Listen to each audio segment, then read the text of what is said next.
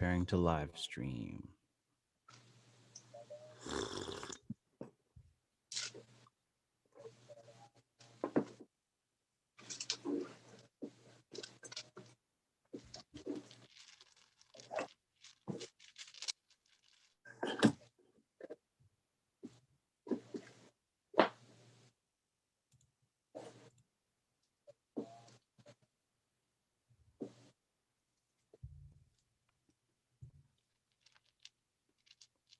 Yo, this was the chapter that you have a bunch of videos on YouTube about. Yeah, it is. Yeah. See Because, if anyone notices.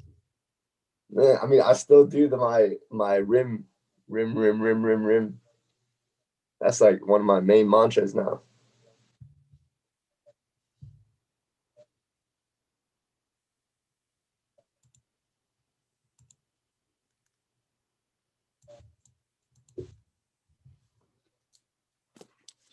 Sheesh.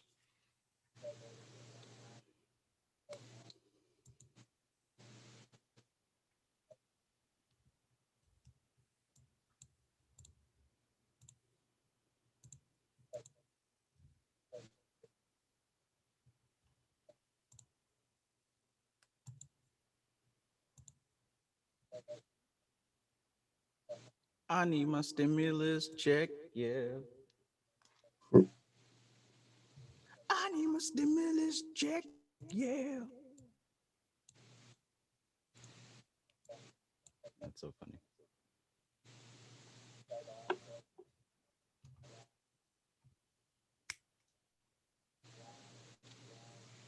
Testing, testing.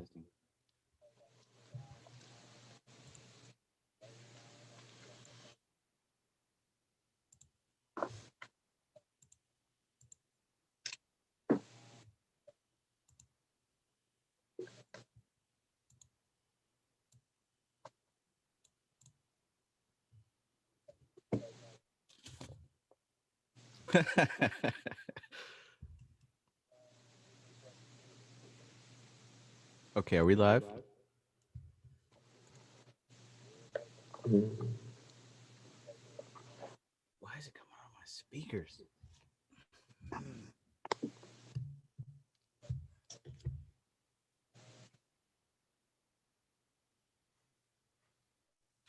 Okay, I'm pretty sure we're live. So, greetings to everybody. Greetings, Amar. Greetings, Ananya. It's good. Greetings, Travis. So today we're gonna try our best to talk about this chapter in the KYBALION that's titled "The All in All." That would be chapter 7. We're gonna start with the immortality chapter in Gaina Yoga. Nah, I'm just kidding. Yeah, pretty much. But that's good. I learned something. So there's the Samkhya philosophy, and then there's also Vedanta. And Vivekananda belongs to Vedanta. Yeah. The main difference being that Samkhya, they stop at the duality aspect, consciousness and matter. But Vedanta goes a step further and unifies the two into Brahman.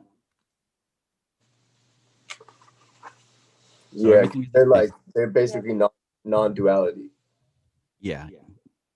So that would be the only difference really from the Samkhya stuff that we've been talking about and this Vivekananda stuff that at least I'm just now getting into.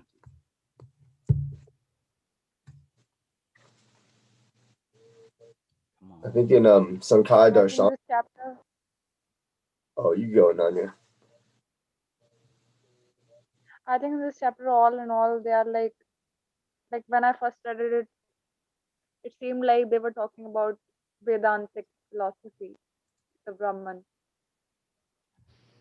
Yeah. And I think that's why I had to distinguish that, at least for myself, because I saw that it wasn't that they're simply going through Samkhya, they were going through the Vedanta side, hence the all, Brahman. So tell me any special insights that you got from this chapter. Very many special insights. Tell.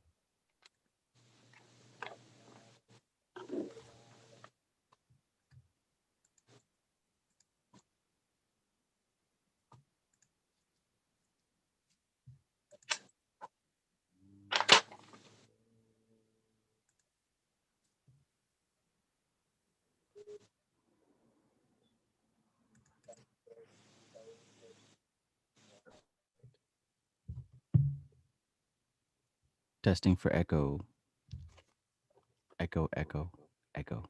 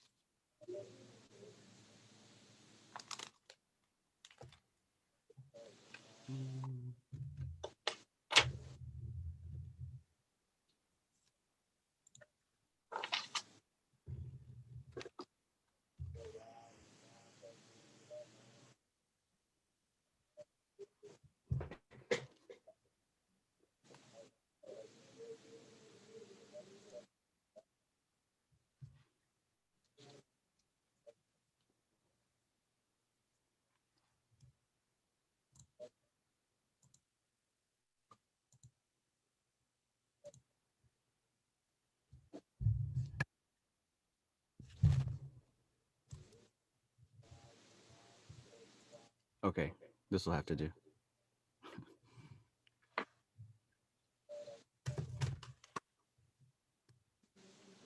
Yo, he's real. Like I think that they have a natural NLP in their speaking and writing.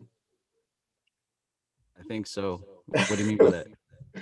'Cause I'm just like I'm reading Immortality right now, and it's like the second, just like the last uh big paragraph basically, and it's like a whole motivational speech. Like I'm getting hyped up just reading it. Yeah. Like I mean, the way that it's delivered is so certain, so full yeah, of confidence that it's like it doesn't even allow room for you to form doubt. yeah,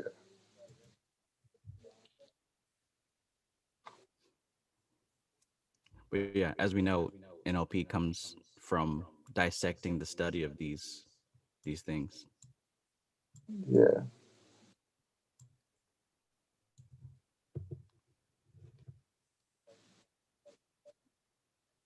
Okay. Like that bit about like formulating the question and then the your point in the question. He does that throughout the whole fucking book. Formulating the question and then what? Like formulating the question, but you also your like basically like your argument or what you want to convey is already like inside of the question. Yeah. The all in all concept. Yeah, The seed within the tree within the seed. I couldn't help but notice that that theme is echoed in damn near all these books that we're looking at. You know, it's in Mystical Kabbalah chapter 8. It's in the KYBALION in this very chapter. It's I saw it in the Samkhya Darshan book, and of course the Jnana Yoga book. So I was studying all three of these just to find the connecting lines, and most certainly I did find a lot. Like I posted on my Instagram story. I mean, I saw previously that the tree itself is a breakdown of Prakriti, and looking at the Samkhya Darshan book again, I'm seeing how they're attributing those three worlds compared to the aspects of the Antar Karana, right? The mind. And maybe for anyone who didn't see it, basically these three triads. Oh, on camera. These three triads here, and the way that she was describing them compared to how Samkhya Dashan was describing them, the supernal triad dealing with the intellect is the Buddhi, Mahat. Then, of course, the ethical triangle would relate to Ahamkara, the ego.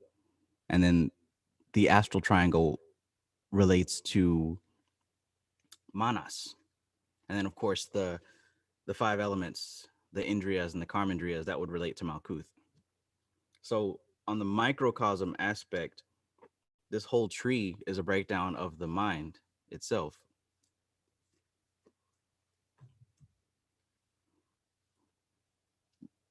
But it seems that the European tradition is to make things as complicated as possible so you don't get to figure that out.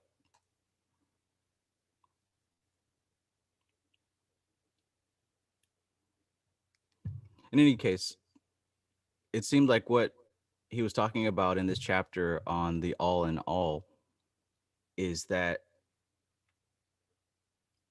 as the process goes from Kether down to Malkuth, as it goes from, consciousness down to matter, it becomes involved with itself. It the potential is there and it's just realizing itself. There's an evolution that's happening. And that evolution is more of a self-realization. And this whole thing is about realizing the self. And that there may even be many and most who are stuck in identifying with the senses and with the objectivity of the universe. That's a stage. That's a stage that has to be expressed. And eventually, through lifetimes, that same position starts to seek higher things. It's just a natural process. Everybody's not there. We happen to be there right now. And other people who begin to hear about these concepts, that triggers them to go on that path. But everything is perfect. Everything's perfect.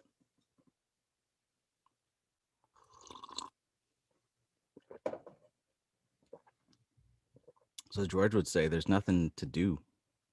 This thing is all flowing perfectly. And I think that's a big part of karma. You know, of course, nobody knows what karma is if you look on the internet. But according to Vivekananda, karma is really just an explanation of the evolution of matter. That's just the word for it. Karma is the phrase that we use for describing the process of matter evolving and becoming itself. That's all it is.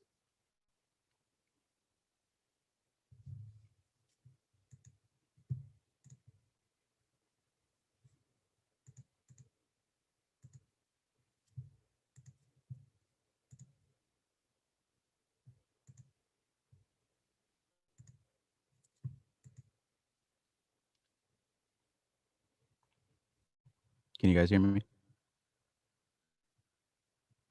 Yes, yes. Okay.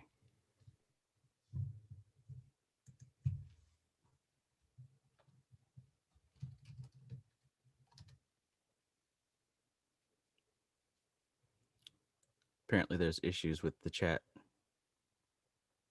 Oh, there it is. There's also issues with my camera. I think this Mercury retrograde is really doing its thing.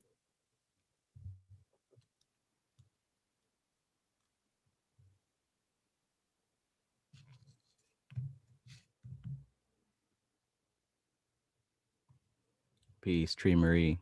Peace, Stray Panther.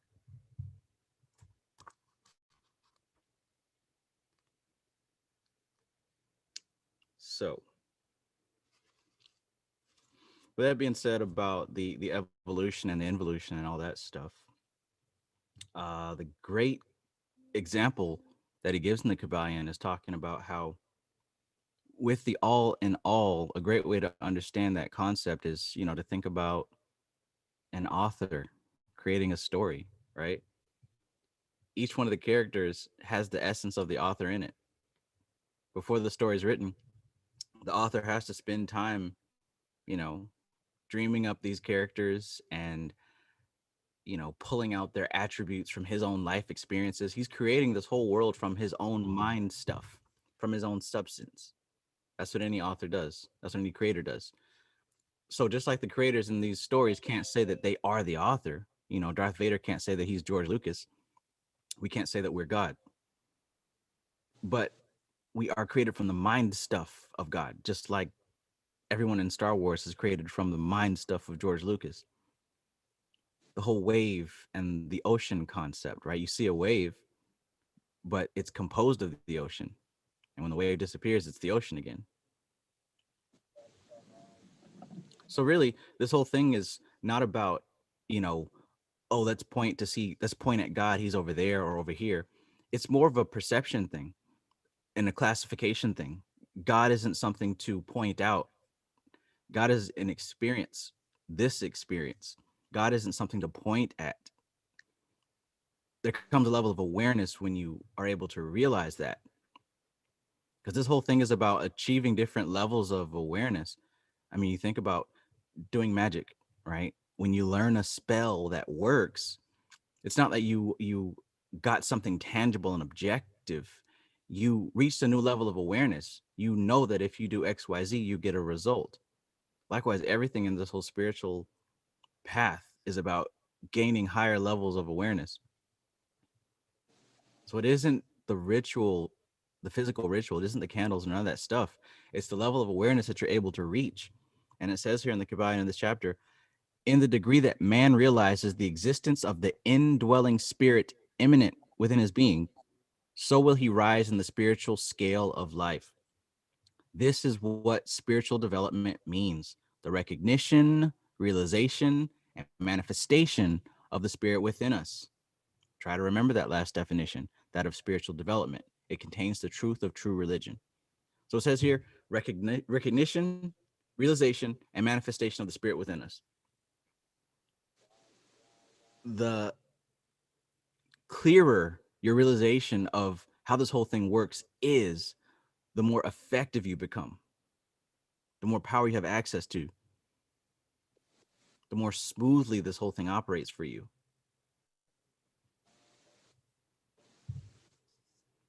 All right, so taking that like example and like basically further. So if like Darth Vader was doing the process that you just outlined, like recognizing, and also like to recognize something, like to recognize starts with RE. So it's like doing it again. So you have to have realized your divinity before to recognize it again. I just want to point that out. But so if Darth Vader was to meditate on the inner Stan Lee, or not Stan Lee, George Lucas inside of him, and was to start drawing from that George Lucas that's indwelling in him, then it would, like, his level of awareness would be way higher than the other Star Wars characters. Yeah. And to them, he'd be doing some crazy ass shit, like some supernatural Sidhi type shit. But it's really just a like a natural process of the evolution and involution of the all. Yes. So it's not really, I think that's why like a lot of the like they say that the cities can be something like a trap, because it's not really anything. Like, we're not doing anything, so it's not something to get all hype about. Yeah. Yeah. It's only something to get hype about, if your perspective is something that doesn't include a larger awareness.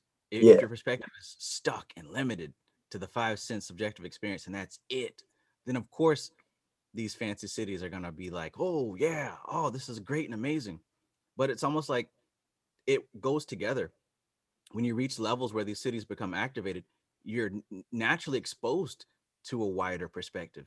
So it's like you can't look at life the same anymore. yeah. It would almost be more effort, like we always give the example of the dude from the Matrix that wanted to go back. I forget his name. Cypher. Yeah, yeah. Look at the tremendous amount of effort he had to go through, to go backwards. It wasn't a natural thing. Yeah, But yeah, advancement on this path is not about acquiring stuff. It's about realizing. It's the only thing that you're acquiring is a wider scope, a better vantage point, a better viewpoint. Not about spells or nothing tangible. It's just how you see the world. It starts to change. Literally, that's it. How you see the world begins to change. Forgot the guy's name was Cypher. Peace, everybody. Peace. Peace. His name was Cypher. Cypher is a zero, meaning he was actually nothing. So did he return back to something that was bad to him, or did it only seem bad to those who were outwardly experiencing it? Was he didn't seem to have a problem with it. So maybe he returned back to his original self. Isn't that really what we are seeking to do with the all in all, the yoga philosophy? we're all seeking to return back to the zero, right? Since if we vibrating on the level of 10, which is Malkuth, we're all seeking to return back to the zero, which is the Ein. I just thought of that because I totally forgot, because we mentioned the story about him wanting to return, but I totally forgot that his name was Cypher. And I know that a cipher is a circle, or it's denoting a zero. So I guess in a way he achieved enlightenment as well. Yeah, because now he will have both experiences. So he's what? So what, did he go back to be deciphered? Maybe he went back to decipher it. Decipher.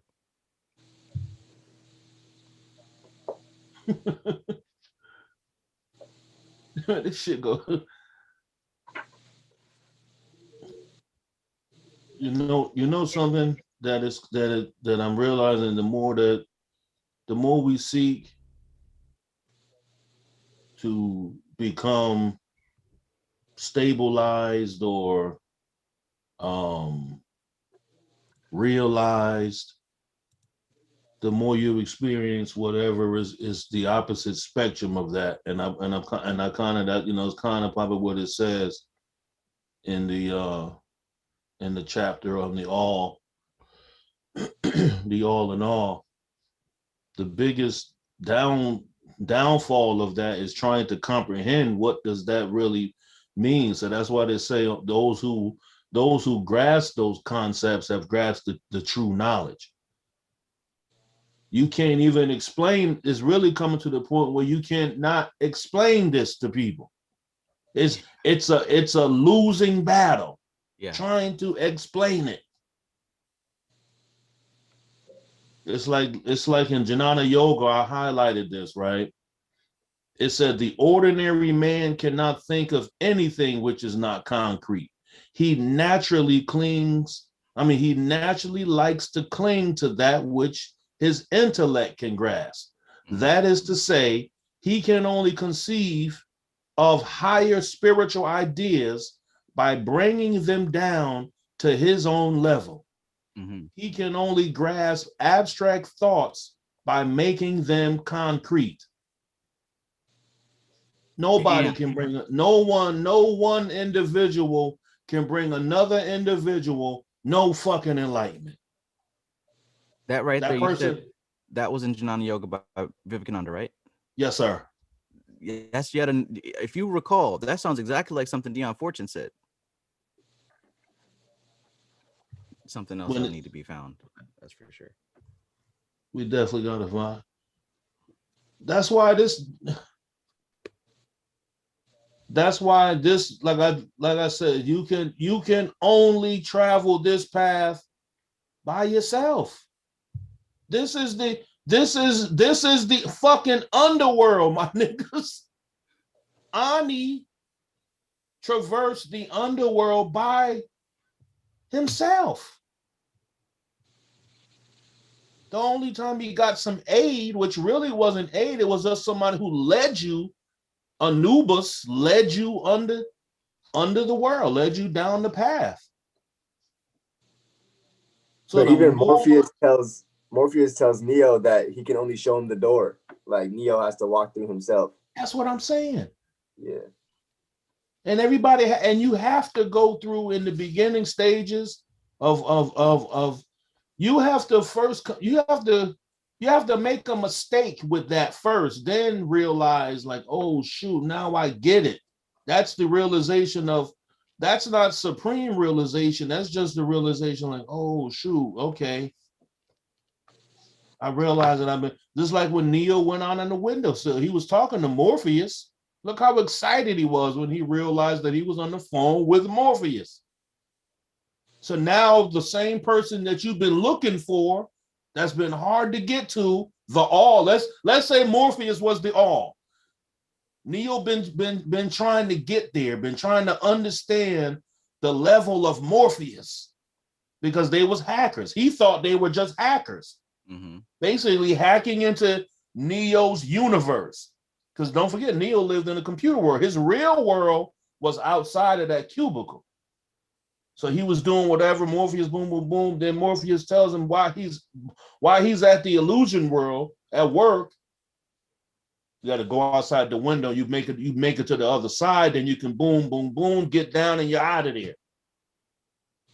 No, he goes out the window. He drops the whole cell phone, blundering. Then he gets scared and doesn't go to the next window. Next scene, he's being carted out by the agents, put in the back seat. That's the whole process that we're going through. I'm starting to see the more and more we study this, the more we study the KYBALION, the more that we study what we've been studying, the more you're gonna become an adversary of everything. You become an adversary. It's adversarial. It's the polarity. That's now you go back to the KYBALION. Don't it mention that? I think I haven't even highlighted, but pretty much it's just all of this stuff, each individual. That's why it always just says mind, M-I-N-D, singular. No two people are going to come out of this KYBALION with the exact same understanding. I think I'm going to say that as my disclaimer from now on. From what I say, the way I speak is only based off of my experience. I'm not telling anyone what to do. So whatever I say and the way that I say it is only being spoken from I.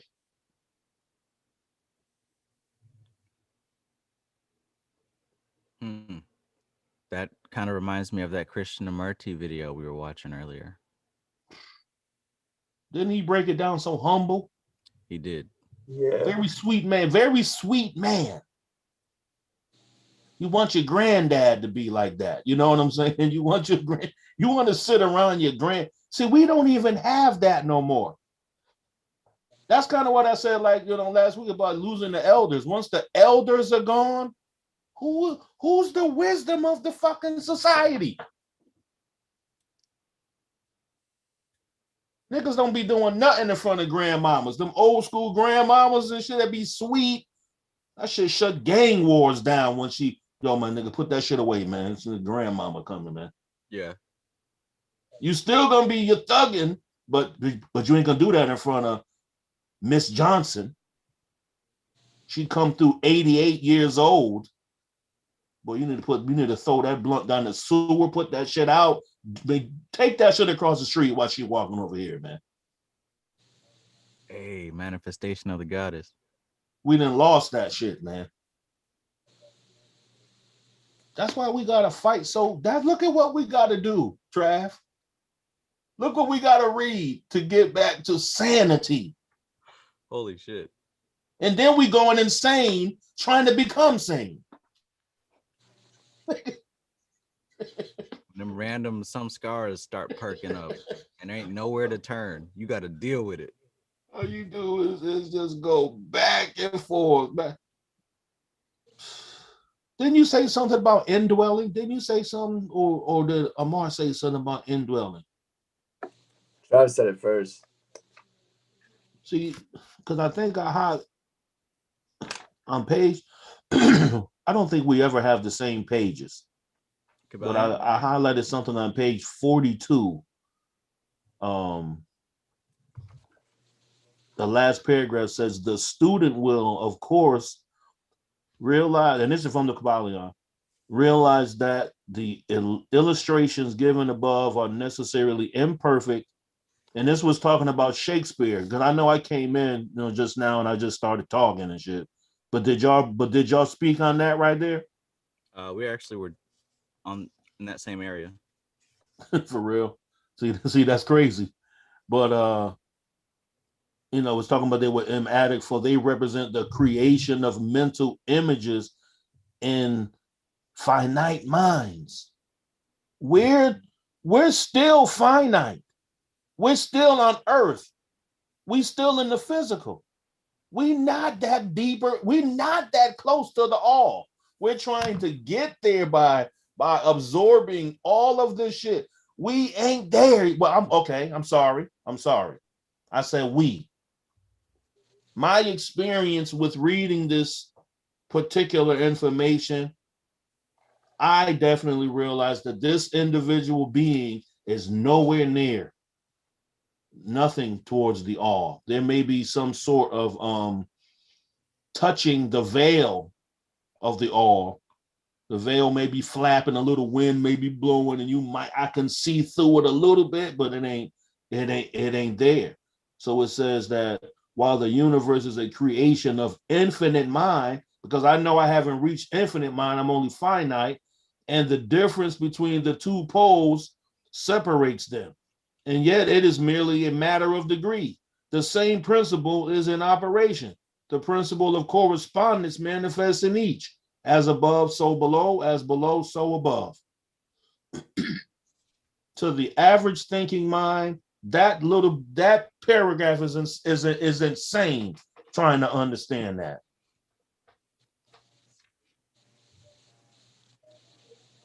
Because now you're talking about the all and the all, but then now you say that the whole thing that what you just finished explaining are necessarily imperfect and inadequate. Which goes back to what I was saying. No definition will be the same for each individual. Each individual got to be doing the work, got to be lifting your own weight. I can just spar. You know what I'm saying? I can spot you as you lift. Right. I can't lift that shit for you. Right. But I'm going to spot you. You know what I'm saying? I'm going to spot you. Whoa. So if you got 250 on the rack, come on, my nigga, get that shit up, man. If you just give me 3, I'm here to support you. Give me 3, nigga. Get that shit off you. And if you can't get it up, then because don't nobody really lift it off your chest. They put their hand under the bar and they lift it a little bit. It's really the motherfucker lifting, getting it off, shaking, slobbing, and all of that shit. But you can get that 250 off you, whatever you lifting. So the only thing is each one of us, I say maybe my observation is just like I said, we spotting each other.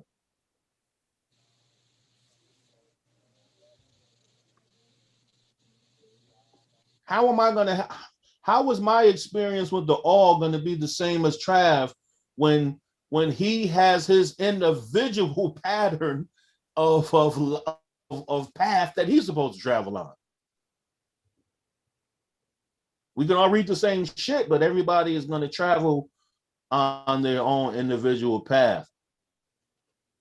I'm starting to see that Jnana yoga is particularly what I like in the path of yogas.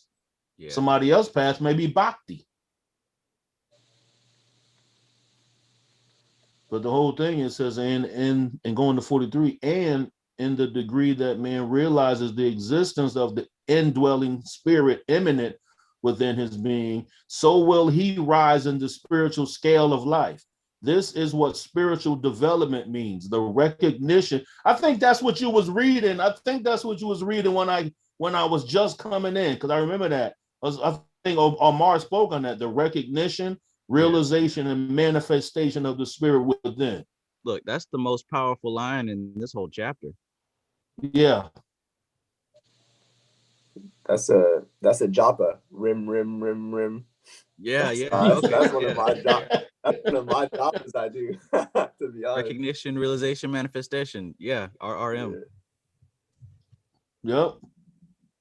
And that's saying to the in the degree that man realizes the existence of the indwelling spirit immanent within his being, so will he or she, I'm gonna put she, because you know they always say so will he or she rise in the spiritual scale of life. And scales are what? Degrees. Da, what is it? Da, re, mi, fa, sol, lo, ti, da. Those are called, let's do the scales. Mm. So each individual still has to go through a particular path that no one can define for you. No one can explain your experience. I can't say you're gonna have this experience, you're gonna have this experience. That's why you buying 90 fucking books every week. Because it got so many different explanations for this thing. Mm-hmm. Right. And Jnana Yoga is not even really a book. It's actually pieces of lectures put together from him traveling all over the world. But look, I'm seeing this though. These swamis, what they do is they speak their perspective on this particular slice. So this is Vivekananda's talks on jnana. Niranjanandananda has his on this. Yeah. I've seen another swami. So yeah, it's like they're and think about how beautiful of a system that is, Trav, that you have a collective system, but each individual that comes into the system, you support them either developing a system of their own, or you don't have to stick to my system. I'm not saying because we doing the same thing, I'm teaching you how to do it and you're supposed to do it this way. You're supposed to get your own level of understanding and you're going to do it the way you do it. And it's all beautiful. Westernized mind does not think like that. It does not support a person. How many businessmen are really happy for the next businessman? They see you as what? Competition. Because the whole basis of like their whole fundamentals are all different. Like in Gena Yoga, so Vivekananda says, he's talking about like you are all God. Therefore, if you dare stand out, mold your life on that. If a man cuts your throat, do not say no, for you are cutting your own throat. See? Like their mentality. It's like I see the God of the Bible totally different now. I am that fucking kind of God. Weak ass, jealous ass, fuck ass God, always ready to hurt something, kill something, destroy. That's a man God. That's what the whole fucking God in the Bible is. It ain't nothing but the personality of a fucking man, not Atman. Yeah. And the whole Jesus was nothing but a whole nother vibratory pattern of this fucking Lord who sits on the high, that you gotta fucking read the 10 Commandments and all this kind of shit. Here comes Jesus vibrating a little bit higher, but still what? Fucking man. Yes. Them shits ain't a religion. Them shits is those books and all of that stuff is basically examples of personalities that we as human beings will demonstrate while we here on earth, until we until we develop some sort of a system, technique, practice, whatever it is, individually, that will get us out of that same pattern that's been demonstrated since the earth was born.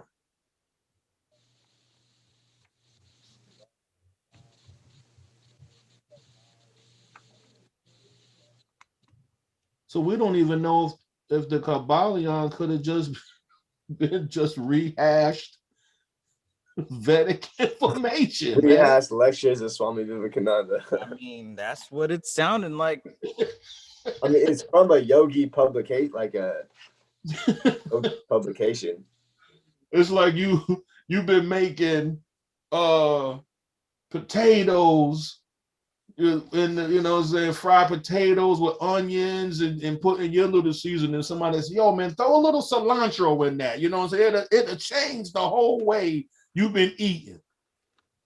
That's what they're doing. They just put different names and be like, yo, we're gonna put a little bit, we're gonna add some spice on this and say this shit come from the three initiates. Yikes. And we're gonna call it the KYBALION. The KYBALION. So I done copied something, and I don't even want to put my name on it because I know I'm guilty of copying it. I'm gonna keep it anonymous. You know what I'm saying? We're gonna say this shit came from the Akasha records, man, or the etheric world. You handing the book out. Yeah, man, this come from the three initiates. Who's that? I don't know. It's mystical. They are the illuminated ones. See how humanly we are? That's all I'm saying, Trav, and everybody. I'm just saying, as an individual, I talk from my individual self based off of my studies and experience. And I'm gonna say, of course, I'm not the worst, you know what I'm saying, when it comes to most people. Yo, but man, I see as a human being, I've been trash, man. My mind is trash. The way that I've been doing stuff, it's just like, yo, you've been doing nothing, man. Like the whole humanly existence, you've really been chasing your tail. Oh yeah. Not once have you thought of higher things to slow yourself down and then what is your purpose? Why are you? Just like I asked in the group chat, what's the purpose of the meditation? My purpose for what I'm going to call meditation is definitely not going to be the same as what somebody else called meditation. It would help us so much to slow the fuck down. The more that I'm learning, the more that I'm realizing that I didn't know shit before. And I didn't know shit before because of my old patterns. And those old patterns included assuming that I understood what the fuck I was looking at. How often do we read this shit and be like, oh, I get it. Oh, okay, I understand. Instantly. What we don't realize is that shuts the process down. The learning process, right? When I'm studying this shit, I don't sit here and be like, oh yeah, I done figured it out. That's what it means. No, I leave it open and I keep gathering data and I keep comparing data. I'm not going to sit up here and say, yeah, man, I understand immortality and consciousness, reincarnation. This stuff took thousands of years to perfect. I'm not going to sit here and say that I got it after a couple of pages. I think that's something it never comes to an end. It right, and that's the thing. It doesn't come to an end. We have to be comfortable with the fact that this is an unfolding. It's a shift. I'm going from, yeah, I get it, I understand it, I'm a master teacher. No. This is a process that goes on forever. Enjoy it. And you know, and I would I would say is I really recommend that each individual, man, really do read these books because it seems like the authors of this information, they not trying to jack you off. They ain't trying to make you feel good. Like, you know how a lot of stuff we read, it was like a more of a feeling good type of thing. You know what I'm saying? Yeah. Like, damn, that shit deep. I never knew that. Like, it just made you. This here makes you.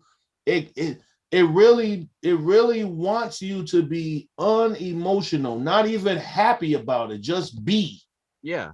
And then you can get it. You can absorb it more. It's like not just a vitamin. It's micronutrients.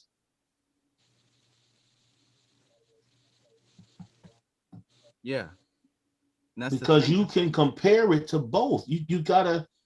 I've been going back reading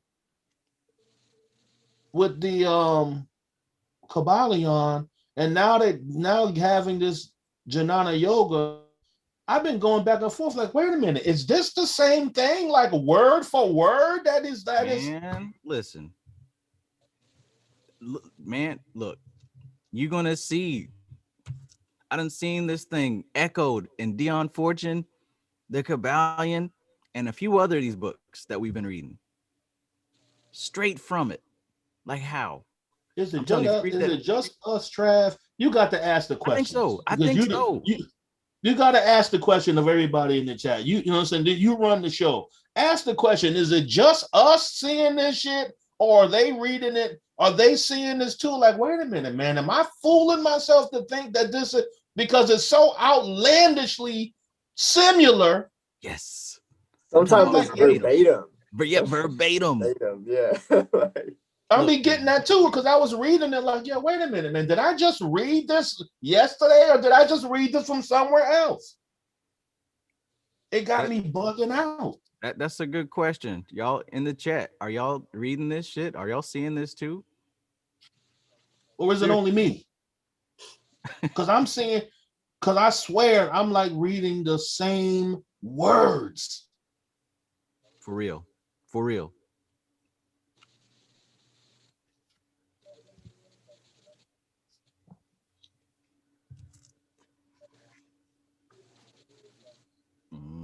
I was reading in Jnana Yoga, and I highlighted this because this was deep, and it reminded me of what I was reading in the KYBALION.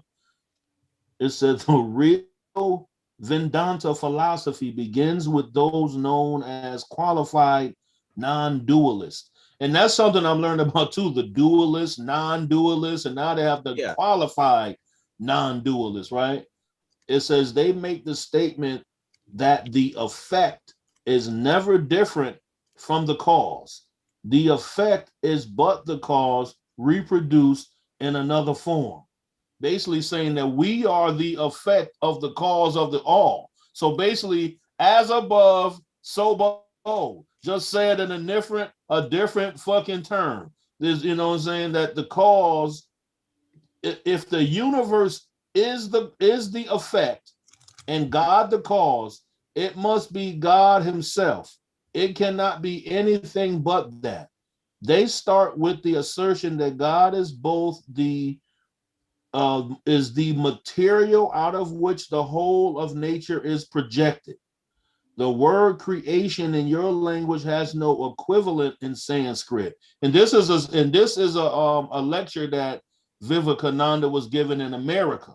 So now he's saying that basically the word creation in the American language has no equivalent in Sanskrit because there is no sect in India which believes in creation as it is regarded in the West as something coming out of nothing. It seems that at one time there were a few that had some such idea, but they were quickly silenced. At the present time, I do not know of any sect that believes this. What we mean by creation is projection of that which already existed. Now the whole universe, according to this sect, is God himself. He is the material of the universe. He's the material of the universe. We're reading the Vedas as the Unanambi. The Unanambi means spider. As the Unanambi spins the thread out of its own body, even so the whole universe has come out of the being. So that's pretty much that's saying the very same thing that in the KYBALION, and in the degree that man realizes the existence of the indwelling spirit immanent within his being, so will he rise in the spiritual scale of life. This is what spiritual development means: the recognition, realization, and manifestation of the spirit within us. Where was that in Jnana Yoga? In Jnana Yoga, that was in. Hold on, let me go back to it. That was Jnana Yoga? I thought you were. That was in the first part that I read about the spiders, Jnana Yoga. This is actually. Let me actually go back to. This is in the chapter of the Atman. Okay. Okay. Yeah. Because I know I read that before. Yeah. I got it bookmarked. Thank you. Yeah, that's what he mentions that, and he mentions that in the Atman, and he goes on to say, if the effect is the cause reproduced, the Mhm. question is, how is it that we find this material, dull, unintelligent universe, uh, dull, unintelligent universe produced from a God who is not material, but who is eternally intelligence? How, if the cause is pure and perfect, can the effect be quite different? What do these qualified non-dualists say? Theirs is a very peculiar theory. They say that these three existences, God, nature, and soul, are one God. So basically, these it's just like I said, he's because even these swamis had to speak to people in the language of the people, which was intellectual. So he's trying to basically speaking the same thing as that the about the spirit of the all that is within the very same body. What you call the body, what you call the spirit, what you call the soul is not even really those things. It's basically the vibration of the all.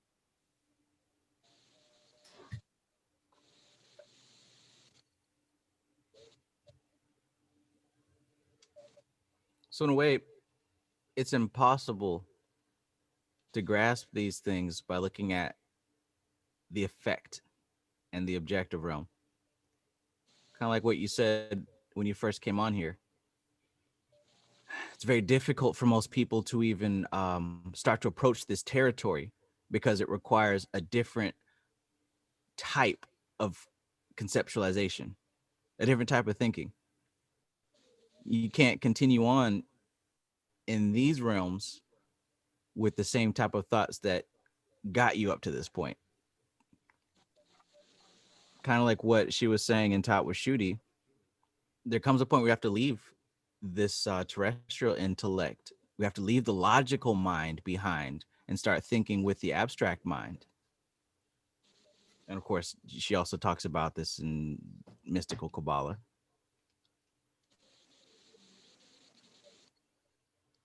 So again, with the whole, oh yeah, I understand. Oh yeah, I get it. That's a big no-no. You're only harming yourself when you think you understand this shit. I don't think it's meant to be understood. This is a path that's meant to be traveled. Or maybe it's not meant to be intellectualized. That's what it, that's why that's the only thing I can say as each of us as individuals. And that's probably why if you check out the process of Vivekananda, and then they had a guru. So the guru basically, and you had to of your own accord, you had to accept yourself as a disciple. You had to say to yourself, I'm going to be your disciple. Yeah. And then the guru had to accept you as his disciple. And basically discipleship really was basically the guru was basically like he was spotting. I'll go after that again. He was just spotting you. Mm-hmm. He basically you asked a bunch of questions like about all the shit that you've been thinking about. And he was like, well, nah, let me give you a different way to think about it. Because all of this shit is like everything is abstract. That's another thing too. We ain't been taught to think abstractly. We've been taught to think in the hive mind. We got to follow the same type of thought pattern as society because you don't want to be looked at as fucking crazy. That's why there's so many people practicing things that are not Christian, but secretly in their real life outside of social media, they really fucking Christians amongst their family and shit like that because they don't want their family to look at them different. Yikes. So secretly, they not really practicing Christianity. They into E5, they dabbling. Those are dabblers. They dabbling with other shit, but once in a while, they gotta go to church with auntie Mm-hmm. or with their mother.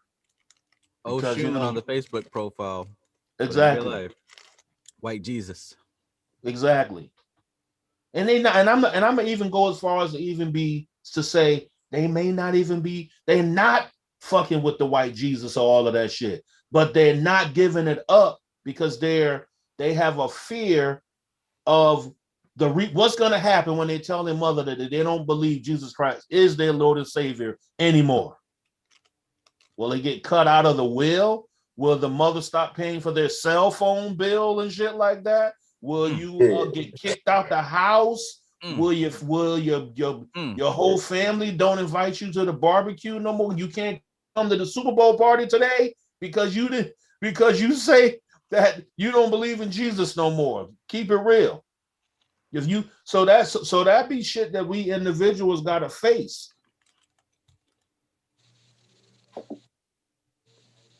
Yeah, that's facts. Facts, man. I went through it when I accepted Islam years ago. I told my mother the first thing, so first of all, she started singing different books and she started noticing different things, even though she wasn't even a church goer like that. She was, matter of fact, my mother never went back to church after my grandmother, her mother died. So she wasn't a church goer, but she was still Christian nonetheless. So when I started not just studying Islam, but practicing Islam, the first thing she said to me, that stuff gonna have you ass backwards. That's what my dad said to me, and I got kicked out. I mean, I just got kicked out like 2 days ago, but I have a week to move out. Come on, man. Yeah. It's real. It's real. So what I just now said really just happened to you, Amar. Yeah, just 2 days ago. I'm done with the whole fucking chat. I'm logging off right now, man. Peace out, y'all. I'm done. You see what I'm saying? That's what I'm saying. If you're not willing to even go through that, this might not be, you might not need to be fucking with it. If you can't, and I'm just gonna keep it, if you can't stand up for what you believe in, it's not even a belief, it's what you're living. It's beyond belief. It's like, yo, this is my lifestyle. Get out. It's beyond belief.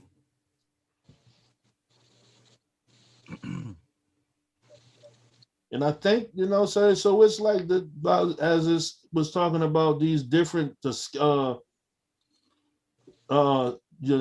you will rise in spiritual scale of life. So by you being truthful with yourself and the other people, that right there is a city. That right there is you didn't rose up in the spiritual scale of life. Yeah, that's why I'm feeling like I'm not worried or nothing, because it's like I know this shit is literally just already fucking planned out. Like I'm just playing it out. And the only thing it is like, with your father and with our families, that be their ego, that be their feelings. They do stuff from emotion, and then they don't want their friends to find out, like, oh, my son is fucking occultist or some shit. I don't know what was going. I don't know. He got these weird pictures hanging up all over the places. Dirty books. Dirty books. Yeah, he called all these books. He's like, you can't read those dirty books. I'm like, what? And you know something? And like I said, your bloodline traces back to there.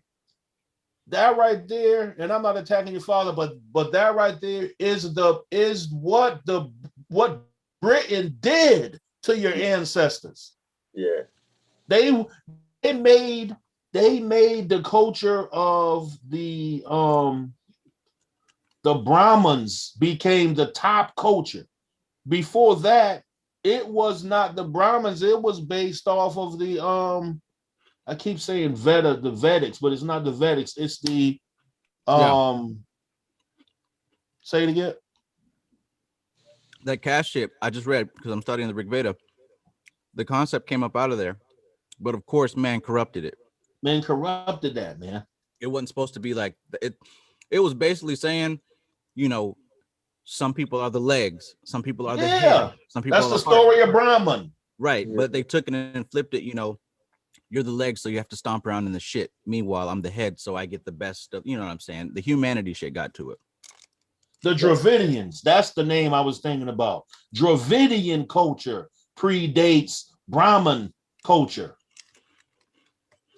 The Dravidians were the ones who practiced the abstract form of all of this stuff from what Vivekananda and them, like that. They didn't do nothing but practice these type of practices. What they doing, Dharana, that shit's considered left-hand path because it's not religious. Yeah. Everything in India and everywhere became fucking religion. Religion was the process of binding people into man-made doctrine and law. Exactly. That's the Other same. than that, indigenous people walked around experiencing each other's way of life. I don't give a fuck if you may be only a Shiva worshiper or you a practitioner of some sort of the way you do it is how you do it. I'm doing the same thing, but I'm doing it from because basically it was male perspective or female perspective based off the energy of demonstration. That's basically what it was all about. Because isn't Purusha and Prakriti a male and masculine and feminine energies? Yeah. So everything coming out, anything, the way that the antenna receives the signal, its demonstration will either be a masculine demonstration or a feminine demonstration. Or maybe both at the same time. What would you call that? Androgynous?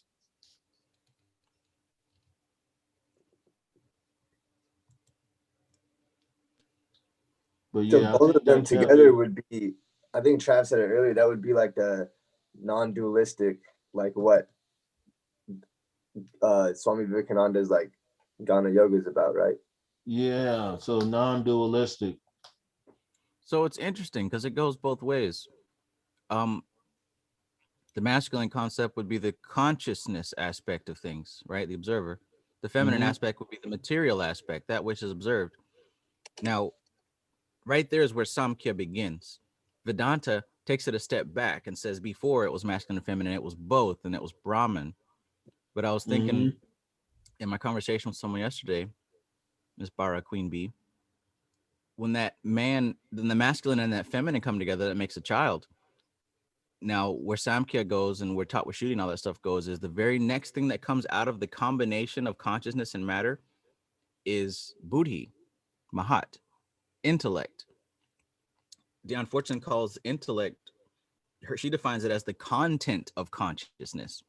And that would make sense, right? We've got consciousness and what it is being conscious of. So it's almost like intellect, if we were to look at it in the realm of the tree of life, that is where we get this higher self from. That's as high as we can go before separating. Isn't that interesting? Intellect being the function of consciousness being aware, okay, I'm separate from matter. Intellect is only the gross form of where what we call intellect stems from. It basically goes back to the source. Yeah. Where you can't even define it within brain activity. You can't define it through demonstration of the mind. It's blind to materialism. And materialism is blind to it. Hence the veils. Extremely simple. Isn't that crazy? So that's why I was gonna, this next part in the KYBALION kind of says that, where before that it says the recognition, realization, and manifestation of the spirit within us. So instead of trying to demonstrate who I am as a person, I'm supposed to recognize, realize, and manifest who I am not as a spirit. Then it says there are many planes of being. many subplanes of life, many degrees of existence in the universe, and all depend upon the advancement of beings in the scale, of which scale the lowest point is the grossest matter, the highest being separated only by the thinnest division from the spirit of the all. And upward and onward along this scale of life, everything is moving. All are on the path whose end is the all. All progress is a returning home, all upward and onward, in spite of all seemingly contradictory appearances, such is the message of the illumined. Yes. That's something else that was in mystical Kabbalah, by the way. It was basically like word for word. So I'm I'm getting confused now. Like when we're reading them, like, oh, wait, are you reading from the KYBALION? You reading from mystical Kabbalah, Dana Yoga? Like what? I'm gonna have to that shit is basically word for word, man. It's a big ass book, but that was in mystical Kabbalah for absolute sure. By the way, on a weird side note, because I damn sure didn't know this, Tree Marie just mentioned in the chat that today is Vivekananda's birthday. Damn. What are the chances of that shit? Yo, I did not know that either. Look, man, these folks know what the hell they're doing in the flesh and outside of the flesh. You know, exactly. And that's what we want. That's what I want. I want to master inside the flesh and outside. Yeah. I want to master the subtle form and the grossest form. That's all. I don't want to be in error no more. I don't want to demonstrate toxic effects. Basically. Who the fuck wants to do that? No time for it. No time. Oh my god. I actually got to go back and look at the mystical Kabbalah, because like what I just read, that almost was like, are these books that we just read, are they plagiarized? Did they plagiarize this shit? So this kind of adds a new question to why they're trying to keep certain things hush hush and under wraps, and you got to earn it. Maybe it's because they don't want you to know where they got it from. They don't, and it goes back to, like Bobby said too, that the ancients knew that they were going to fall off at a particular point, so they started just giving this information to other people, other tribes and shit like that, who became basically, they just supposed to be the custodians of the information. Yeah. That stood out. That video stood out. Of information, fuck it. Let me start reading it and see what it is. Now it's being used, and we don't realize that the custodian has become the master. The nigger magic is returning home. I'm gonna keep using that phrase. I think it's funny. And you know what? They really did call it that too. The nigger magic.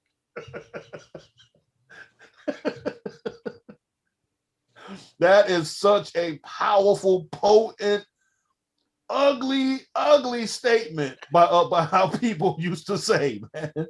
Isn't it ugly? Yes. You know, we gotta put a stop to all this goddamn nigger magic. Oh man. No more playing cards.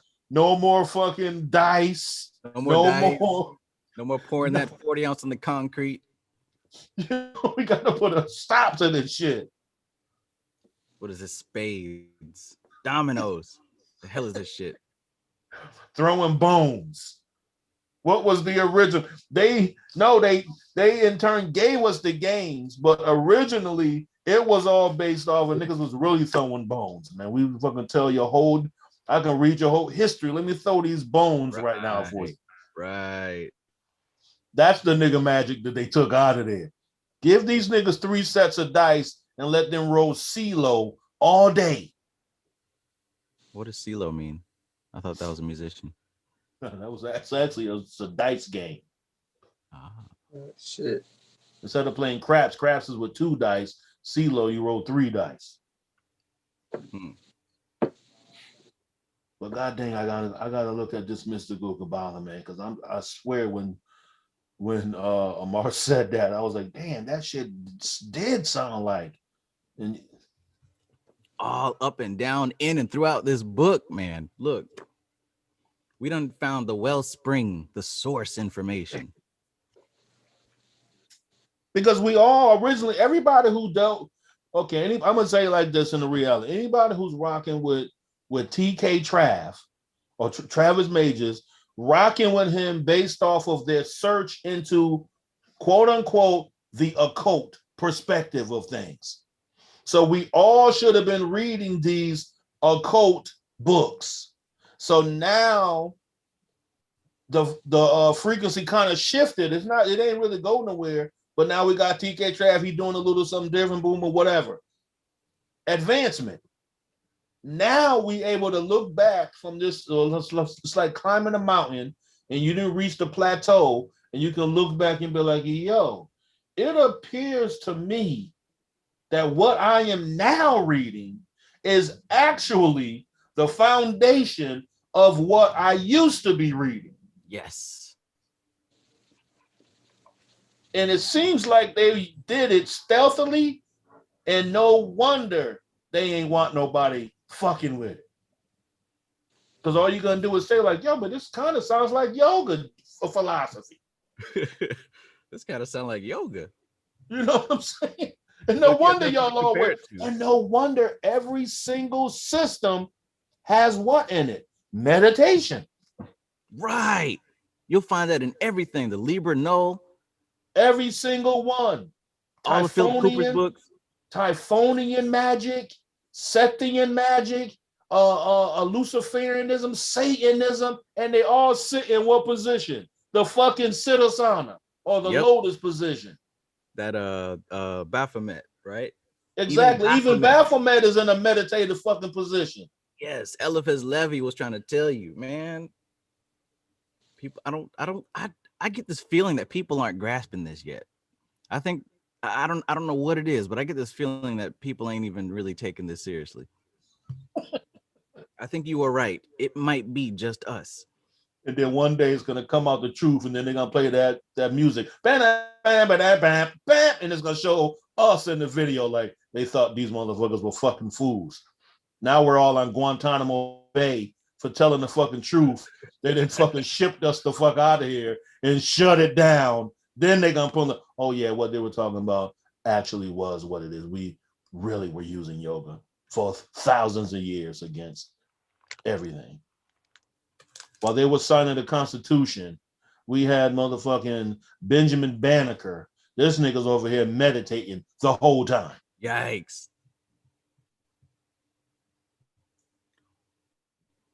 Always gotta have some one black dude somewhere. You know what I'm saying? Right. Even on Lovecraft Company, a Lovecraft Country, the supposed Illuminati headmasters, they can't even open the portal unless they tried to go through Tick to open it. I'm just saying, they always got to go through some sort of melanated fucking source or dark energy to get to the fucking real energy. You know what time it is? I gotta look at this here.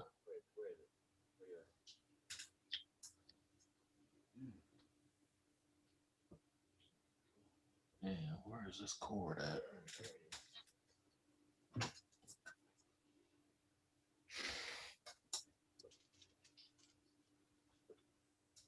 MC Maestro made a good point in the chat there. We were talking about how this stuff is everywhere hidden in plain sight. He mentions that Durana is flat out in book 4 by Aleister Crowley. I completely forgot about that. I had this thing forever. And I think like the whole second half of this book is dedicated to meditation techniques. Wow. Bam, bam, bam, bam, bam. Copy and pasted Durana Darshan. Absolutely. Well, it wasn't written back then, right? But still. Well, shit, here, right in the first page of the book. Most of his experience with yoga dates back to 1901. That sounds like the stomping grounds of Vivekananda. Yeah. Vivekananda was doing his thing in America and in Europe in 1895. And they were inviting him. You ever notice, like, okay, we read in the Jnana Yoga, and he has these speeches or lectures he was giving all over the place. Who was the individuals paying for him to come there? Right. Them are the ones that were the ones doing it. They the ones who they were, and before any of your speakers that you then brought to speak to a group, you always get to speak with them before they speak to the rest of the people. So Crawley and them was traveling all over the place. It ain't no different than the Beatles put Crawley's picture on there. They the ones who disseminated Crawley to the fucking Americas really like that. People was like, who's the picture of this guy they got on this album cover? Oh, that's Aleister Crowley. They think they called him the Beast. He was some kind of a fucking magician or something. Oh, man.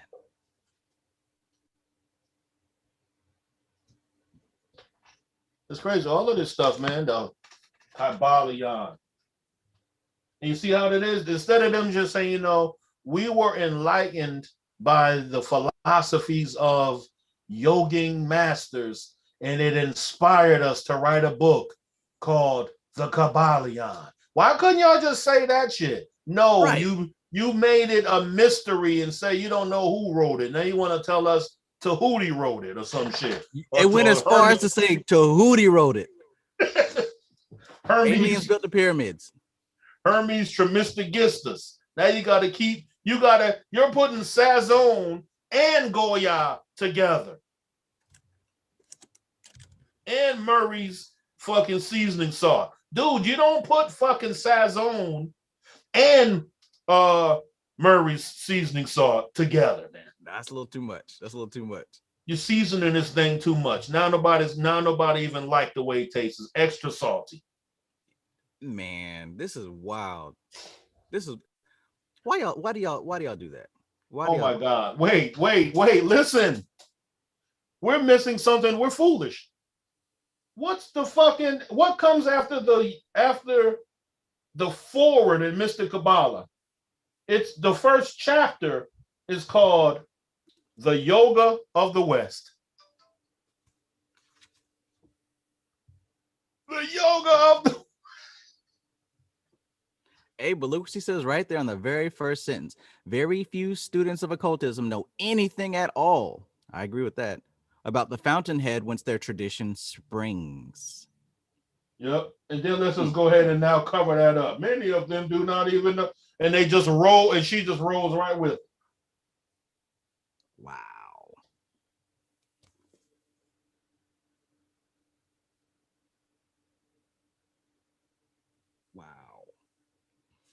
And then in chapter, she says the adepts of those races whose evolutionary destiny is to conquer the physical plane. So that's what we're doing. So we're basically adepts I'll speak for myself, but I kind of say everybody that we are on an evolutionary process to conquer the physical plane, have evolved a yoga technique of their own, which is adapted to their special problems and peculiar needs. This technique is based upon the well-known but little understood Kabbalah, the wisdom of Israel, which she just took you straight off the track. Let me go ahead and go ahead and throw this Kabbalah on you. I'm gonna have to say what you just read there again. That's also in Jnana Yoga. I read that shit today about conquering the physical plane. Yeah, that's in here too. I'm trying to find where it was exactly. Oh my God, this is so crazy, man. So basically, those are from their notes from the Swami Vivekananda lecture. Okay. Okay, that's what it is. Wow. You tell me basically mystical Kabbalah is a rehash of this book. I don't get it, man. Mixed with Hebrew Yesser Sephirah. You know what I'm saying? Mixed with Yetzer Sephiroth. Ugh. Aliens built the pyramids, and Hermes Trismegistus, the literal god, the deity itself, wrote the KYBALION. Why do y'all do that? Why not just say where you got it from? What did Lauren Hill say? No, I ain't gonna go there. What's up, Alora? Hey, what's going on, guys? I was thinking in my head probably the same thing you were just now, Travis. But I'm not gonna say nothing. Yeah, I like to keep it neutral. Right. Oh, so I got it. Have y'all ever read Moon Magic by Dion Fortune? I haven't read that one. I looked into a little bit of it. I didn't read the whole thing. Okay. I'm just kind of wondering. I found it at a bookstore yesterday. It's told in storybook form, essentially describing the KYBALION, but in the form of an allegory of a story. So, but she uses as her main, I guess, Shakti. She uses Miss LaFay Morgan to like personify that. Wow. Yeah, I thought that was. I'm still into it, but I thought, oh, that's interesting. It's totally hilarious to me. This whole experience. I agree. Me too. Nothing's outside of Vedic, man. Nothing. This is what Lauren said. Puerile. Brainwaves are sterile. You can't create, you just wait to take. And maybe that's why Helena Blavatsky said what she said in her book. Not to attack anybody. I'm just saying. I didn't write it.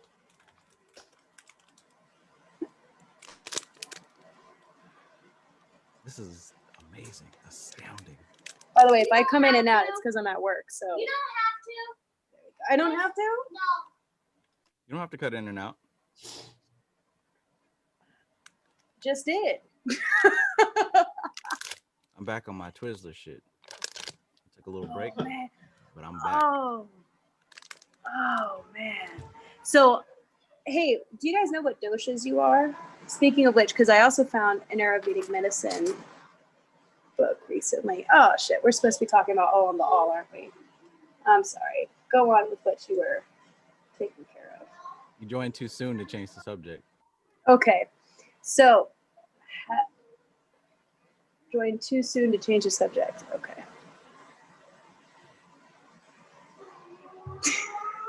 And carry on. Okay, so oh my goodness.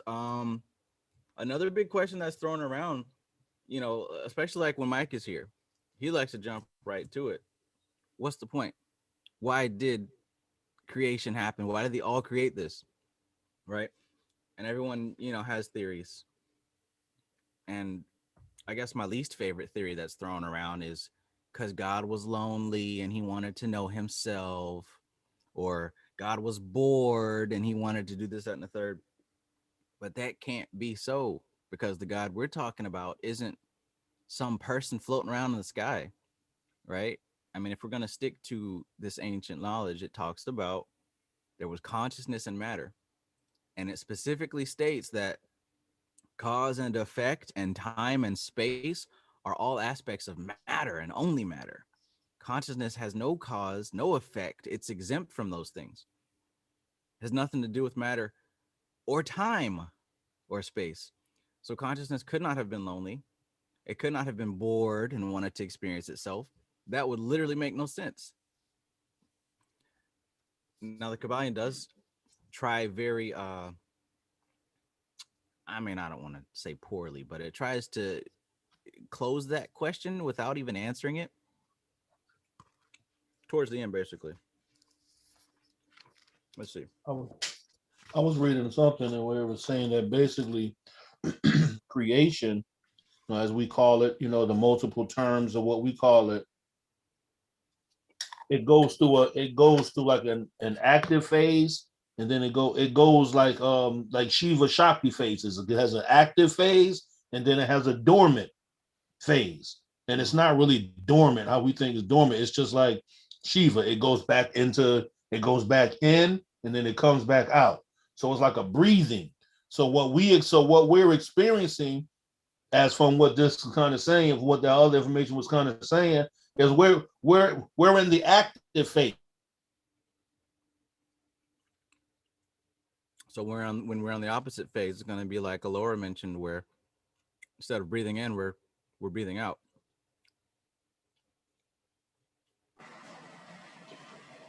Yeah, and that kind of goes back too to what's manifest if it's unmanifest, right? Like they talk about how everything exists within the all, right? Like everything exists, but yet it's nothing until matter creates an effect or a cause, right? An action that expresses what the all is possibly thinking or dreaming of, which in the end makes it, as what they describe in KYBALION, a consciousness. But it kind of takes me back to, I think earlier this week, where we were asking, is a thought even a thought if it hasn't been thought yet? Right? Like, what is this unmanifest? That's kind of what gets me. What does it mean when it's unmanifest but dormant?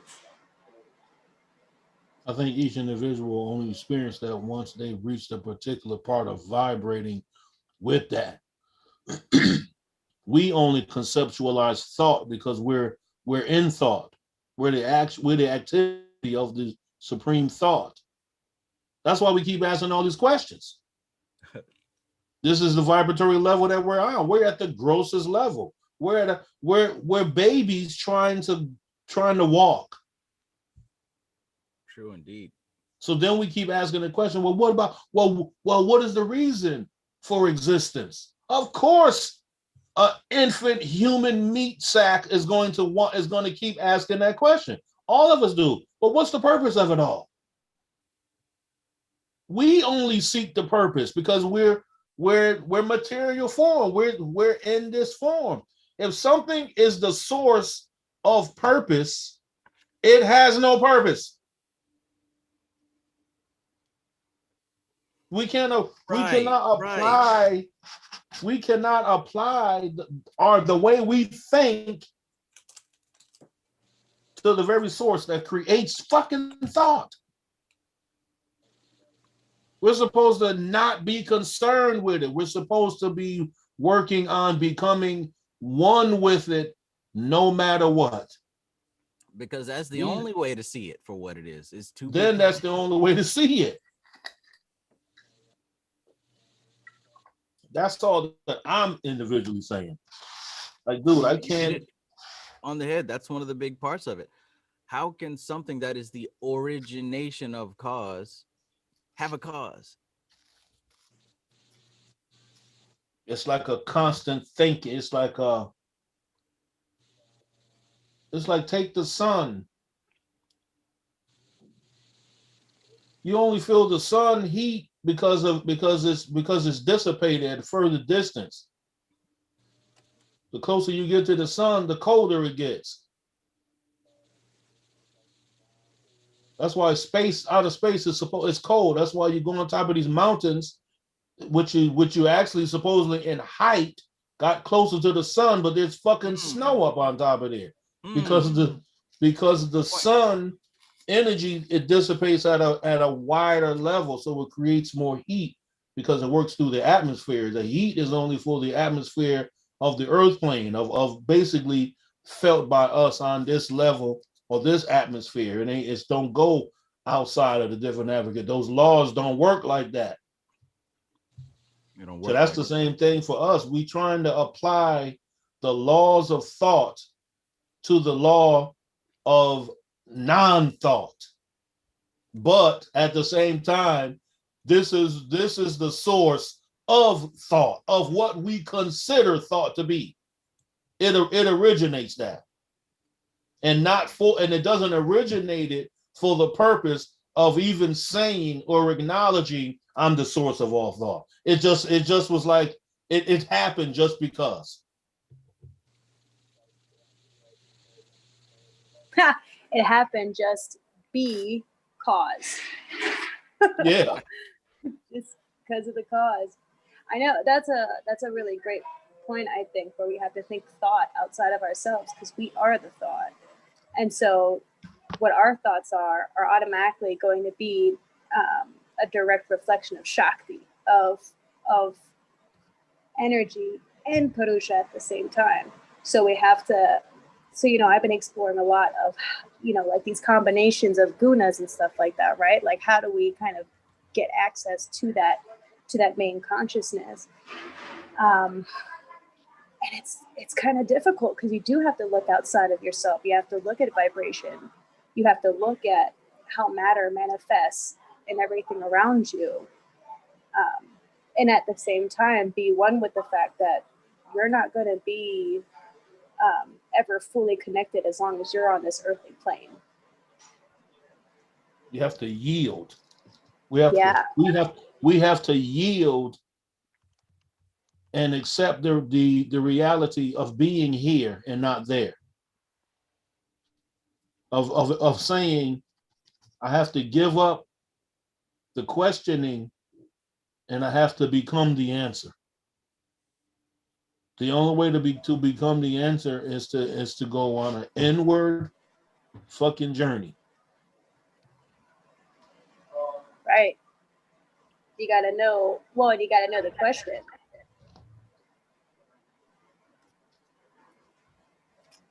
Like, there's so much that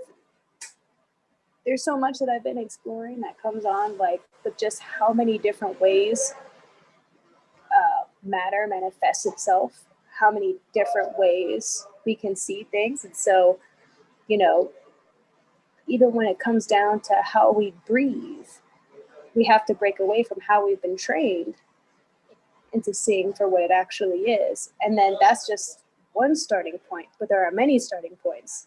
We can't ever stop at just one, and I think that becomes, that process of unraveling becomes you. It becomes your answer. It becomes your question, I guess, in order to find the answer. Like, at the point where I'm at now, I have like never-ending questions. Because the answer of the human mind is a constant question. Exactly. The answer of the infinite mind is no question and no answer. It is. Period. Right. So it's like, how do you look outside of yourself if you are that question? Greetings, Arius Bookman. Oh shit. That's where you got to separate. Is it me looking outside of myself?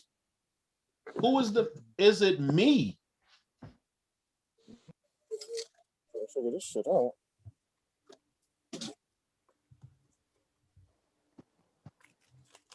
Right. Is it That's why I me, or think is it something else? And I that's think why that I think I'm sorry. No, go ahead. I was gonna say that's just why I think these swamis and these yogins on a particular path, they eventually go into solitude. They can no longer be a part of the very same insane materialism and expect to go into non-material realm. They have to totally separate themselves from the everyday experience of people, places, and things. And the only thing you begin to deal with is only the inside self. Right. And that's where detachment becomes so important, because you're faced with all of the same things that everyone else is, except you're detaching from the attachments that are generally associated with it, what's socially acceptable as an attachment. I think that we want to experience non-materialism in the material realm so we can describe it. instead of it. See, that's why I'm just saying it's an individual thing. That there is no actual description of it, because it's based off of your individual self being within the experience. It's not really for you to experience it, come back and try to define it. And I'm not saying you, I'm just speaking in general, or for us to try to define it to other people. They have to go on the journey themselves. Yo, greetings, Arius. How you doing? Yo, I love y'all's topic today, man. If I could for a moment, just jump in here. Is that all right with you, Trev? Please. Yeah, because you guys you're talking about the all, and y'all even touched on Shiv Shakti, which is my shit too. But the thing is, the devil's in the details. It's not what you're thinking, it's how you're thinking about it. Like when you're asking the question, what's the purpose for existence? What's the purpose for manifestation? Well, your premises of thinking has to be in the correct place. Meaning, to what degree what you're calling existence exists, and from where you're looking at it from. Like when you're saying, I think this, what is I? And you can't just jump back to the all, because from the perspective and the qualities of the all, there is no personality, there is no individuality. And so the answer that the thing that I is the all, that's part of it. But the devil's in the details. It's like the ultimate question is, what is everything? What's going on here? The answer is everything. It's all one thing. It's all the same thing. Nothing's happening. But that's not enough. That's why I'm saying the devil's in the details. Like for example, like you guys were talking about the masculine and feminine, and then the creation of the child. And it goes into Shiv Shakti. But anyways, masculine and feminine, and then the creation of the child. The child is androgynous, because when we're talking about masculine and feminine, it's not male and female. Male and female are physical things, male and female are always androgynous, okay? Masculine and feminine are archetypes, but the thing that precedes the two, which is going to be zero, that's going to be beyond any type of masculine or feminine at all. See, that's when you get into Shiv Shakti, because Shiv Shakti is a single entity. Shakti and Shiva are one thing. It's like an eternal dance, an eternal sex. But with Shiva, the relationship Shiva and Shakti have, Shiva is consciousness, and Shakti is, you could say matter, but I like this analogy a little bit better, because Shiva is one of my archetypes. Shakti is, in the relationship between Shiva and Shakti is like sound, okay? And Shiva is the thing that decides to hear the sound. But there's a difference between sound and music, okay? Just random sound. And Shiva's the thing that determines whether or not this part of Shakti is just random sound or it's music. That's why he has the drum, because he can hold the music with the rhythm. That's part of the dance, the intertwining between the two. But the thing is, when you get into the question of what's the purpose of it all, there is no purpose, because there isn't really anything here. All of what you're perceiving is based on your perception. But then if you're thinking what I am is this, this piece of meat, or even the personality attached to it, which is just another construct based on the idea of the body, both of those are incorrect premises. And that's why these questions will get difficult. When you're thinking about what is my thinking, or what is the mind, if you're caught up in the idea of the brain, you lost it, because the brain is another piece of meat. There's a lot of words people throw out.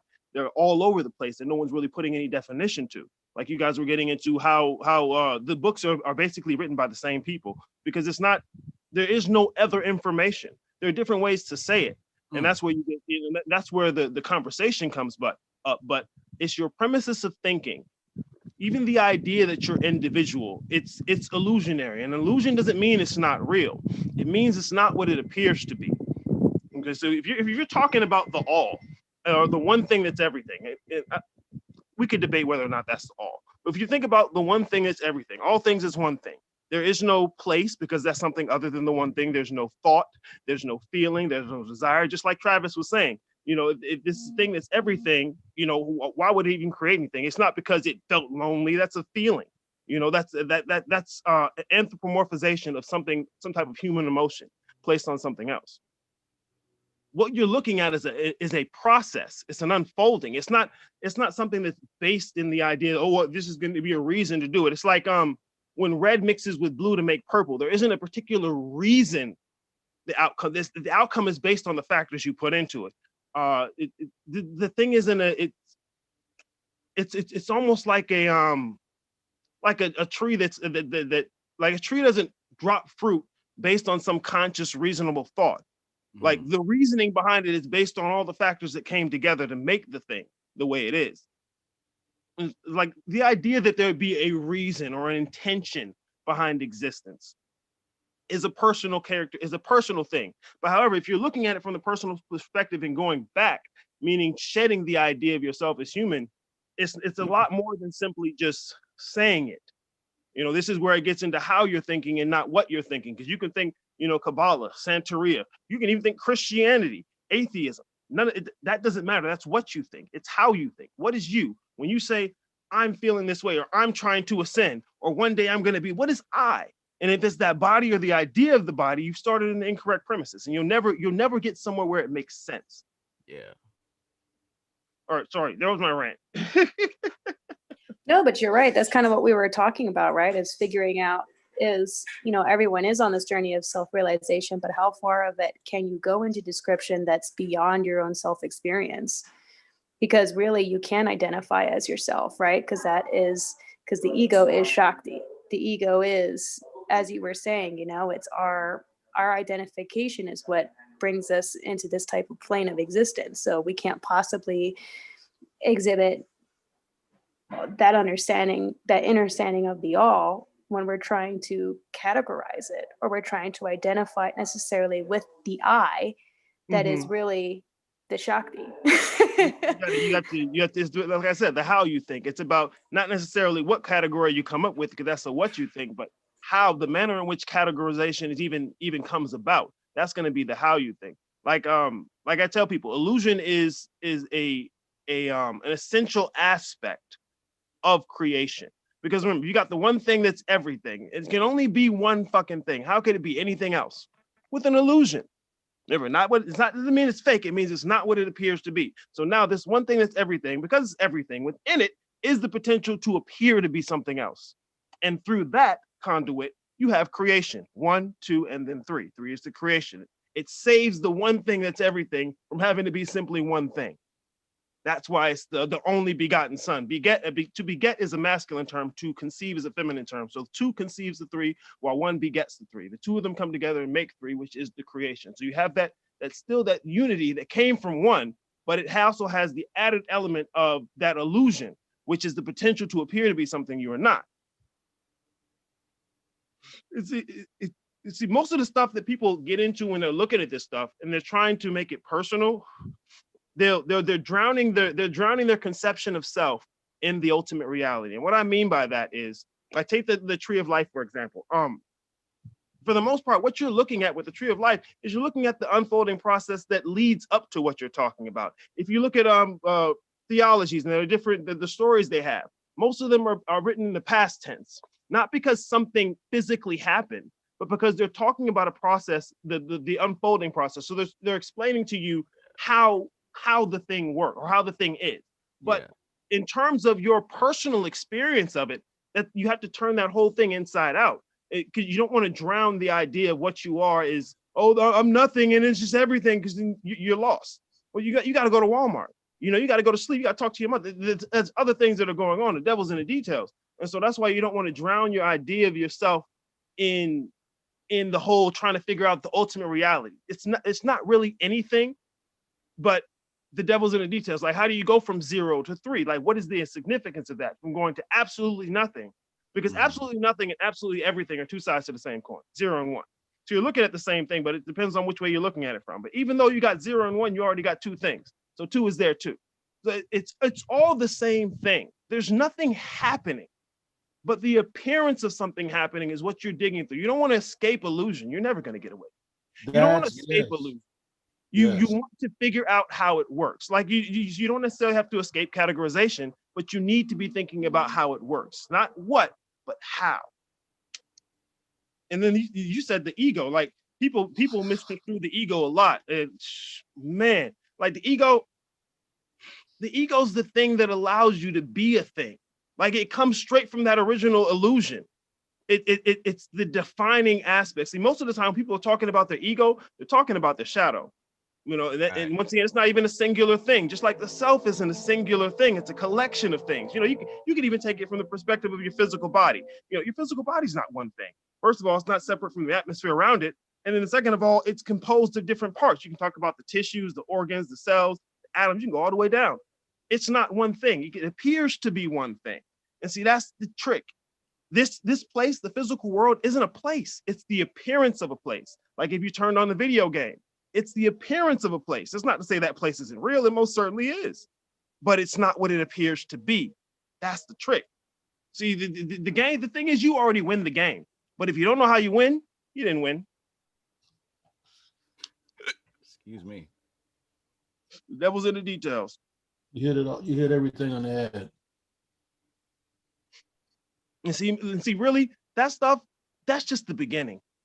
Like to people who are just in Christianity or just getting into spirituality, stuff like this sounds, wow, it's crazy, it's amazing. But honestly, it's just the beginning. Like you can't compare yourself to the people who don't do this because it's you're selling yourself short. You're sitting here, you're running a race, and you're impressed that you're running faster than the niggas who are in the stands. Like, look at me, look how fast I am. Like, nigga, they're not even running your race. And so you're sitting here like, well, you know, we're not like the people who are like this. Of course you're not. You're not supposed to be. They're here to do that. They're here to do what you want to do consciously, unconsciously. Just like these people rolling around on the floor in the church. They're doing something. They're doing the thing you want to do, but they're not doing it from the premises you're trying to take. And so you have to shed these agreements to the idea that what you are is this. And then once again, it's not just simply, you know, saying it or doing a meditation. It's how you think. It's not what you think. You already win. But if you don't know how you won, you didn't win. Yeah. Sorry, Tribe. I love to just rant. Facts, gems, flame emoji, 100. Oh shit! Right? Everything he was saying, that's nothing else that can be said. He hit it. Oh man! Well, Like a baseball game. Somebody threw the ball. You just totally you brought us all in right now. You know what I'm saying? We was all the bases loaded. They throw you. You hit a home run. Pow! It's subtle. And this is the thing people forget about darkness. They don't jump into the occult. They like the way things look spooky and Halloweenish. But the thing about the darkness is that it's subtle. It's like the Sith from the Jedi. You know, they're not running through the middle of everything and showing off. Like, no, I'm going to kill you from the shadows from 50 miles away, and no one's ever going to know. It's subtle. Yeah. It's as simple as thinking to yourself, what am I? Well, what is I? The, a, and. These little words, these little words, the subtle aspects of everything you're thinking, that's what your agreement is. That's where you're agreeing to this thing. When you say I or my mother is this, whose mama? You just agreed to that. You agreed to diminish your own capacity. And see, there's nothing here that's doing it. People like we're talking about the ego. Oh, it's my ego, my ego. No, it's you. The ego says one thing, let me go. The ego's gonna show you where you're holding on. The shadow, see, it's gonna have you sitting there trying to fight with this idea of the meat bag in your personality. Yeah, you gotta work through that shit. Otherwise, you know, it's like cleaning off your glasses. You're not gonna be able to see what you're looking at. But the ego says, let me go. There's nothing going on. You already win. You're drowning in shallow water. Stand the fuck up. Yeah.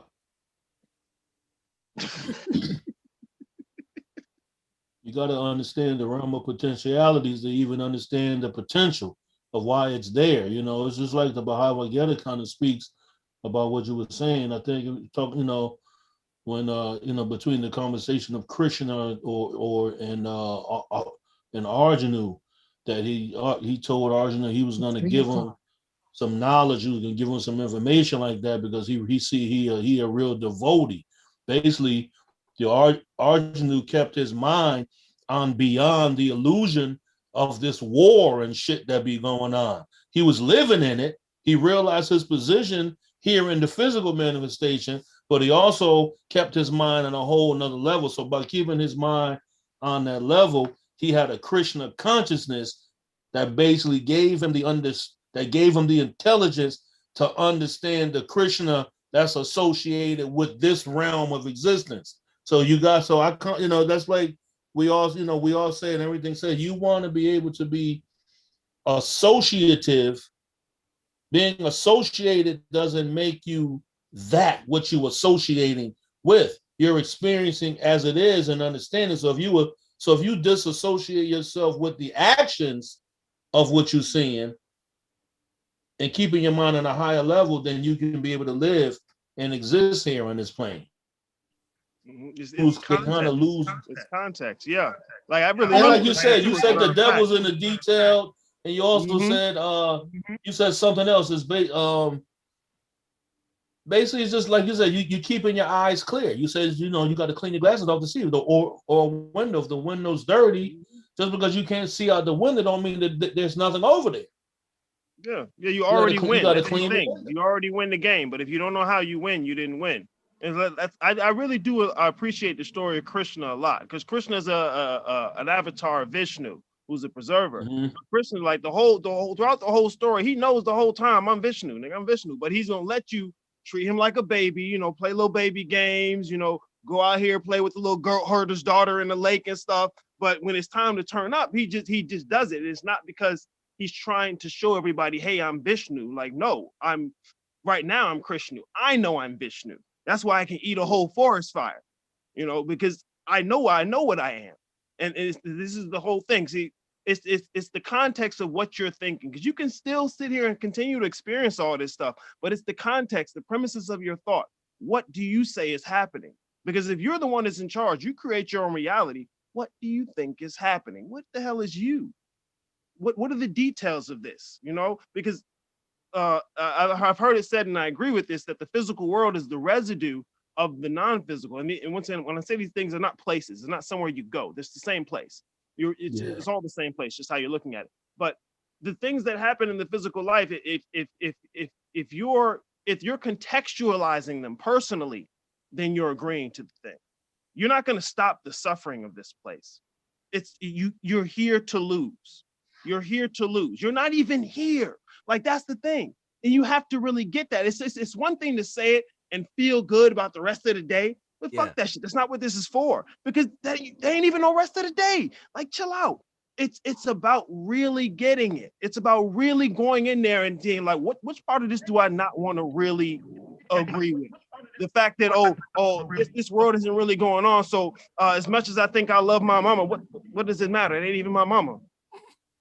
And see, when you can let them go, then they'll do what they're supposed to do, because everybody waiting on you. Just like I said, these are motherfuckers in the stands. They're doing this unconsciously. It's like in a video game. You go talk to the person at the end, and he's like, he's not going out there to the dungeons with you to go get a sword. He's not doing that. But he doesn't even know that as soon as you come back with that sword, he's going to do what you need him to do. These motherfuckers are waiting on you. This whole world around you, the things you think is going on, that's because you think you this. As soon as you get in your right spot, everything's gonna move, and it's not gonna know why it's doing it. It's not supposed to. Then the NPC in the game ain't supposed to know how its code works or why any of this is going on. You're supposed to know. But if you don't know, you got to be honest with yourself. And see, that's the shit that don't tickle. Because a lot of people get into this to try to escape the suffering of physical life. You're not gonna do it. I want to do it too. Oh my God, I want to do it, but I'm not gonna do it. I can't. There's no escaping the suffering. What, you gonna escape the joy too? Right. That's what I said. You got to accept the shittiness of yourself. Roll in the dirt. Roll in the mud. They tell people don't wrestle with pigs because they enjoy it. Look, I'm the pig. Let's fight. Let's roll around. Let's see how dirty we can get. It's not like you're gonna lose. It's not like you're gonna lose. That's why you got to stop trying to win. Because there's no win or lose condition. You already win. But if you don't know how you won, you didn't. And it's because you agreed to. Like, there's nowhere to go. There's no other place.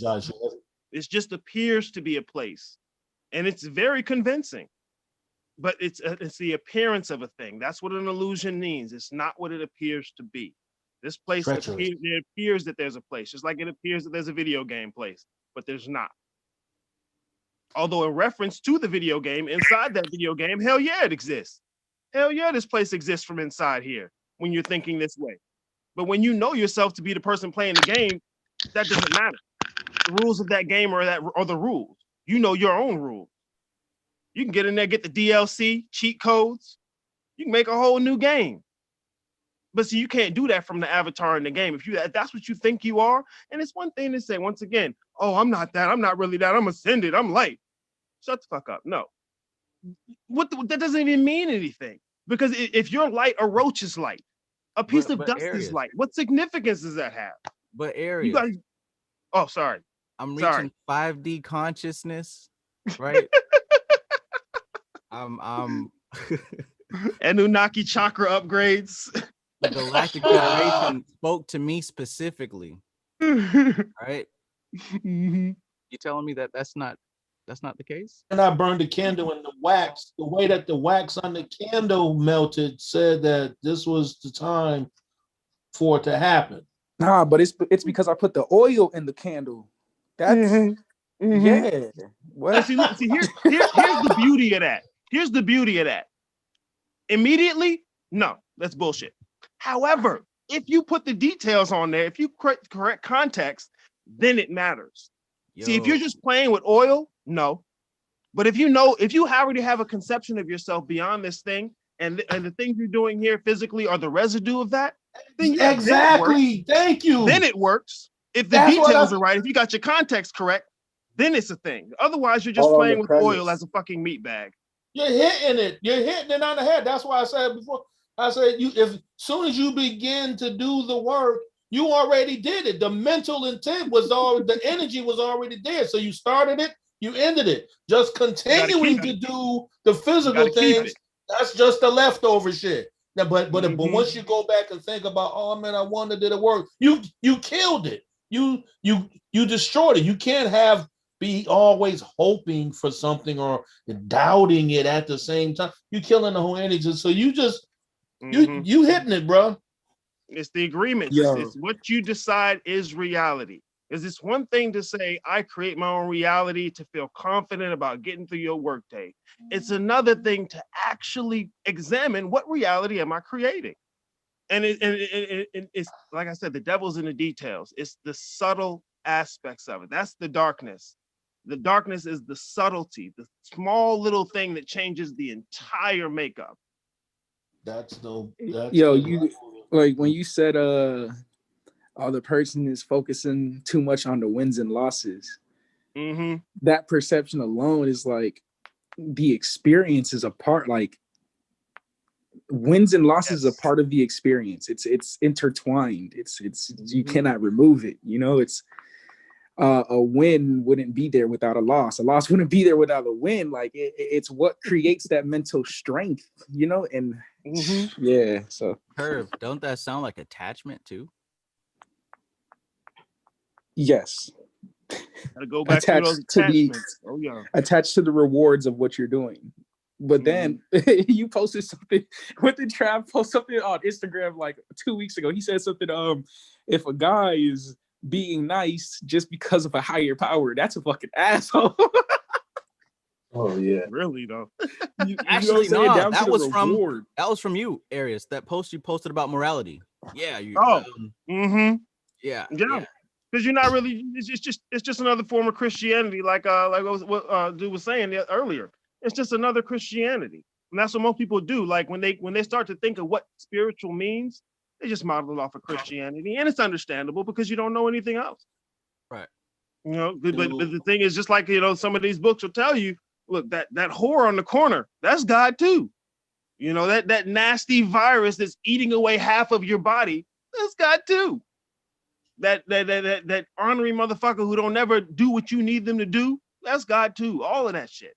It's all the same. It's all one thing. But see, that's what I'm saying. The details. You got to get how that can be the case.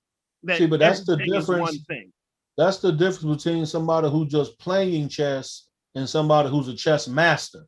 A chess master is not playing the game of chess. They're in the realm of where the very conception of this whole fucking game originated. They're seeing so many different moves, so many patterns that they already know. A person who does a pattern, who does a move, this player already 95 moves already ahead of this whole game. I can end this shit right now if I wanted to.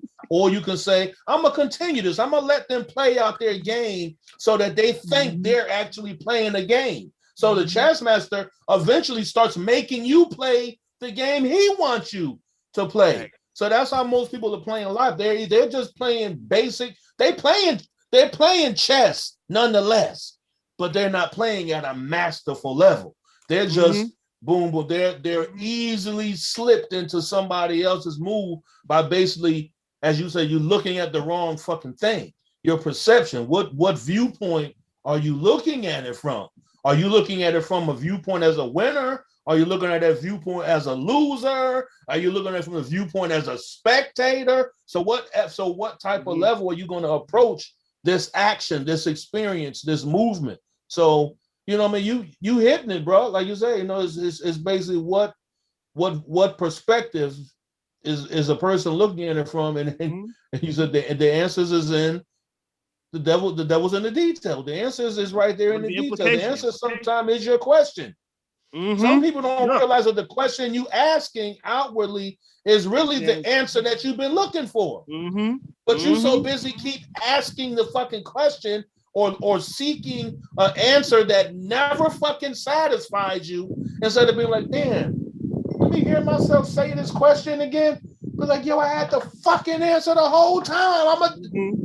But even that is a beautiful lesson to learn, that how we trick ourselves. I had read somewhere and it says that the mind is treacherous. The mind always be in a sexual because it has those dual aspects. And like you said, it's treacherous. God is everything. God is what I even call or the aspect of everything. The all is all things. The mind is treacherous to who?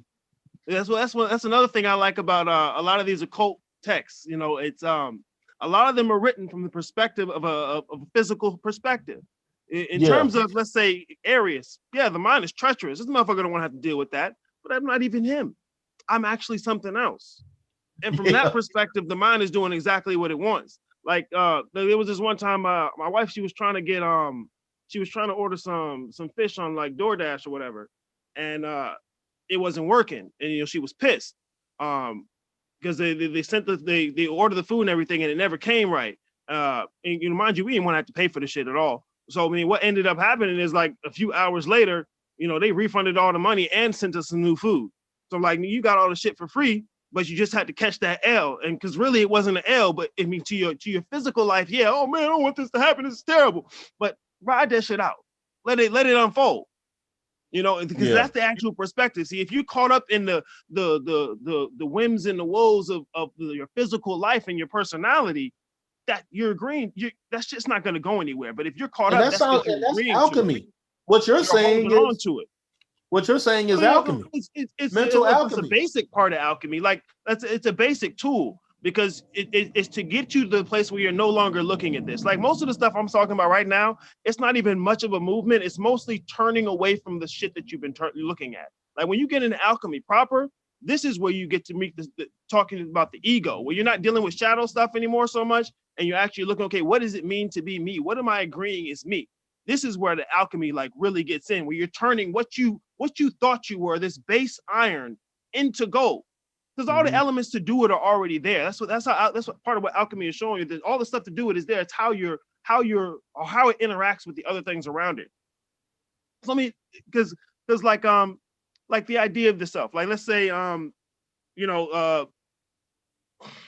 like the personality is a single face of what you are, a little, like in terms of even the idea of yourself. Like even right now, let's say you're 40 years old. The part of you that was 5 is still influencing the part of you that's 40. The part of you that the angry you, the sad you, all these different little aspects or personalities around even the illusionary part of yourself are still aren't you, but they have to be dealt with. You know, and so you don't want to get caught up in those. So the transmuting is taking all this stuff you've made down here, all of this stuff, and making it something, not necessarily making it something it wasn't already, but changing the way it's interacting with itself. Because, you know, with the whole idea of ascension and enlightenment, you know, it's once again, you already win the game, but the whole journey, the ups and downs, is figuring out how. It's like what's the lady in the Oracle in the Matrix? You know, you already made the choice. You need to figure out why, how, what does it mean? You got to get in there. You got to get in there and look at the stuff that does not feel good. The darkness does not. It doesn't tickle. But I mean, the only thing that it's not tickling is your idea of yourself as a human. And so your willingness to go in there and dig through that is letting go of those things, is getting rid of the attachment. Because look, Arius loves his fucking mother, but if this world decides to take her, you got a day of crying. Because after that, I'm looking for what else I need to. Because look, I love when motherfuckers die. I love it. I can be closer to you than I ever was. I don't have to deal with your bullshit. I can deal with you on my terms. I love when people die. I love it all the time. I don't cry. Now, if my mama died, maybe. But I mean, it's the attachment. It's not, you're not getting rid of these things. I don't need to get rid of my mother to not be attached to her in that way. I don't have to treat her in a certain way, because just like Krishna, you know, he's not telling you, you know, don't spank me as a baby. No, go ahead, do it. I'm good. I know what this is. I'm cool here. You know, sometimes you go through a video game and there's certain places you have to lose life to play that game. And if you don't want to lose life, you're not going to win. You're not going to get where you need to go. You're not. And you got to you can't play the game and never lose life. The game will be fucked. You won't even play the game right. And then also you can't go in here and play the game and get a job at the end. Don't get nothing.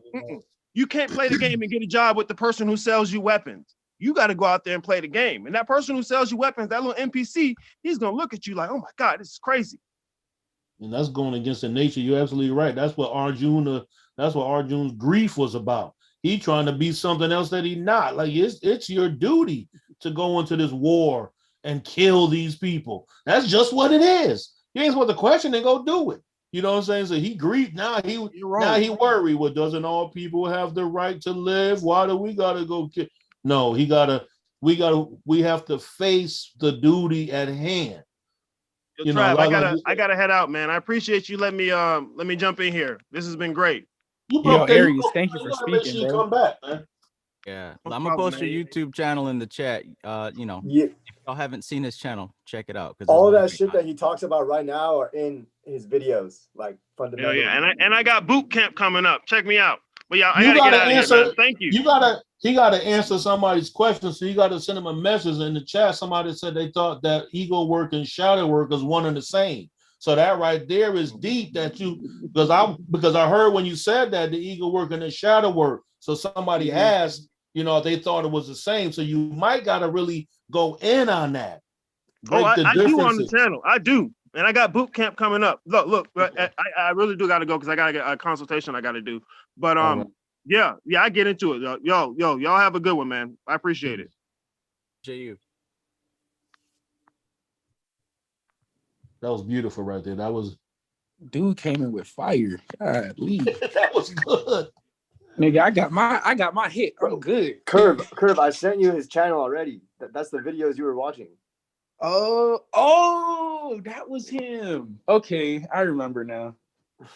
Damn, Amar, what if I wanted to keep it a secret, man? You just put me out there. That was a good question that somebody asked, because I heard when you said that. Link posted in the chat for those of you who would like some more.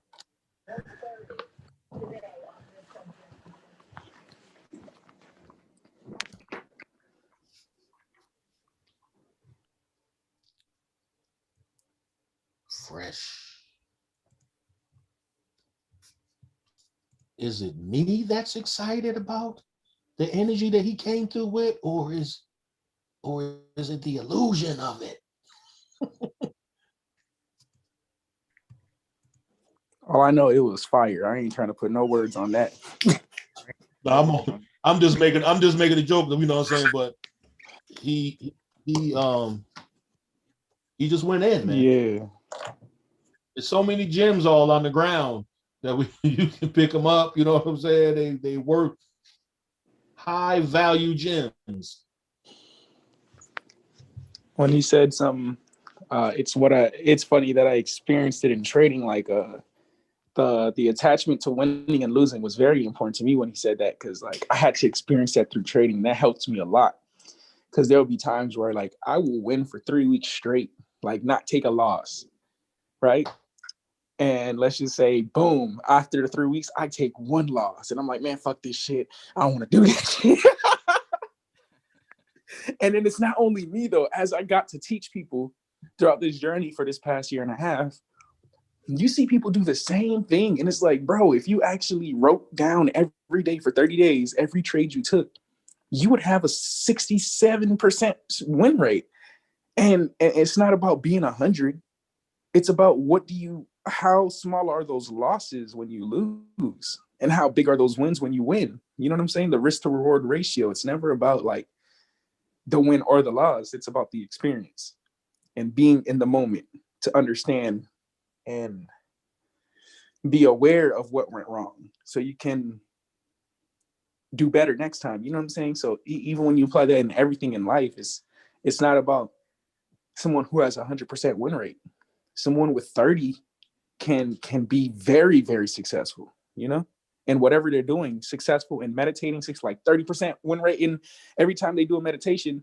Out of the 100, only 30 they get a response off of something. You know what I'm saying? Yeah, that's not going through life haphazardly. You having a designated plan. You are strategizing your way through life. Speaking of strategizing your way through life, apparently I brought you along in my journeys and my dreams last night, Curve. Whoa, for real? Yeah. That's lit. I had a vision. I told you like a week and a half ago, and it was a different vision. Like I said, I saw a spider walk through, and then immediately something within me recognized that it was you, and then I just saw your afro. Like I saw your head and then your afro, but it was like all black, you know. And I was like, yeah, that's definitely Trav. So I'm interested. What happened? If if you're down. I think I'm getting pretty good with this dream focus stuff because I keep having these reoccurring themes. One of them is going back through the past, through what seems to be the Akashic records, and the other is I'm usually grouped up with 3 females, and last night, I mean, I don't know if this is the way they appear each time, but they appeared to me as the one. There's always one that I'm really close to, and she revealed that she was intellect. She was Buddhi. Another one was Ahamkara, and another one was Manas, I guess. But basically they all represented aspects of my mind. But anyways, yeah, we were basically going through the past, just seeing how shit keeps repeating itself. Something to do with oh my god, oh what was it? There was a clear quote that I brought back. Something about not trusting what people show you, but trusting their behavior. Anyways, yeah, just looking at how a lot of history repeated itself with Donald Trump and the Civil War and just a bunch of stuff came up. It's pretty cool. You were there though. You were like part of the road trip. Oh, okay. Nothing weird happened this time. I see some correlation because there's a past 2-3 days I've been thinking about the there's like I'm removing cycles that I've been stuck in that's not healthy for me. And like the past 2-3 days I've been like paying attention to that. So it's crazy that you're revisiting your past in that. And in the past 2-3 days I've been like, okay, how do I change my paradigm for real this time, like fully, not my paradigm, but Curvin's paradigm. Yeah. Because I believe it's time now. I can feel it. You know? Absolutely. Curvin can feel it. What up, Greetings, you guys? Veronica. What's up? Greetings. What's up? Snowing. You guys want to take a look? Snowing, brothers. Snowing. I don't know how you deal with that. Driving right now with that, homie. Damn it, I had to go home and clean the whole damn snow, bro. My state can't afford that. No, I hear North Carolina actually, if it's 1 inch of snow, the whole entire station down here is like people still working, people still going to do their crazy stuff. So yeah, yeah. Ah, what's going on? What you guys talk about? Anything fun? Hmm. We just You had missed out on Arius with that fire. Yeah, I came at the end of the whole conversation, guys. So I'm sorry. Um, but I'm still reading. I'm still doing my meditations. Like we have the conversations on Thursdays, and like we did talk about on Thursday. And I, I mean, I'm doing meditations. I don't know if it's like real meditation, but I'm busting my ass in there from 10 o'clock at night to like 4 a.m. in the morning, and then I'm doing all these crazy stuff. And actually, it's not fun because the whole emotion shit comes out. Like, like I started doing all these mantras. I'm doing Shakti mantra right now because you know how they have in the books, like you have to do like your very specific mantras for the elements and all that. So I've been doing, last night I did the Shakti mantra, and for whatever reason, um, I guess like, I guess the energies are telling me that I need to better modify myself with my anger type of emotions. Like I have a very short temper, I would say. So I don't know, it keeps coming back. It keeps, how to say, it keeps just reminding me that, I need to change that. Damn it. So yeah, I just wanted to share that. I've been reading a lot, and I have wrote a lot about notes. Of course, I would love to share that later on. And I've been having some kind of like I've been doing some research on the chakra colors. I think Shango got me into that mud on trying to figure it out. Do we have colors in the chakras? Do we not have colors in the chakras? And then I'm thinking to myself up there, if we do have colors in the chakras, like Shango say, then it has to be some kind of like a specific type of waves, because we already know chakras, it's a higher density of energies on the body. It's not like, fantasy type of thing, but how those type of waves actually give specific colors? Does it really give the colors on the chakras? And then I'm like, and then other people tells me, well, you get the color on that chakra because you need it. Like for example, if the heart is red, and the young can perceive that heart chakra in yellow. So what exactly type of wave of what kind of electrons or protons? I don't know. I get my mommies get all crazy. So I've been going to be researching this week about the chakras, um, you know, colors and how that happens into the body. So I have a few books up there that I am going to dig it in, PDF books that I'm going to dig it in to find the answer of that. So Shango, you got me into that. So I'm going to be talking about that sometime soon, guys. Look how pretty. This is awesome, man. It's beautiful, right? Crazy, isn't it? It's awesome. All right, guys. So I let you talk.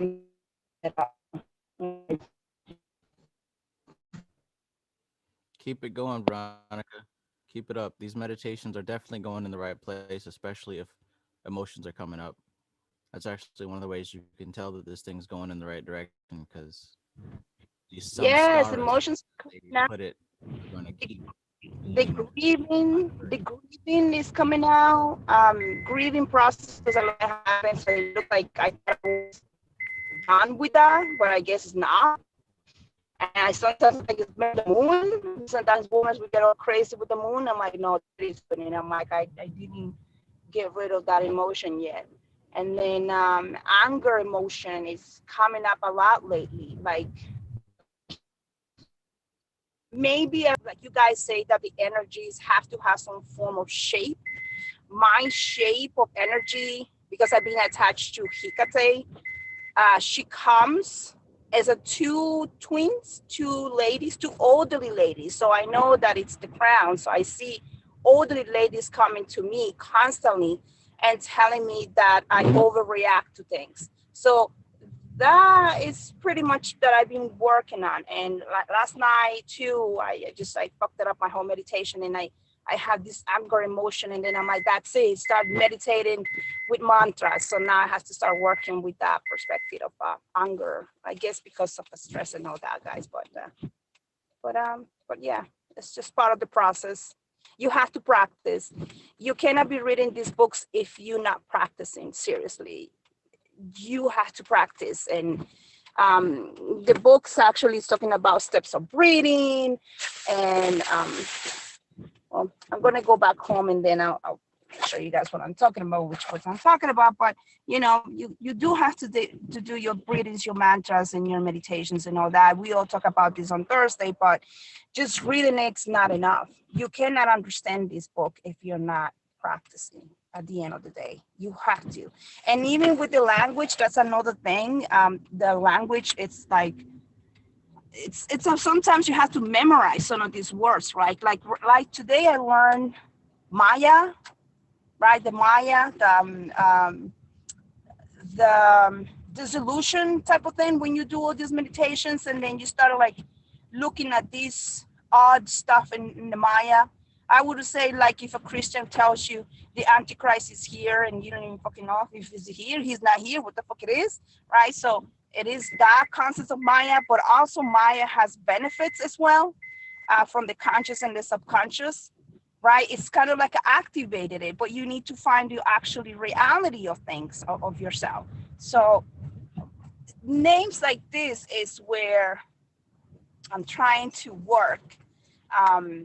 It's just like now the elements, when I was reading the elements and their correspondences of like the organ, like the location, if it's east, west, north, south.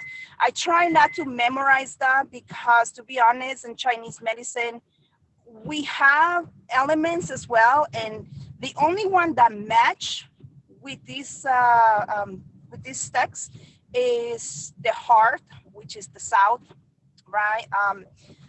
That's the only one that I see that matches with the Chinese medicine perspective.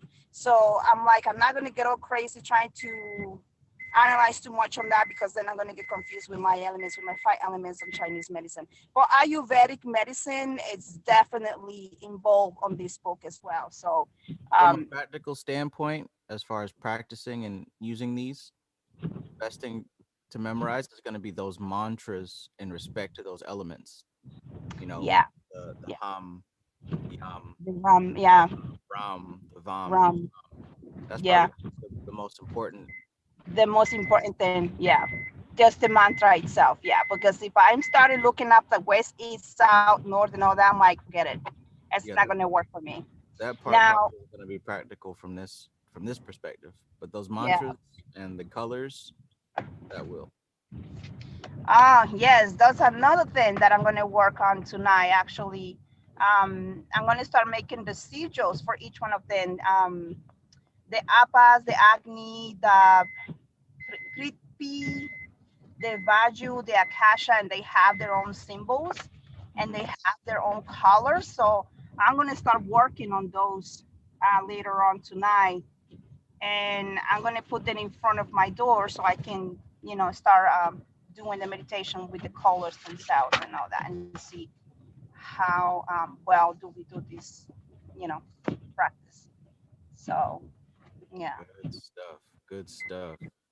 Yes, good stuff from 10 o'clock, 12 o'clock at night to 4 a.m. in the morning. Then my brain tells me,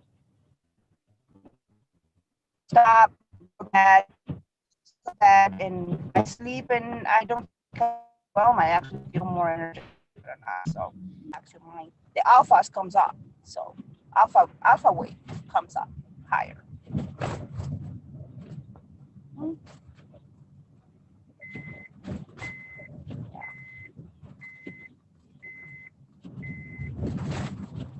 All right, guys. Let me put myself in mute because I'm driving. All right.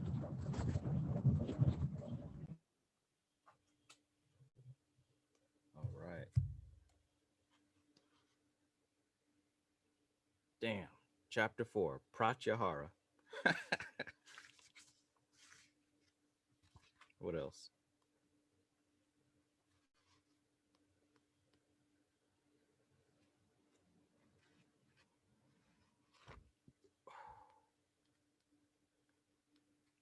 Circle, the temple.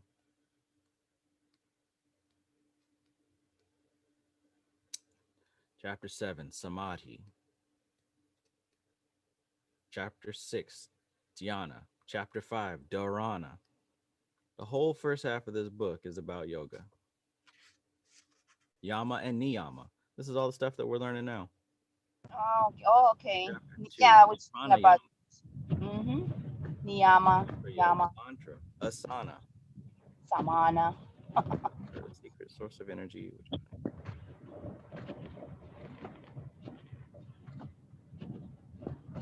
Yeah, so this is Aleister Crowley.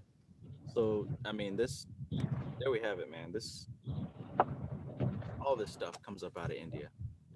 I, for one, like to get things from the source. So I mean, unless you're really like a Crowley fanboy, or like you just love some ceremonial occult, that's like the only reason to like stay here and not venture deeper into the Eastern. But if you're really after like the source of this stuff and what it actually, where it comes from and what it means, right? Because what Krishnamurti was talking about was an authority. What makes an authority? An authority is one who the foundation, right? An authority is the one who settled the foundation. Well, the foundation of all this magic, ritual, ceremony, all this stuff, the foundation is the Vedas, is Samkhya, is Vedanta, is this Indian stuff. That's the authority. So if you really want to know about this stuff, there's like no excuse to not be looking at the authority of it. What we thought was the authority on magic, they're proving that they are not. They just went ahead and put it out there. Excerpt after excerpt of mystical Kabbalah I'm seeing in Jnana Yoga. The Kabbalion, right? I thought that was foundational. Nope.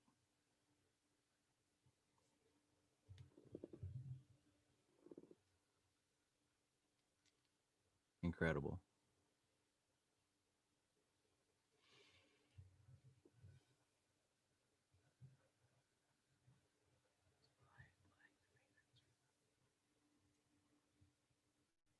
But yeah, one of the things that Aries mentioned is a lot like what I usually say, as far as it's more important to understand the context than it is the content, because the content changes. The content always changes. That's not what's important. To get stuck on the content itself, that's to get caught up in the illusion. But it's the context of how you see these things. How will they relate to you? Are you making sense of it? It's how you think, not what you think.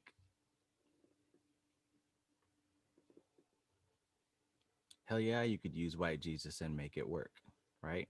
How does it relate to you on a contextual level? Nothing is bad, nothing is wrong, but how you relate to it, that's what defines it all. Your understanding of it.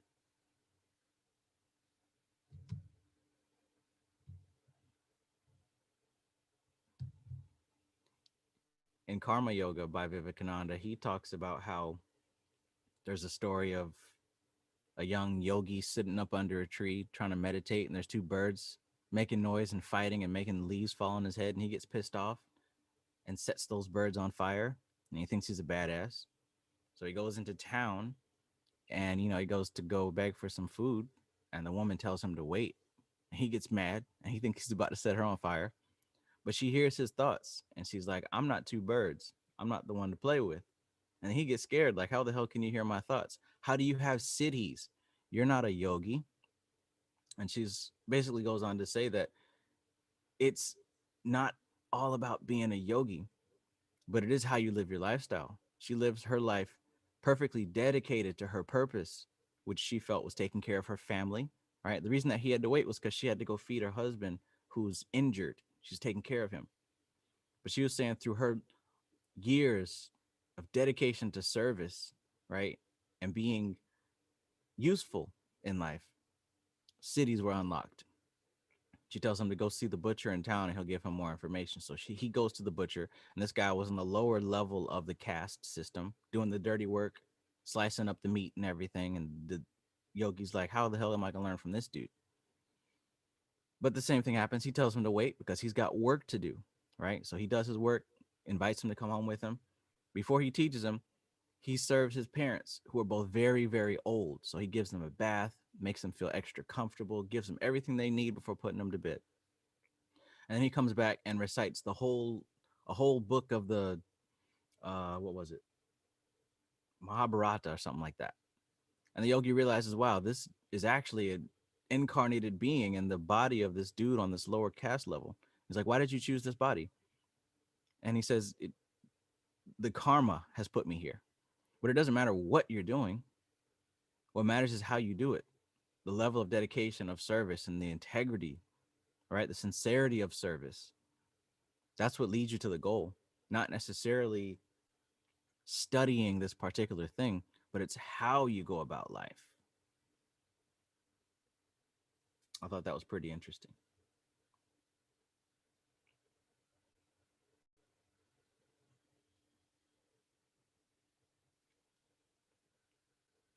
Are you guys present or did you all just disappear?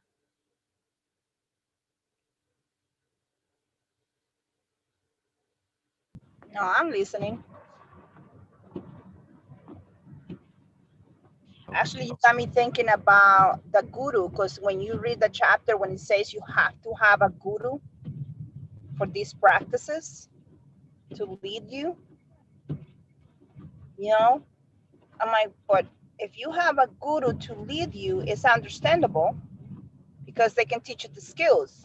Like in the book say that they teach you because they went through it, right? So to me, like I was mentioned to you before, I don't know if you read my textings, but to me was, if you see a guru, it's kind of like the gatekeepers when we do the black magic, right? When we do all these, when we call these entities and all that, and you had those gatekeepers open the gates for you, and they know what's in the doors and all that. Well, I guess my mind visualized the gurus as, you know, gatekeepers in a way, but then I'm saying if you have Buddha, then Buddha, who taught Buddha, who teach Buddha, how he get into the stage of his consciousness and all this good stuff from him, who taught him that, you know, like. Well, that's a good question because that's also addressed in the Karma Yoga book as well, right? Because there's nobody that could have taught Buddha or Jesus because their parents and everybody around them were just regular people doing regular things. Right. But when he talks about, you know, this concept of karma, no one who's ever talked about karma knows what they're talking about, at least in our daily lives. But where Vivekananda was coming from is that this is an accumulation, not even an accumulation. This is just the unfolding of cause and effect. And it seems that the cause and effect, the cause was lifetime after lifetime of this same type of service that I mentioned, to the point that it's carried over to the next life. It reaches a breaking point, which is where we get a Buddha or a Christ. Right. But So I the think main thing for is that everything that we do in our life should be done with such a level of deep sincerity, you know, as if we're doing it for God. You know, the Bible even talks about that. Serve as if it's service unto the Lord. Doesn't matter who you're serving or who you're working for. That doesn't matter because you're not really working for them. Everyone's doing their own autopilot thing. All of life is a relationship between you and the divine, which is still you. Just don't know it. which is still us, yeah. So the more I'm thinking, when you ask who the hell are we, or who the hell are you, or who the hell am I, and all that, then the most logic thing that I've been collecting data from now is just we are small particles of light or small particles of something in this big cosmic universe. That's how I see it now. I'm like, we are just particles of whatever might be electron, protons, neutrons on this cosmic universe. Maybe, or maybe it goes beyond a physical description. Maybe yes, beyond the physical description. Yeah. When I ask who are we, I think I'm really pointing at the idea that we don't exist. There is not a we, there's not a I. We think that we are something because these five senses are responding to the environment. But even as Arya said earlier, we're not different from the environment. There's a bunch of stuff here that's just interacting with itself. None of it is you or me. There's a consciousness that's aware of it, but all of matter, all of energy is one thing. All of consciousness is one thing. Nowhere in there is a me or a you. That's ignorance. Ignorance makes us think that we are something.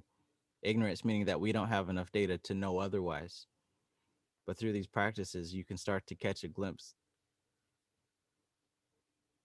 Interesting, because even in science, when we write reports or when we write any kind of like scientific data, we never say I. Like you're not allowed to write I in your reports.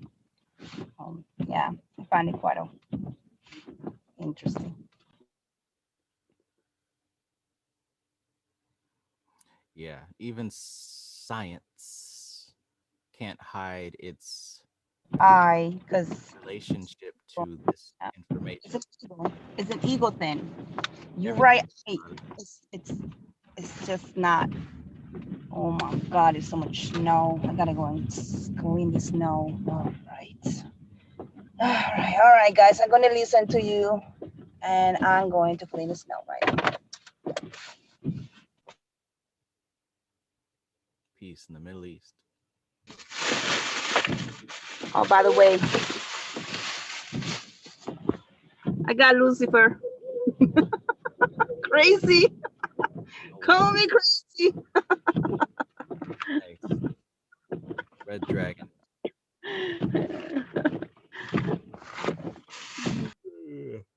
Argle Bargle. Lucifer's on in the morning. I'm gonna chase you out of it.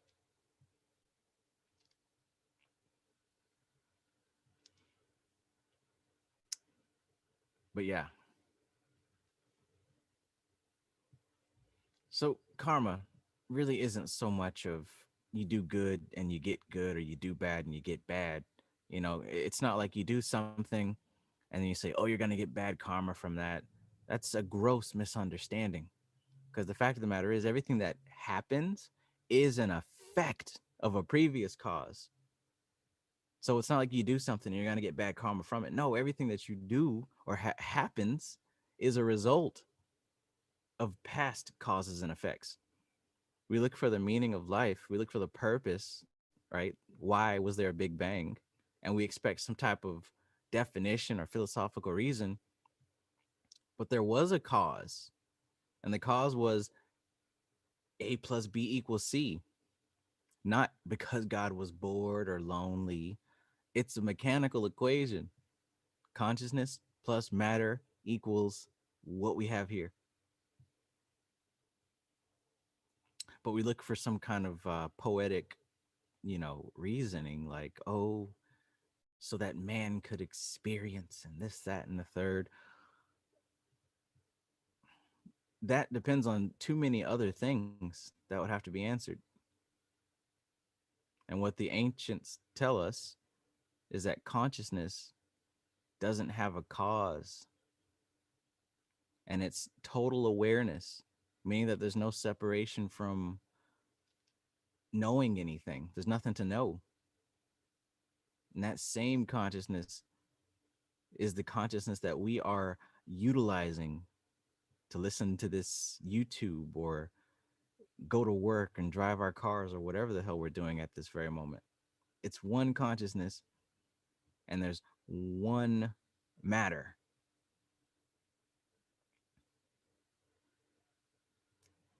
The illusion is the experience of time and space and cause and effect.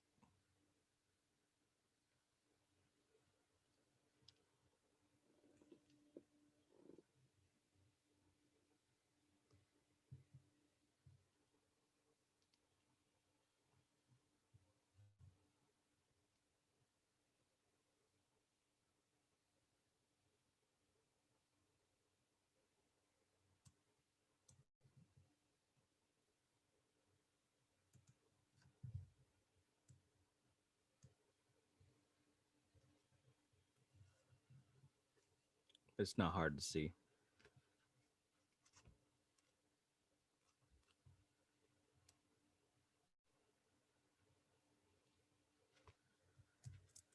Not difficult at all.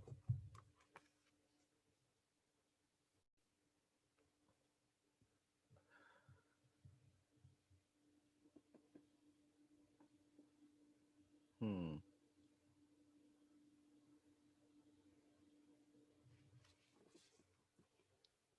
In this all in all chapter, he talks about here, others have sought to explain the mystery by assuming that the all found itself compelled to create by reason of its own internal nature or its creative instinct. This idea is an advance of the others, but its weak point lies in the idea of the all being compelled by anything, internal or external. If its internal nature or creative instinct compelled it to do anything, then the internal nature or creative instinct would be the absolute instead of the all. And so, accordingly, that part of the proposition falls. And yet, the all does create and manifest and seems to find some kind of satisfaction in doing. In other words, it's saying that the all wasn't compelled to do anything because it wouldn't be the all if it was able to be compelled by something. If that was the case, then that thing that compelled it would be the all. We're talking about causation here, right? Consciousness itself doesn't have a causation, it is causation. Nothing makes consciousness do anything. Then it wouldn't be ultimate consciousness. This goes back to free will. How can you have free will if everything that you do is caused by something previous? Free will, as I've seen the definition, is will or consciousness that is unconditioned, meaning it doesn't have any conditions, it doesn't have any influence from any outside source. If there's a will or a consciousness that has an is being influenced, then it's not free. Can't be free if it's depending on something else. But anyway, he continues. And it's difficult to escape the conclusion that in some infinite degree, it must have what would correspond to an inner nature or creative instinct in man with correspondingly infinite desire and will. It could not act unless it willed to act, and it would not will to act unless it desired to act, and it would not desire to act unless it obtained some satisfaction thereby. And all these things will belong to an inner nature. In other words, pure consciousness doesn't have a human personality. It doesn't want to do anything. It isn't compelled to do anything. It doesn't desire. Desire doesn't exist in consciousness. Desire is an effect of consciousness interacting with matter. So if we're talking about ultimate consciousness, we have to talk about it separate from matter, separate from energy. Energy being the multiple various states of matter. It's a bit difficult to think because, this type of thing has never been presented to us. But ultimate consciousness is consciousness that is not influenced by energy or matter. It's something to think about. It's not something to just suddenly grasp like, oh, yeah, I get it. It takes thinking about. Hmm. But still, we prefer to think of the all as acting entirely free from any influence, internal as well as external. That is the problem which lies at the root of difficulty, and the difficulty that lies at the root of the problem. So, yeah, that line that he just said there, we prefer to think of the all as acting entirely free from any influence, internal as well as external. That is the definition of free will right there. And of course, that is taken from Indian philosophy. But once again, we prefer to think of the all as acting entirely free from any influence, internal as well as external. So, free will is not something that exists within a human perspective, because every single thing that the human does is influenced by some previous cause. There's nothing that you can do that is not influenced by a previous cause. And that is a result of consciousness being wrapped up in matter. Matter is karma, right? Karma is not you did good and you get a gift, or you did bad and you get a punishment. Karma is the outflowing of cause and effect. And the fact that consciousness is observing matter,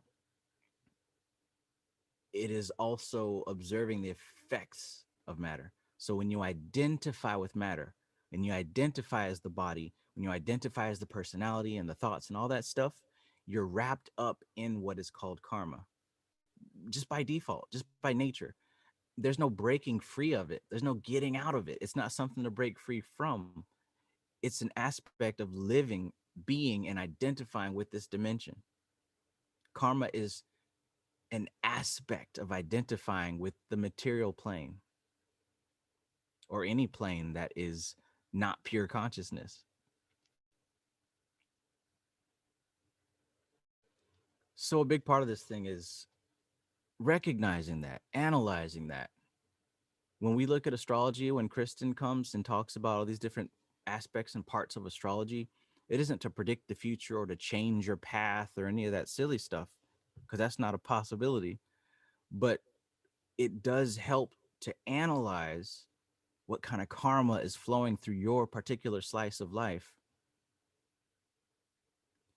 Matter is finite, it's predictable, it has a beginning and an end. It only has so many permutations that it can manifest.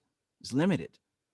It's so limited that you can look at the pattern of astrology and see what's going to happen, right?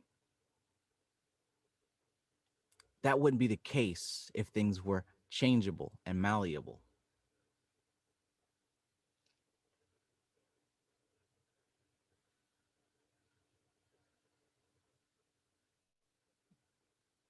And it's nothing to feel bad about or even feel good about.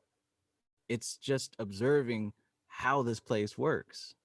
And you're observing what is not you. The fact that it is solid, right, and mapped out already should tell you that it's not you. It's the body and it's the matter that you're observing, but that's not who or what you are. That's why it's so important to learn non attachment, to learn non attachment. Because if you're attached to what's going on here, you're part of that karma. You suffer. That's why attachment is suffering, because you think that this is you. You hold on tight to something and you lose it. Now you feel awful because you think it was yours. This body ain't even yours. Those thoughts ain't even yours.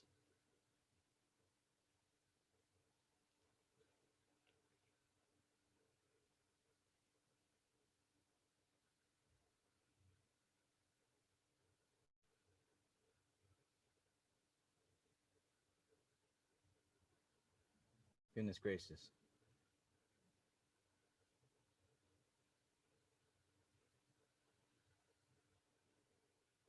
Same old me says the root doesn't have a root, therefore the root is rootless. Right?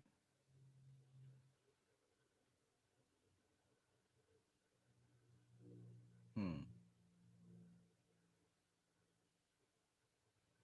Godflow93 says, watch Bird Box. The crazy ones in the movie can see. The crazy ones in the movie that can see are what we are doing right now. It's 4 o'clock. Thanks, Maxine. Thanks, Mackenzie.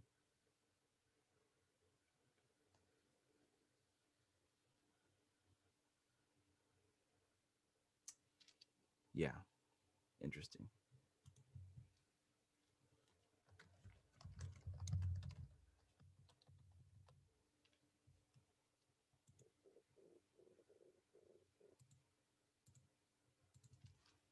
What do you guys think?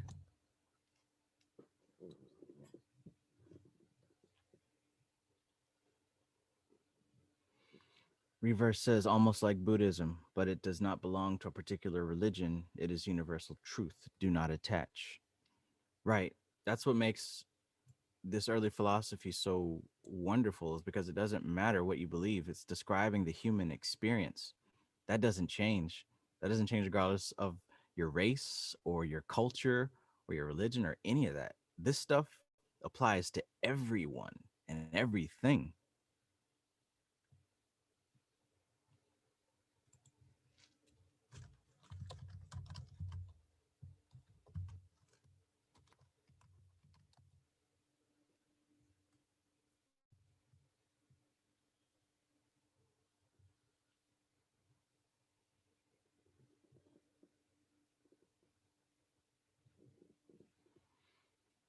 Godflow93 says, then what am I? What's the purpose to even keep pushing in life? Yeah, that's a good question. But I don't think it's a choice. It's not a choice. It's just how this thing is. It's how this thing is. There's no choice to not keep going. You can't stop. You couldn't stop. None of us could stop. There's no stop button. There's no stop button. And what would be stopping? Consciousness doesn't stop. You don't remember when you were born. You don't remember starting. So how can you stop? It's not something we have a choice over.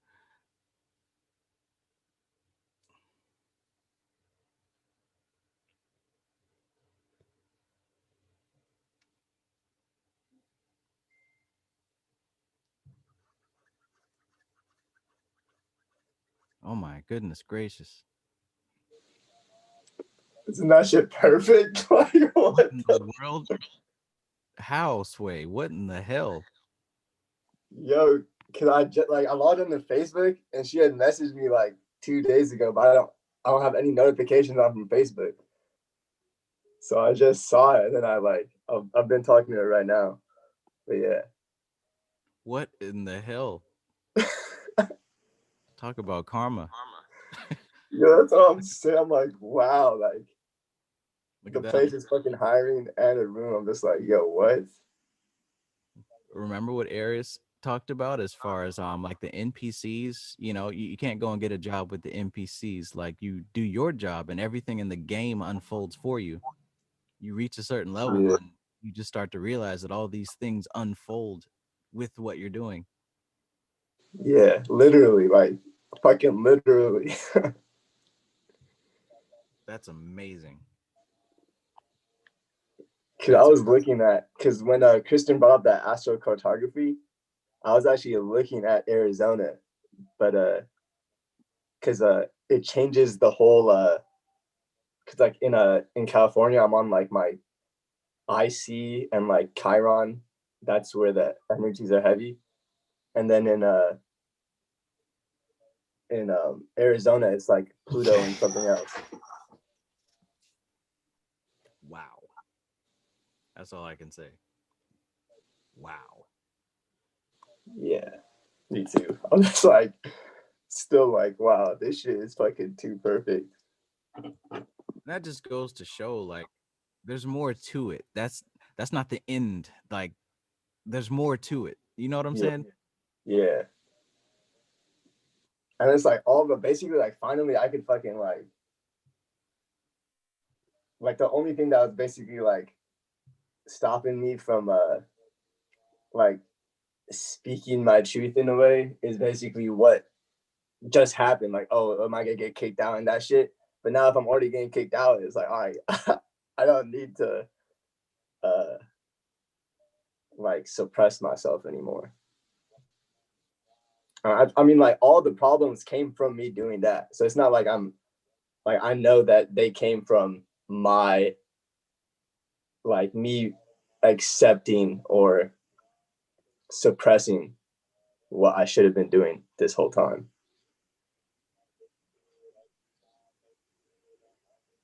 But yeah. Amazing. Yeah, it's fucking, it is. I was like, what?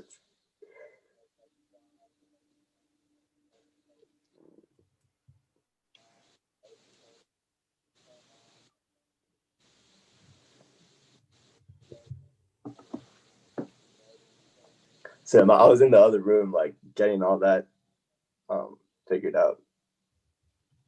But just came back.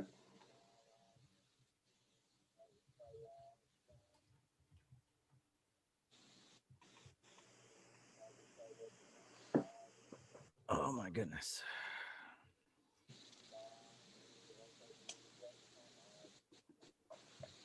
But yeah, that the YouTube interviews coming soon. Coming real fucking soon. Interviews and all that shit. What a time to be alive. What a time.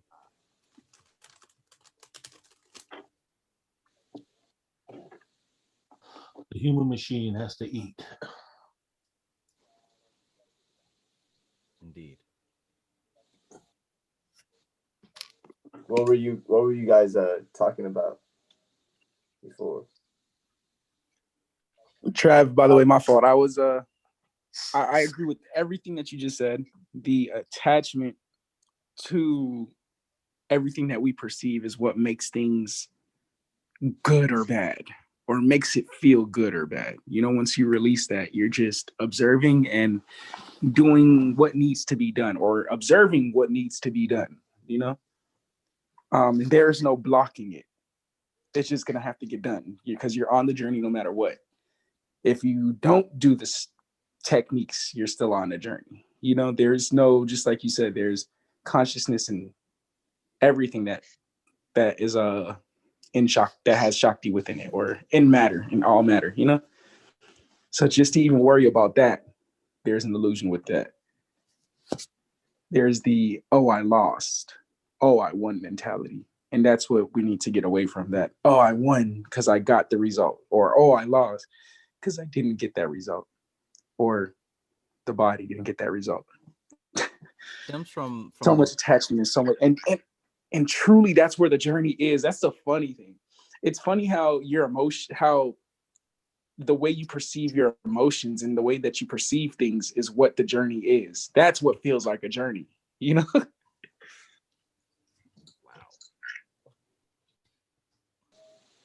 Wow. The devil's in the details. Something as small as this good versus evil dynamic causes at the same time this win or lose dynamic.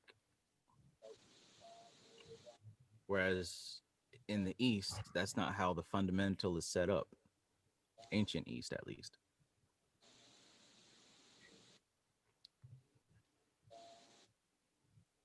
Polarity was a harmony. Masculine, feminine, consciousness, matter. It's a harmony. It's not a good versus evil. It's not a this versus that. One person's perspective can be, well, I went through this. My past perspective was, oh, it's not working for, well, I was like when I was like 10, when Curvin was 10, he would be like, oh, if I lost, it's not for me because I keep losing and I just can't get it. But that Curvin was impulsive at that time. Mm-hmm. But now it's every time I take a loss, like every time Curvin takes a loss, it's more like okay, I'm getting closer to my win. Let's get it. You know what I'm saying? Let's get let's learn so I can get closer to this win. You could take just the L from loss and turn it into learn instead of, you know, perceiving the word as that painful word loss. Because we take the word loss as painful, even though it's not even meant for it to be painful. that's how we take it, though. You know? Previous associations. That's why language. Exactly. People associate wins with excitement. You know, like, dang, that's crazy. We give words character. Wow. Yeah. Again, that's the attachment. We're attached to the words. That's what I'm saying about the buzzword shit. We rely on them with their crutches. They lose their meaning. They're just placeholders now. Spirituality, magic, occult, melanin, kundalini. All these words are meaningless. We don't know what they mean. They feel good though. 5D consciousness. Huh? What's 4D consciousness? I was laughing the other day listening to Bobby, and he was reading some stuff, and he said every time you hear the word asar, that just mean melanin. And then he was reading some more, and he said when you hear Lucifer, he said anytime they write Lucifer, that's melanin. And then he read something else, and he said dark matter. He said when you read dark matter, he said that right there means they talking about melanin. You know, so I just started laughing. I said everything relates back to that. You know, so like you said, these catchphrases that melanin has so many different pathways that it's not just one component that's used to demonstrate the activity of all of it. You know, each point of view is needed to bring a broader perspective to the individual, but it's still the individual's duty to walk that path and how they're going to utilize the different viewpoints or opinions that they received. You know, say no matter how good the reception of the information was, because you know, like we just said, that can be an attachment that some people like to read new things because it sparks a feeling of that's achievement to some people to obtain something new is an achievement to, you know, letting go of something old. But it's not really the achievement, it's what led to this achievement, what was learned, what was unlearned. So like, you know, how the brother was saying earlier that the devil's in the details, all of it, that's a profound statement that he said, because most people are not looking for details. They say, that's why nobody reads long posts on social media. These are drive-throughs. This ain't where you need to be reading. Nobody wants to read long, drawn-out posts, and most people are not watching all the Bobby Hemmett video, 3 hours worth of the whole video. They'll get to a point where it sounds good and they'll be excited and they move on, but to that individual, that might be the level that they needed to be on. Yeah. So Shango, they call that why you in your feelings. When you get deep, why you in your feelings? Yeah. You know, so that's the whole thing. But it still is a feeling, because that's why even letting go of the possibility of not experiencing the material realm is an illusion within itself, because we are in the material realm. Let a car smash into you and see how not material you will be. Let some hot water drip on you. It's being able to roll with the punches, take the experience of that moment and go on. So people will just only compartmentalize what they're viewing and where they're viewing from.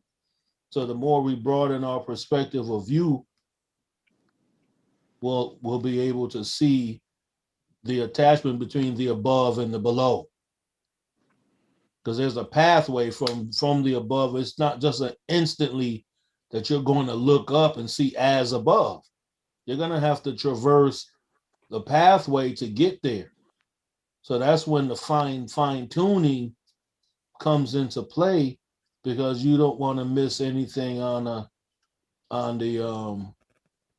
I remember when they were doing, there's a movie, you know what I'm saying, that's out, that, I mean, it was out a long time ago. It was about this missing boy, and this was in Bridgeport. The boy was missing. I remember seeing them do the search, and they searched every square inch. They went like inch to inch and inside of this property. They didn't all just like spread out and everyone looking here. One, no, they all made like a line from end to end, and they like really, as they say, going through with a fine tooth comb. Damn. We're like, we got to realize not to lose that type of discernment, looking at things very intently, looking at it from a fine tooth comb. That's how we miss the small details. And basically with that word small details is subtle vibration, subtle impulses, The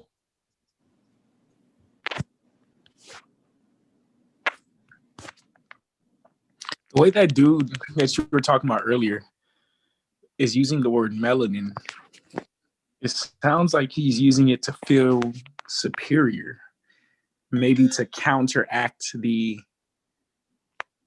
not feeling superior for 300 years, I guess, right? Or something. Like who was using it to feel superior?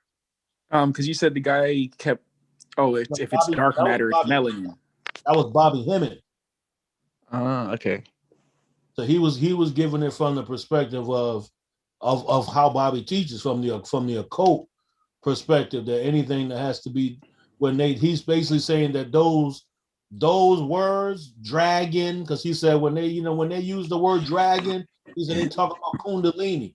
But he basically saying that, like I was building off what Trav said, that everything has these catchphrases. But these catchphrases were once just different. There was a different catchphrase before that. And I'm saying Bobby used it as a catchphrase.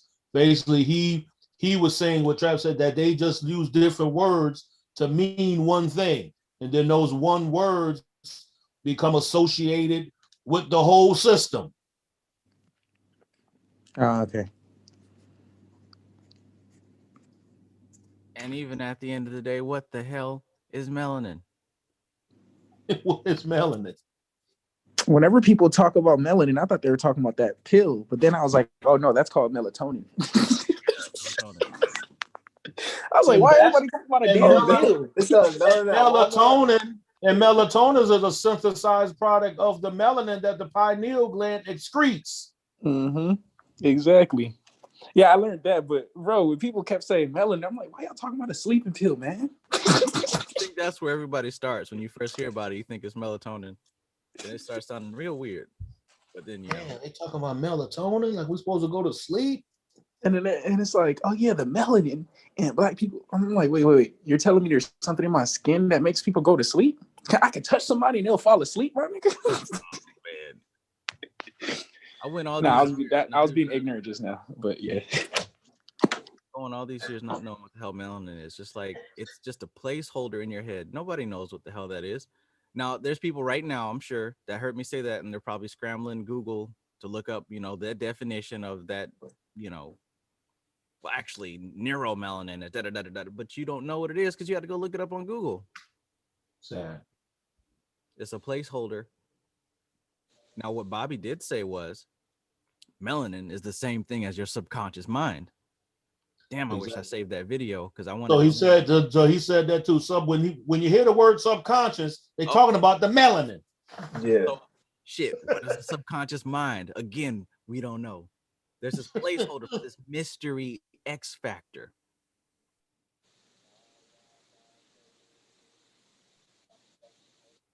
How many of these words can we fill an X with, and it would be the same, like place holding value? That's a good question. X equals 26 alphabets in the letters, bro. That's the equation we'll get. We got melanin. We got kundalini, right? Because you could put them in the same place. But just think about what Vivekananda said in Jnana Yoga, that they didn't even have a Sanskrit word that means conception, because of the English don't give a broad active definition for what it demonstrates. You got to think ancient languages, especially Sanskrit, gives an active definition of how this. It's not just about the word; it's the activity being done along with the word. So a lot of words weren't. It's just like in Japanese, they didn't this. And I don't even want to say Japanese because we know there's multiple languages in the broad in Japan, especially the rural areas of Japan. So they went over there to find about these. I think it was, I forgot the show I was watching, but he went over there to go get these knives, and the man was like the great knife maker. You know, they got still do it the old school way. He didn't even have no word for perfection, because the guy wanted to know, well, how do you reach this level of perfection when the knife? Pretty much the blacksmith told him that basically the metal tells me when it's reached its level of being finished or completed for your purpose.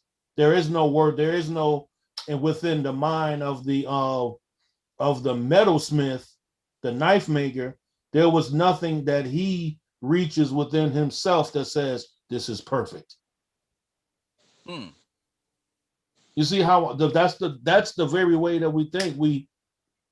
That goes back to like what I had read earlier about that man he always wants a concrete definition of something. Yeah. So unpack that in the basic form.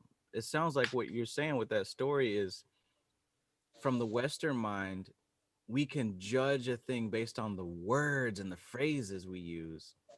But it seems like maybe in another type of mind, it's judged by the act itself. Maybe in the Western mind, we think that meditation is a textbook definition that we're following, versus another mind says that it's the intensity of the process. Or we just to show the imperfection of the human machine, that they bring false judgment. They always think they have to judge something, being not the judge. Who am I to judge anyone? I'm not in a position, and that's what the video where he was talking about how did he say it, man? About authority. When you start to give authority to other things, that mean that, you know, pretty much that you live by those rules. Authoritarian. You don't want, so once that something has been defined and they said this is the way that it is, this is the way that it should be, now you can place restrictions on it based off of laws that you are going to create, so that nobody goes outside the spectrum of the hive. That reminds me of art. You know, I think a good way to understand this is looking at art. Say music, for example. A rap song, if you look at Wikipedia, it'll say something like 16 bars for the verse, 4 bars for the hook, you know, repeat the verse, hook, and then outro or some shit like that. So you can sit there, and as long as it meets that criteria, you think you've made a song. Versus an actual artist doesn't consider any of that stuff. You go in the booth, you lay it down. If it feels good, if it sounds good, it's done. You know, you just know the metal tells you when the blade is perfect. Yeah. But if you go in there on that surface level, Western mind, you're going to think you can color by numbers. You go in there and say, I'm going to do exactly 16 bars. I got my lyrics laid out. There's a particular amount of these words. I got 20 words to say here. Then I end it. Then my hook, which lasts about 3.5 seconds. If you go into the studio with that kind of meticulous, well, you might as well be fucking Vanilla Ice. I mean, if you paying me, I'm going to take your money and record you for sure. Why not? But that's dry. That's lifeless. That's not it. I think the greatest feat for man is to separate is defining something good and evil. We love to look at something as good and something as being bad based off the way it makes us feel. Based off how it makes us feel.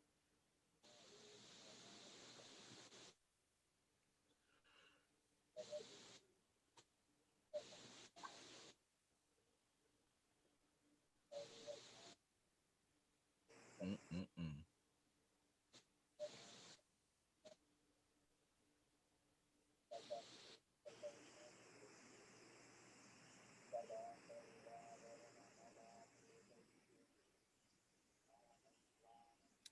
The mind is treacherous. Once again, Mm.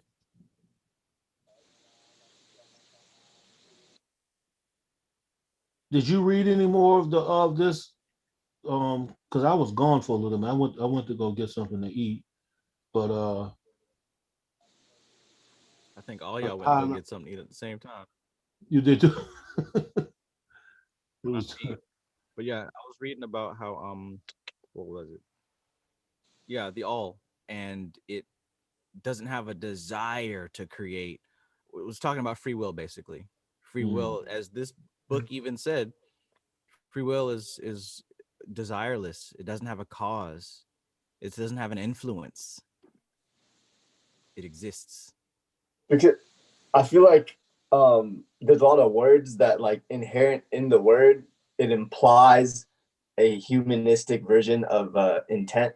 Like intent is one of the words, and creation. Mm-hmm. Like it implies that there's someone like in the scene of the Matrix. Like we're gonna go through a room and there's gonna be the architect. And all right, like it all makes sense. Like there was something or someone pushing this, and it makes us feel good. Like Yeah, all right, like we're kind of safe. closure. But yeah, but I think that like that's how God was invented in the first place. Like for that reason. True. So it's Something like we about that. just fell into that loop again of doing it like there was nothing else. So we made something out of thought, and then we ended up worshiping that thought form. And in that very same human process, it shows the grossest level of God's process of coming forth from the mind, defining it as what you see it is, and then utilizing it for what it is you want. We may our utilization and understanding is just from the perspective that we are, but we basically do the same thing. We create. Our creation, the reason for us creating sometimes and thinking sometimes is totally human and off because it's matter. Yeah. It's based of the materialistic world. And then and not even saying that being materialistic means is associated with a financial, but to just basically this world of sensory input. That's why we can't separate, because basically the human body is an instrument that only responds to sensory input. We don't take information in spiritually. We take it in through the senses. We hear it, we see it, we smell it, we taste it. We've got this consciousness that is accustomed to those gross senses. We need, because think about vibration as very gross and thick. Sound is thick, right? Taste and touch and smell, these are thick. But when dealing with spiritual concepts and mental concepts, these things are more fine, more subtle. You've got to have finely tuned equipment to detect those things. You don't need finely tuned equipment to feel pain, right? And pleasure, but you need finely tuned equipment to navigate that gray area, right? Mhm. Them details where the devil is. You know, everybody is like the fucking Millennium Falcon. The Millennium Falcon was known throughout the motherfucking Star Wars world as the baddest starship that you can possibly have, flown by Han Solo. But that motherfucker, when the pull up on you, was raggedy. Didn't it always break down every fucking time? And Chewbacca had to do some shit to it. That's the human body. But the internal components of the motherfucking Millennium Falcon? Super Boss. That shit got them everywhere. The main story, some of the most main stories involving in the Star Wars world involve the Millennium Falcon pulling up on your ass. So that's the human body. We got to be able to keep the inner componentry. I would say it's a reversal. You know, you ever seen, you know how you turn a machine and that shit? Fuck it, it's like this. This is the level of frequency. It can be this, or it can be this. What level are you picking up? Or it can be in between. The highest pitch always go the furthest. Mm-hmm. They travel farther than low scale sounds. That's the only thing we have been, motherfucker have programmed our sound to go woo, woo, woo. They done programmed and changed the megahertz.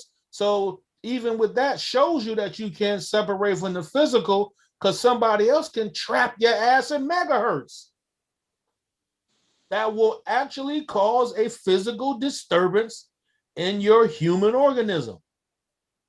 And if you ain't strong enough to operate the internal organism, which is basically you got to start with your nervous, that's why diet's important. So if you got to re-stimulate your nervous system, the nervous system is what's going to connect you to the etheric patterns.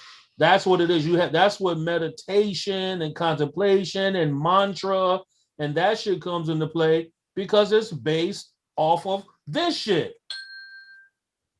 Fucking frequencies, sounds, and vibrations. That's all the subtle information is. But the human body don't take it in. Its frequencies, its frequency language of understanding is, damn, you smell that motherfucking Chick-fil-A? And then instantly you say, fuck it, let's go get some Chick-fil-A, yo. Yeah. Or you smell Chinese, like, damn, that Chinese food smell good. Now you think about eating shrimp fried rice all day long. But that's just nothing more than the Buddhi picking up on the some scars from before. So you're going through your memories like, oh yeah, that in that split second, they do it that fast. Fire. I'm gonna have that shit again. Yeah. And then that's all a sign of out. Feel good again. Yes, and that's all a misfiring machine.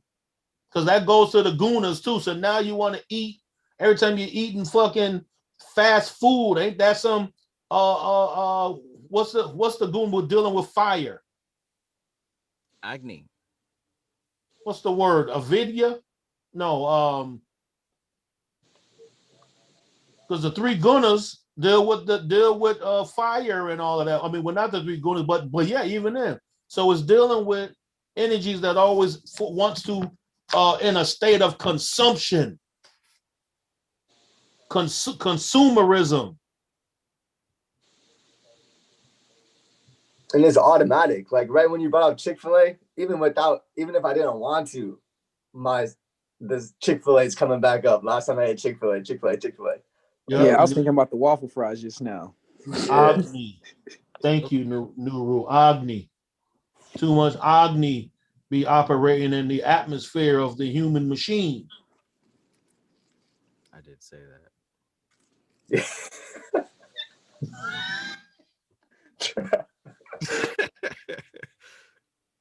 Yeah, but it's crazy. What's that fucking anime? Something in the, what is it called? Something in the machine? Oh, Ghost in the Machine? Ghost in the Machine. That's what the fuck. That's right there is a catchphrase to let you know. And if you ever watched it, that body is that shit was all crafted. They placed the consciousness into the fucking form.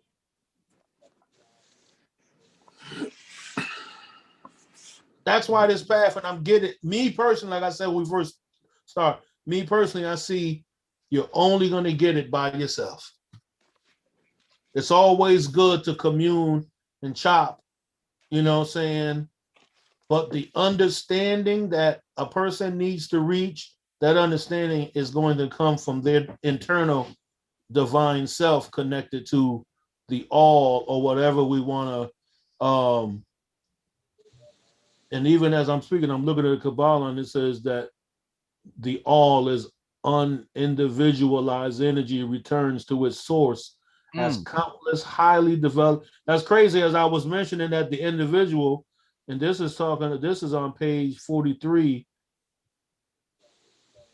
Sorry, 40. The teachings are that during the outpouring, the vibrations become lower and lower until finally the urge ceases and the return swing begins. But there is this difference that while in the outpouring, the creative forces manifest compactly and as a whole, yet from the beginning of the evolutionary or indrawing stage, there is manifested the law of individualization.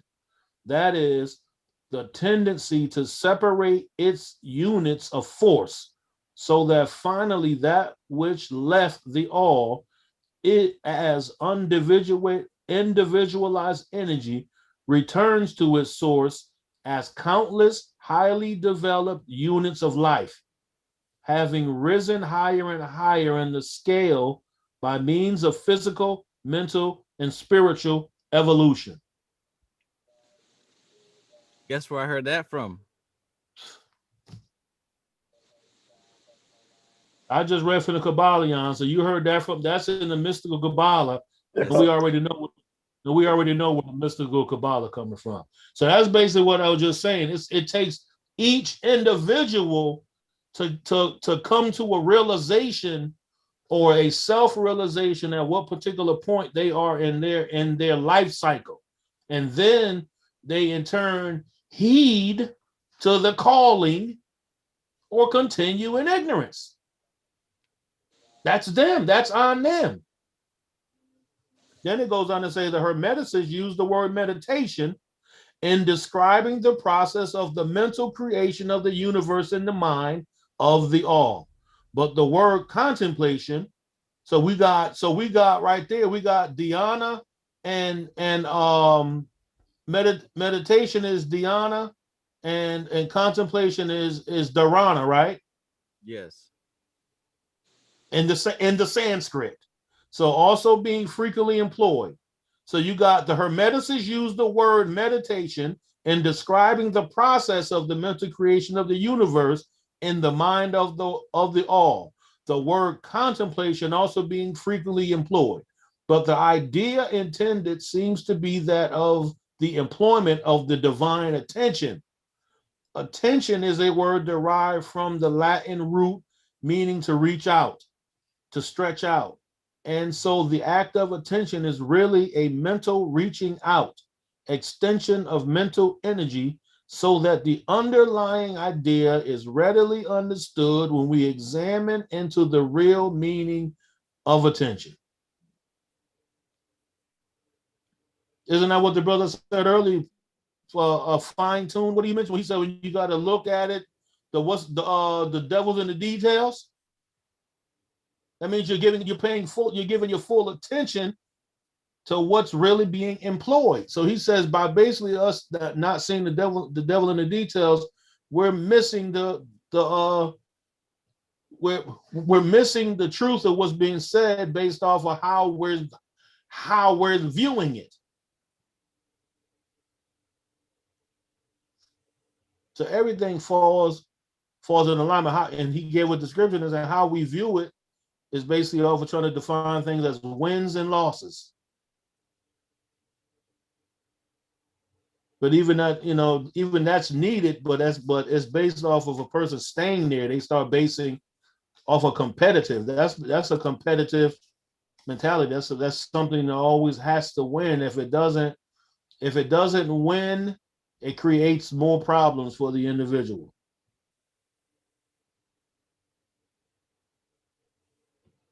Isn't that crazy how all of this works?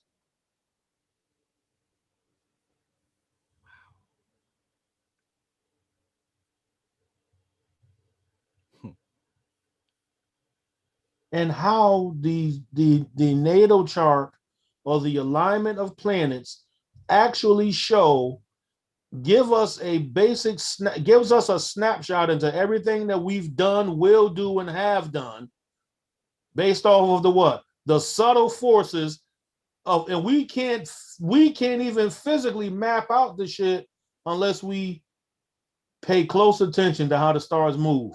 We have to get somebody else to read our natal chart, because us as individuals, we haven't even taught ourselves or been taught the process of how to read the fucking sky.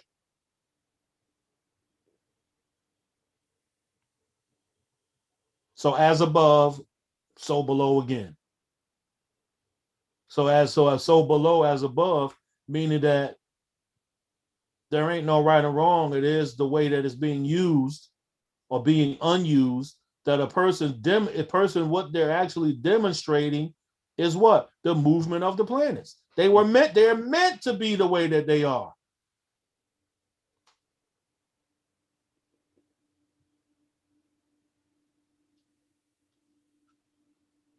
There ain't no changing it. So even no us, no escaping from it. This is what it even is. even us, Trav, thinking that we're changing ourselves is really not. We did not make the conscious decision to do that. It's already been mapped out, and we're just falling into the proper vibration of it. Right. It took a while to really grasp that. I've been dancing with this free will shit for a minute, right? Because most people, when they hear it, it's an instant answer. It's a yeah, I believe in it. No, I don't. But there's not deep thought.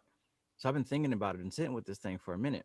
And even, with Kristen being involved, talking with us about this astrology stuff, it just illustrates it even more. How can this be predictable if it isn't already written somewhere? But the ego doesn't like to hear that. The ego wants to have this idea of control because that allows it to believe that it exists, that it's a real thing. But the fact that we're here and we're discovering this information and it's penetrating deeper, or so it appears, because we're traveling through time, it was already supposed to be this way from day zero. From So me being now think of in North Carolina playing with damn Tonka trucks and shit. Even then, this was meant to be. There's no change. it was already written.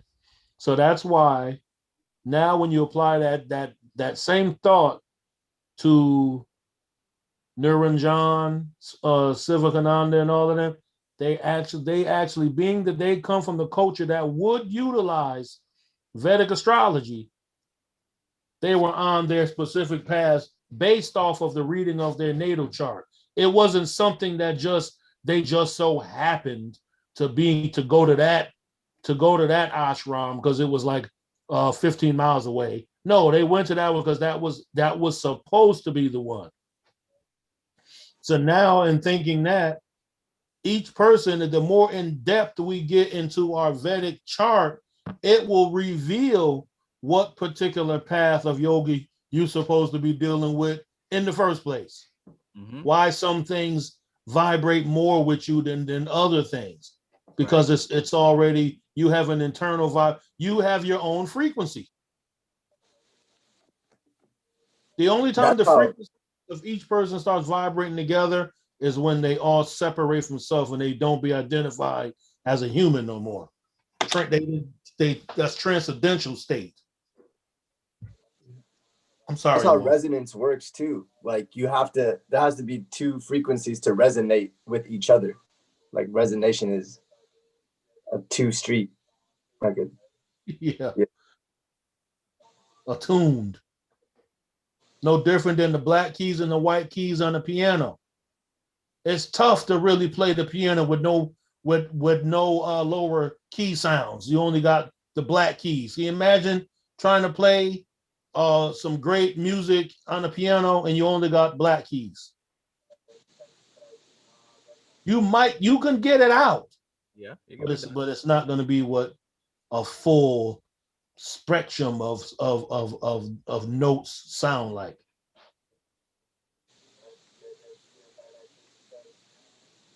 All this stuff is just an outflow and an outplay of matter shifting and changing. Now, the change isn't coming from the observers, right? We think it is because we need to feel, the ego needs to feel that it exists and that it is special and different. But regardless of your involvement, this show is happening. You don't control your breaths or your blinking or none of that. You're here for the ride. You're observing this. You couldn't stop it if you wanted to because you didn't start it. And then the magic of what you said, you can, once you do bring your attention to your breath, now you go into another part of health and physiology. Now you're doing conscious breathing that just makes you now even better. So like you said, you're automatically breathing, but once you be conscious of your breath, be like, damn, why am I always breathing so shallow? So now once you start getting to the lower lung, getting the full lung capacity oxygenated, now you can think more clearly now. And the funny thing is, despite that happening, it was supposed to happen. Yeah. So you didn't even start consciously thinking of the breath. So how can anyone take credit for anything? How can I feel prideful and haughty, big and boastful? None of it is my doing. None of it is my doing. I don't even wake up when I want to. You don't get horny when you want to. You don't get hungry when you want to. You don't fart when you want to. We're just here on this ride. Each moment is like a spectrum of light. To give it a visual, it's like a spectrum of light, and that spectrum of light has activity. So we're thinking we're walking on this path, and we get to this spectrum of light, the city of information, and now I'm in this moment. Then I'm in this moment. It's really not me. I think we even sometimes say, man, the ancestors are speaking through them, or the energy. That right there, it's kind of correct. But what we're saying, the ancestor is basically the high vibrational information of creative source. Mm-hmm. An echo, a pattern existing, a pattern expressing itself. The ancestors working through him. That's a pattern expressing itself. Again, So now when you take your individual self, that's why it's so many different levels of contemplation. You can contemplate that, which in turn can turn into a connective meditation. You can contemplate being like, I'm contemplating only for the purpose of knowing source. Period. I'm not contemplating for specifically to beat fucking cancer or to get money. Only purpose I'm doing this is for the be connected to source and understand source. Then you will get that specific answer. yes.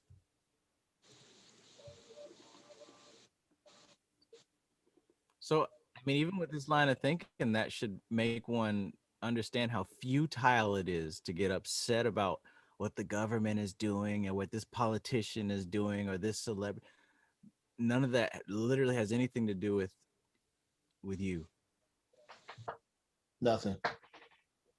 It really doesn't. But So, it's harder to accept that because the human mind kicks back in and says, well, if nothing matters, then what am I supposed to do? yeah, that's the automatic next step. We throw our hands in the air and now everything is futile. Nothing matters. I want to give up. Why is it always the next choice? Like, chill out. Detachment means you don't have to have an emotional reaction to everything. You don't have to. That's autopilot. Chill out. Think That's about it. why do you think when you burn a fire, sound like you outside at a bonfire or some shit like that? That right there is what people need.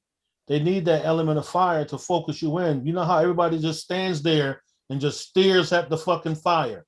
That shit takes you back to the primal mind. Mm-hmm. That should take you back to when man was on some survival shit. And now it's nighttime. We got this fire.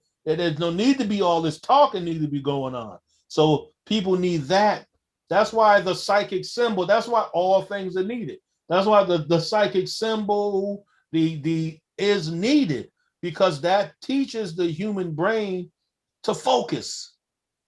Once you get focused, you're able to get concentrated. You're able to slow down yourself. Person who is their mind all over the place, their body's all over the place. Their body all over the place, their mind all over the fucking place. They can't even sit still. I don't care if you in Magic City in Atlanta. You supposed to be able to be controlled. Maybe some people need that. That might be that's an obscure or left-hand path of tantra. You can be around motherfucking yoni, lingam, or whatever it is that you choose to be around. Go in there with the purpose of not getting a hard on. See how hard that gonna be for the human body. Perfect that shit as a man. Hard-ons. Huh? Speaking of hard-ons, welcome aboard, Soviet Mercedes. Thank you. You threw me off so much with that. Good. Yeah, this is my work Zoom, so I had to I was like, you had a pretty interesting question. Would you care to bring that up for the conversation? Yeah. So, when we speak of this detachment and kind of this reactive position towards our external circumstances, I get that we are not supposed to become these emotions, right? And be overwhelmed or be over like a wave, have them come over us. But I think that too many people perceive detachment as complete passiveness, which I don't think that's it either. But I was wondering what y'all thought about that. So I guess in a way of speaking, does detachment equal passiveness?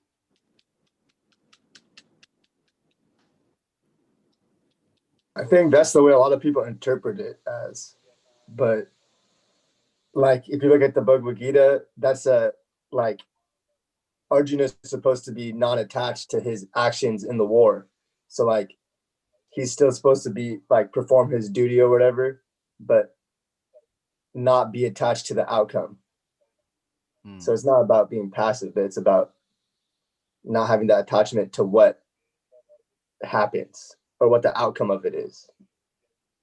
But how do you determine we respond to life because we desire a specific outcome, right? Mm-hmm.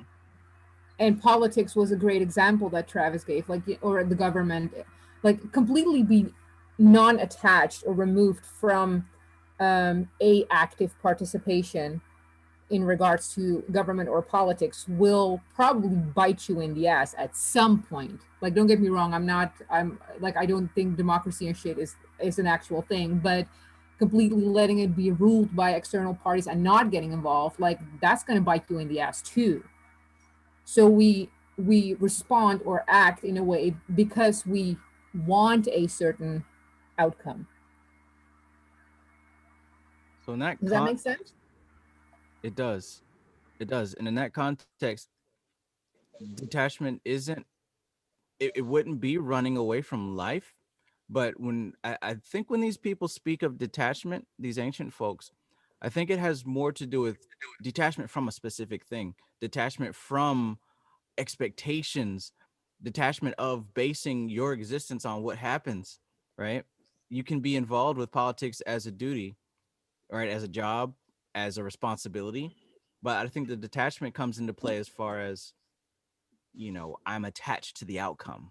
It's got to be this way or else I'm going to be very upset. That controls everything that you do. That type of mindset, when you're attached to the outcome.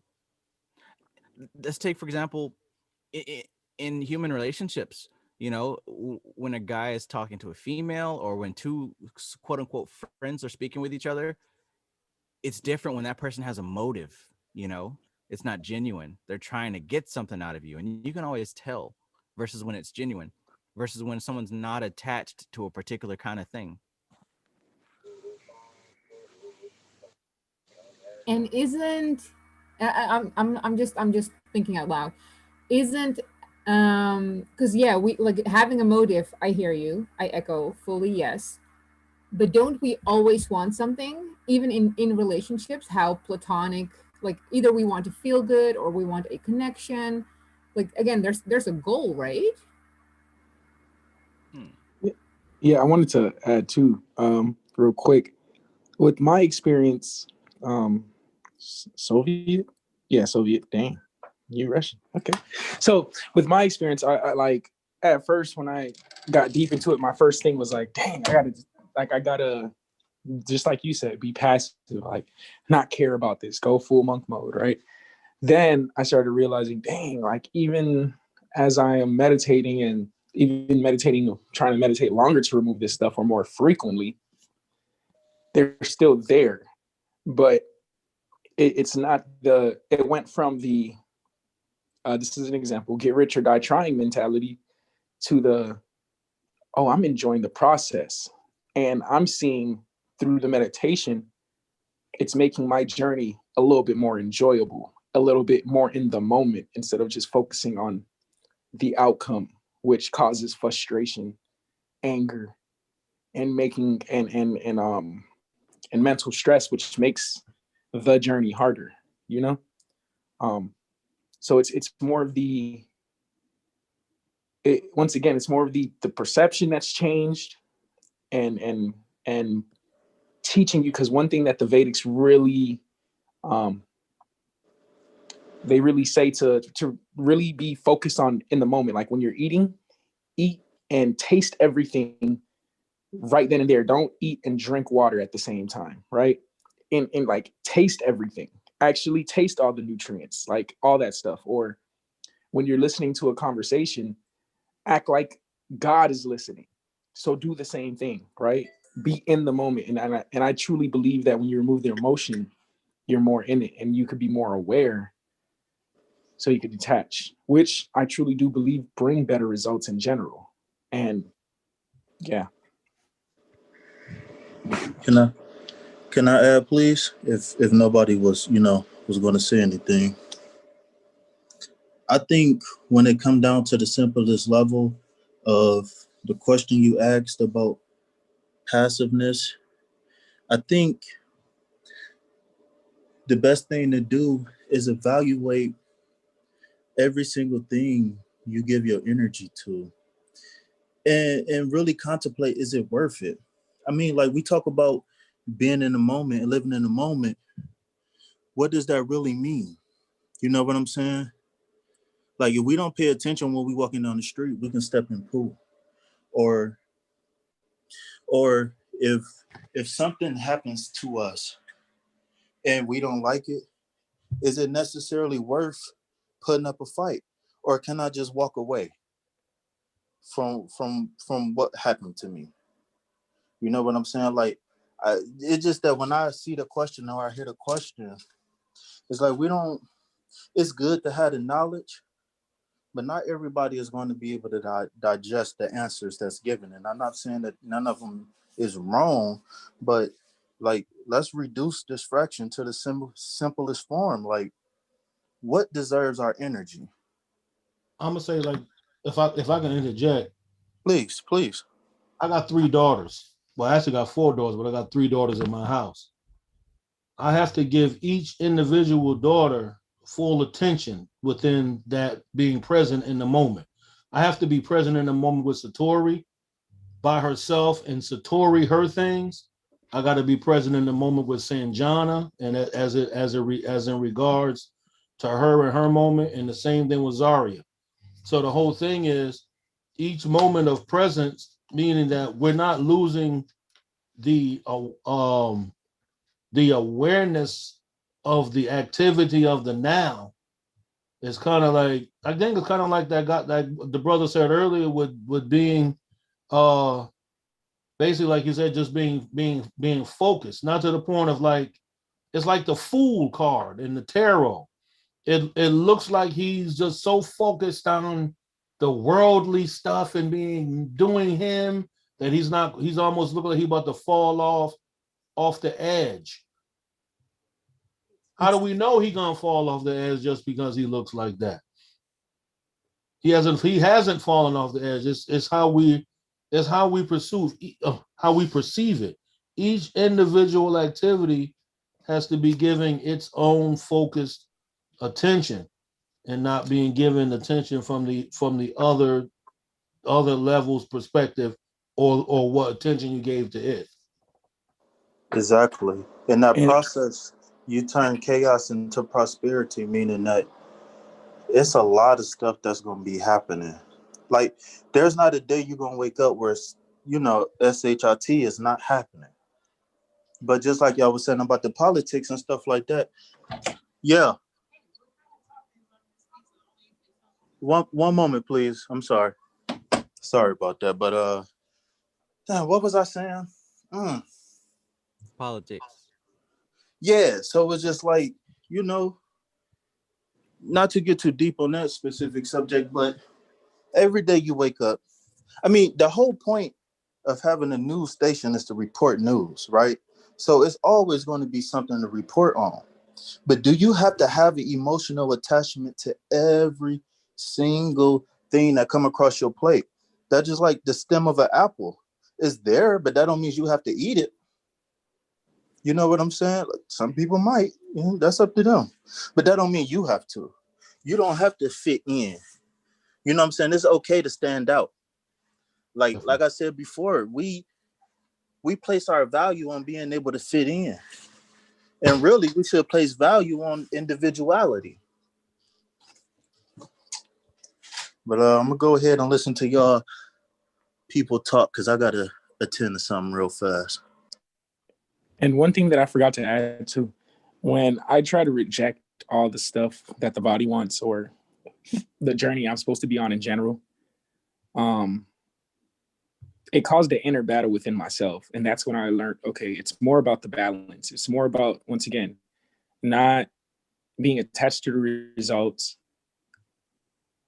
but not rejecting it at the same time. That's an illusion within itself. And if you even watch some of these people, like some of these millionaires or artists or celebrities, they would tell you like they were doing it for the art and the millions came. They weren't even thinking about getting rich. They just sincerely loved what they were doing. That's just a great representation of like not trying to focus on the journey, but them just being in the moment and dealing with the battles that they have to deal with day by day, or what they feel like is a battle, because that's all perception too. So not focused on the money itself, but focused on the art. Mm-hmm. Soviet Mercedes, they call you the money witch. Can you chime in on that at all? Well, I think that's a lesson that everyone is parroting it and echoing it, and but I think very few can embrace it. That if you truly enjoy creating, or if you enjoy the hustle, I'm not a fan of like the hustle culture. Don't get me wrong, but if you enjoy that, then money is going to be a result at some point. But that's very hard to kind of embody that feeling and notion when you experience lack of money or some scarcity or fear around that. What I always wonder, however, in this process of getting closer to the God within, like, is that some accurate way to word it? Yes. Like, why would you want to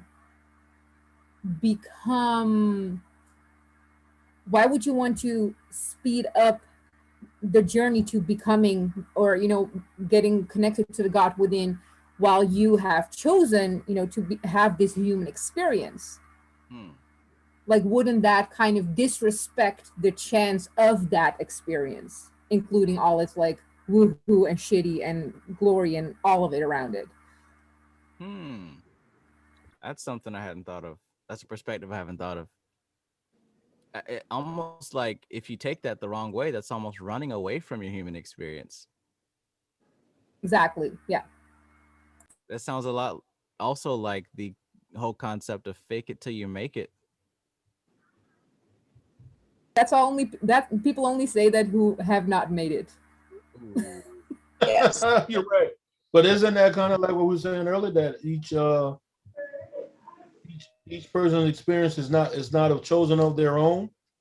So what we see as a person running away from the human experience, they're not the ones who made them run away. They're not the one running away. Well, you would have to define first, like what defines the term have chosen this experience, right? Like, was it a conscious thing? Was it an unconscious thing? Was it an external party who made that choice for you? Was it another life? Like, that becomes a very complex conversation without any evidence to back that claim up. So that kind of depends on the personal belief, right? Or like how we perceive. I think it does depend on the personal belief. So it has a personal belief and an individual's purpose. What's Yeah, the for sure. purpose for you doing what you're doing? Like Curve said that they were doing, a lot of these people who were rich, they were doing it because of, that's just something that they like to do. Just so happened that one day it was monetized. Like, you know what I'm saying? They just so happened to now start making millions of dollars off of what they've always enjoyed doing. And crazy thing is, they probably was just focused on what they were doing, and then boom, a manager came through. That's all. Deals That's what I'm came saying. through. Boom, all this stuff just came attracted to them. They were focused like the food cart. He just focused on doing him, blah la de da. But look at the car. It's all the elements are in his car. He has everything at his disposal. There is nothing that he wants. What we may perceive as the fool may be a very wise man. It's the way a person chooses to use what they each. That's why I kind of, like I was saying in the beginning, that it's each individual's uses. How are you going to use it? What is the purpose of it? The purpose.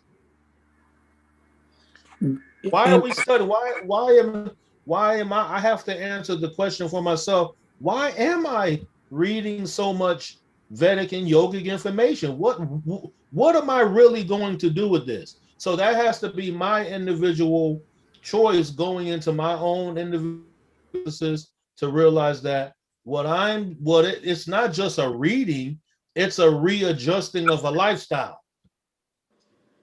So I'm readjusting my lifestyle according to a different perspective. Now I can live day to day, make this money, pay these bills, take care of my daughters. I don't have to punch nobody clock. I'm not stressed out about time at all. I'm not stressed out about nada. Nothing. Everything all good over here. And I can read books and I can do whatever and it's been like that for years for me. So the whole thing is that's my individual journey. So I don't have to. So when I say attachment, my detachment is from thinking that I have to have something. Like if I was to lose all of what I have today, the world is over. May I ask something about what you just said? Huh?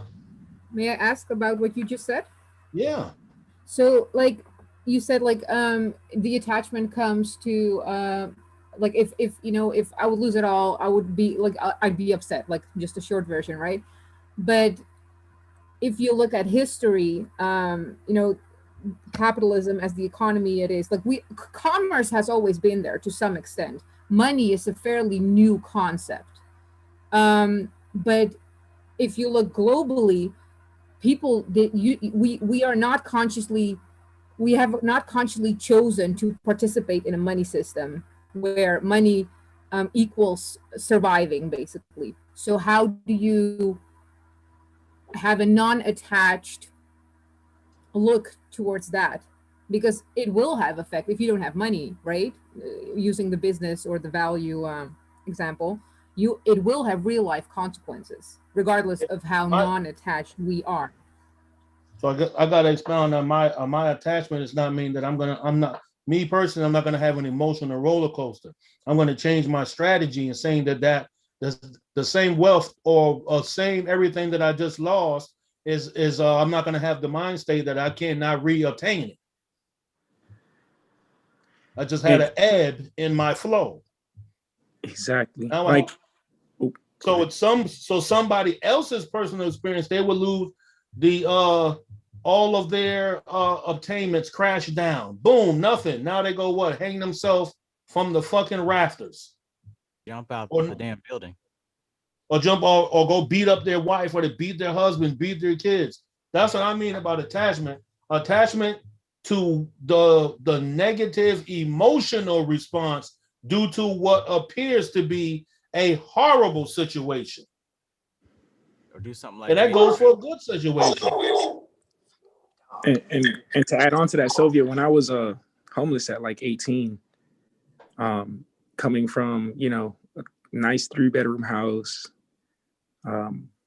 food every day being cooked type stuff, not the best emotional environment, but in general, all my needs being met. And then I went to being homeless. Like, I wasn't focused on the money. I had friends around me. Yeah, at nighttime when I was alone and I had to sleep in like a staircase or something, it felt bad. But overall, throughout the day until I was alone, like, I wasn't, you know, like I truly believe it's the perception still. Like, I feel like even the individual perception in a way can be an illusion, you know, like. So how would you? I believe, like, if you're attached to feeling like you need to eat every day because you see it as a norm, or attached to the need of feeling like you need a home, whereas if like certain people, they could go from shelter to shelter and still work and then build up to a home. You know, it's once again, like Shango said, it's the response within that moment of going through that thing. Like, certain people, they get pissed off when they go to jail. For me, my perception when I was homeless was, dang, now I get food every day. You know what I'm saying? And I get to think about what I've done, and I get to restart. You know, it's like needing a mask because of a pandemic that started, and then starting a business off of making masks, seeing the opportunity in the moment. That's if you were complaining, you wouldn't have seen that opportunity. That's living actively. What are you actively doing right now within the moment? And also, what are you know, and also having a non-reactiveness within those moments of experiences to the point where it can appear as a negative response or even an overly positive response. You're just neutral, actively doing it, living your life, because there is no way that within this vibratory essence, which we call living on this planet, and it's not just living in this planet, it's living in this country. We live in fucking America. Well, I know I do. This shit is based off of you better have or you ain't gonna have shit. Yeah. So there's a reality to that. So we have to be able to realize that I don't care how deep the information goes and how transformative that we're seeking to be, there's still a relative perspective to this vibratory reality. But it's all about how am I going to respond to the experience of this reality is what sets the difference within how I live my life. Small example, someone that is 5 minutes late to work. There's two people, right? They're both 5 minutes late to work. One person gets anxiety. One person starts speeding. They get pulled over. Now now takes 20 minutes to 30 minutes for them to get a ticket. Now they're 30 to 20 to 35 minutes late. Whereas if the other person's just accept, all right, I'm 5-10 minutes late. Yep. And just continues to go on its path. You know what, Curve? I had to teach my daughters the difference between a panhandler and somebody who's homeless. Homeless people, please break that down. Homeless people don't normally be the ones asking you for money. A homeless person is just somebody who's homeless. Now, they could ask for money, but most of the times a homeless person is around, scrounging around, doing some other shit, preparing for the evening. A panhandler is the motherfucker that you see off the interstate standing on the side of the road with the motherfucking sign, will work for food. Just lost my job. I got a daughter. Anything will help. That's a fucking panhandler. Mm-hmm. So the whole thing is a person who's a panhandler may not be homeless. They may have a place to stay. They just know that they can make about $500 a day by panhandling. A person who's homeless, that motherfucker, he live without a home. Exactly. Because when I was homeless, I didn't panhandle. I definitely did it. I had a big ego. I couldn't, but. So it's all about perspective. My daughters just thought that every person that they see off the side of the highway or looking at you with that whole sad face while you looking at them with the whatever face, they thinking that person is homeless. No, that person ain't homeless. That person just out here panhandling. Hey, Shago, I used to tell my little cousin whenever we would drive past homeless people, I'll be like, don't look into their eyes. If you look into their eyes, they got you. Expert mode, look into their eyes and be non-attached. Look through them. Yeah, you're right, Trav. I got to practice that. That's definitely a practice. I think for me, it's like I have such a big heart, or the body has such a big heart. When I see it, I can see myself in it, Yeah. And it's just like, dang, I only have a card on me, homie.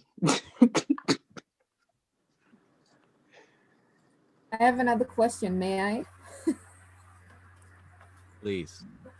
How would y'all describe the nuance between non-attachment or detachment, whatever term we're going to use, and being desensitized? Because Curve used a beautiful example, such as being homeless, and then having a certain perspective on it, which from a psychological aspect, someone would just say you've been traumatized enough that it doesn't hurt you anymore. But so what would the nuance be between, hey, I am non-attached versus I've just experienced this so many times that, my brain just shut it off as to having a reaction to it to whatever capacity? I've been around so much gun violence and been shot 2 times that you could stand right next to me and fire off 20 AKs and I won't even flinch. It'd be like, oh, it'd be like, oh shit, whatever. I didn't been, so it's like how you start going to so many funerals to the point where you don't even know if you're going to the funeral because you're mourning the death or you're going to the funeral just because that's become a part of just life. So growing up being without that type of experience and you move somewhere else and now you can reflect on that. It's like the city I come from, a lot of people do know it.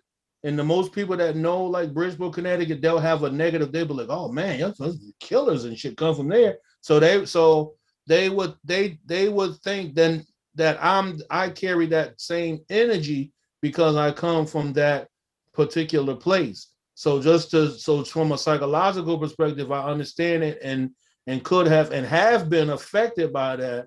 But being able to kind of go through a process of healing and shit like that. Not knowing that my past experiences are not me, it was just a past experience, and I've made it through it. So now now it's an evolutionary process.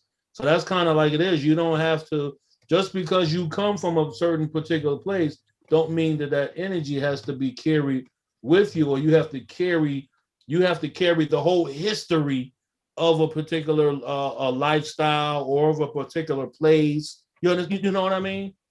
Yeah, and I have like two examples to add on to that. Like, for example, someone that watching a movie and they're watching a scary movie and they're screaming at the TV, "Bitch, don't open that door! Bitch, don't open that door!" You don't have to scream in sports, man. You said what? No, you got to support the movie people. You got to support the movie people. Yes, they got paid already. They support it. Yeah, but it's the emotional response to the TV. It's like, man, relax. It's gonna happen. Just because you yelling it doesn't mean they're gonna stop. I think we should live life because that's why we're here. I don't separate the experience of the now from the experience of the then. That's what I know, that the perception of time and timing is what, as the Yogan say, it leads to pain. So to realize that there is no future existence. The future is right now, what I'm choosing to to do in this moment. So I'm creating the now, the present, and the future. The past is already done, but you can experience past through by going into particular practices of going inward and going into where these impressions have been. To throw away the fucking samskara, all you're gonna do is you're gonna put it back in the file cabinet and it's gonna be locked in there, not needed anymore.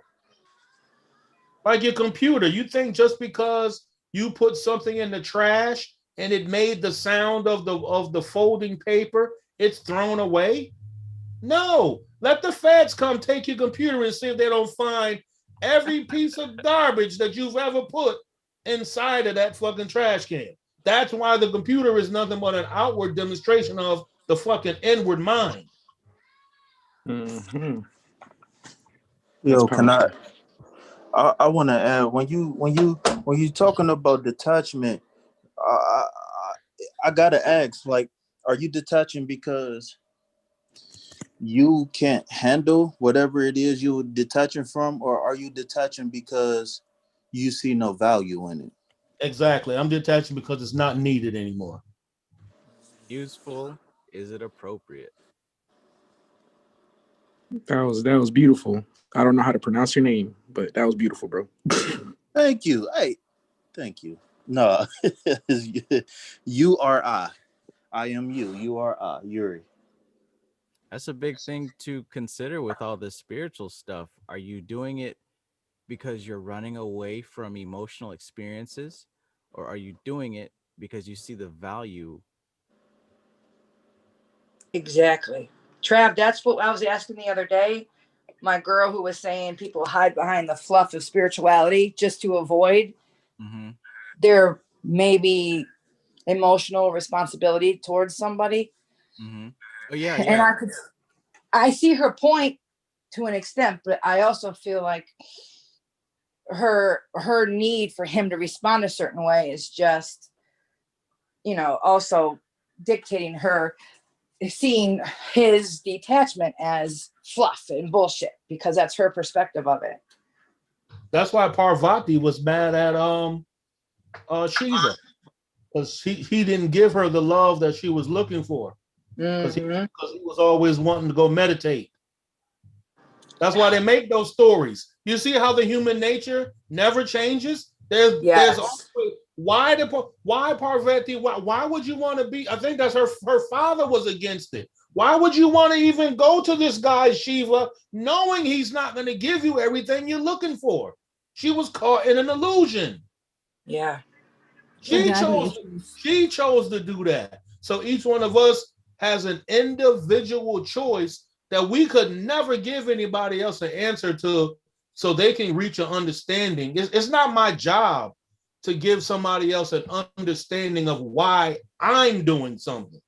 It's their duty to find their understanding of either why they're not doing it or why should they do it.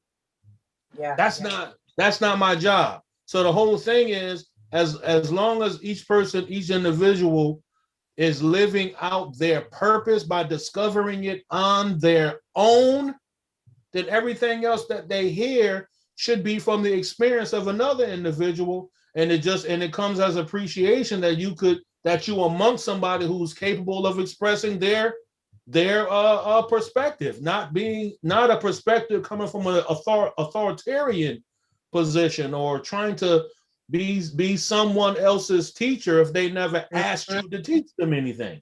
Yeah. I got a question. I think Django, right? How you say it? Django?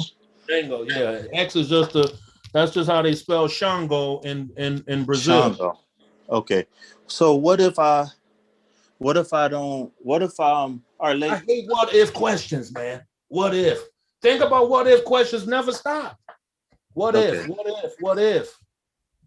So I'm trying to build on what you just said about a person looking for confirmation from outside sources. You have to accept the answer you're given.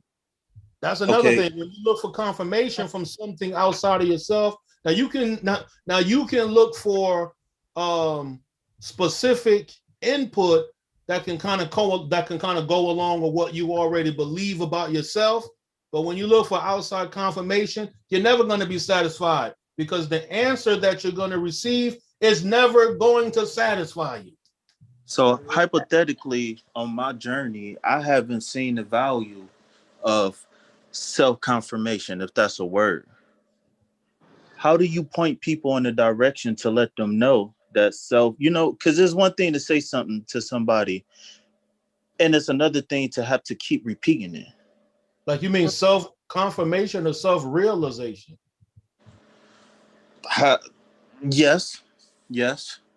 Well, look, see, this is more complicated than the question makes room for, because now we're getting into the realm of how individual minds process information, right? So for me, looking into psychology and things like that, you have multiple types of people, but they can mostly be split in twos. One of my favorite twos is understanding that there are people deal with motivation differently. One set of people are internally motivated, they call it. And these people can use internal compasses to say, okay, this is what I should do, this is not what I should do. And they operate that way. But there's another percentage of people, 40% of people are internal. They say 40% of people are what they call externally motivated. They need outside input to make decisions and to know that they're doing the right thing. They need encouragement. They need, they need to go back and forth just to make sure that they're doing it right. There's nothing wrong with that, but it should be understood that there's 40% of people that operate that way and 40% of the people that operate the other way. So when dealing with sensitive concepts like spiritual information, it really helps to understand what type that you are, and it helps to find what exactly clicks that button for yes for you, because then you can shift from being externally motivated to internally motivated if that's what you want. What's the other 20%? Mixed.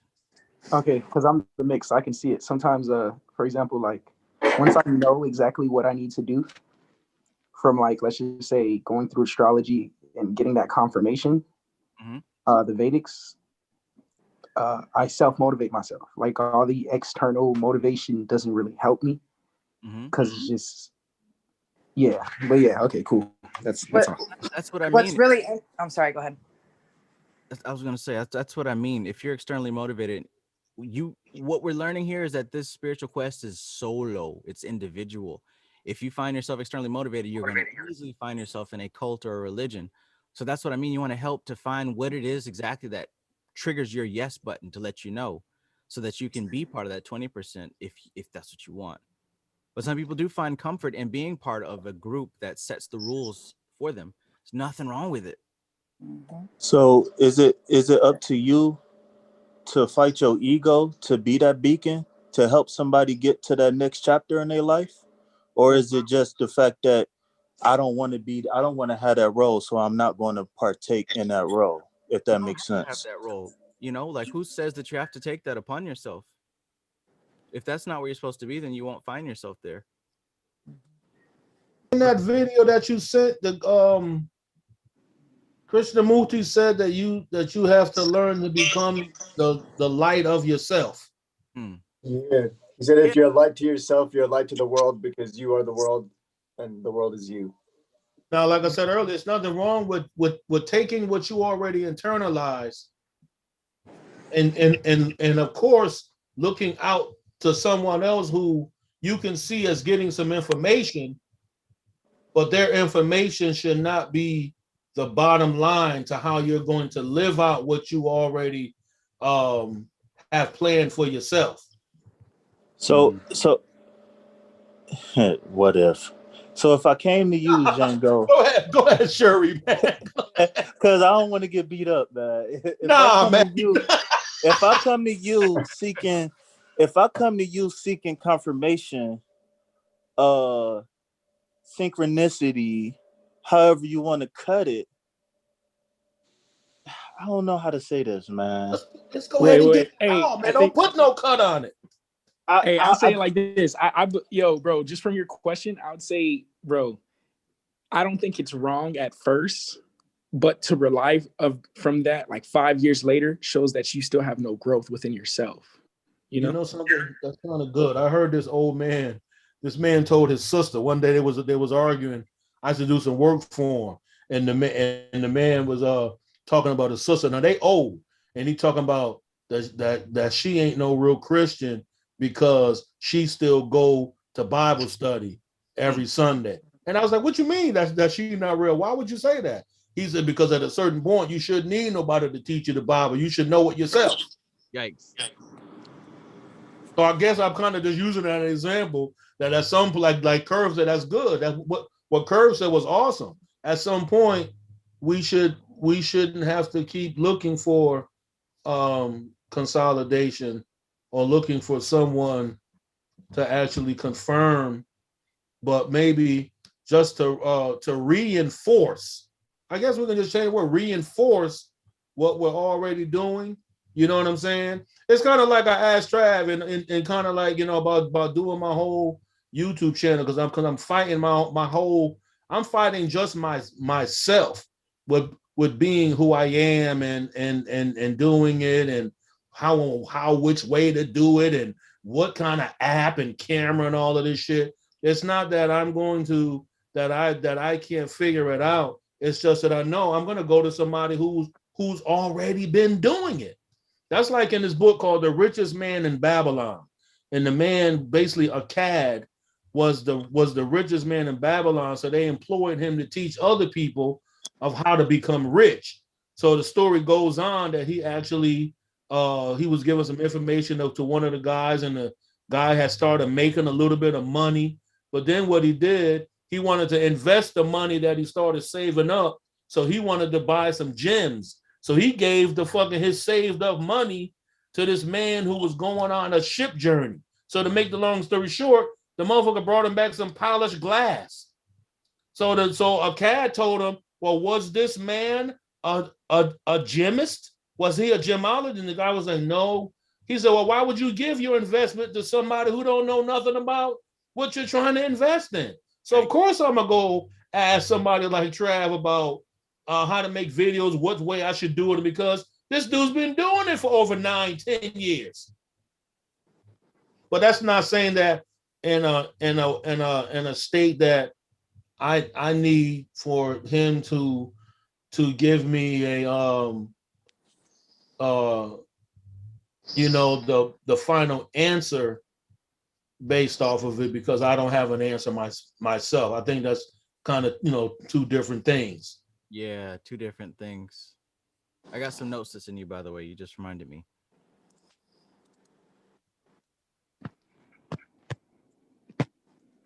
Yo, Shuri, is that a snake in a bowl? I keep looking at that, and it looks like a bowl of cereal. But then I just saw. That's what we all were saying when he came in here. Like, the Fruit Loops.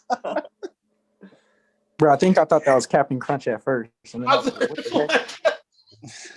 Imagine somebody handing you that bowl and you not even looking at it. You just try to. I don't even want to talk about bowls of cereal, man, because that thing with Kristen pops up. It makes me want to spit. Yeah, that's Motley. You keep bringing it up, bro. But maybe it's some scar. I don't know, man. You keep lodging some scar in my head. That's what she said. Kristen has like a magnetic power with words, bro. She knows how to put it in your mind. Trav, you're gonna have to get sound effects, Trav. You need some kind of sound effects now, man. Like a soundboard. Yeah, when somebody say something, you play like a little because that was a good one. Yeah, there's a button for it, bro. Like you could find it on for $40-$30 or something. Like you could attach sounds to it while you're on YouTube or whatever streaming and play it. I'm sure. What type of sound does a unicorn make, Trav? Huh? What kind of sound does a unicorn make, man? I think it'll make the same sound as a fairy, like the fairy dust or something, man. I don't know. What sound is that? What sound does a fairy make? Like,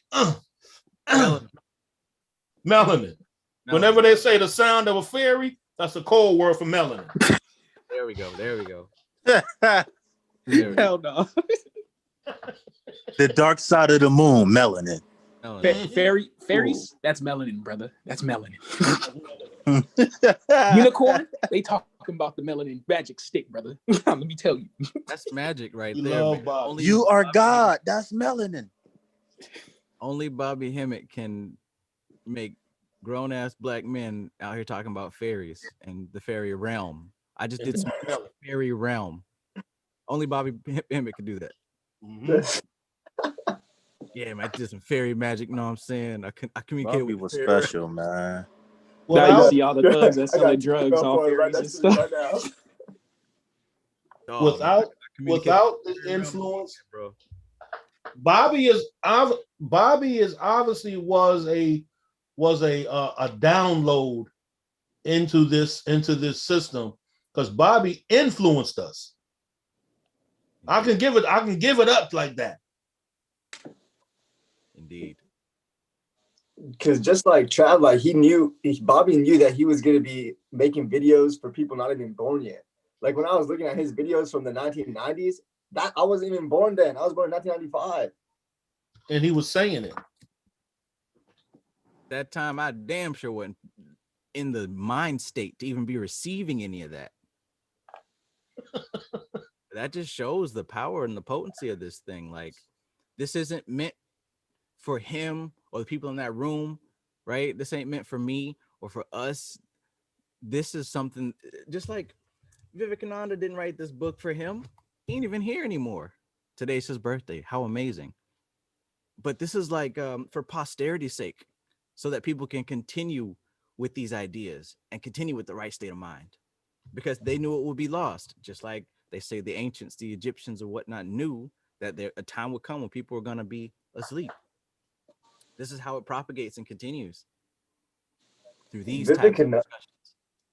Vivekananda, he fucking like transformed my whole fucking mindset, because he had like in one of his books he talked about like, if I have to take rebirth 1,000 more times, then I would. And at that time, I was on the like, yo, this is my last fucking life, all this shit. And then Vivekananda said the exact opposite. He's like, I'll come back here 1,000 times if I have to. And I was like, oh, fuck.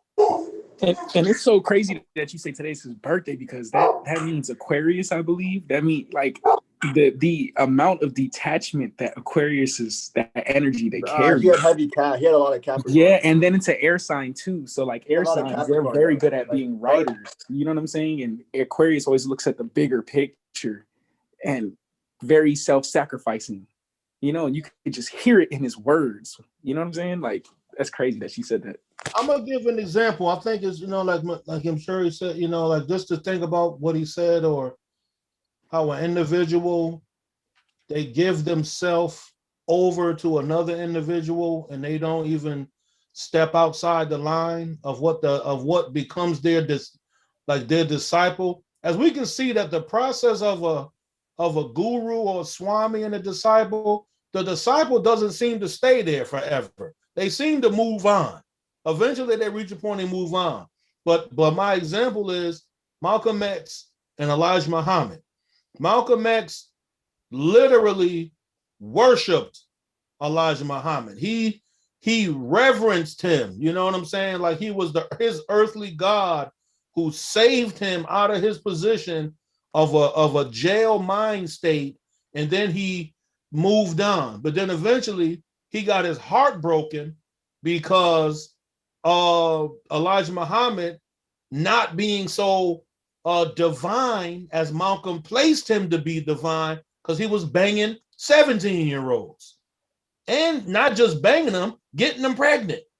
So that right there brought Malcolm. It broke him down, because he placed so much of himself in the faith of somebody else. So that's kind of like when you keep looking. If you was to look for am I saying the wrong word? Consolidate. Now you didn't say consolidate. You said look for I think I said confirmation and synchronicity. That's the word, confirmation. So if we're looking for a confirmation in somebody, or even to be synchronized with somebody else, if the 10 people that we went to didn't meet that standard, it can now turn into a negative upon ourselves, creating some sort of an emotional bond, or you know what I'm.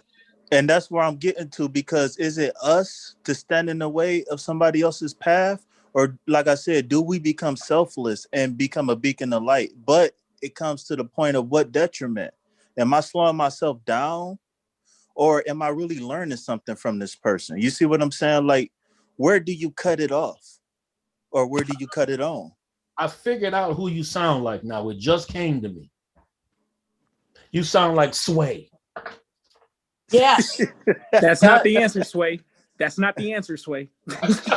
Wait, you're retarded. I never heard that before.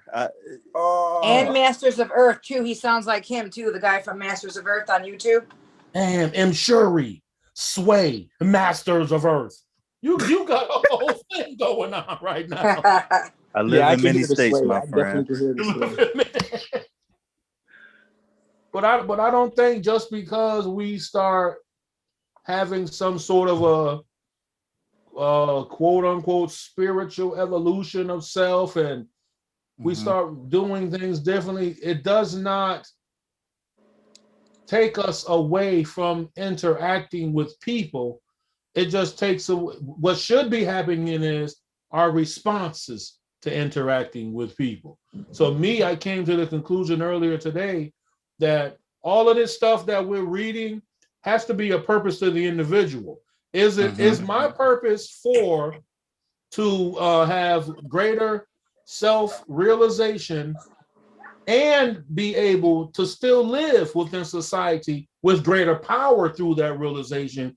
Or is my ultimate realization submodi, and eventually I'm choosing to separate myself from this? So if in turn, if that's what a person is seeking, and even both perspectives, you're going to need to go isolate yourself for a little while. That's why people go into now, the newest thing is going into deprivation chambers for a little while. So what's going to happen? We're going to have to deprive ourselves of external sensory input, meaning that you're not influenced by nothing of normalcy that you see every day. So I was saying that people are meditating in their same house. They're used to that. Of course you can be comfortable when you're meditating in your comfortable spot that you'd have made in your bedroom with your comfortable specific incense or oil or music or this or that. You got to now go somewhere unfamiliar, back to nature, basically, where there is no sensory input except for wind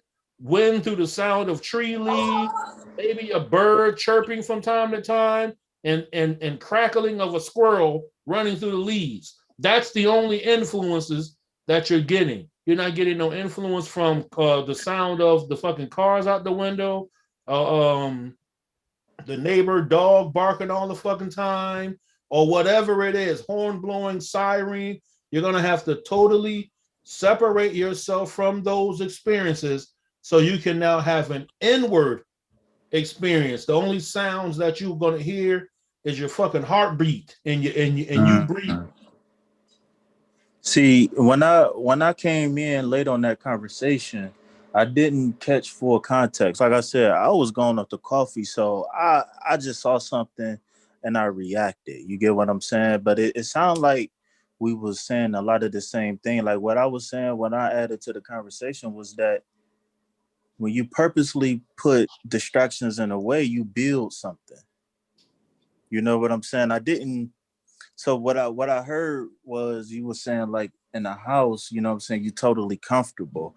But then what I thought when you said about going into nature was that it's still more comfort. That's the perspective that I was hearing, was that you still moving into comfort, not truly testing yourself. You're separating one thing, you're separating one comfort for a whole nother comfort. Yeah, and that peace and quiet. Yeah. What I'm saying is the non-sensory input of the normalcy of life. That's what we're supposed to be. We're supposed to be detaching or unplugging for a little while, so I can replug back into the inward self, which we know if we want to take it deeper, which is the universe. and then be recharged and then go back to do what you normally do. But now you can do it better in life because you're in control of the sensory self. You're in control of the human machine by having control of your sensory input and how you give the output. Or maybe you don't even give an output. Your output is nothing. Indifferent. When I was taking classes to become an animal trainer, they talked about desensitizing animals by putting them in a situation where there's a sensory overload. But they don't particularly use that anymore because they feel as though it does more harm than good.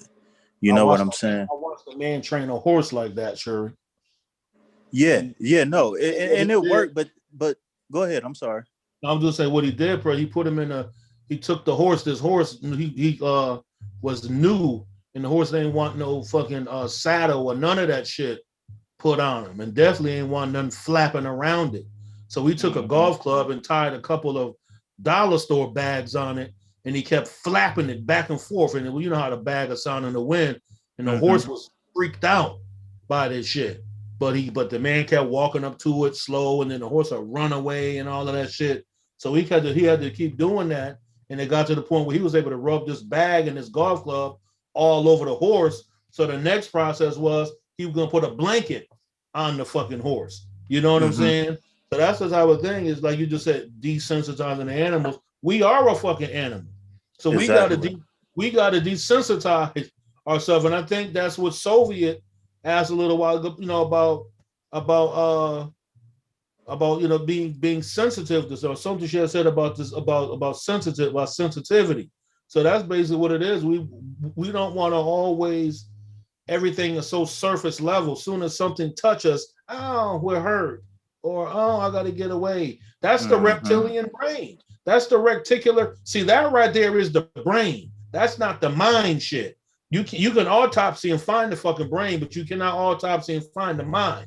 So the brain operating through the chemical. That's why I said earlier that, you know what I'm saying, you got to utilize your nervous system to tap into the etheric realm, because that's where electrical impulses operate within the fucking human body. So if you want to get rid of all of what's considered some scars and shit, or control them, you're going to have to control your chemical output of the human body based off of your sensory data that's coming in.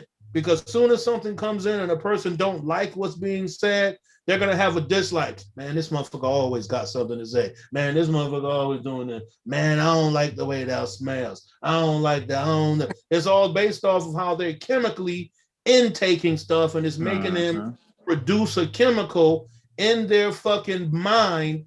So in the medulla oblongata level, your endocrine system now working with this fucking 250 million year old reptilian brain, or the reptile brain, where all the fucking sensory processing comes about for what you are going to run away from, or what you are going to be satisfied with, or you're going to either fight it or you're going to run away from it. And those are based off of likes and dislikes, which is based off of the memories that pop up in what we call the samskara, vitri, and so on and so forth. It's crazy when you bring up the reptilian brain. I always think of like a prey or comfortability. You know, is your prey around? Are you running away from your prey, or are you comfortable? Wait. Both. You're gonna run. You're gonna run because that's your fight or flight mechanisms. That's how the person always activate. That's why somebody when you're frightened or somebody scared you, you feel that tingling, like, yo, man, you got me good on that right there.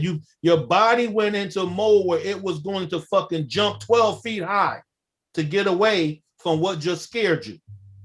You were going to flee.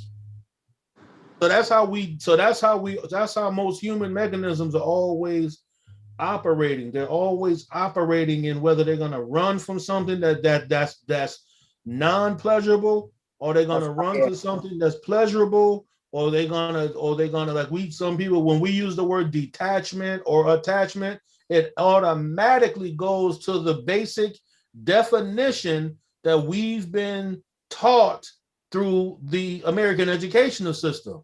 We're not thinking about it from an abstract definition of being that the detaching from the very essence of the experience so that it's not a part of me, so that whatever happens all around the world, just because I'm black and I love my black people, don't mean I gotta go fucking march in the Black Lives Movement fucking rally. That shit don't define my love for my people. That's just an activity that somebody else chose to do that I don't know anything about or choose to participate in it. But that doesn't separate. Now somebody else may see, man, you don't support your fucking people. You ain't out there marching on the front lines. That's their perspective of the front lines. And by me being in control of my emotional responses, I already see the response, why they responded like that. Man, you know what be fucking me up? This is a little off topic, but when I see people attached to fear and they're just reacting, like, for example, someone's shooting into a crowd and you just start hearing people scream, I think that shit fucks me up because it's just like, bro, why would you scream? I feel like the dude's gonna shoot at you if you're screaming. You know what I'm saying? Stay quiet and run. That's their automatic animalistic behavior. That's what fear chemically has made them do. It made them release that adrenaline out as a scream. That's the human mechanism. They just remove logic totally. It's like, bro, if you're screaming, he might get irritated and shoot you. My instant response is I'm going to get upset and aggressive, and I'm going to want to pull my gun out because now I feel threatened. So that's my animalistic behavior. If you around me with some activity that I'm sensing that's disturbing my comfortability, because I feel like, I got to get home tonight. If I feel like something is threatening that, then I'm in hyper vigilant mode. I don't even like people talking about what they're gonna do to somebody else and blah. I don't like loud talk and I don't like tough talk. Either do it or get the shit over with. Please. Would you say someone that feels the need to respond instead of walking away? You said what? Would you say someone that feels the need to respond with shooting instead of walking away is an attachment, or would you say it's probably both, an attachment and they're playing out their whatever, their energies? Person that needs to shoot instead of walking away. Yeah, like that's their response. That was their emotion that they had. They were capable for the potential of either response. They could have been like, you know what, man, fuck that, I'm out of here. No, they chose to go the other potential route, was to do what they had to do.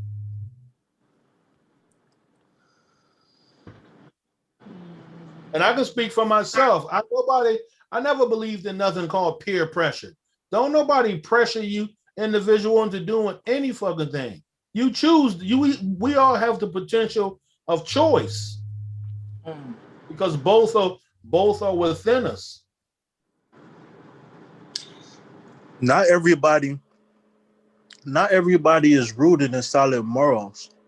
It's a lot of destined sheep out here, man. You better believe it.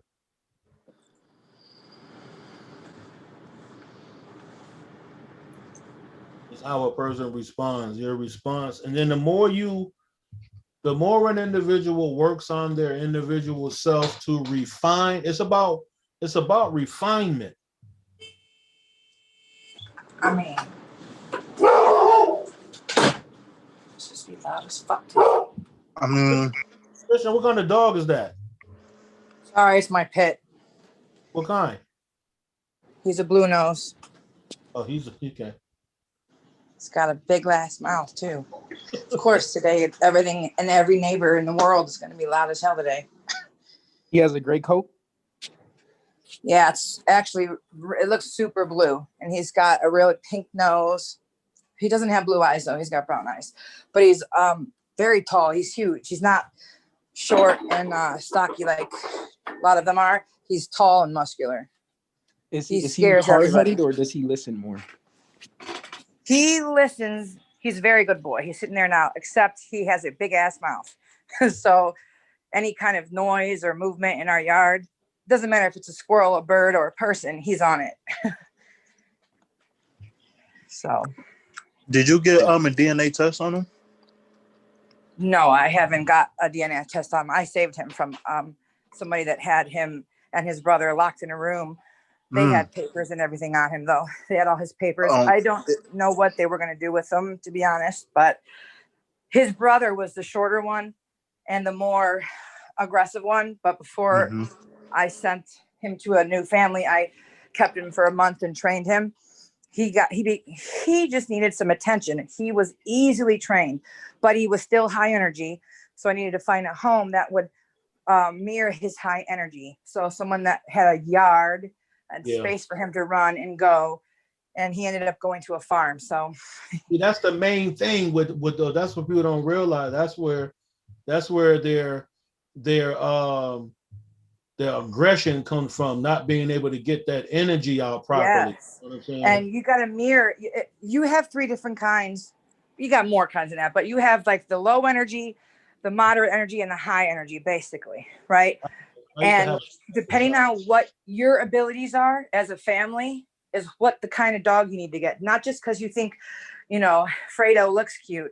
If he's high energy and you are in an apartment, no, you need a lower energy dog who can stay inside, who can maybe not have a backyard to play in, although all dogs should have some space to play. But, that's something that people don't understand. And I feel like lots of people would benefit from taking like maybe a class to understand a dog before they adopt, to understand what it means to have a dog and like their energy, like a full on, you can learn a lot, from one little ass class.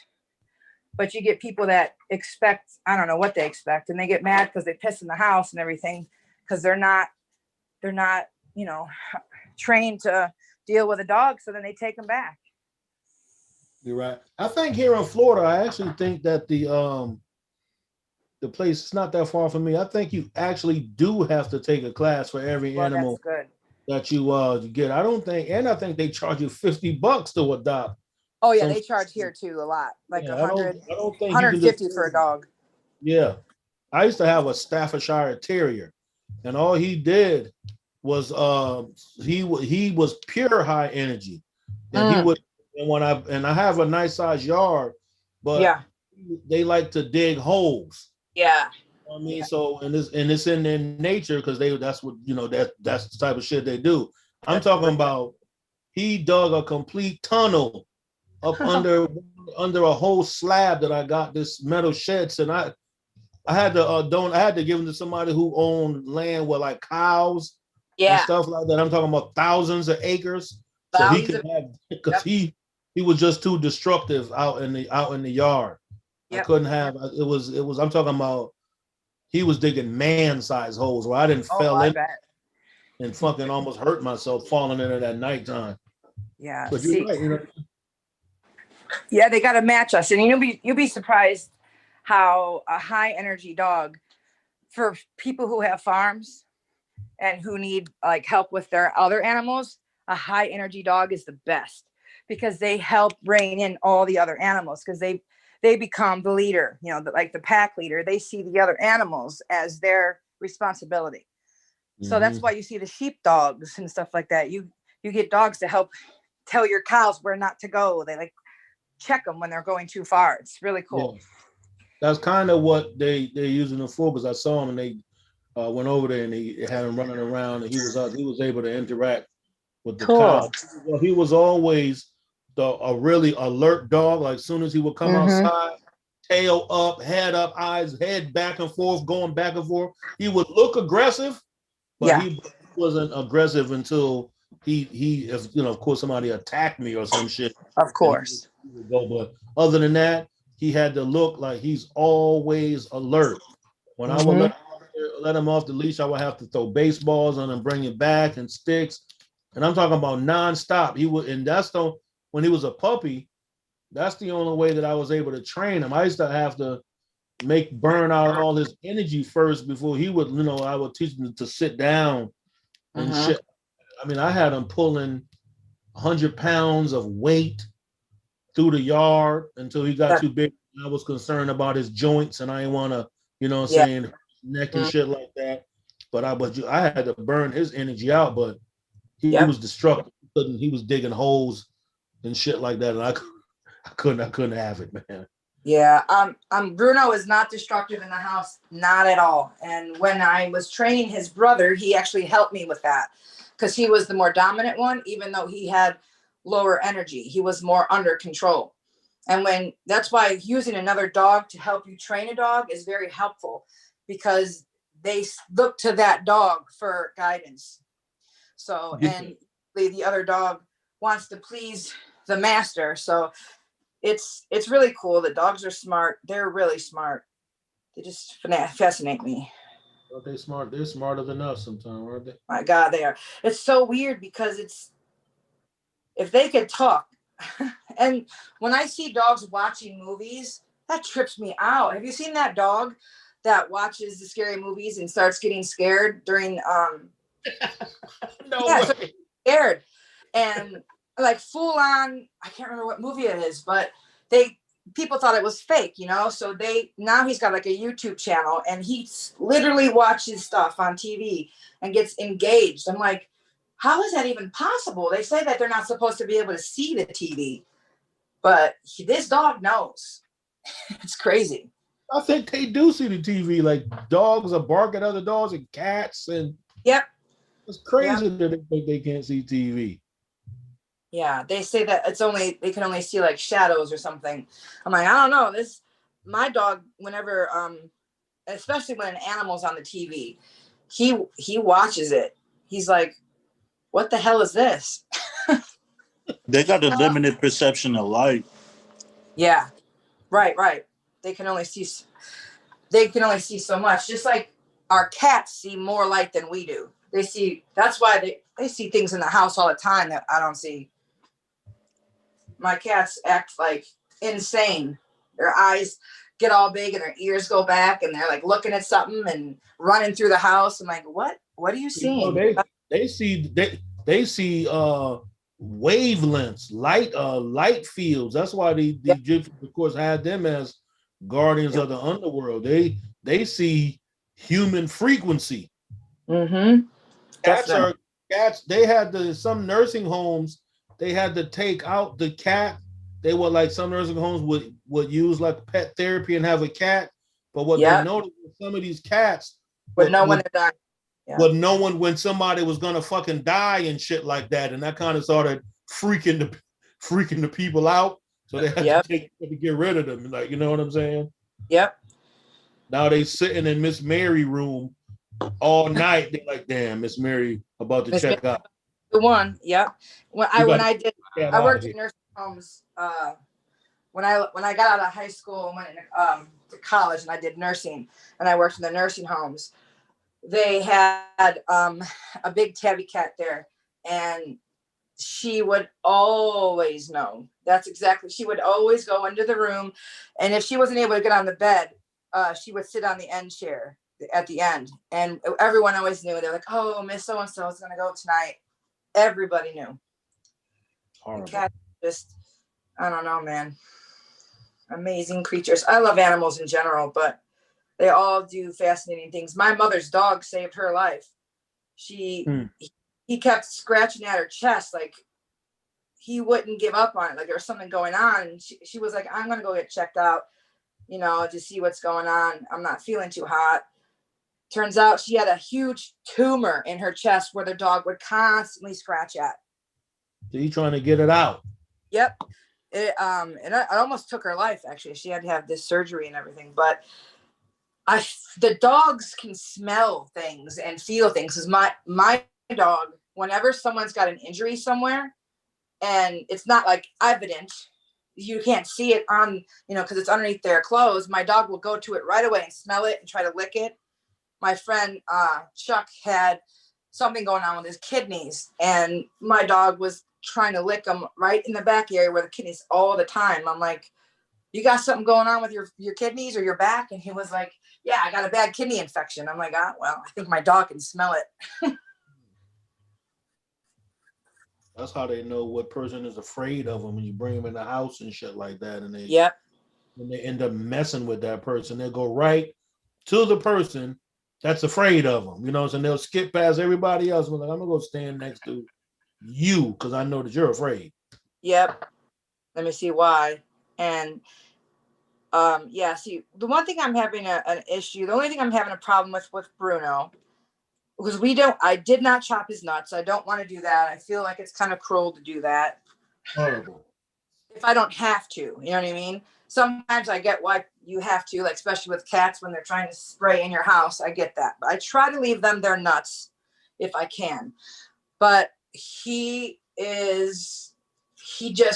anytime anyone's like, hey, buddy, he immediately jumps up. Like, he wants to hug them and stuff, but he's too big and it hurts. So nothing I have tried has helped. And I mean, I have looked at all the Caesar videos and dog whispering videos and everything and done it all. And he'll do somewhat okay. But the minute the person really gets engaged and says, hey, good boy, then it's over. He jumps up on him. And I don't know how to keep him from doing that. What about CBD? Oh yeah, he loves that. I made but I don't know. I don't think it chills him out. I gave him the real CBD, like canna butter. It's full spectrum weed butter. He loves it, but it doesn't make him chill. Like, he's already chill. It's only like someone walks into the house, so someone's like, hey buddy, or there's an animal outside, or someone makes a on our porch. How old is he? He is probably around 7 or 8 now. Oh wow. So he a full adult. So he looks like one too, but no, but I feel like that's a healthy dog. He got a lot of energy and very. And I feel like because I kept his nuts that it's helped. Heck yeah, it helped. And we don't get shots. We don't do vaccines or nothing like that. So my mom's dog, both of her dogs that got vaccines died from allergies. So we keep him fed well and taken care of, and we keep him to us. You know, we don't like go to dog parks or anything like that. But now that we're moving to the country, he'll have a huge yard to play in. So that's going to be nice. So I can't get my lemons? Your lemons? You can get your lemons as soon as I'm still in Ohio. We're just going to be in the country. But as soon as they where are you at? You're in Ohio, or you're in Indiana? Did we say? Oh, me? I'm a Cleveland Brown. You're kidding. What? That's why I told you I can walk to you. Remember? Oh, I thought, I did remember you said that, but I thought you were like joking, like you were coming from the state over. You could definitely get your lemons still. We're moving out by Strongsville, almost to Brunswick. So it's like the border. So are you a West Sider, or are you moving to the West Side? I am a West Sider right now. Did but you say I am you're really close to Brunswick? Yeah, Brunswick. Oh, I know we talked about this before. Oh yeah, I know we talked about Brunswick before. Yeah, I lived in Brunswick for a while too. Brunswick. You're East Sider? I was born and raised on the East Side, but I live on the West. Oh shit. Okay. See, I almost moved to a house on Monte Vista, East Cleveland, Cleveland Heights. Beautiful house over by all the mansions. Oh man, I would have I really wanted this house, but the guy who was burglar bar doors. What'd you say? Yeah, there was. There are burglar alarm doors. You know it. There was, but the landlord, the house needed lots of updates, and he wanted 1,300, which is fine. But then it turned out it was not just gas and lights. He wanted sewer and water, and then garbage, like everything. Usually the landlords usually pay for. He paid for none of it. So it was like, well, if we're going to pay this high, how about maybe coming down here? And it just didn't work out. He's like, nope, I want this and I want that. So we went somewhere else to a place that is a little more expensive, but it's updated, and I don't have to pay for sewer and water and garbage, and now that's taken care of. So one thing I can say is you get what you pay for, and you do. in Cuyahoga County itself, you get what you pay for. Yep. Because the housing market, like, it's like people came around the country to come to, you know what I'm saying, Cleveland to when the market was turning around. Because I mean, just look at EC for example. Like they literally got more bandos than streetlights, or they got more bandos than fucking streets. Like they got more bandos than grass in East Cleveland. I know that. Oh my God. I take my kids around Cleveland, the Northeast Ohio in general, and teach them about the history. And we were doing the Euclid Park, you know, the Euclid beach, area, and over by the Collinwood and everything. So we were going past that area, and we ended up in East Cleveland, like the real East Cleveland, not just east side of Cleveland. Like Euclid is Superior. Well, yeah, we were always over there, but this was actually we're talking about right up on the lake, on Lake Shore. Oh, okay. So you still talking about Collinwood? Yeah. So we would when we went past that, we would go far deep into I'm trying to think. Like Euclid? East Cleveland. Yeah, it's almost in Euclid, but it's like the east side. Yeah. So it's called East Cleveland, not just the east side of Cleveland. No, I know that. Yeah, it's the city, East Cleveland. Yes. Okay, cool. You know what I'm talking about. So it's, you know how it looks over there. It's a shame, but it's so interesting. And I was telling my kids and teaching them about what happened and how this place was just forgotten. And it looks like a town that could be it looks like the end of days at that place. Like we went down the street, all the buildings were open, doors were open, they were broken, and bricks fell out everywhere, and there was garbage all in the street. You had to drive over the garbage. It was like they just forgot about East Cleveland, and they've never done anything to fix it up at all. And it's just so sad. They're supposed to be, I think the word is annexing it and splitting it between Euclid and Cleveland Heights. Well, that would be good, so that something could be done. It's so terrible, and I feel terrible for the people that live there. And I was saying to my son was like, well, why don't they leave? Why can't they move? I'm like, there's a million reasons why they don't or why they can't. But sometimes when you're born into things, you don't realize there's other things going on that you could get up and leave, or maybe you can literally pay what you're paying here in the west side of Cleveland. You could pay the same amount of rent, go to the west side, or go to a suburb and find maybe a smaller house, but for the same amount. Just get up and out of there. But they don't know anything else but what they're living, and it's sad. You don't know what the zoo is if you're born in the zoo. Exactly. And it's just so like it's scary to think, because we could have been born anywhere, you know what I mean? And that the people that are born in these places and go through that shit, I feel terrible for them. Well, I was born down the way on Kinsman Avenue, so it's just like I know firsthand what it's like to grow up with I was making a song. I was finishing a song last night, and one of the lines I put in there was, I was born in a bubble in a box and I broke the seal. You know what I'm saying? Like I do. Like when you boxed in and you live in a bubble, it's hard. It's hard. So you can't blame people because they haven't experienced certain things. Exactly. They don't know it. It's sad though. It is so sad. It is. I mean, I grew up on the west side of Cleveland in a not great neighborhood, but compared to the East Cleveland, it's heaven. So what school did you go to, if you don't mind me asking? Urban Community. Oh, okay. I went to East Tech. East Tech. Yep, East Tech. My dad went to West Tech. And then my mom went to John Marshall. Apartments now. Yeah, I know. Condo things. Yeah, and then my mom went to John Marshall. Lockers. Yeah. They still got the lockers. I bet. It's so weird. I ended up going to Lakewood High School though from my high school because it was a vocational school, and I had art programs I was a part of. So, and then and half of it I went to downtown's Tri-C for college prep. Even so though I did.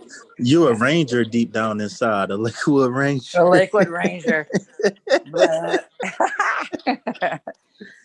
Man. Ah, that is crazy, man. Yeah. Small world. It is. Small It's funny. world. It's funny. Lemons, what?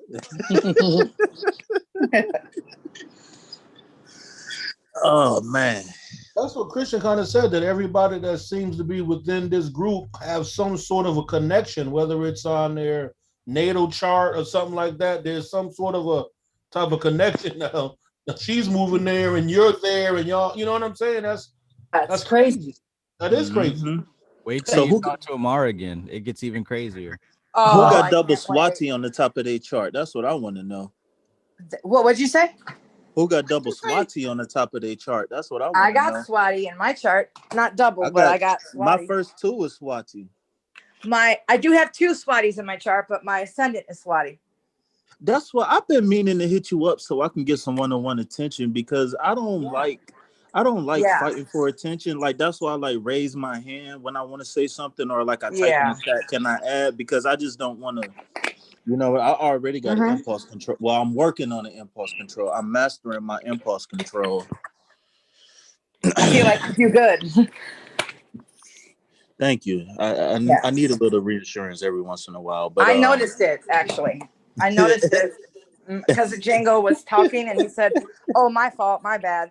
I was like, "That is polite. That's so polite." I could tell that he's, cognizant of doing that. Like, he wants to make sure that he's not interrupting or anything. I could tell.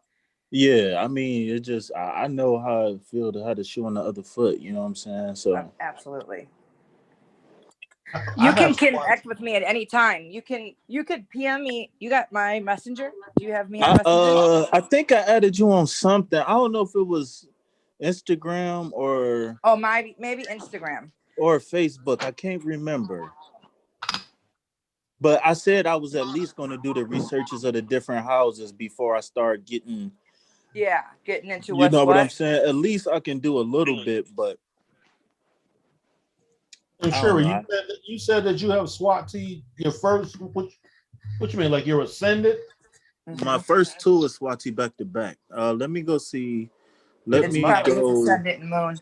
My ascendant is Swati, but my Mars is Swati as well.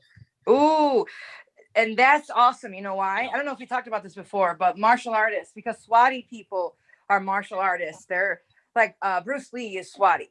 Van Damme is Swati. Stallone is Swati. Martial artists and boxers and fighters. You find that with Swati people. And I know that's true for me. And I know that you said you've experienced things with fighting and that kind of thing, right? Is that accurate? Yeah. Yeah. And see, having it in your Mars would make you a good fighter. I don't want to fight anymore. Yeah, it doesn't mean you want to fight people. It just means you would be skilled. I consider myself a retired samurai. Like I'm like retired. I just want to plant fruit trees and just be, you know what I'm saying? Yeah, well, think about how Bruce was. He was a badass, but his philosophy was what was front and center. The philosophy was more important to him than anything. Yeah. The physical came after. Is it a way I can I'm trying to think. I want to send you this. I just want to just like screenshot it and just send it to you. Yeah. Swati. Try to think. Every time I get to this website, I always forget how to navigate it. All right, transit, no. Horoscope, no. How do you get to the chart? There's so much stuff on here. Oh, there we go. Okay. Good evening, George. How you doing? Hey, George.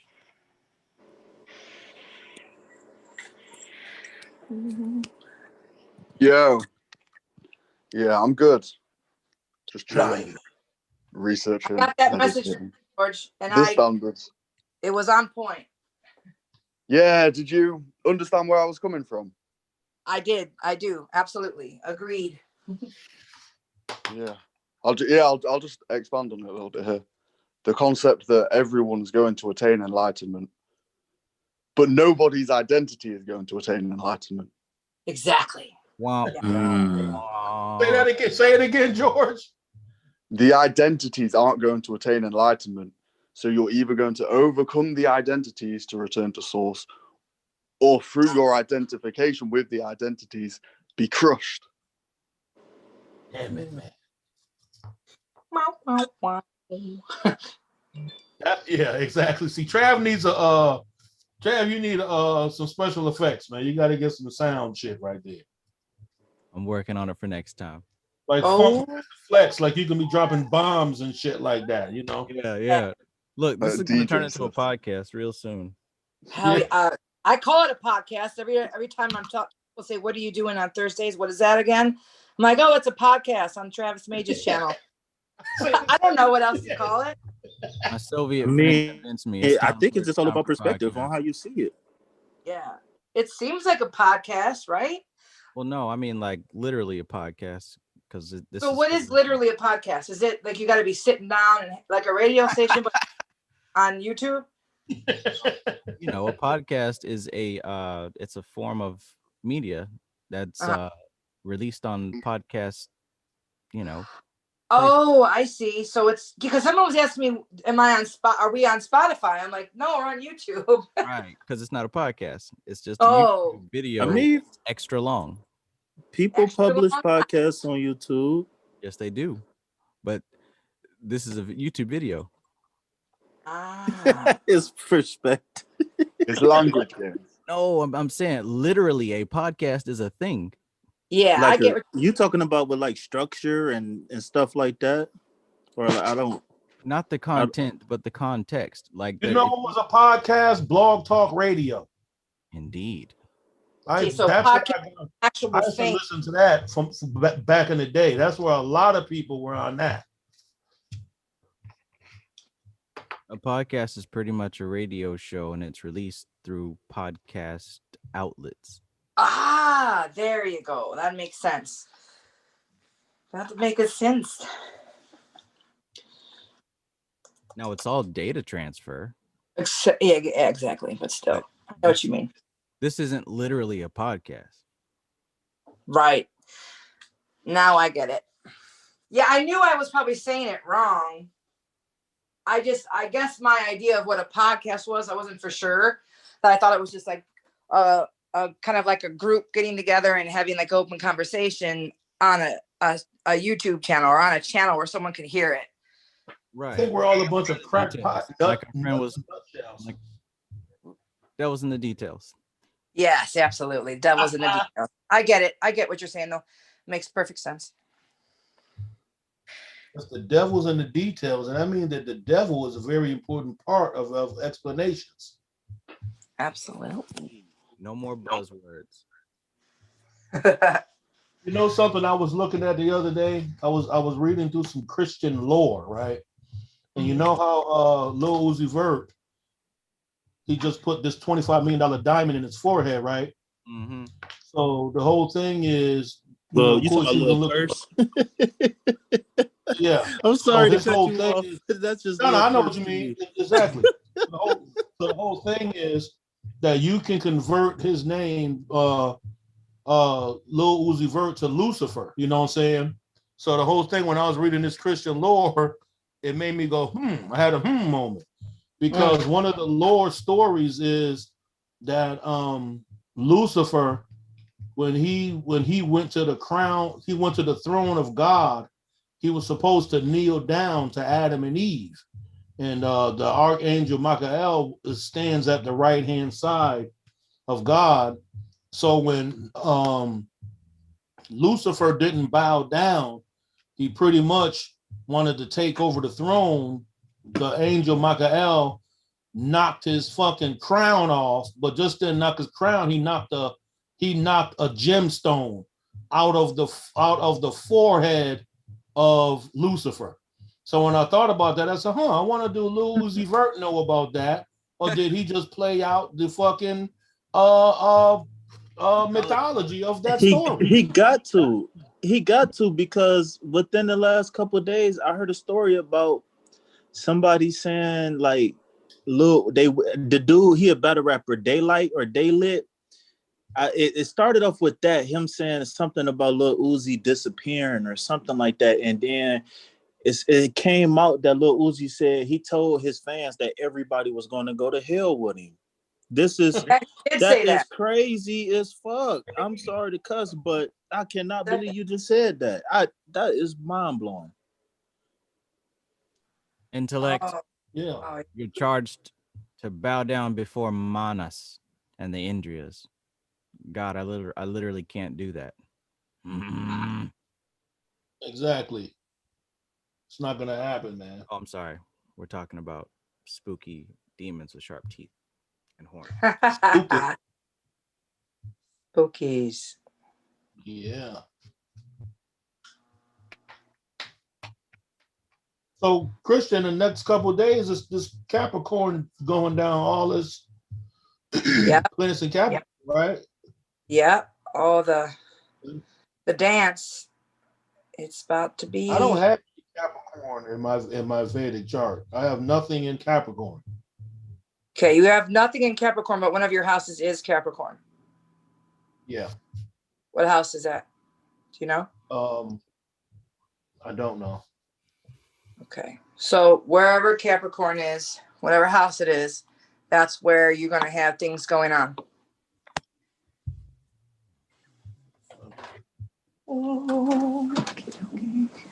Wait, can you bring me up to par on what y'all talking about this Capricorn? Sure. There is a stellium taking place in Capricorn in the nakshatra of Shravana. That means there's going to be 6 planets kicking it all in the same place.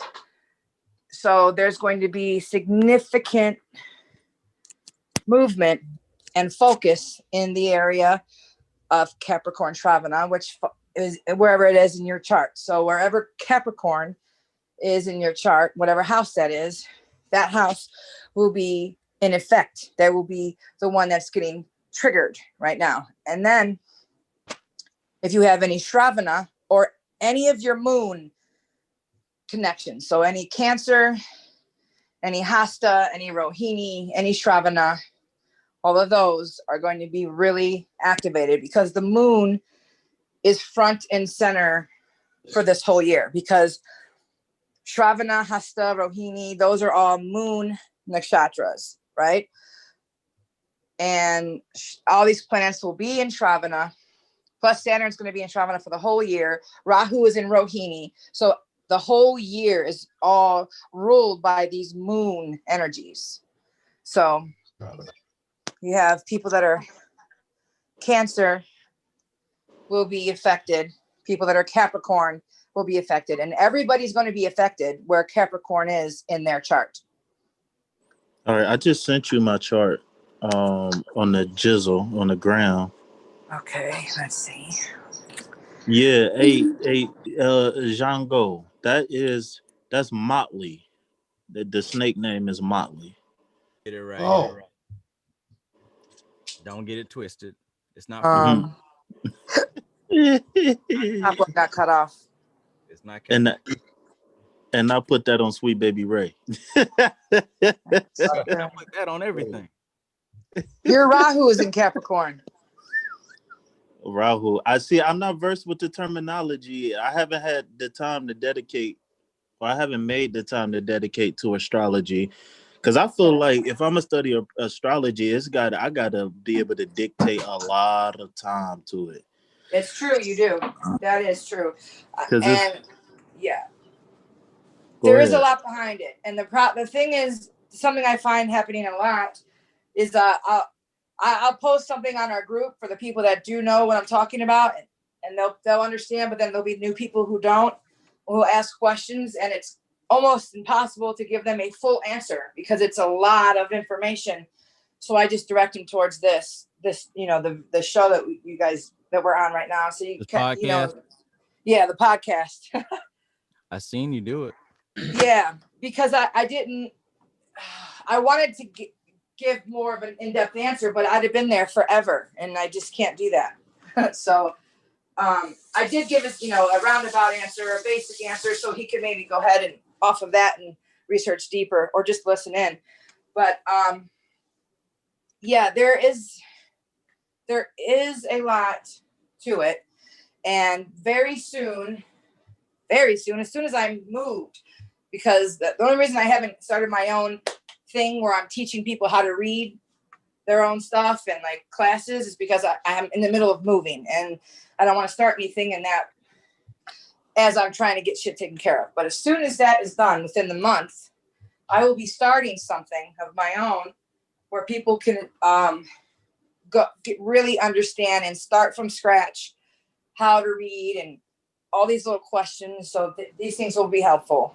I know that with what we're doing, there's a lot of jumping around, but I'm willing to help you get a better understanding, at least so you could know what you're looking at. Because that's the thing I tell people, I could read for you, but if you don't know what I'm saying, you're only going to absorb 5% of what I'm telling you. So it's going to be better if you know at least how to read the basics, and then you'll have a better understanding of how things work out, and you can even research your own chart deeper.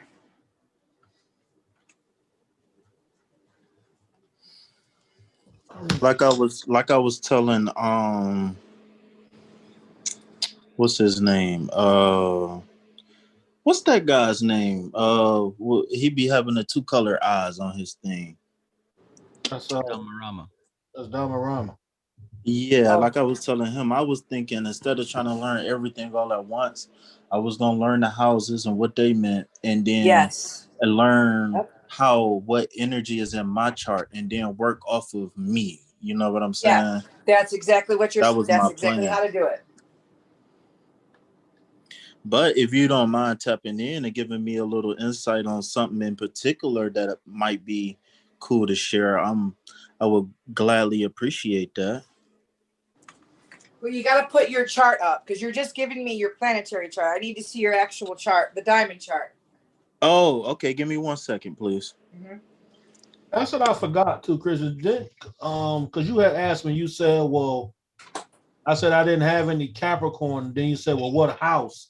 You said it has to be, because you know how they say that each house is ruled by a sign. Is that Yeah. right? Yep. So Capricorn. Each house represents one of the zodiacs. Each house represents one of the zodiacs, and each zodiac is ruled by a planet. So was that because I remember you mentioned this too, and I totally forgot. That remember I had asked you, well, what are those numbers? Because of course I see you have the numbers are telling you what zodiac sign it is. So if it's 2, that means Taurus. That doesn't mean it's the second house. So also those planets are always with those numbers, like the number, like if like you just said 2 is Taurus. Is that on everybody? Because Aries is the first. Aries is the first zodiac sign. Always. And Taurus is the second. Always. Gemini is the third. Always. So okay, that's how so which one is Capricorn? What 10. 10. So I can now tell you that 1, 2, 3. Capricorn is ruling my 4th house because the number 10 is in there, but I don't have no planets and nothing else is there. Just the number. That's where mine is too. The 4th house. That's mother. That's home. That's land. That's real estate. That's cars, vehicles. That is hold on a second. That is spouses, income, and mind. So does that particular house have anything to do with frivolous spending? No. Frivolous spending, you're gonna see in your 2nd, your 8th, and your 12th. 12th most often your 12th. But you can see it in the 2nd and the 8th. But your 12th, because you have a loss of things there, or it's where you willingly release money or energy towards things that are of luxury or things that you like or want. So people with 12th house placements can often, they might bring in lots of money, but they use it. They don't just sit on it and save it and not use it. Some people will bring in lots of money and save it and never use it, and they live as a very humble, that like they're penny pinchers. And what planets would designate that type of living? What type of living? The penny pinchers? Well, you said they were like, like just live humble and there could be a million different kinds of places, not just one, but with living more of a humble means, it's going to be about what placements are where. So you're going to most likely have a K2, and you could have K2 in your 12th house, or you can have K2 in your 8th house, even in the second, where it's more of, I'm trying to save my money. I'm trying to get my funds up. I'm trying to, I don't want people to see that I have money. But then you need to look at the dispositor, because also K2 in the second house can mean you have a hard time with saving money because you can't see it. It's so K2 is the headless. So there's not one thing that will point to that. There's a whole plethora of alignments that could dictate that. I got you. What about Pluto? You said something about the 12th house, which Pluto and is just Uranus? Yeah, you are Uranus. Pluto and Uranus in the 12th house.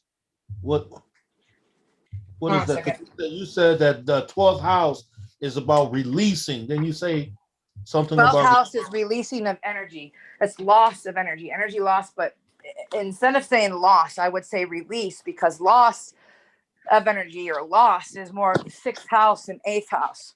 Whereas the 12th house is you've chosen to do it, where you choose to pay somebody charity or give someone charity, or you choose to help people out. And so you're giving of yourself. You're choosing this. You choose to pay $800 for a bird cage. That might be me. You choose to do things that cost a large amount of money, or you choose to do things that make you feel good. Some people don't like spending their money on things, or don't like spending their money to have a good time. And some people do. And then some people do it to an extreme. So the 12th house is also bed pleasures. It's also foreign travel. It's also astral realm, astral travel, connecting with people overseas and online, secrets. It's the feet. It is esoteric and occultic information and knowledge, the hidden things. So what would a Pluto and Uranus in 12th house tell you? Well, Uranus is sudden and unexpected events, right? Sudden. You will suddenly lose money at some point, or you will suddenly have to use money to help out a family member, or suddenly use money to fix something of your own, or you might just decide to suddenly, hey, we're going to go on a trip last minute. You might be that kind of person who says, I didn't save for it, but I'm going to go. We're going to use this money right now, and we're going to go to this trip and just go. Or you might have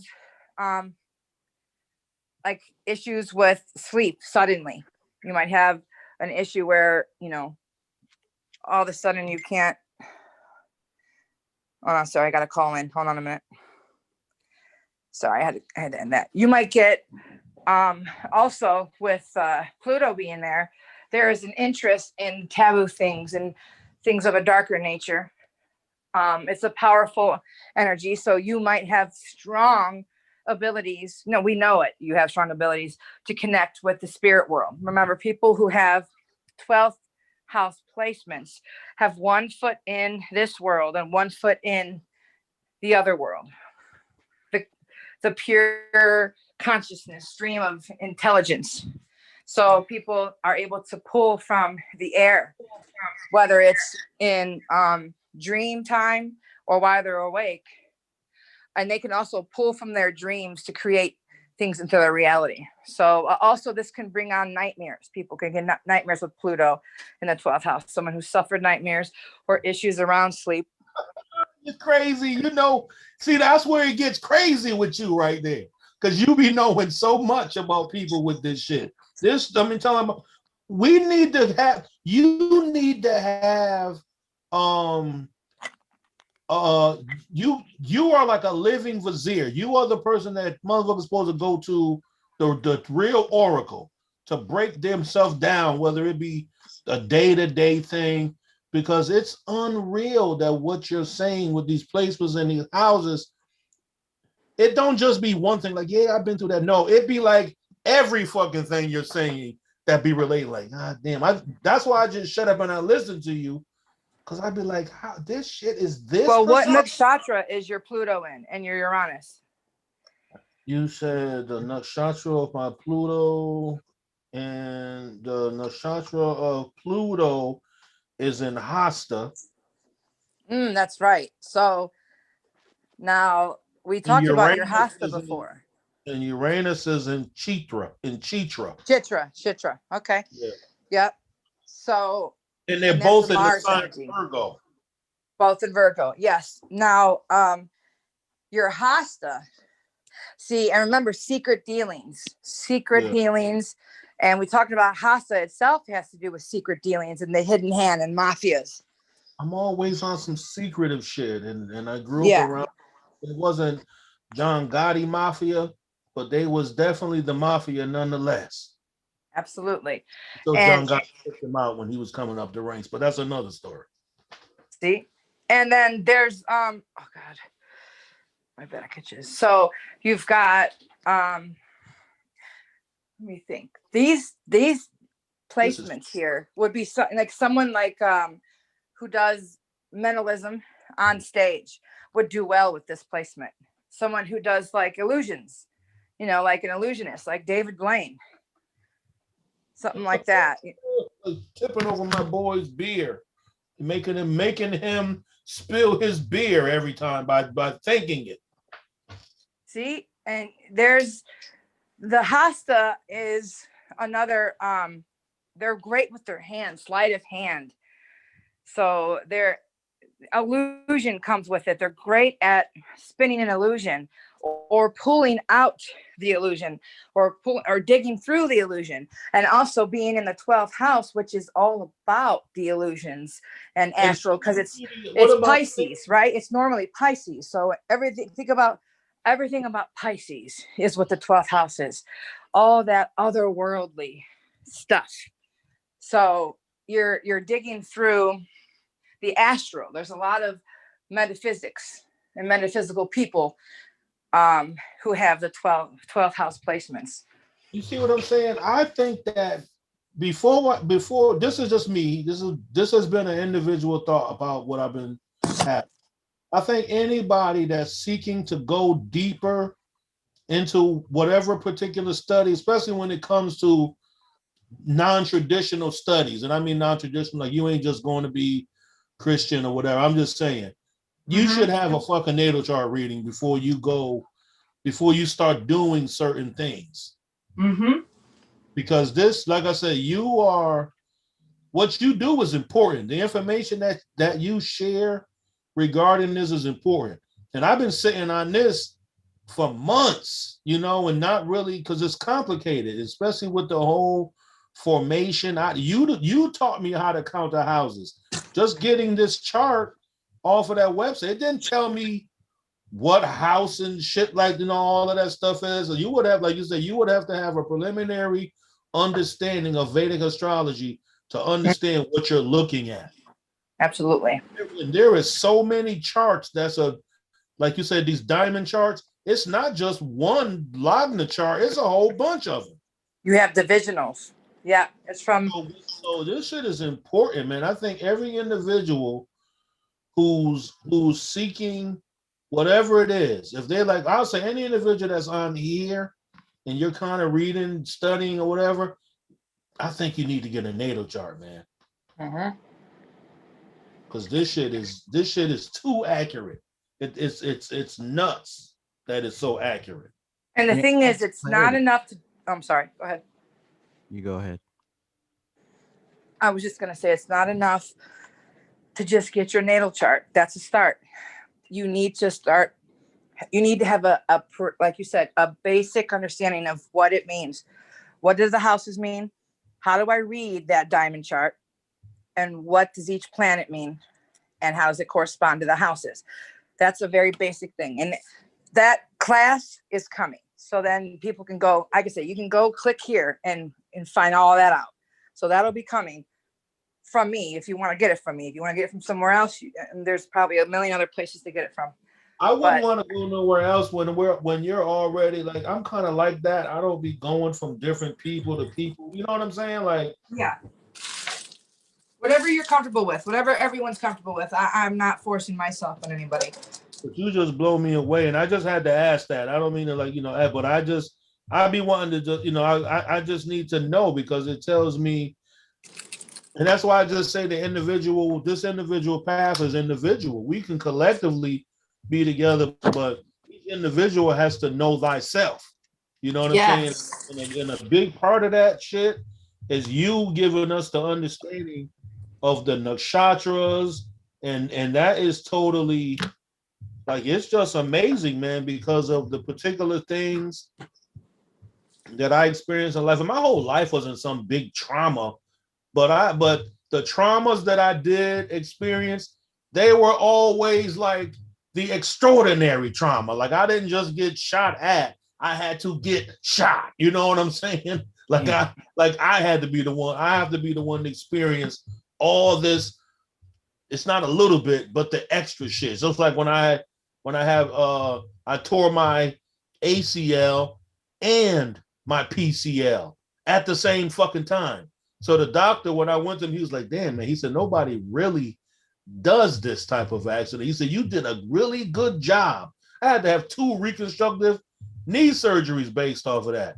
So from listening to certain things, how you read, that shit has been, I have been, like you said, like the way my liner was, like I would experience like suffering but I can deal with it. Like, you know what I'm saying? It's just like, yo, like how Cameron said it, paid in full, like, yo, niggas get shot every day, B. You got to understand that type of personality of individual. He was like saying, yo, so what you scared now? Like them, he was used to doing what he do, make money and doing what he do. Now you got the boss talking about he don't, like, yo, I breathe different. So me, it's kind of like that. Like, yo, bad shit happens and you move on. Yeah. So like you are like a real important individual to have because, so like I said, it's gonna probably get real busy for you one day because people are gonna need you to help them understand their day-to-day activity. Or maybe like one week a person's personality might be like, damn, why I feel the way I feel today, and they may can call you or email or send a question and you be able to answer that. So I've already got that. That's been happening for many years actually. But I had to pull back for a while. And now what I'm doing now and taking the charts like I've had to cool it until I move because I got too much going on to focus on other people at the moment fully. So I've been only giving like short readings. I'll do like a nakshatra reading or something like that. But other than that, I put it on hold for now. But yeah, I always had a fucking ability to do shit, Christian. Like, you know what I'm saying? Like how tarot, like the only tarot card that I was ever drawn to was 2 packs. The Spanish pack that I got, that's like regular playing cards, but it's really a tarot cards, and at least the Crawley deck. The Crawley deck to me is the favorite. That shit, it's more complicated than the other one. I like what I deal with to be like, it has to be on that level. And then I only stick with that. You know what I'm saying? So I kind of like always kind of went throughout my life. I always went kind of deep into a particular, like what you would call, like, I'm going to go into the darkest fucking cave. I'm not afraid to really go, say like, you know how you was talking about certain parts of Cleveland and they be like, nah, you ain't supposed to go over there. Well, I'm the kind of person that would go over there and be having fun with them at the same time, smoking weed and everything. Same. That's Some like when people run towards the dark and the taboo. I felt when I moved to Atlanta for a little while, right? I didn't know nothing. I told my aunt, because she lived in Stone Mountain. So I told her I was gonna just go out and go around the city. So I fucking just got on the MARTA and drive, you know what I'm saying? Like, damn, they got a nice train system and blah, blah, blah. So I'm just riding around by myself. I ended up on a particular part of town and shit, you know what I'm saying? I can tell niggas was looking at me different or whatever, but I was like, whatever. So I found like a park and went over there and blew some trees. Cats came over, I talked, we all chilling. So I go back to my aunt's house. And she was like, where you was at all day? I was worried about it. I said, no, I went out, you know what I'm saying, found some good people and blah, blah, blah. I think they told me the name of the neighborhood was Bankhead. And she was like, what? You went over? Boy, that's the dangerous part of side of. Yikes. I see nothing. To me, nothing is dangerous on nobody's part of town. Right. No. I've always been that kind of person that I can adapt to whatever it is. I done been around a high elite in Connecticut, who they call themselves Anglo-Saxons, elitist. And I done been around, like I said, it's always, I'm just able to adapt wherever I go. Same. Especially the bad ones. Same. There's actual, there's a nakshatra, one of them, who, not just that, there's a yoga in your chart that will bring you in to a connecting with people of a lower status in society, or those bringing around mafias or drug lords and stuff like that. That can happen, and that also you can see that from the 8th house, the kind of people you might hang out with. And what was it? The we were talking about K2 in the 5th house could bring you around. As a child, as a person in general, but your children as well, could bring meeting bad people as a kid, or the wrong crowd when you're a kid, when you have K2 in the 5th. So, and it can bring you, into all kinds of relationships with those, what they call undesirables. My mother used to call my friends undesirables. Undesirables. And she will call homeless people that be at the store. Look at these undesirables. Why are you bringing these undesirables into my house? Yeah. Especially Larry Grant. Big up to my man, Larry Grant. Larry Grant was the dude that everybody's mother would say, don't you go to Larry Grant house. So where will we go as soon as we went outside? Larry's.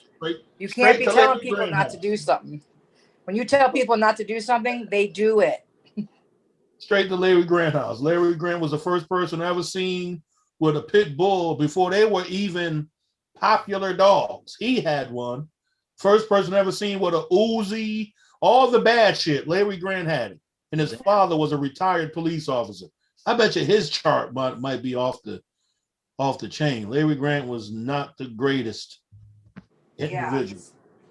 There are, I mean, just looking at, like I said, like Richard Ramirez chart and stuff, people are paying out or living out whatever karma, they say paying out, whatever, you're now balancing out from past lives you've lived in a certain way. So I could just imagine there's a real, like, I want to see someone's chart that's just like mind-boggling. That's like crazy.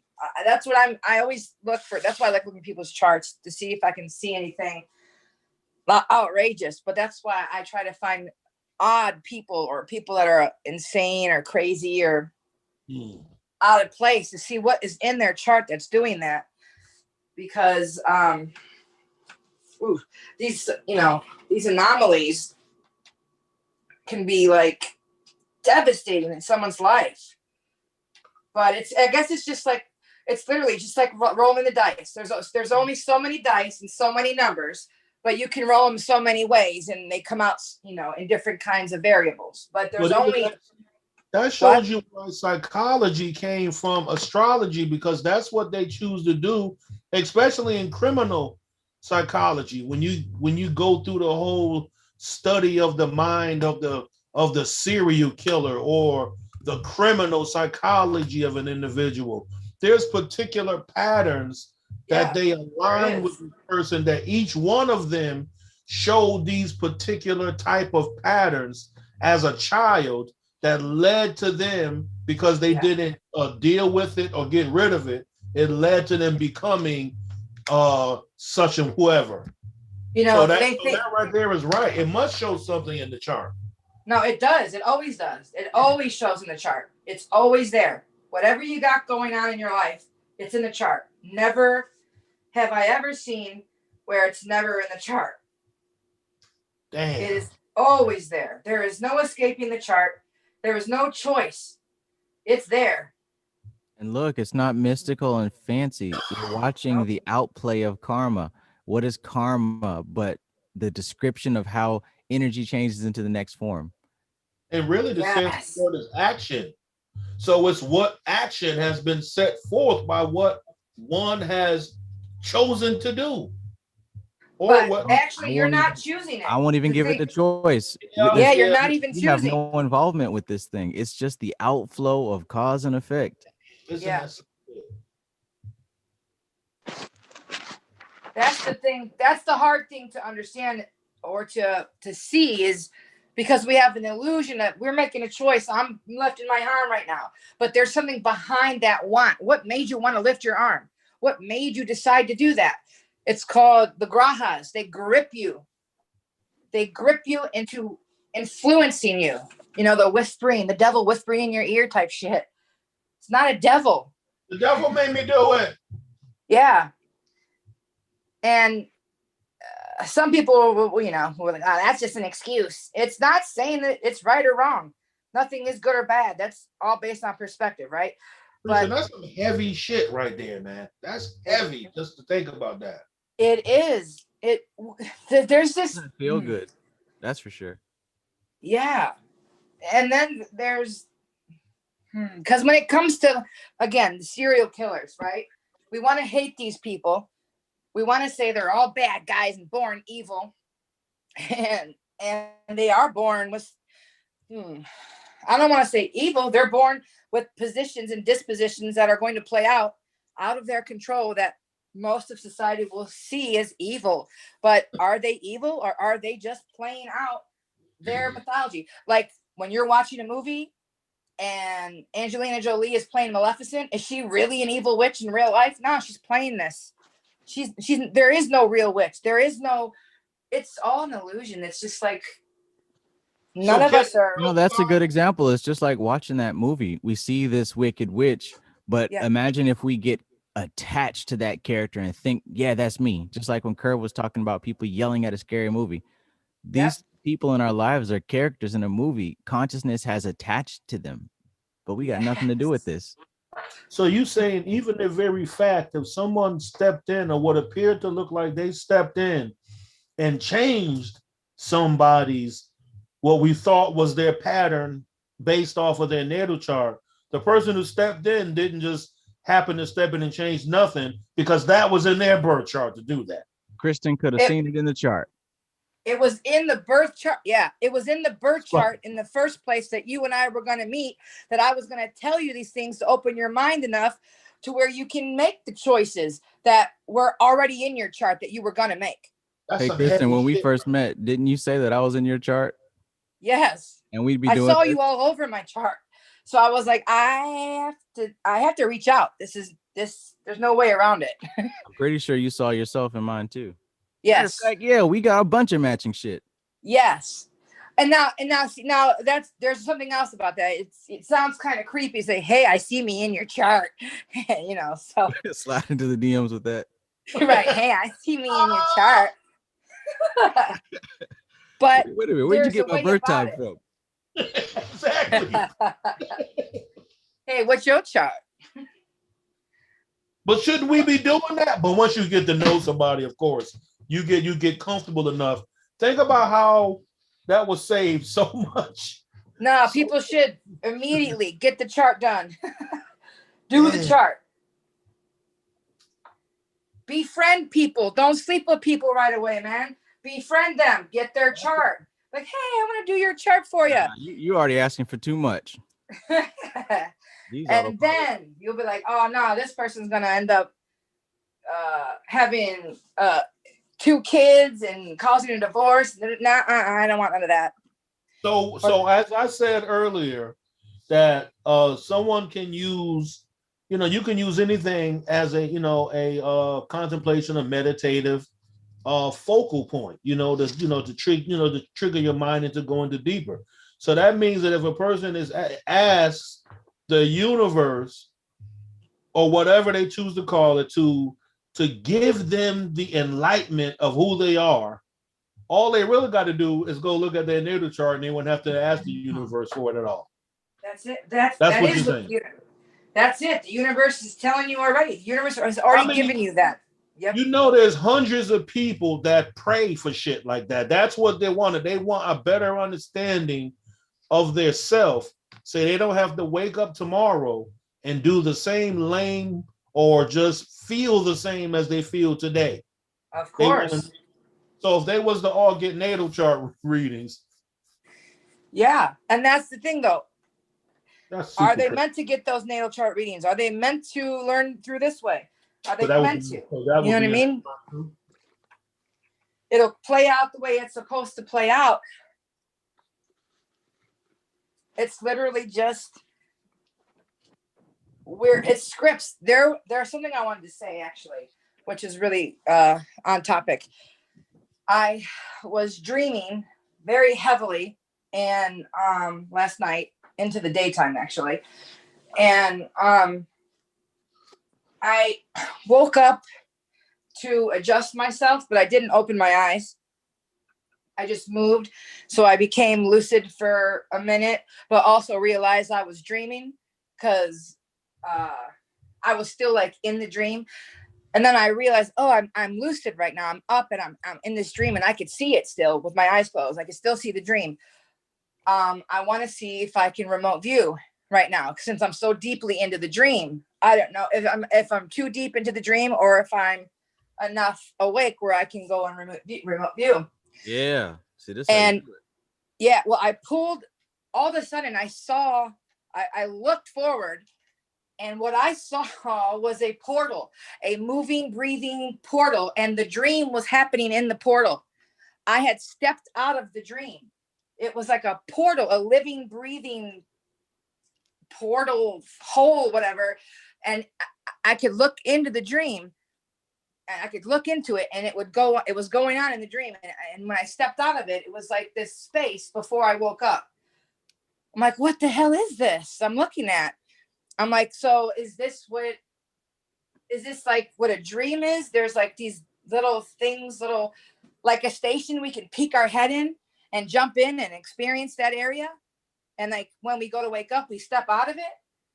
That's the first time I've seen something like this.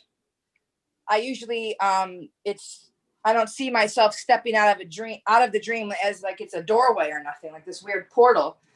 But it was moving and undulating and breathing in and out like this opening.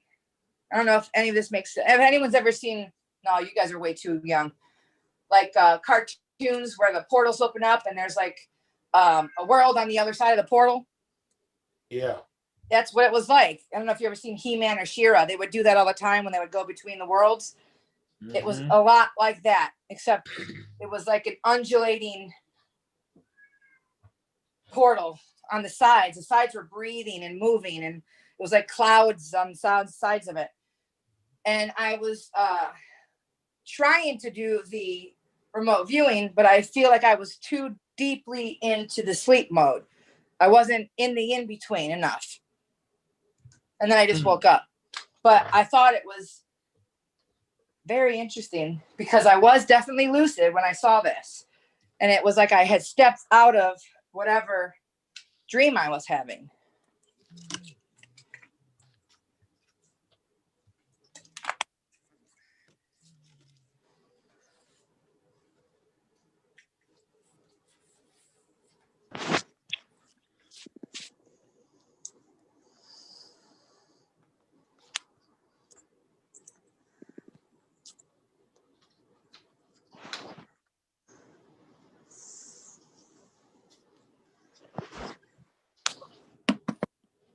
That's interesting because it sounds like a type of technology.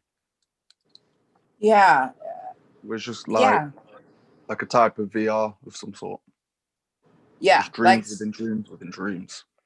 Yeah, and it was aware. It was like alive. I could draw it. That's how I could tell myself I gotta draw this when I wake up because of what it looked like. I'm like, what am I seeing here? Because I stepped back in the dream to look at it, and it was like, it was in there. There's the dream space where it's like the in between where you're more like a meditative state. That's where I was standing, and then I could feel when I put my face into the dream, a heavy sleep started to pull on me. But then I pulled back out, and I felt like I was more awake again. It was strange. That's interesting. Really interesting. Yeah.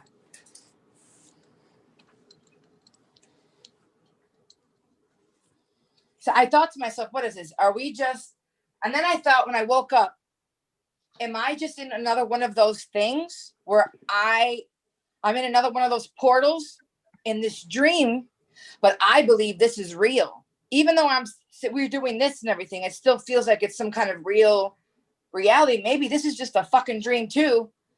And I'm just really feeling like this is real or something. How do I know that's not, maybe I didn't just move to a new dream world portal? I've always thought that. I used to always think back in the day that I really, like, my body's in a coma somewhere. Yeah. And this is the coma world.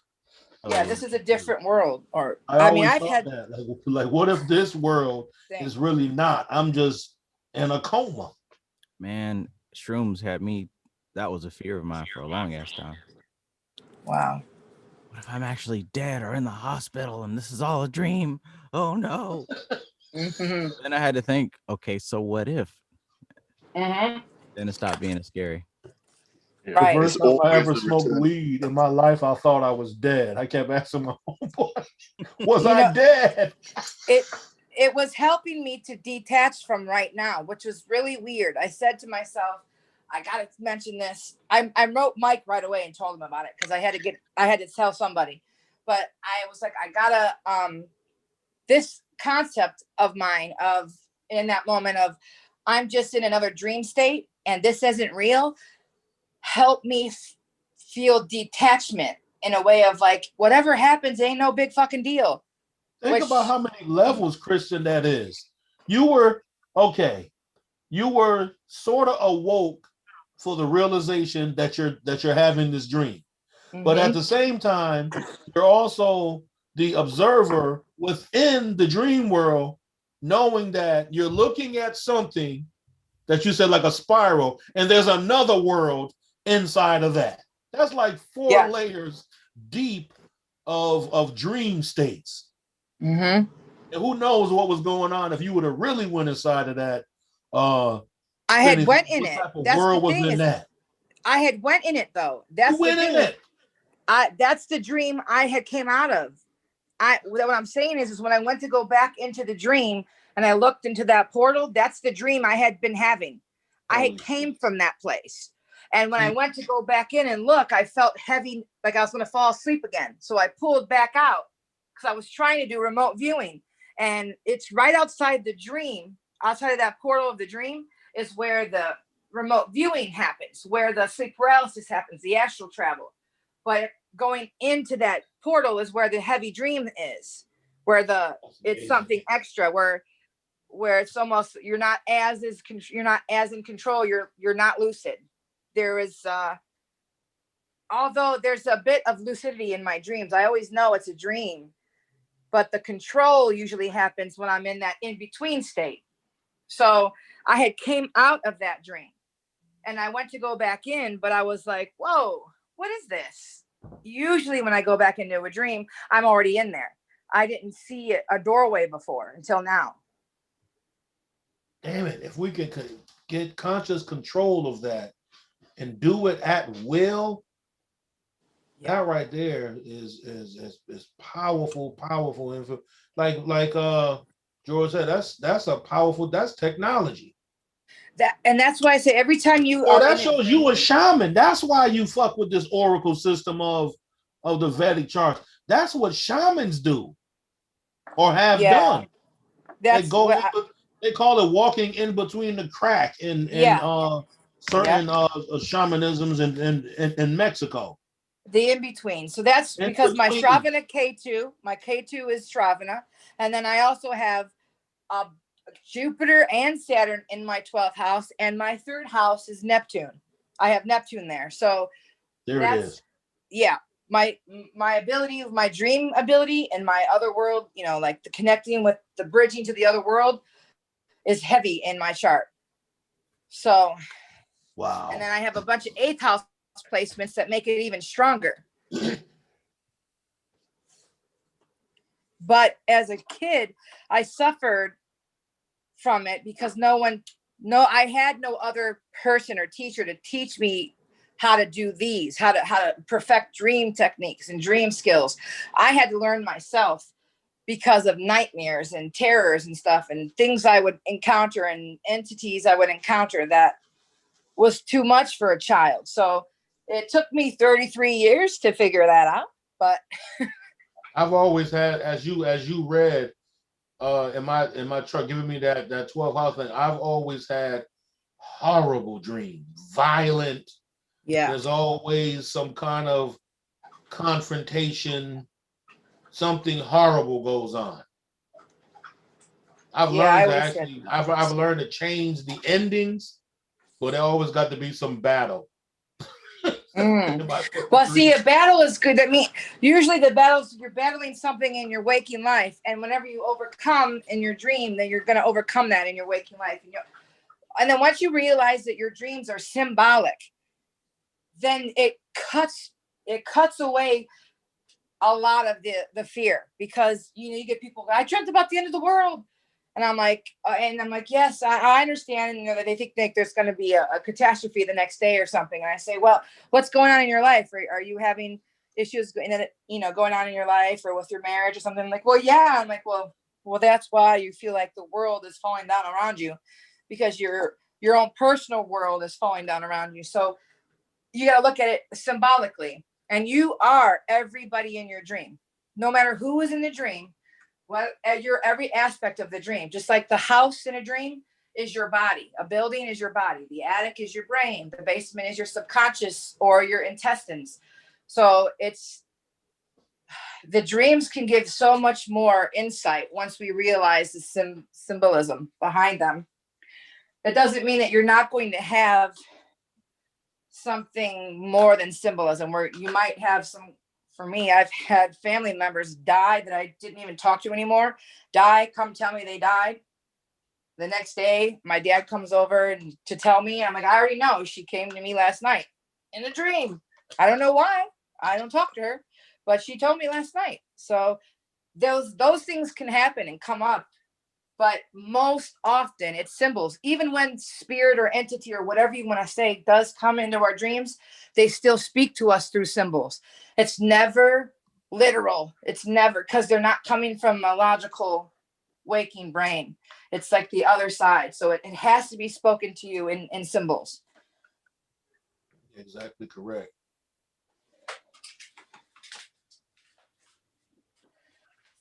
It took me forever to realize that I was feeding all the fear. Like the fear was mine, and my fear made some fucked up demons attack me.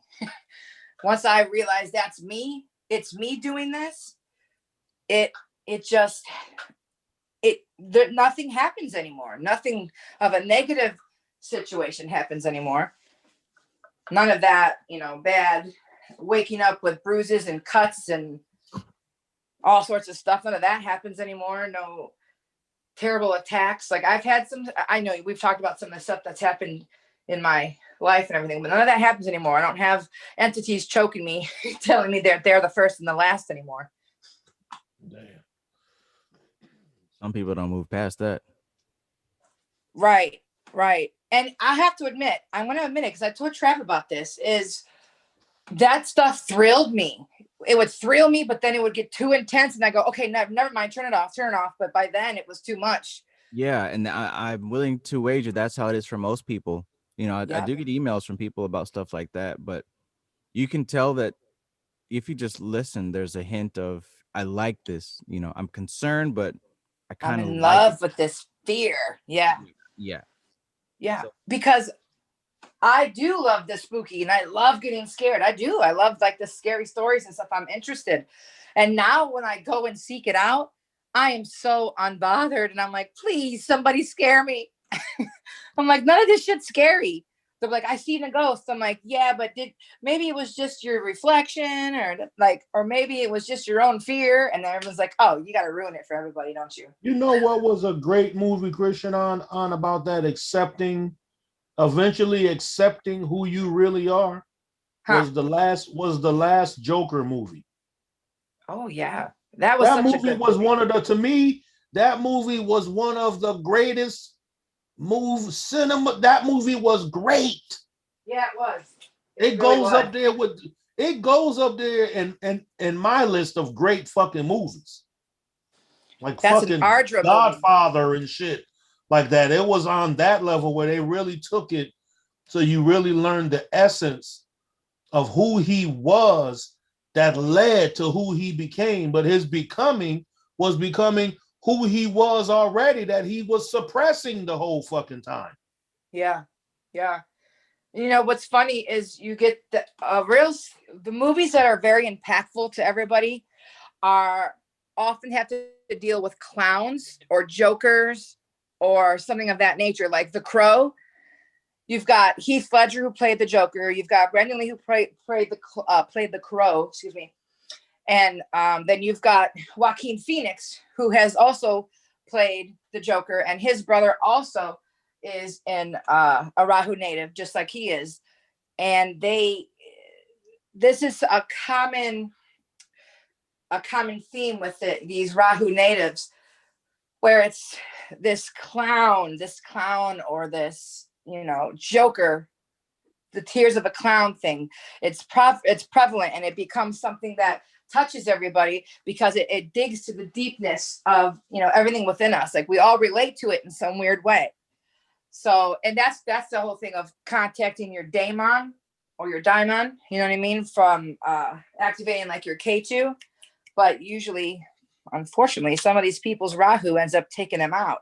So when they activate the K2, it becomes either imbalanced or trauma will happen. Like most of these guys have died young, or like Joaquin's brother died young, but he's also been through trauma himself. So there is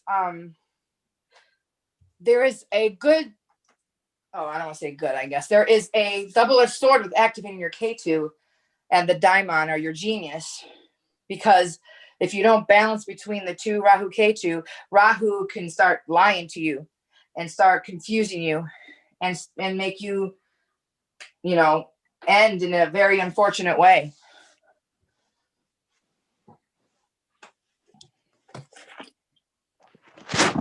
Krista, I'd like to know a little bit about the D9 charts. I saw you post saying that was probably the second most important. Your D9 is the Navamsha chart. I would say, well, the first is your ascendant, your birth chart. Then your moon chart. Your moon chart's the second most important. Then your Navamsha, which is your D9, and D10, which is your Davamsha. The reason why Navamsha is important, which is the D9, is because it's your married life. It's your adult life. What you do is when you're a married adult, or not everyone gets married, so it's as an adult. What do you do in your adult life? What is your home life like? So any kids, any marriages, but it's mostly focused around marriage. So you're not going to read it like it's happening to just you. So moon in the second house, I've used this before. This moon in the second house of the D9 is indicative of your partner having a round belly and maybe getting a little pudge in her stomach at one point.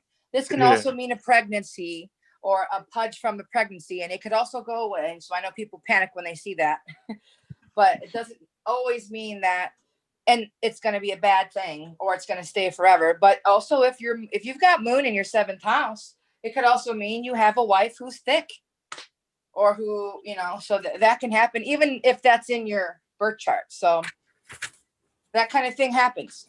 But there could be levels of it. There could be a little meat on the bones, and there could be, a lot of meat on the bones. That's all significant and based on the nakshatras and everything. But and then nothing wrong with that. Nope, not at all.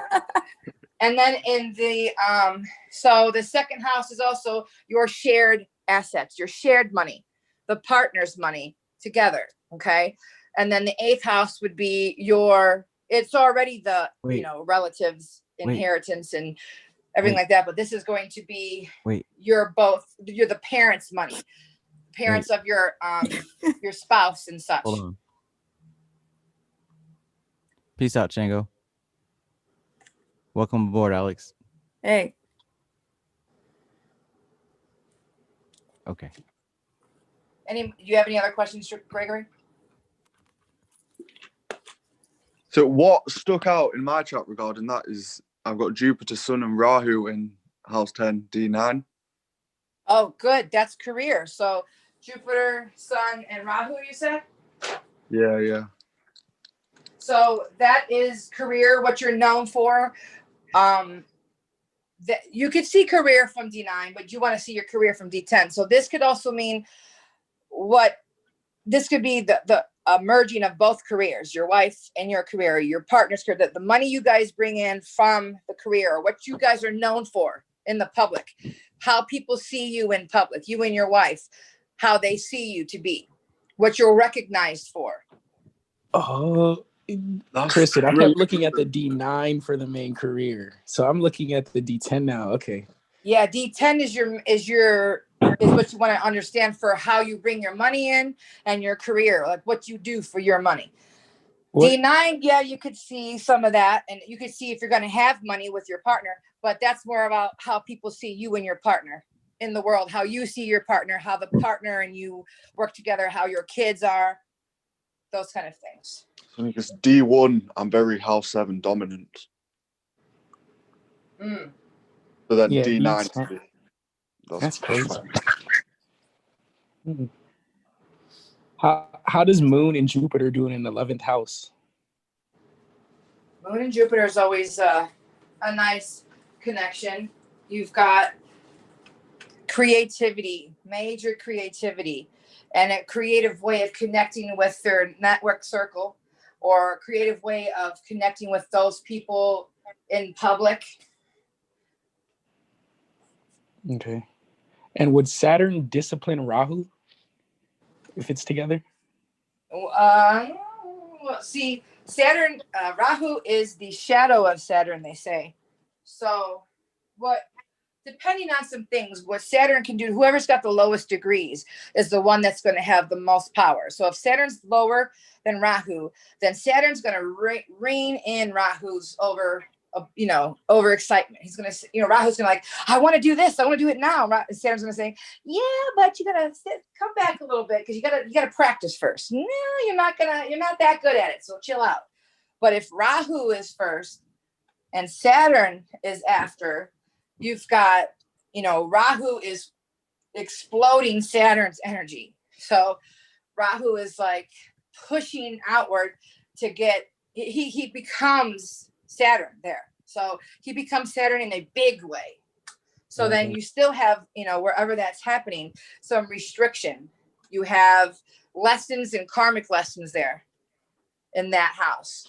But Saturn also is a gifter after you have learned or paid off the karmas.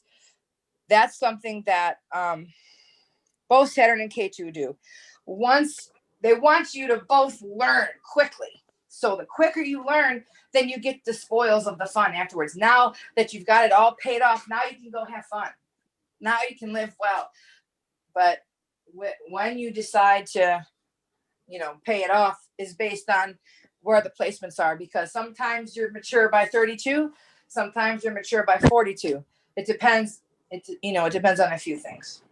Yeah, my 10th, looking at the D10, it changed my whole perspective on a lot now Yeah. because I have like Saturn, Rahu in the third house, K2 and Venus in the ninth, Mercury in the second, Moon and Jupiter in the 11th, and Mars in the 10th. Mercury in the second's good. Communication, making money through communicating, through online means, And through Rahu in the third travel. would influence that even more, huh? And what? And Rahu in the third house would influence that even more, huh? Yeah, it definitely could. And what having Rahu and Saturn in the third there, though, in the third, what's going to do you know who's got the higher degrees?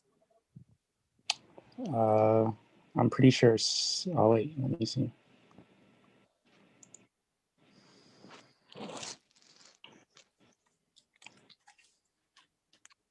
I'm thinking it's going to be Saturn, but I'm not 100% sure.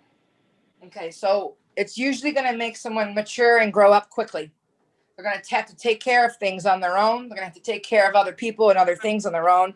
And they're going to even having fun and everything will come after the work is done. There's a responsibility that comes through here. Learning responsibility, being super, I got to get this shit taken care of kind of thing. I got to keep my ducks in a row kind of thing. So this is someone who has learned responsibility and might have had to be responsible for siblings. Sometimes that comes up, whether you're an older sibling or not. Rahu can also cause issues with separation of siblings. But there is definitely a learning through hard work, and hobbies and skills and interests are going to be like you give attention and you do the hard work, so then you're able to use it to communicate and make money. And Mercury in the second, I'm sorry, go ahead. No, go ahead. I was going to say that I think the Mars in the 10th house also adds that hard work. Also, Mars in the what? 10th house. Yeah, Mars in the 10th house is going to be what you're known for career-wise, how people see you, how they see you as Mars is the soldier. So someone who's kicking ass in what they're doing. Someone who is almost, like the soldier of what they're doing. They're a bit of a, I don't know how to say this. Someone who knows their shit. Someone who's a badass in what they do. Okay.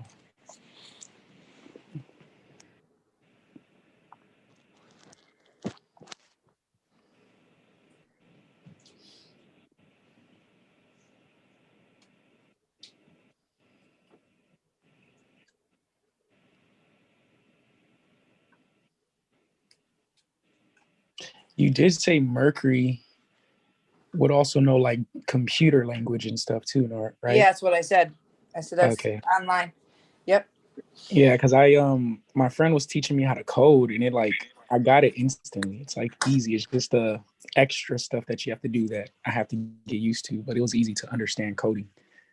Oh yeah, that's understanding other languages and stuff. But specifically, you'll be able to make money with any. Mercury is communication, and we communicate through online. So it's also online. Online means anything to do with, computers is a Mercury thing. Like you got Aquarius too with computers, but Mercury, well, when Mercury retrograde hits, there's always something with someone's phone or their computer or some shit. Mm-hmm. So. Does anybody have Jupiter in their 12th house? I do. Well, I mean, in my Western chart. Oh yeah. What about your Vedic chart? Let's see. In my 12th, I got my 12. I don't have anything in my 12th other than in my Navamasa. I have Navamsha. Yeah. I have yes, thank you. Yeah. I have Pluto and I guess that, yeah, Moon, Pluto. Yeah. You have Moon and Pluto in the 12th? Mm-hmm. Oh, okay. So Do you know the difference between those two charts? Are you sure it's the 12th, or is it just number 12 right there? Oh, well, it says number 12. Oh yeah, no. So that's Pisces. So are you able to pull that up on the screen? Your chart?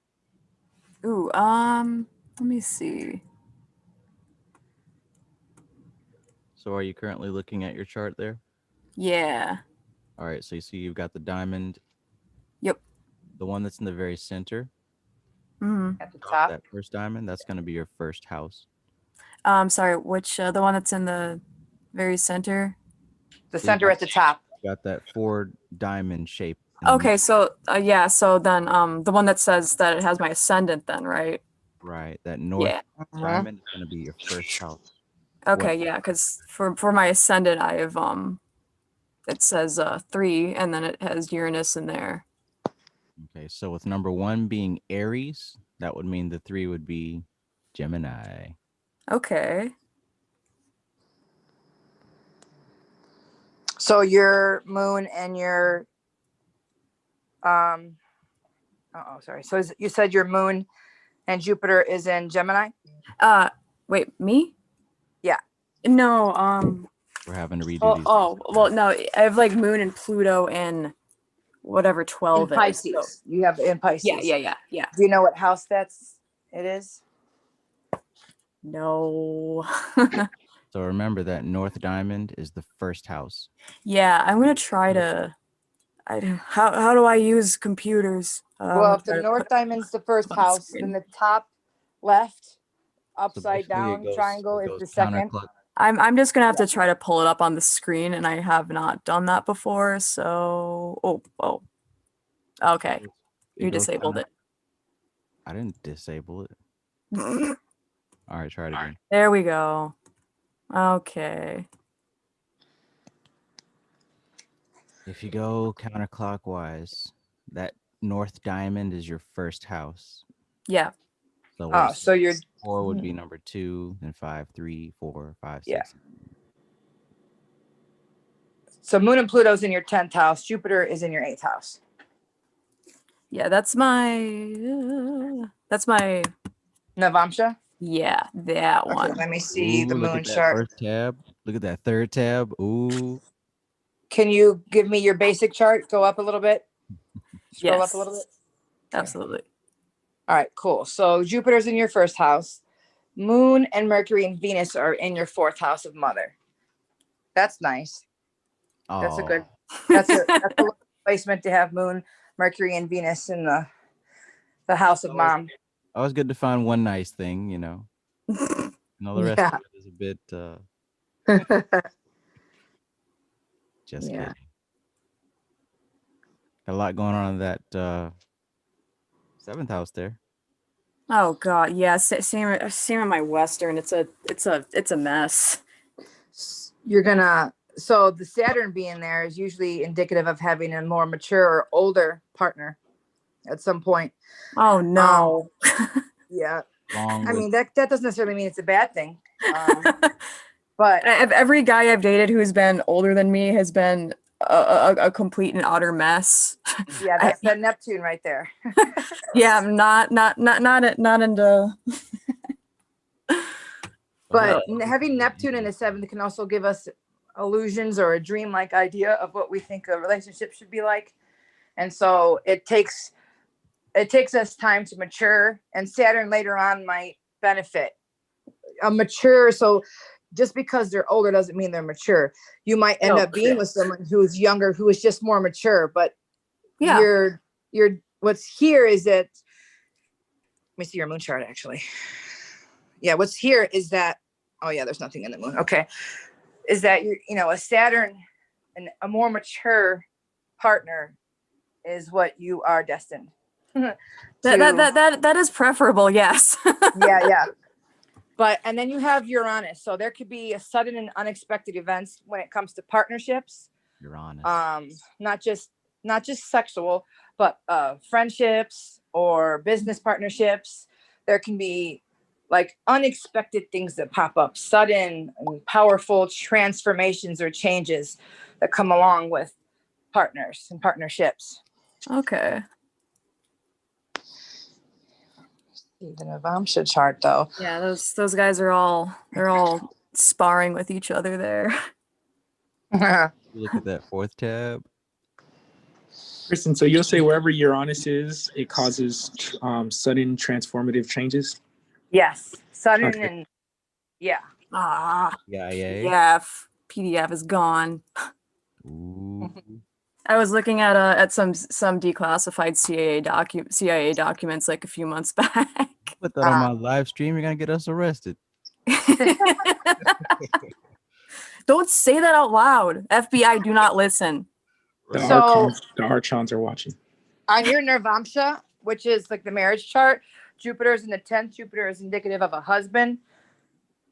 And in the 8th house, this could bring a partner or a husband if you're into husbands. It might not be, but if you are I could be into husbands, yes. Well, my own, not anybody else's. I mean, right. Yes. So it says, right, your own. But this would be someone who could be in a surgeon, someone who could be into research, someone who could be a scientist, an occultist, someone who digs deep to taboo things or things that other people are not privy to, or things that take higher interest or higher education.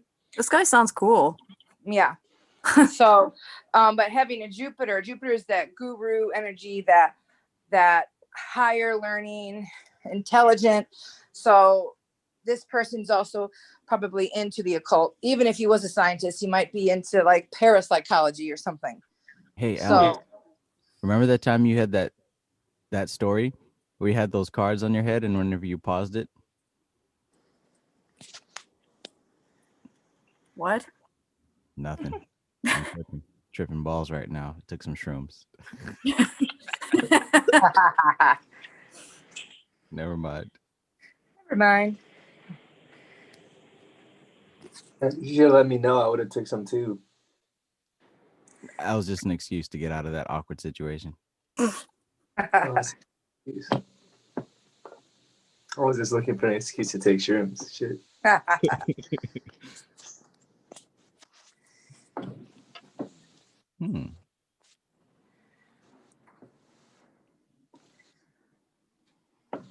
What page am I on?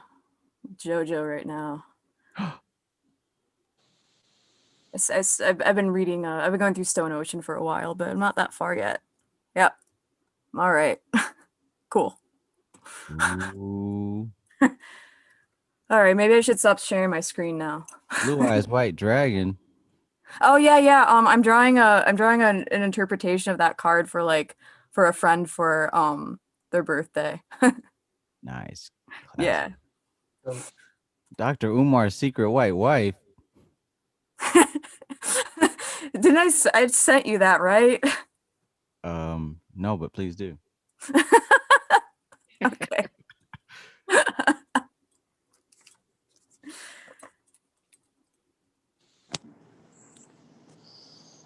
Yeah, what's going on?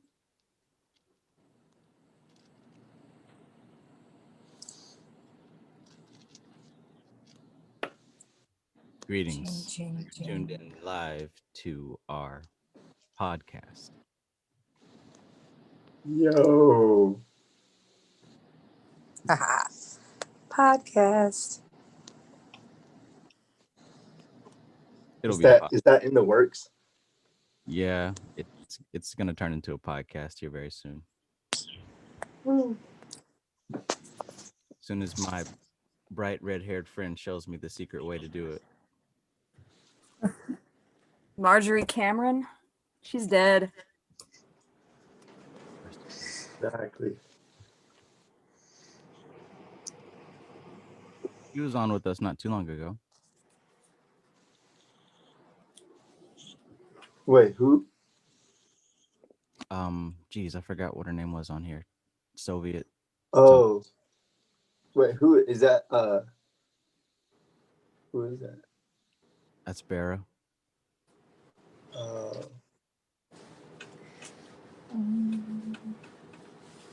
You found those? Cute. What's everybody having for dinner tonight? Dinner. Indian food. Oh man.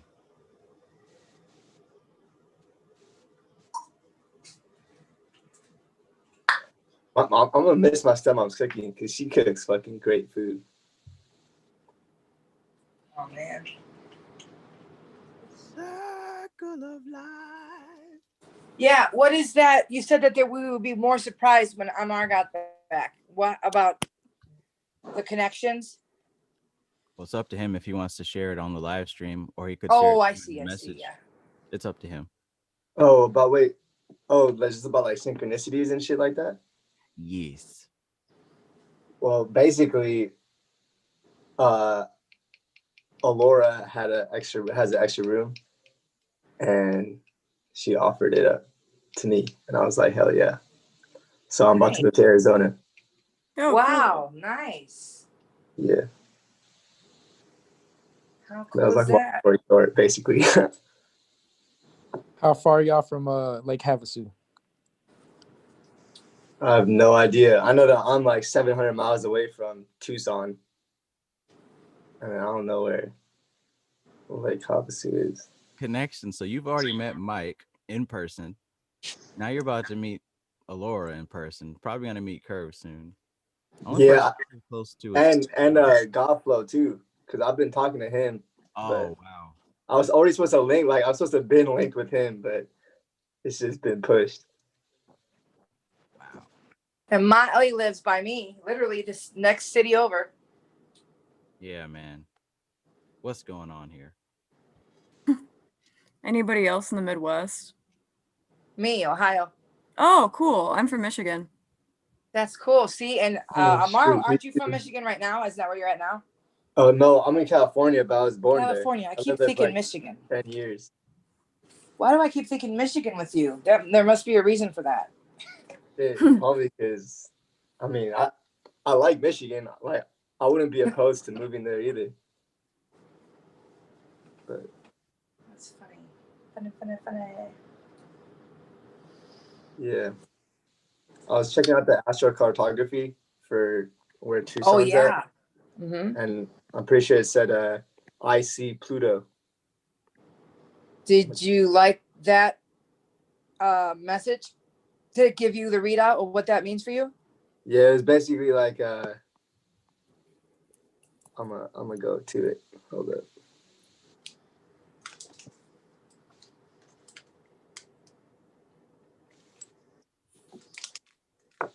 It's gonna take me a minute though. So isn't Pluto like a rebirth planet too? Like a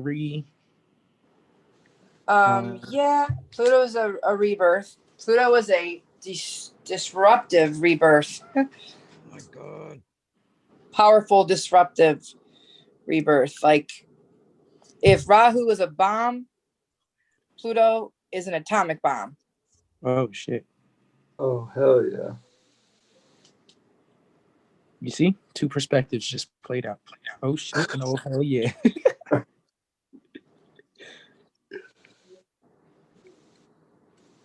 Yeah, it's the Pluto DC. Let me see. Let me click on it.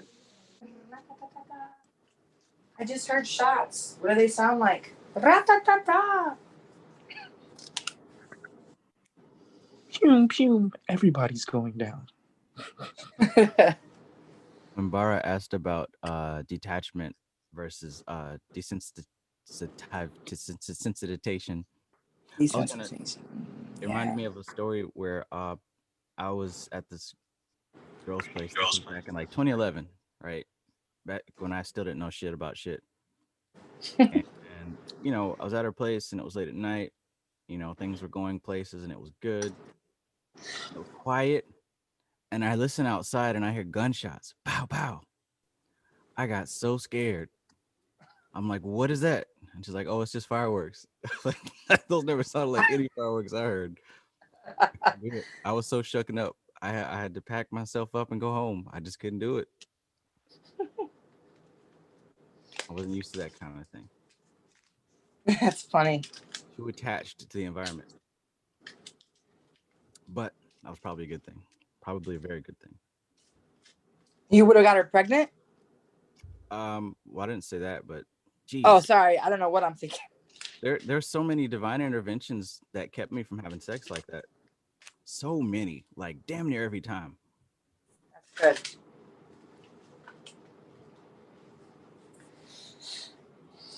Ra-ta-ta-ta. Can you take a look at my chart now? Yes. You've been waiting patiently. Oh. Okay, so you have your ascendant, Sun, Mercury, and Venus in your first house. Hold on a minute.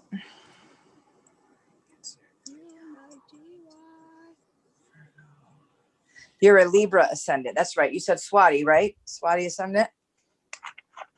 I believe so. Yeah, Swati's in Libra. So your sun is obviously Swati then too. Mercury, Venus, and Pluto. Do you know what they are? Oh, actually, no. Hold on. Let me see. Mercury. If you want to share, you can. I just wanted to get that over to you. Oh, I don't know how to share on the screen. But share screen. No, just playing. yeah, no, my phone for whatever reason it won't let me share my screen or video or anything. I don't know why. All right, give me 1 second. Maybe I can pull it up.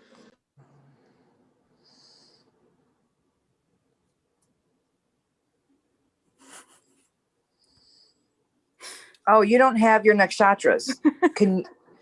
Are you able to pull up your nakshatras too? You gave just the basic planetary degrees and stuff, but we want to know the nakshatras. Hold on 1 second. Okay.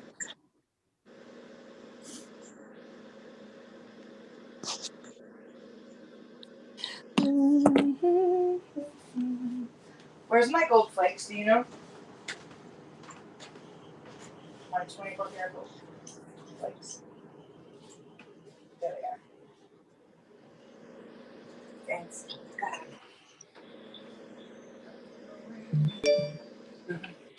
Where's the other gold flakes?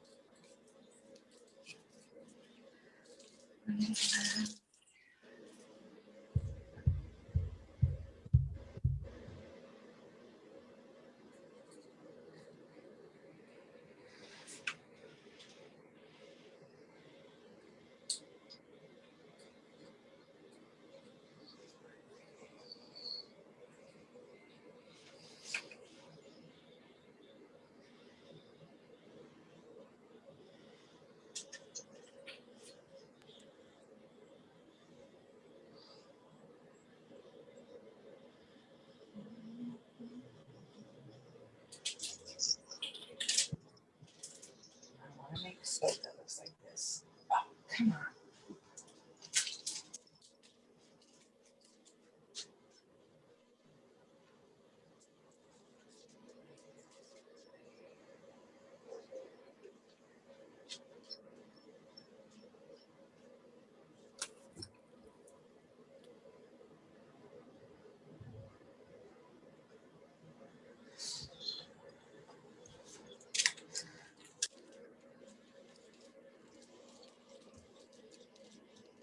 I'm making an epic unicorn coaster here.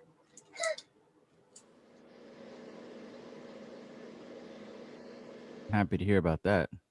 Yeah. I'm making a set so I can send you some. Yay. I want to try and match some soap to it. If I can get these colors in my soap, that would be fucking awesome.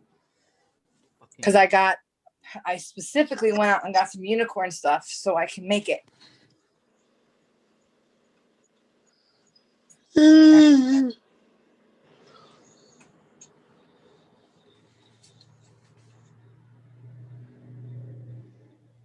need to make a huge. I haven't made any organite in like a month. Hey, your Ormus is pretty great. I'm glad. I have to send you some more. Yes.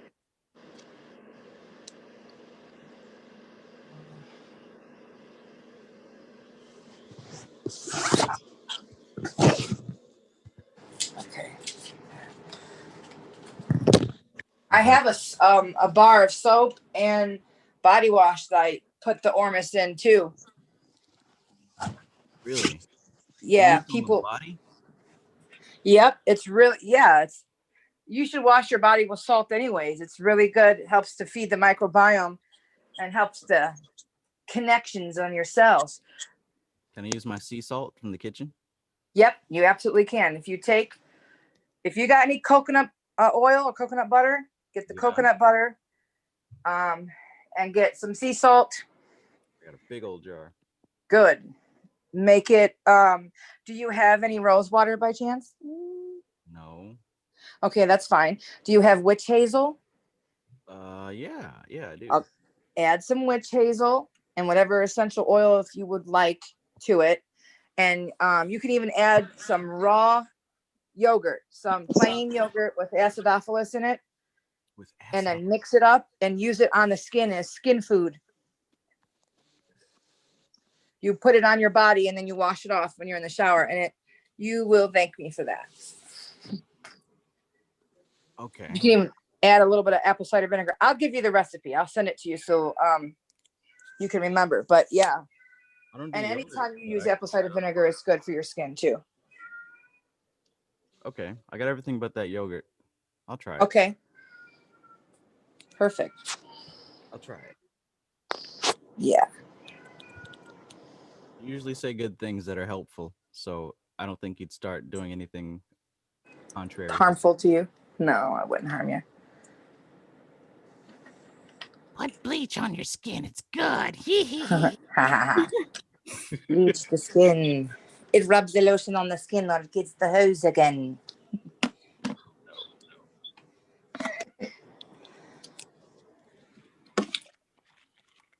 So nothing in your chart can change, is that right? No, you mean like including if like you want to move Rahu from the 10th to the 3rd or something? Specifically the yogas that they talk about. Those don't. Oh, there's those remedies change. for them. Yeah, there's remedies for them. There's What does that actually mean? remedies for anything in your chart. But the thing is, like we talked before, if you're going to even do those remedies or know about the remedies, it's going to be in your chart. So yeah, there's remedies in your chart. So it's kind of like a weird in the first place to put the remedies there. I mean, to put the issues there and then give you the remedy for it. Seems weird, right? And to do that to someone in their chart.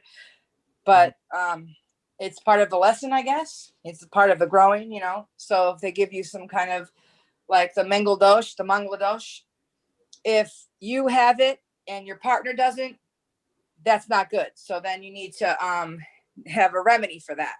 But if both of you have it, then it crosses it out and then it no longer affects each other.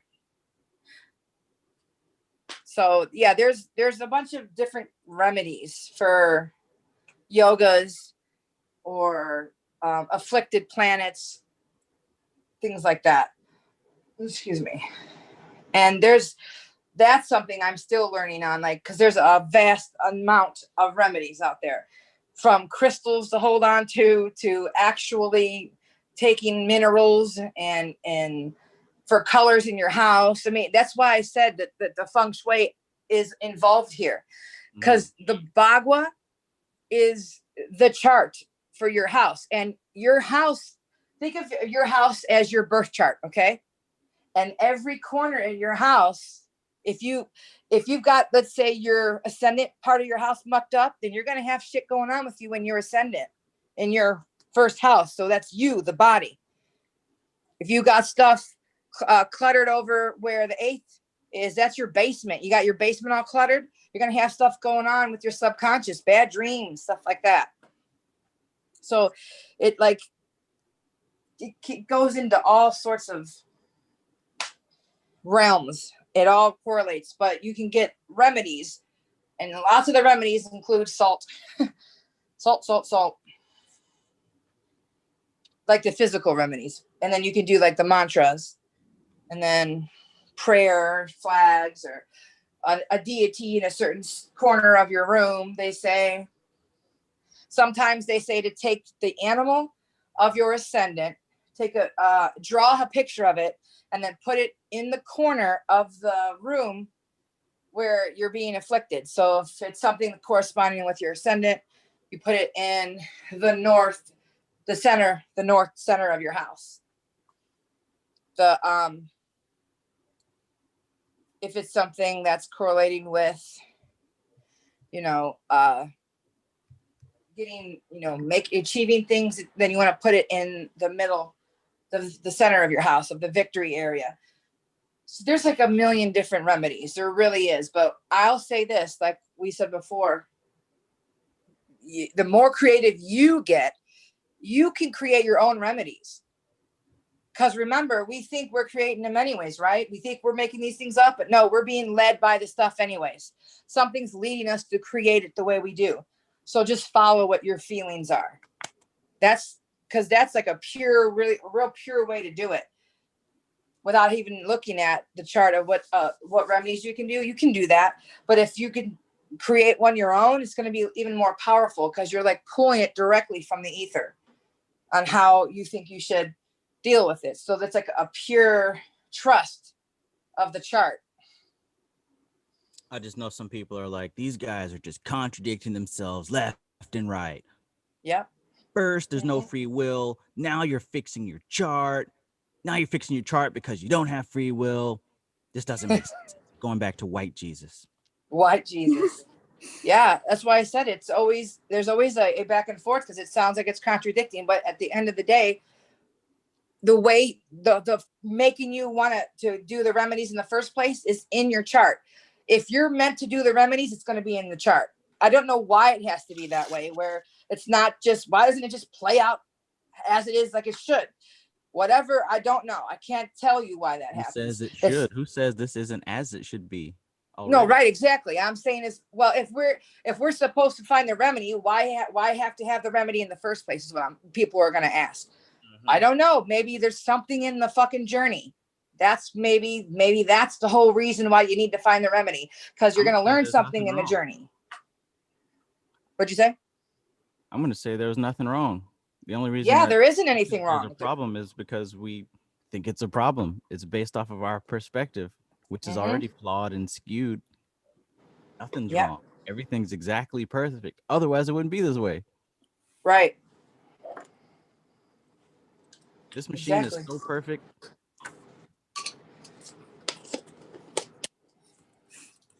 Our limited minds, to think that we'd have the audacity to believe that we could fix something so perfect that was put into motion long before we were even thought of, and will continue long after we are completely obliterated from the pages of history. What the hell are we talking about?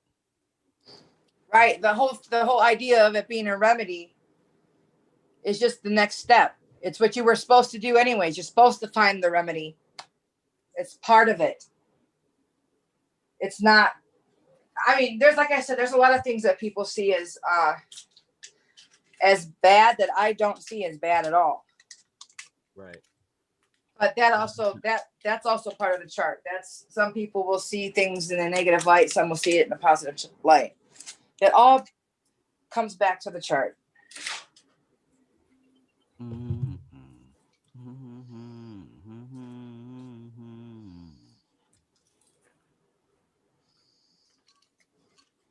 Well, if everything's planned out, then there's nothing to do. Fuck it. Why don't we just give up? Exactly. It's that thing right there. That's what people say. Just like there's remedies for when we get sick, right? In the world, it's no difference. Just because we get ill and it was meant to be doesn't mean we weren't also supposed to find the remedy, because maybe the remedy, there's something in that. There's something about it. We see it as a remedy or whatever, but our little understandings are very small compared to what's really going on, the big picture. Yeah, because when we use words like remedy and like, unlocking your chart and things like that, Yeah. It's a way for us to grasp something bigger. But Then yes. when most people hear these things, they're not thinking that we're taking these words at face value. So it causes confusion. That's why I really, I like to bring attention to the words we use. Because for us, everybody here in this chat, we know what we're talking about. Even if I say frequency, vibration, 5D consciousness, you all know what I'm talking about. But we're on like, a broadcast that infinite people could potentially watch. So it always helps to be clear, Absolutely. It's 8 o'clock.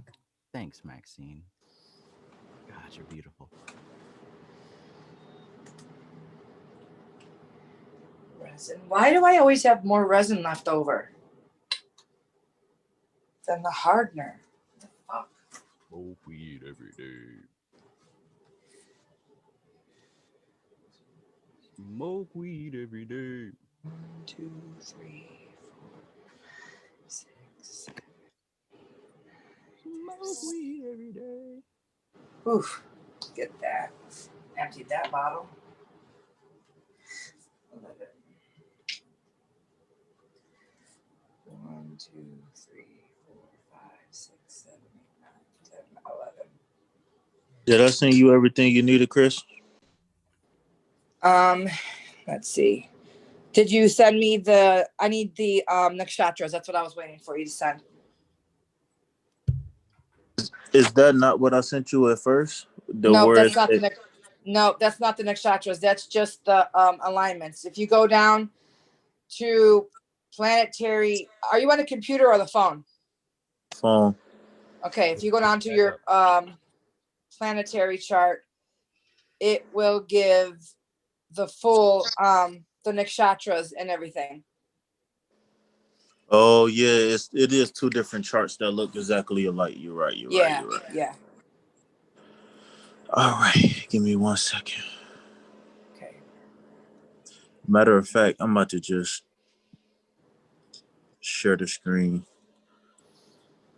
Let me make sure my don't have no pop-ups or nothing. Oh yeah. I'm just playing. I'm just buying time. Check those tabs. I'm just buying time. I'm a pro at this. You know what's cool is you and I can even get together. I mean, if you wanted to, because we live so fucking close, we could definitely do that. Well, I kind of threw that out there already, and Did you? No, I'm just playing. Kind of Ben said that, but it's cool. I told you I could walk. You know what I'm saying? No, just. Oh yeah, I thought I see, but that's when I thought you were like in the state next to me, and you were like just goofing off. I didn't even realize that you were that close till today. So I mean, yeah, they sung the Cleveland Browns song for me and everything. I don't think you was online. I think you had came on the next morning. Oh dang! Yeah. Wow, that is funny.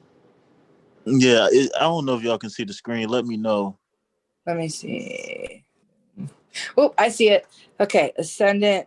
Oh, I can't scroll. I can. So, okay, so ascendant and sun is Swati. Keep going down.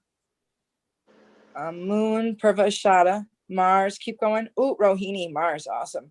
Mercury, Swati. Yeah, I thought you'd be Swati with Mercury too. Keep going. Esplesha, Jupiter, Venus, Chitra, Saturn, Purvashada, Rahu, Abjahit. Wow, we share that. That's funny. Okay. See, K2. I don't know what none of this means. I don't know to be excited or to be worried. You got a lot of planets at 8 degrees. Uranus. Hey, wow. Law of 88, baby. Hey, I don't know if it's because we're from the same. How old are you? 30. Okay, yeah, I'm 39. So we have a lot of the same stuff. That's weird. Okay, I thought Guru. I thought maybe it was because we're from the same area or something. You know how, if you were the same, like close to the same birth and time or something or place, that maybe that would make sense. But Okay, scroll down. So all of your first house, let me see something actually. Your first house is the ascendant, sun, and Jupiter. So you've got, oh, wait a minute. Is this you? That's How me. could your Mercury's in Swati too? Wait a minute. Yeah, big Swati. How, Big wait, Swati Mercury, gang. here, pull up. Is your Mercury in Swati? Scroll up, I mean. No, the I'm other at the way. Scroll down. ascendant. Okay. Go down. Oh, okay. Mercury. Yeah, Yeah, well, Mercury. wait a minute. Okay. How is your Mercury in Swati? I'm very confused because your Mercury is not in your first house. Only your ascendant, sun, and Jupiter are. And that's I told all you I live in Swati. many states. I told you. No, but that's not right. There's something incorrect there because your ascendant, sun, and Jupiter are the. Oh, no. See, you sent me a different chart. That's why. My bad. Okay. That's okay. Okay, your ascendant, sun, Mercury, Venus, and Pluto are in your ascendant. So your ascendant, sun, and Mercury are the Swati. Venus was, what is Venus? What's the nakshatra for that? Swati. Is it Swati? No, it's close. What is it? It's Venus. No. Venus is Chitra. Chitra. Oh, I'm sorry. Yeah, so Venus is Yes, Chitra, and then Pluto. What is your Pluto? Pluto is Vishaka. Ooh, Vishaka. Vishaka. That's bum, like, bum, bum. Vishaka is lit. yeah, Vishaka is like, what's his, Ifideo is Vishaka. I don't know who that is. Ifideo is Vishaka? Yeah, he's got Vishaka in his chart and Ravati. Who took a Oh, screenshot? shit. I got Ravati. Vishaka is my destiny point, nakshatra. You know, Vishaka often, and what is it? Your Pluto's Vishaka? Vishaka is known to have many personalities or two kinds of personalities. And you keep talking about being in many states or many states of consciousness. That is similar to Vishaka, very many different layers of the person. Or like people like Beyonce, how she has Sasha Fierce, something like that, where there's an alternate personality kind of thing. Hey, But the fact that you've got Swati all up in there. Are you? In that thing. Do you have experience with martial arts or fighting? I learned how to fight the hard way, if that count. Yeah, of course. Did you ever get into what the hell's happening? Did you ever get into fighting for like sport? No, but I've thought about it and I studied. Oh yeah, you know what? I wrestled a little bit. There you go. Do you like martial arts? Or do you love it? I love the combination between mind body. Yeah. I love how they I love how the prana and be able to the qi gong and all of that. You know what I'm saying? I've always been fascinated with the correlation of the breath, especially, and because Swati people have control over the breath, really good control over the breath, and anything to do with like martial arts or similar studies. Like I said, Bruce Lee was a Swati native. Oh my God, I was just watching a bunch of interviews with him last night. Uh-oh, where's your Swati? What the Talking about Bruce Lee? Yeah, Bruce Lee. He was Swati. Yeah. Oh, all shit. right. Yeah, I mention him all the time on here. All right. Yeah, How do I find my Swati? Who is doing that to me? Oh. Who's doing what? I keep hearing a beep, beep, beep, beep. I just realized what it was. How do I find my Swati? Well, if you have Swati, you need to go and look under your nakshatras, your planetary charts on Indastro. It'll tell you if you have. Click on that and scroll down and see if you have Swati anywhere. Swati On which chart? Swati is a nakshatra. So Yeah, if you look at Swati is the planetary chart, nakshatra in Libra. It's on the planetary charts. Okay. It's written planetary charts out. It's are gonna not have like a map. the Okay. planetary charts are gonna have a list of all your, the ascendant and then sun, moon, Mars, and all that. It's gonna be like in a chart, like in a list. Yeah. So what is it that what is the specific thing I'm looking for again? I have the planet positions here. All right, scroll down, look for the word Swati. Okay. Column. Oh yeah, I have it in Pluto and Venus and Libra. And the Lord is Rahu. Yes, I know that. And that's in it's in your Libra. What house is Libra in for you? Let's see.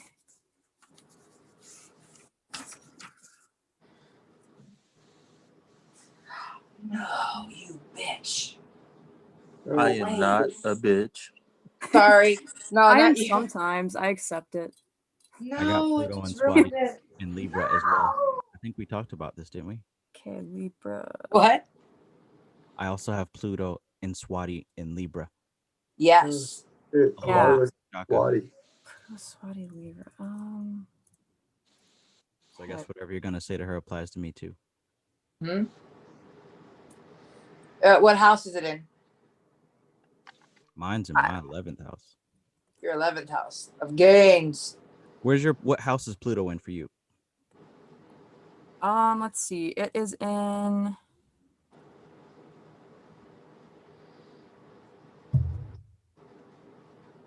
my 5th house. Of children, relationships, of sex, of entrepreneurship, entertainment, fame. So entertainment. So the occult is entertainment to you, is interesting, is fun to you. It's a game for you? This is entertainment. This is a game for you? No. Trav, did you say you have this placement too? Yeah, is this a game for you, Trav? Plot twist. Can't plot twist. Oh, there we go. I poured it all out. Damn. Okay. So, Pluto is transformational shifting, powerful shifts that uproot things. And you've got Swati, who is all about Maya. They are the rulers of illusion. They are the ones who can control their reality and the reality around them. They can manipulate other people's realities to a point too, or what other people see about them. They are creative. They are very skilled with breath work, things that are pertaining to the breath. That's why martial arts, that's why meditation, Tai Chi, Qigong, they're masters of all of that. They are very interested in it. They are having it in the 11th house would be, you can make gains by associating with groups of such statures, of metaphysical interests, of who do tantric practices and breathing practices and martial arts practices, associating and making groups of what you're doing right now, Trav. These kinds of groups and reaching many people. So gains through metaphysical processes and transformational. This is going to transform you in a big way. And right now is the Pluto transit. So I told you this year is going to be shifting you into some very big things. Very big things. Oh, wow. And what did I tell you? This isn't just like your neighborhood family church. This is big organization. So that's 11th house, right? Yes, 11th house. Yeah. This gets big for you. That's What you're doing here gets really big. This is Big like SWAT. private major society type organization. The major expansion. Yes. And the other thing is it's not an overnight, like tomorrow it's happening, but this year is the big transformative episode of when it happens. And it's just going to continue to build and build and build and get bigger and get bigger and get bigger. And for you in the 5th house, Alex, right? That's your name. So in the 5th house, big transformations around children, around relationships of sexual natures, around being an entrepreneur or creative thoughts and endeavors around creating something, around investing can happen. You can also be very sexual in nature and get power from sex. It can be Horny very jail. What? I'm gonna get thrown in horny jail. Horny jail. There is somebody with this could write an amazing book, like a Harry Potter or an occult book, or write a script that is like a horror movie, something that's dark but like pivotal, because this house of creativity is being it's like you're putting a fucking atomic bomb in the house of creativity. Oh, well, I'm an illustrator and I've been drawing a whole lot more lately, and my stuff there is you getting a go. bit more darker. So, well, and that's what you yeah. should Hell do. The darker you go, the better it's going to be for you, and the more success will come from it because you're following truer to your chart. Join You the said dark with this being the Pluto transit that's starting to activate right now, right? Yep. interesting. Yeah, because I'm also going through a really weird time in like my like romantic life right now as well. So So it's a transformative thing that's happening. But see, with Pluto now, Pluto's not alone. You got Saturn and Jupiter. And now we've got this culmination happening in Capricorn. So people are about to hear things and see things that transform their mind in a very big way. Everyone is going to go through that. Now, what house it comes through depends on where Capricorn is.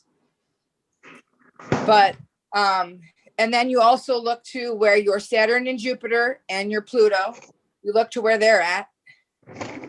yeah, my Saturn is in the 7th. See, that's relationships. Yeah.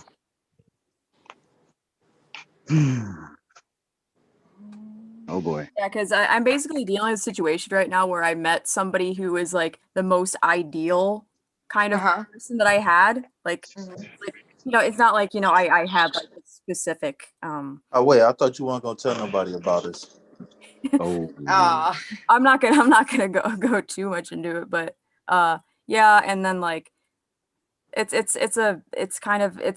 situation that's pretty complicated, a lot more kind of more in a negative way right now, but also I don't know all the details about what's going on. It's a very strange situation. Basically, found somebody that I got this very, very sudden, strong like connection with them, and I don't really get with people I'm romantically interested in. The last time that I felt that so quickly with somebody right away was when I met in my last boyfriend several years ago, who I was with for like 3 years. And now I'm dealing with like this bizarre thing that's going on right now that's really, really kind of shaken me as to like what I'm looking for with somebody, like, oh, if this person is going to come around or what have you, but that's not under my control. So yeah. And yeah, this person like actually like is he is kind of interested in the cult. He doesn't practice it, but he's also in school for biology, and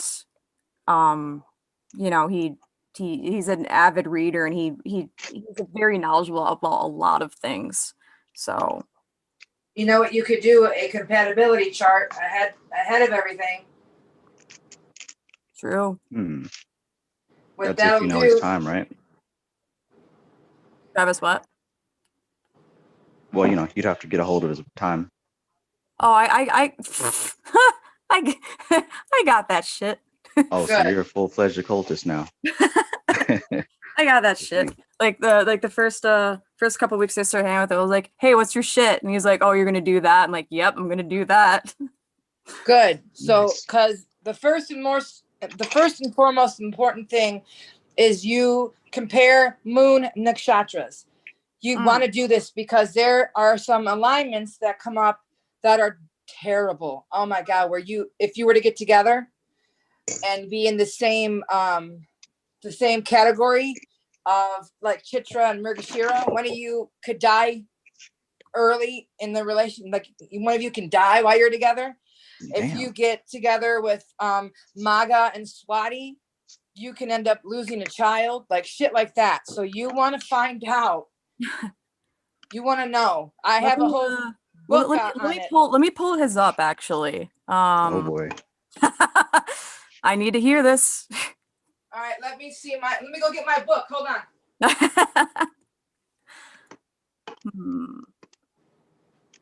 Come for the KYBALION study, stay for the astrology.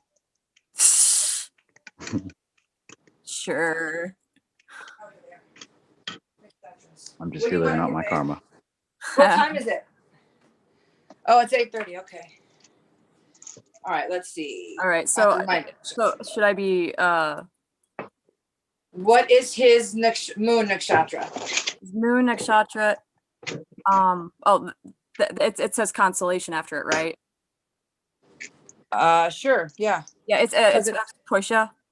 Pusha. Okay, good. What is your moon nakshatra? Mine is Upalguni. Uttara Falguni. Yeah. Oh, you know Uttara Falguni. Can I say something about that? Hell yeah. Uttara Falguni is all about, first of all, they're beautiful people and they have like the sun's energy behind them, but they're also all about friendship. They are about commitments and they're about contracts, and they usually are a friend to their own detriment. Like they are loyal to the end and sometimes get taken advantage of. But I have a lot to say about that in a moment once I close my door so that my roommate doesn't hear me talking about them. Okay, yeah. So these people, but can I say these people can end up becoming very wealthy. So that's fantastic. That is a good thing. Yeah. The only thing is you might sacrifice your own wealth for people or your own goodness for people to a detriment. I've had this happen a lot, and I've gotten a lot better at it in recent years, because I've recognized that like I've been a person in my life who's like given people so much who like will just take and take and take. Yeah. But yeah, actually, so yesterday I had like a really long conversation with one of my roommates, in which like I was kind of I was kind of essentially just like psychoanalyzing him, and he was like trying to figure out like I was telling him about a conflict that he has with a friend of mine, and this friend was really hurt by it and by their falling out. Yeah. My roommate was like, what? Like, what? Why does she care? Why does anybody care about what I do? Like, why do people care about what I do? Like, I don't even care about what I do. Like, people care about your actions, dude. Like, whether or not like you put weight behind them, they still affect other people. And he's not he's not a super selfish person, but like that's a very, very like self-hating, self-centered, or in a way where they focused on what they're doing. Yes, yeah, exactly. Yeah, I get it. And I was like, hey, like, well, people, he's just like, I don't get why people care about me. I'm just like, oh, stop. Like, I care about you, you know? And then like, he got kind of like quiet and somber. And then he took my laptop and he's like, and then he was like, and also early in the conversation, I was like, you know, I try to go through life not having a bunch of loose ends that I can't personally deal with, like, not having tied up, because I don't want to be 80 and then looking back at my life and then regretting all these things that I did or that I didn't do, like, these misunderstandings like that. And so he kind of just like sat there, and then like he took my laptop and then like went on to like Instagram, and then he was just like, yeah, so like then he told me that like with that friend of mine that he had a falling out with, and like with a couple other people, was like, I'm gonna send these people some messages right now, like apologizing to them for being evil. Oh wow. and yeah, and it was funny because like he's like a really kind of like stubborn, like hard-headed person, and like I told a couple other like of our mutual friends about that after it happened, and they were like, oh my god, you broke him. And I was like, I broke him. Wow. And then so that happened. That's probably because you're the only one he could hear it from, because Uttara Falguni people have a way to talk to people in a non-judgmental way, in a non-aggressive way, where people are just open to them and they want to hear what they have to say. Yeah, and like I am actually like very aware that I have that ability because like you know, the way that I talk to people, especially about difficult topics, like I talk to them the way that I would want somebody to talk to me. You know, like like that's something like with that weird romantic situation I'm involved in or whatever, like um this guy isn't speaking to me right now because I told him my piece basically, and it was like it was really brutally honest, but it was like it was very tender at the same time. And then like, he just responded by just like blocking me on everything. Mm. And yeah, and he's not a malicious or angry person, but he did tell me like during the last conversation we had that he was quote unquote a cowardly person. Like, Hmm. yeah, I guess you. So I think like he did that out of fear because I just basically like Yeah, shot him in the chest, so to speak. Because that's exactly what happened. yeah, because Absolutely. he's very fragile. He's very mature in many ways, other than like regarding how to like express his emotions in a way.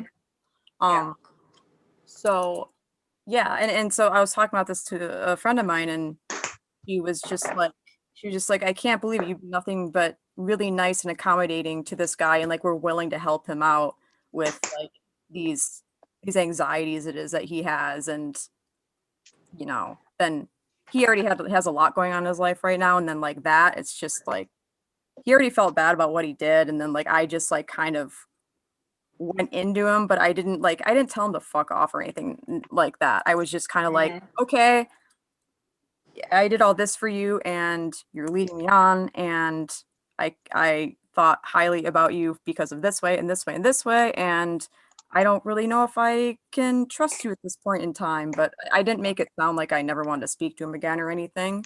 I kind of left it like open ended, but he just proceeded to shit the bed and is Oh, hiding, probably cowering somewhere. So hey, Alex. tell me that I'm intimidating, and I'm just like, how is that not hot? Like, okay, dude. You said that he's Pusha and you're Utara Falguni Yes. for the moon. Okay, so your moons are they don't have any conflicting dangers. You are well, the Pusha is the sheep, Utara Falguni is the cow. I don't know whether he's a female or male sheep or you're a female or male cow, but if you're male and he's female and or he's female, you're female and he's male, that's better. If you're both like male, that can be points taken away. But it's not a terrible mashup to be the cow and the sheep. It's not bad. It's not like having the serpent and the mongoose or the cow and the tiger. So that's good. Let me see. What is your ascendant nakshatras? Let's see. Oh, ascendant nakshatras.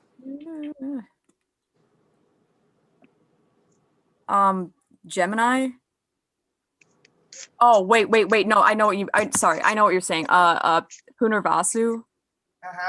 Yeah, and his is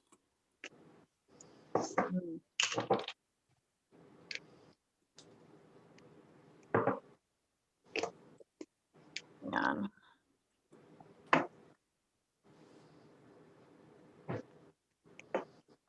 Also has Punarvasu. Not good. Uh-oh. This can indicate a loss of a child. Oh, well, I mean, I'm not planning on doing that, so. Okay, well, that's good. Still, yeah, so you know, well, that's a conflict right there. That can, it usually can, it indicates issues of the stomach and loss of child. It could also be But taken metaphorically, I'm assuming.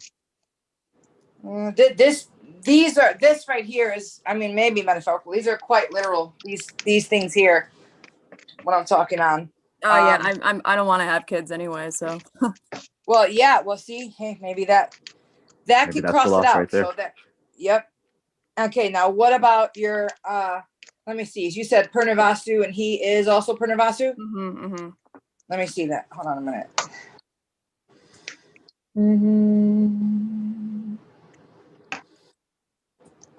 So there's 2 cats. Those are both cats. So you say that right as my cat is next to me. That's funny. So in that respect, it's Egg boy. Egg. There's a compatibility of the sexual nature, but there can be issues, loss of child, or issues in stomach or productive organs, sex organs. Oh, okay. And then so your sun ascendant. What is your? So we got your moon and your sun. What is your ascendants? My ascendant is Gemini, and no, the nakshatra. I mean. Oh, yeah. My nakshatra was, it's Punarvasu, and so is his. Oh, no. For your you said your sun and your moon were that, right? Let's see. No, my sun is Palguni. Uttara Falguni. And what is your moon? And that's you, Palguni. No, they're. What? Wait a minute. Uttara Falguni? Mm-hmm. Yeah, that's for my moon. Oh, you had one that was Purva Falguni? Yeah, that's my sun. Okay, because when you said Falguni, I thought you meant Uttara Falguni. So Uttara Falguni is your sun, and what is his sun? No, my son is the P Palguni. Yeah, that's Purva Falguni. Purva. Okay, Purva. I'll try to remember that. Yeah. All right. What is his sun? His is Purva, just like me. Ravati. Okay, let's see. All right, that's good. That's not NA. So Purva. Let me see. Ravati. Okay, nope. That's good. That's fine. Ravati and Maga cannot. That's not good together, but that's not it. And your Purva Falguni. Why isn't it showing up here? Purva Falguni. Purva Falguni and Uttara Bhadrapada should not be together. Okay. But that's not you guys. So the only issue you guys have is in your Purnavastu. What was that? Your ascendants? Yeah. And that would be around children. So if you're not planning to have children, but there could be areas around sex organs and sexual things that could come up. But that's just something to keep in mind. But everything else seems to be okay. You can also do a compatibility test and get a number. You don't want your number to be under 17. Yeah, no, I actually did that, and it was it wasn't like the highest, but it was pretty high. Do you know what it was? Do you remember? No, but I can plug it in really quick. Okay. Yeah, it's I'm not just gonna say it. at this point in time, like I don't even know if like we're friends at the moment. Yeah. But time flows, whatever, he'll get over it. Yeah.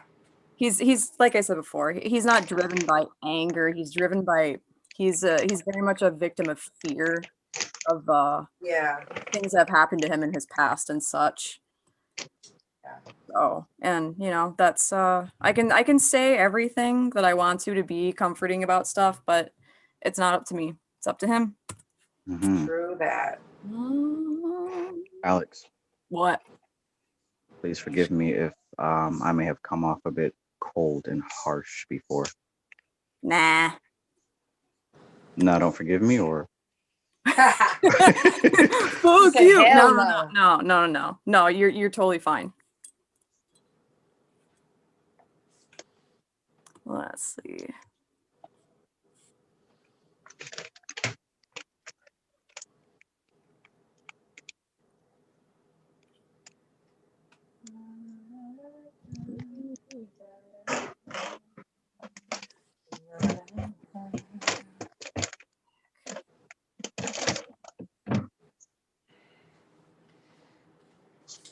I wonder if I put these. I wonder. Okay, are you any of you guys familiar with resin? Kind of, sort of. I've smoked it once before. Oh no, not that resin. I mean raisins. Raisins art are my favorite. Raisins. No, I have not smoked those. raisins Not like raisins. the fruit? No, like art fruit? resin. Art resin. Oh, yeah, no, I don't really have any. I haven't worked with that. Okay. Well, I'm wondering, I have these unicorn sprinkles, the horn, and it's the real big ones. So it's not like tiny little sprinkles, but I want to put a couple of the horns in this resin, but I don't know if the resin will eat away at it because it's kind of like a candy. I don't know. I'd hate to put it in there and it ruin my coaster. I guess I got to try it out on the side. I should make some polymer clay unicorn horns and just use those.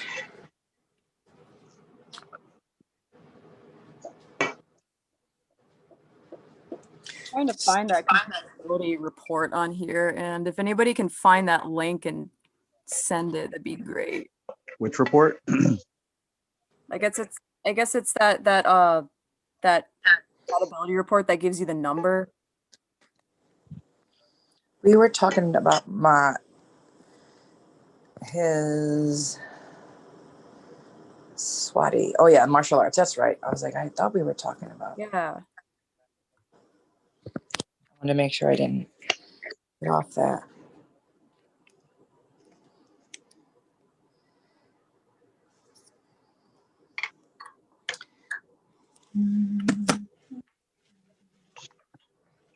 Yeah, and I think you can go up to like 33. That's the number, the highest number, something like that.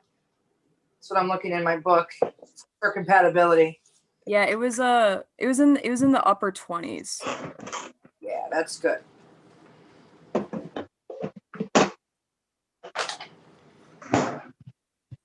Yeah, my husband and I are high up there, I am grateful for that.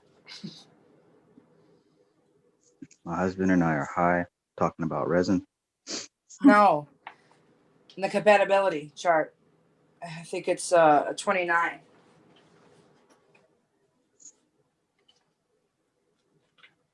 He's a female tiger and I'm a male cat. Sounds like fun. Yeah. I don't know. I guess my little male appendage is big enough. Oh my. Female tiger. Wait, we're talking about nakshatras, right? Yeah, the nakshatra. Because in our compatibility, so I am my Aslesha is a male cat, and his I think it's Chitra, is a female tiger.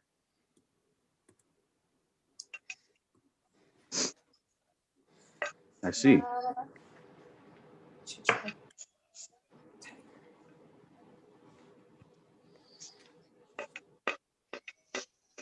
Let's see. Tiger. Yep, Chitra. Chitra is the jewel, right? Yep. The jewel in the, that backside area. The backs? Oh, yeah.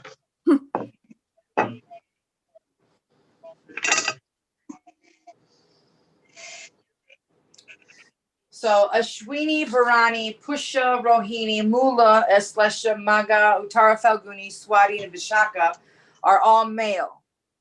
And then Shadabahisha, Ravati, Kritika, Murgashira, Ardra, Purnavasu, Purva, Falguni, Uttara, Bhadrapada, Hasta, and Chitra are all female.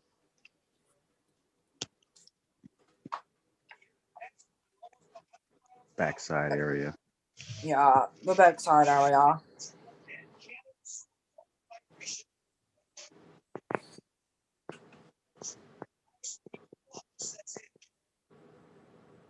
El Salvador. I don't know if this looks like unicorn.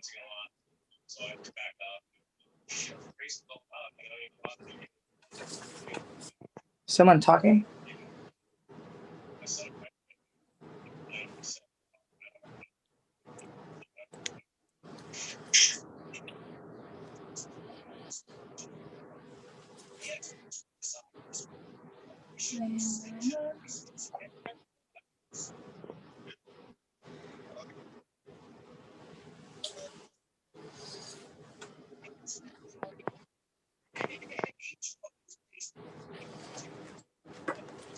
All right, I'm setting you down.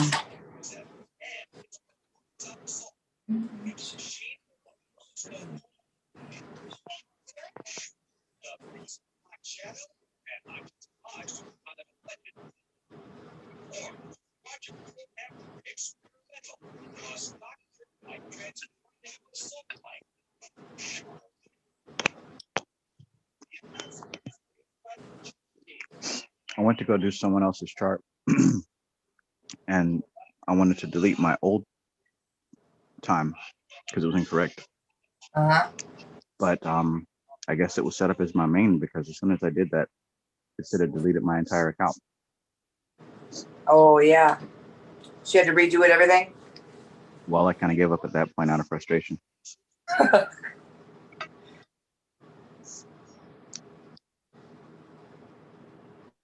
But yeah, I got my son's time and his brother. I'm curious to see what comes of that. Nice. Yeah, it's always good to look on our kids' charts because we are going to be there. But it could be a little scary. Definitely. You can try at least.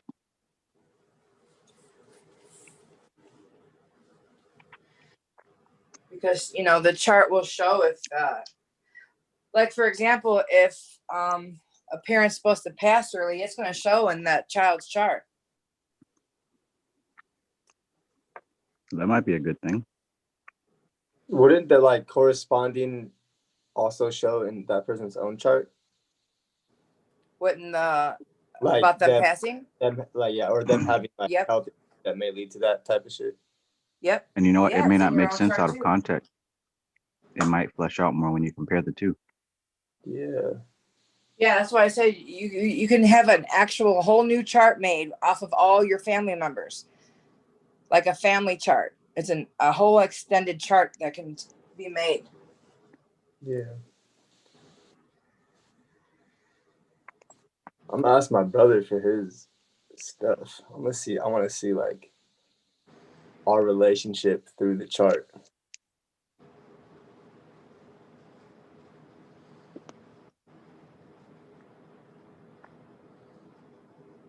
Okay, so what was that thing that you did, Kristen? You asked her to compare the moon nakshatra?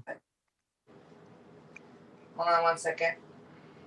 You mean for the nakshatras? You need to compare the moon nakshatras. Is that only for relationships or like for any type of like For any compatibility. Well, Okay. for compatibility, if to be together or even in friendship. But if Oh yeah, like friendship or like business partnerships and shit like that. Yep. But yeah. So like think of that. So if you're in a business partnership with somebody who you could possibly lose a child, that means the business can go sour. Yeah. You can lose out in the business. The creation you make together could pass away. Yeah, that makes sense.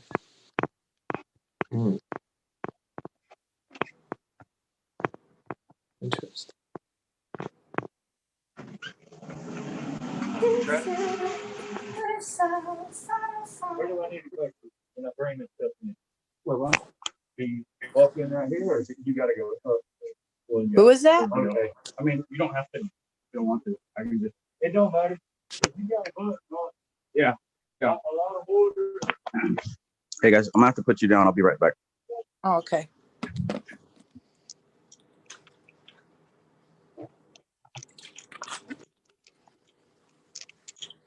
Babe, come here for a minute.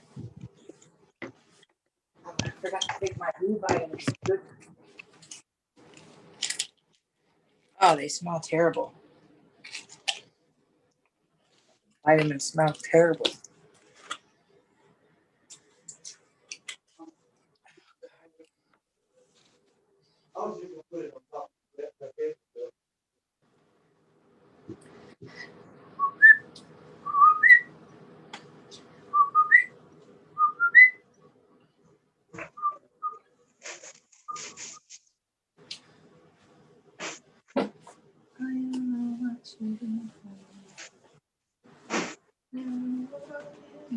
Lemons.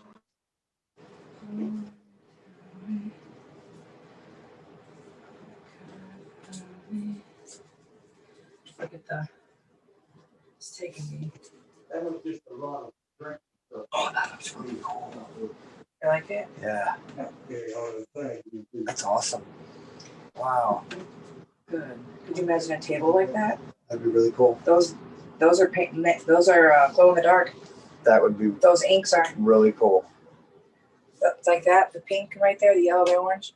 That's all glow in the dark. Neons. Oh, cool.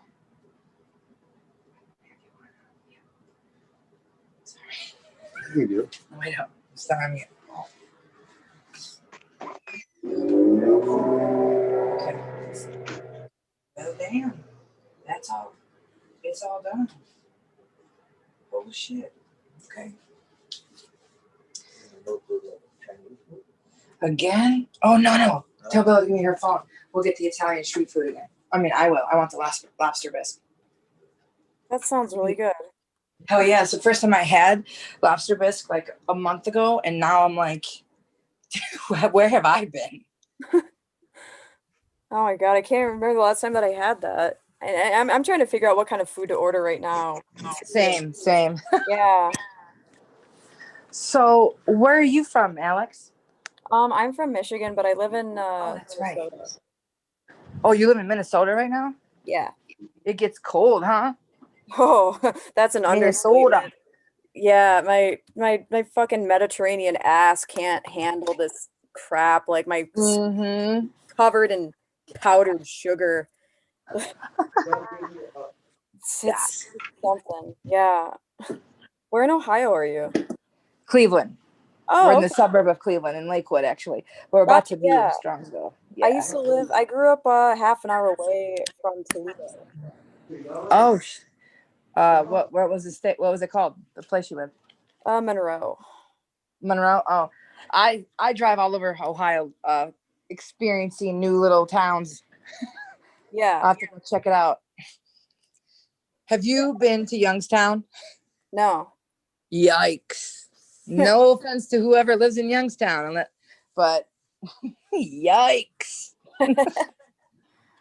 I don't know. I mean, there's a whole area that's really nice, actually. A real nice area.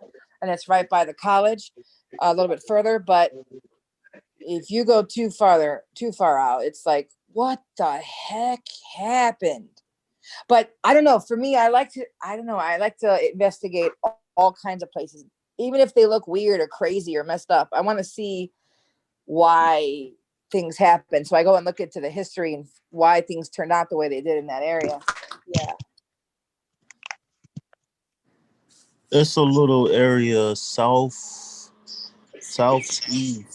of Cuyahoga. Like it's in a well, I don't know, the way it's shaped is kind of cool. It's kind of weird, but it's this little area that I ventured in southeast of the county. And it's so weird. I'm trying to think of, it's outside of like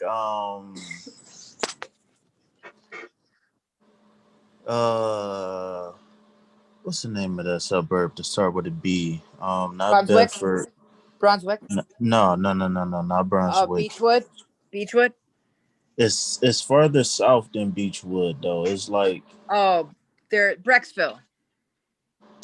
No, go back east. Go back east though. Because Brecksville kind of like in the middle, you know what I'm saying? The east and west. It's not Brantnall? No, you got to think further outside the city. I got to look at the map, but it's just so weird. And then like I was doing DoorDash in this area while I'm looking at the map, and it was like I walked into this Italian restaurant and then like the music stopped. Like it was just like this area was so beautiful. It was like Cuyahoga Falls, but like further. Oh, yeah, I know. It's nestled off in the corner. Yep, and it's gorgeous over there. They've got all by the falls. Bella, we just went and got all that popcorn. What's that place called? By where I went and did a show. I don't remember. Oh my god, I can't remember, but I know what you're talking about. That's gonna drive me nuts. It's the like town with a B by Cuyahoga Falls. A B, yeah. We already said Brecksville. It's not Brecksville. I know. I keep the Broadview Okay, Heights. so I'm looking on the map right now. Okay, we got Independence. Trying to think. Seven Hills, Independence, Valley View, Walton Hills, Bedford, Oakwood, Northfield, not quite Macedonia, not quite Twinsburg. I don't know where this place was. This Bentley Reminderville area. Outside of Twinsburg.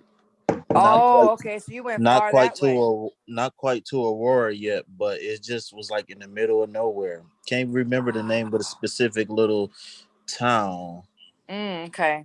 Bainbridge, and like Bentleyville, Bainbridge, Reminderville, like this little area down here that's like often secluded. Like it was like, I don't know. It was just like a small town, and it was just like the energy there was like, it was live and vibrant, but at the same time, it was so different. I can't explain it for nothing. Yeah, but definitely like that Bentleyville, Reminderville, Bainbridge area. Yeah, they've got some very interesting places.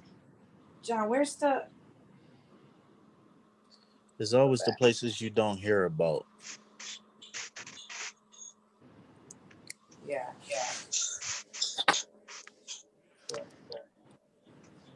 These bitches are closed, man. Why? Because it's Sunday. I hate when they do that. Me too. I found like I found this one restaurant that I wanted to order stuff from, and then as soon as I went to check it out, they're like, "Oh, well, they're not open anymore. They're closed." Yeah, thanks, man. Yeah, thanks, I guess I'll man. just starve. Dang, it's like, and oh my god, I don't know why they do that. I mean, I don't know. I guess they're open all the time normally, but they've been closing early too because of the stupid COVID shit. Yeah. So they act like COVID only comes out at night or something. Yeah, right. Fuck, they're not even available to go pick up on your own. That sucks. Oh, but Dairy Queen's open. Yuck. What kind of snake is that?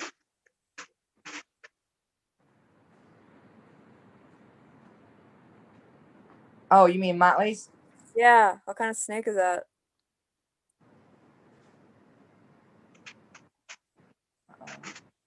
Maybe he didn't hear it.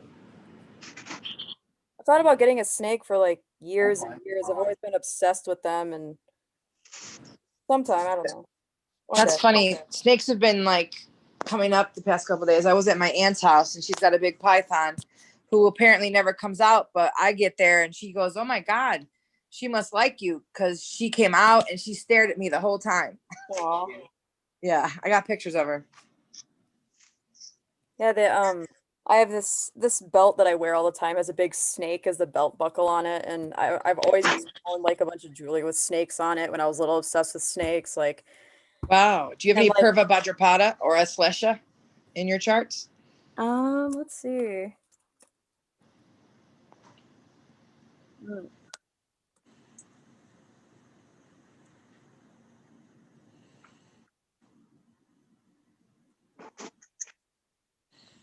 Huh, no. You might in your Western chart. What would that show up as? An Uttara Bhadrapada, Purva Bhadrapada, or Aslesha. Because Uttara and Purva Bhadrapada has to do with serpent of the deep. So sometimes people are into snakes. But Aslesha itself is a naga, is a snake, serpent. So it doesn't necessarily mean that that's why you like snakes. There could be many different reasons why, but I just wondered because that's, they're snake people. Yeah, that guy that I was just talking about is Not as much a snake person as much as he's a lizard person. He has like, yeah, he knows a lot about them. He has 2 lizards, and like for like his 4-year like college project, I know he wants to like capture and breed like some kind of snake in captivity. Wow.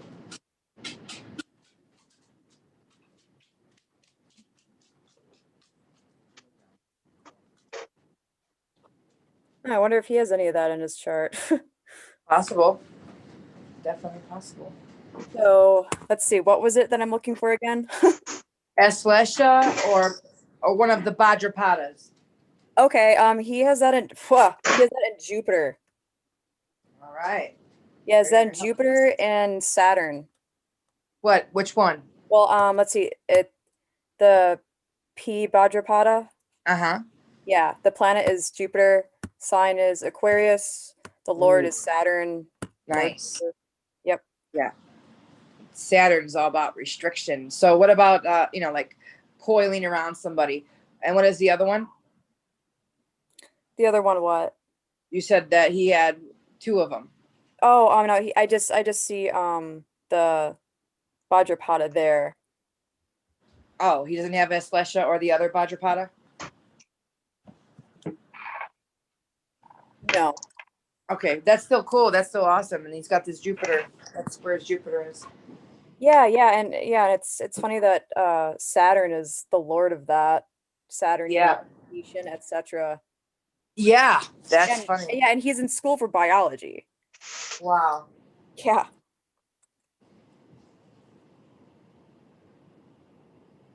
Babe, do you want the Buca de Peppos is open? They close at 9. No, they close in 4 minutes. Never mind. You want Chipotle? No, I know. Big Mama's Burritos. That's a new one. I'll take Chipotle. All right. Which one you like? 117th or Warren? Oh, the one in Lakewood on Warren? well, not the one on 17th, one on Warren, yeah. All right, I'll pick it up if you buying. Welcome back, Well, are you Laura. wait, do you do DoorDash? Wait a minute. Thank you How do again. you know I might that? be on and off. Cool. I probably delivered to you before. What's your last name? I'm not gonna say it on the live. I'll message it I to wouldn't you. expect you to. Yeah. God. Hey, wouldn't it be crazy if our paths really crossed? Like, I'm It quite would be. sure because I He lived lives in here. Lakewood before, like, and I don't live far from Lakewood now. So, like, it would be, and I DoorDash in Lakewood, so it'd be so crazy if I can see you. But I was looking at your face, and nothing sparked. But I'm gonna look again, though. Well, usually I don't. My husband's the one that usually picks it up. I'm usually not the one that answers the door. So yeah, but I'm just saying, like, just being out in life, period. You know what I'm saying? Right. That's correct, and that's just funny but that's funny because I've said since I have heard you that you sounded familiar to me. I thought you were Masters of Earth though from YouTube, but it's possible we have crossed paths. I used to ride the bus all the time to go downtown, just leave my car at home and just take the bus to go down. So 26? The 26 and the 55. Okay, so you on the north side of Lakewood right now? Yep, I live on the lake. That's crazy. I a couple months ago, I just moved off of Cove. What? That is Literally nuts. on a Cove, and a couple months ago, I just moved off of Cove and Lake. That is funny. Mm-hmm. Wow. That's what I'm saying. Like, you never know. Yeah, it's possible. Definitely. Remix. Let's see. China. Flame Squad. Stop it, Bruno. Himalayan restaurant. I'm trying to get somewhere before everything closes. Where do you guys? Dante's Inferno in the Flats is open. No, they close at 9. What about Have you ever had what's the name of that pizza place right there on Clifton, man? Like 106, 108th. That new place by the bank? No, down a little bit. Not by the bank, because by the bank that's you got is that Earth Bistro and not Earth Yeah, Bistro. And something you like got that. the smoothie place right next to the bank. Oh, Pulp. No, not there. I mean on the other side, on the other in going into Lakewood. It's literally next to Huntington Bank ATM. Oh, you talking about they just remodeled Clifton, it the within the Clifton past Diner or year. something. Yeah, like Clifton Diner or Yeah, something. Clifton Diner. Yeah. No, I never had that. I picked up a lot of food from there.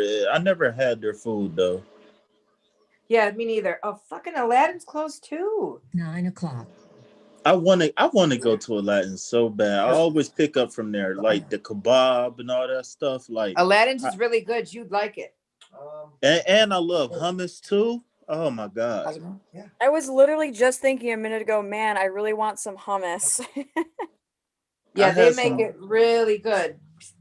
I had some hummus the other day with these. I had the roasted red pepper hummus with the guacamole Tostitos round chips.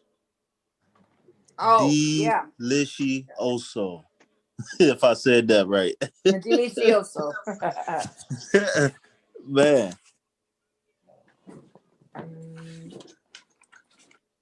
You guys, $2 is open, I think. You guys want the vegan chicken? I want You want the cauliflower chicken? the shells. Yeah, I want the cauliflower chicken. They're closed. Oh, you want the mac and cheese from there? Yeah. Yeah, cauliflower chicken's good. Well, it's not real it's not real chicken, it's just cauliflower. What? What do you think I was saying? I thought you wanted the Padilla Street. No. But I want a tangy, good tasting. Oh, okay. Something like let's see. Sour. You're so sour. That's you. Right? $2. They close at 9:30, so let's get on that shit. That's not good if he does. Is that last comment? Yeah. Go that way. What? Yeah. That's not good. You're detoxing. Have you taken the other medicine? Dude. Yeah, it is you. No way, dude. Let's take a shot last night. I'm all done with my penicillin. What'd you say? I said I'm all done with my penicillin. With your penicillin? Take the probiotics and stuff again. You gotta take the other wormwood and take put the colloidal silver on your skin. Do you order all this from online or do you go somewhere local? What do you mean? I heard you talk about gold flakes, colloidal silver. Like, where's you getting this from? Oh no, I have a I go to either Whole Foods or my Chinese pharmacist. You know, he does the Asian pharmacy on the east side in the Chinese market. Oh, on 34th? Yeah, I also have a massive collection here at my house, a huge herbal shop here at my house. Okay. And then I also order offline sometimes. But Because I go to you've been to Lucky's on 117th. They have lots Lucky's is expensive. I love Lucky's though, but not for the vitamins and herbs and stuff. No, I'm cool on that. Did you see some of the prices for their CBD? Oh my god. It's not even good CBD. Not even. The dosage is it's micro way dosage, too literally. low. Yep. Like you would have to take like half the bottle just for it to be anything. I know. Like they give you kid doses. You paying $35 for 5 ounces of nothing. I know it. I know that. But I love Lucky's though. Like I love Lucky's. Oh man. If you like Lucky's food, you should go to Whole Foods because the fruit at Lucky's is unless it's like the oranges and stuff, is not great. If you go to Whole Foods, every bit of that fruit is pristine and you don't throw none of that shit away. It is not bruised, not dirty. It tastes fantastic.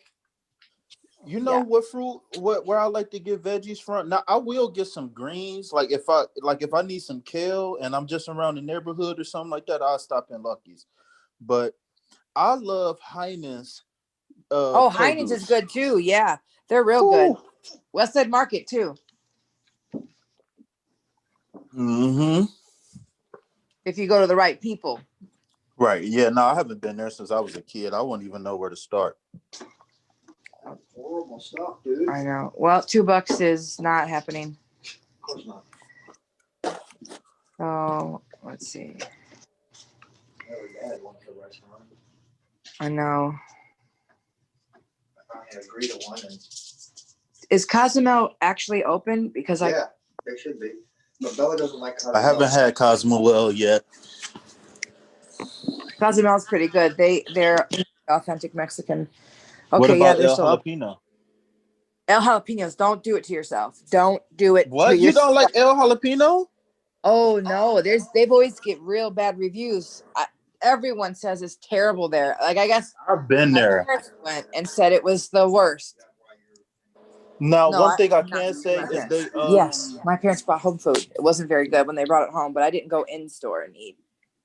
they whatchamacallem. I didn't like they whatchamacallem. It was too heavy. They what's the name of that where you take the tortillas and you gotta smash them together? I'm not sure. Quesadilla.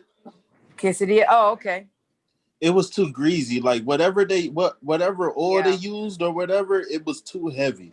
Yeah, that's But the one thing. thing, Their oil always tastes fishy, and they never clean the oil out. There doesn't, from what I experienced. the one thing that I do like from there is they steak fajita platter.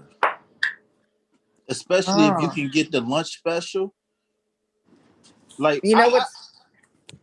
Go ahead. No, go ahead. Sorry, I was just gonna say that Hacienda Tapatia on 117th. The new one is real good. You should try them. Yeah, right down the street. Yeah.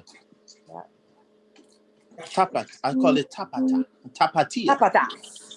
It's right next to KFC. Yep. You literally live that close.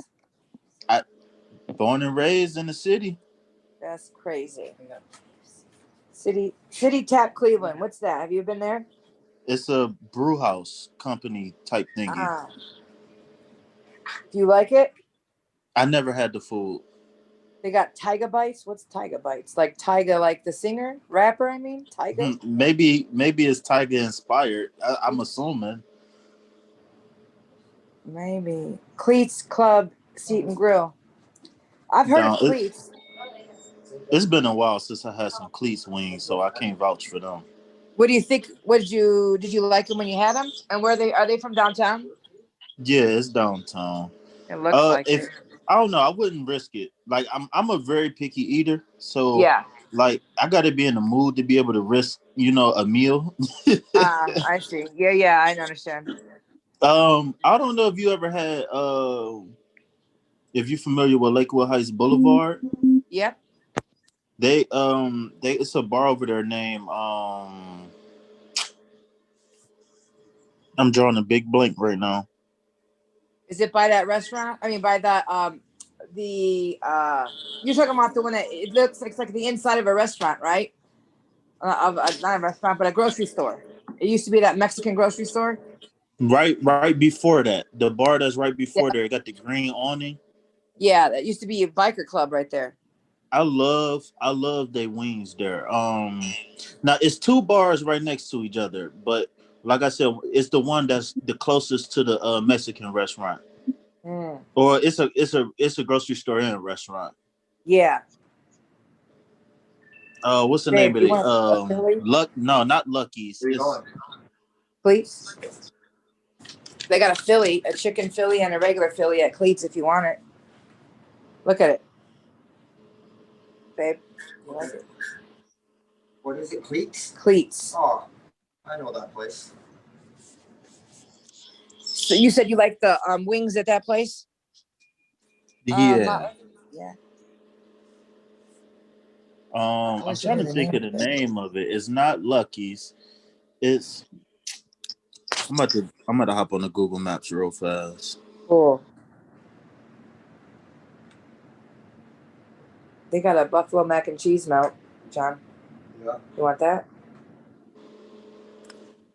I got to do it before they Kelly's. close. It's called Kelly's Pub. Oh, Kelly's. Okay.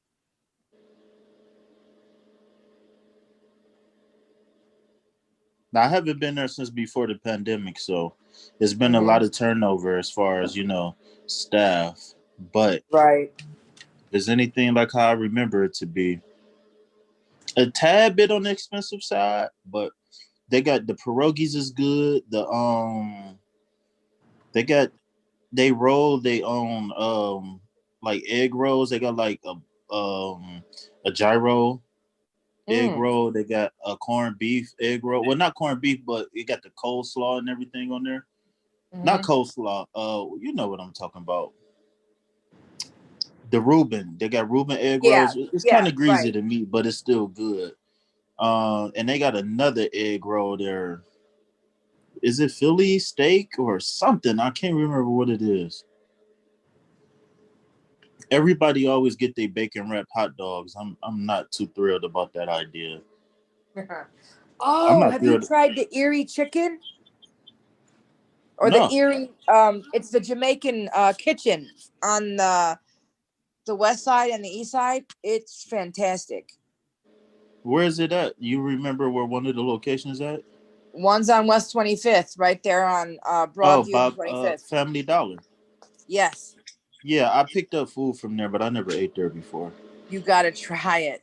Listen, doing DoorDash, especially full time, you will literally go crazy trying to keep up with all these restaurants. I had to stop picking up menus. Literally, I had to make myself stop picking up menus. I could imagine. Because they got like the Blue Flame, like on West 20, right by Boiler 65. That I never had a chance to try. I think it's called Blue Flame or something like that, right next to Boiler 65. Like, it's so many different places that I haven't tapped into yet. So many. Yeah.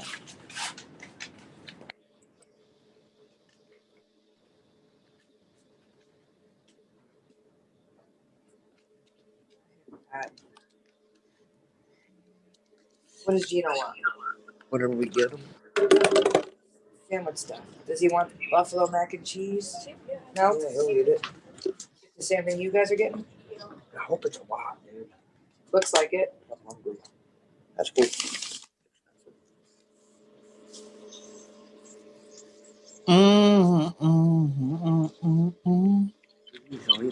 Hide him. The all in all. Everything is everything. It's funny how we got these little catchphrases and stuff like that we say all our life, and we really never really see where it come from. I know. What was that? What's that?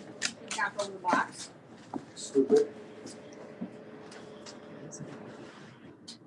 Oh my God, out of bounds. Come on, fellas.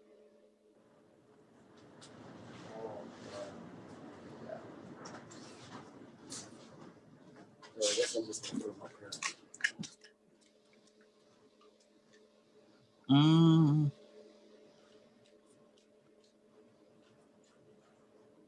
Wow, I can't believe they got so many bad reviews. Wow.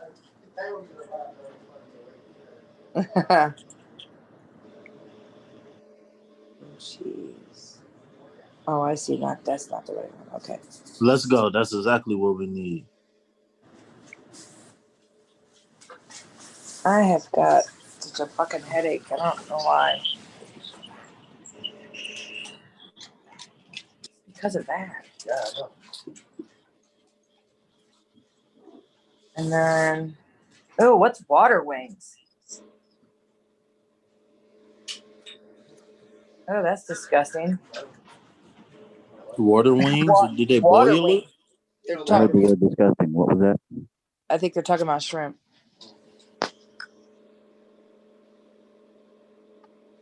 How often have the majority of people heard repeated the statement that their deity, called by many names, was all in all? And how little have they suspected the inner occult truth concealed by these carelessly uttered words? The commonly used expression is a survival of the ancient Hermetic maxim quoted above. As the KYBALION says, to him who truly understands this truth have come great knowledge. And this being so, let us seek this truth, the understanding of which means so much. In this statement of truth, this Hermetic maxim is concealed one of the greatest philosophical, scientific, and religious truths.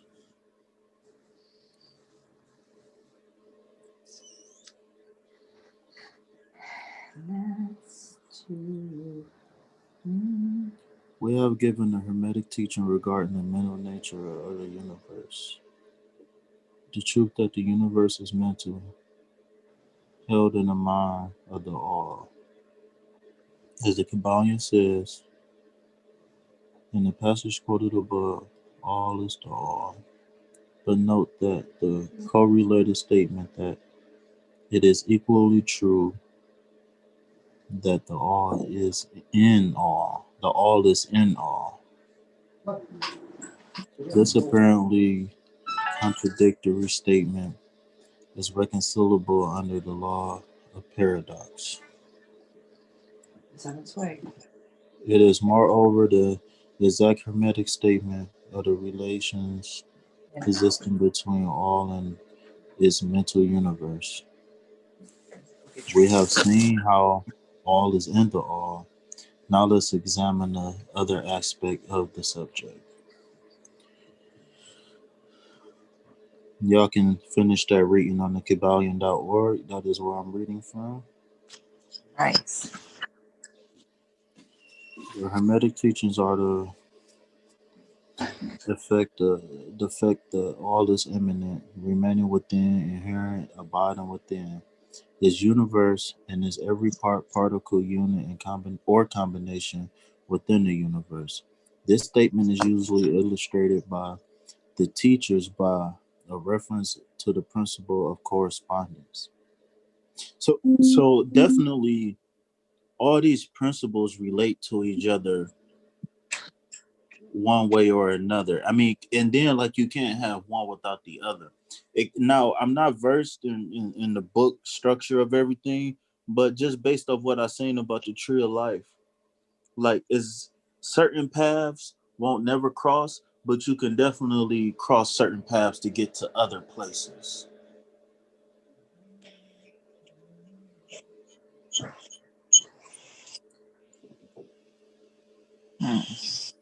This statement is usually illustrated by the teachers by a reference to the principle of correspondence. The teacher instructs the student to form a mental image of something, a person, an idea, something having a mental form.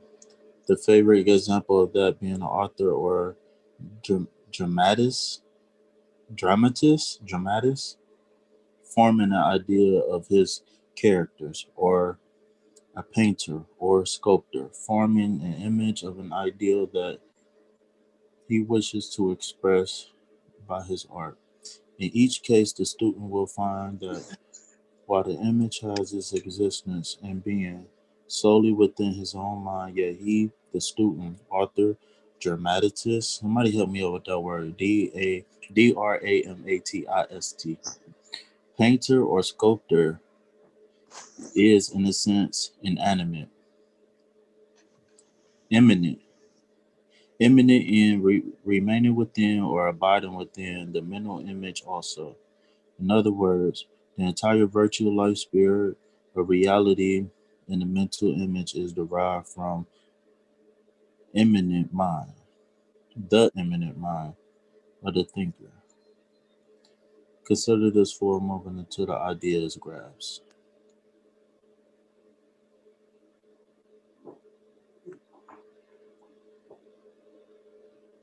Man, you know what's funny? I don't mean to Yes, interrupt. ma'am. Sorry, go ahead. Go ahead. I was just gonna say, I somebody on my feed just scrolled and they were on my because I make soaps. I don't know if you know that I make soaps and natural care products for people. And somebody was complaining about the influencer rates because influencers on Instagram said that their going rates for if you want them to advertise your products or try them out and then show them on their feed, which is only fair to get payment for that. And the girl has her payments, you know, for one dedicated Instagram feed post, it's 500. For one integrated Instagram feed post, 250 for like a less amount of time, and so on. And it went down to like 150 for a 3-frame IG story on it. And she was like, example of one person's influence rates. This is insanity, if you ask me. And I'm thinking to myself, why is it insane? You want her to put your products out there for people to see, and she's got a large audience, and you don't want to compensate her for that? That's called fair energy exchange. If you want something, you need to first give something too. Like, I don't understand this.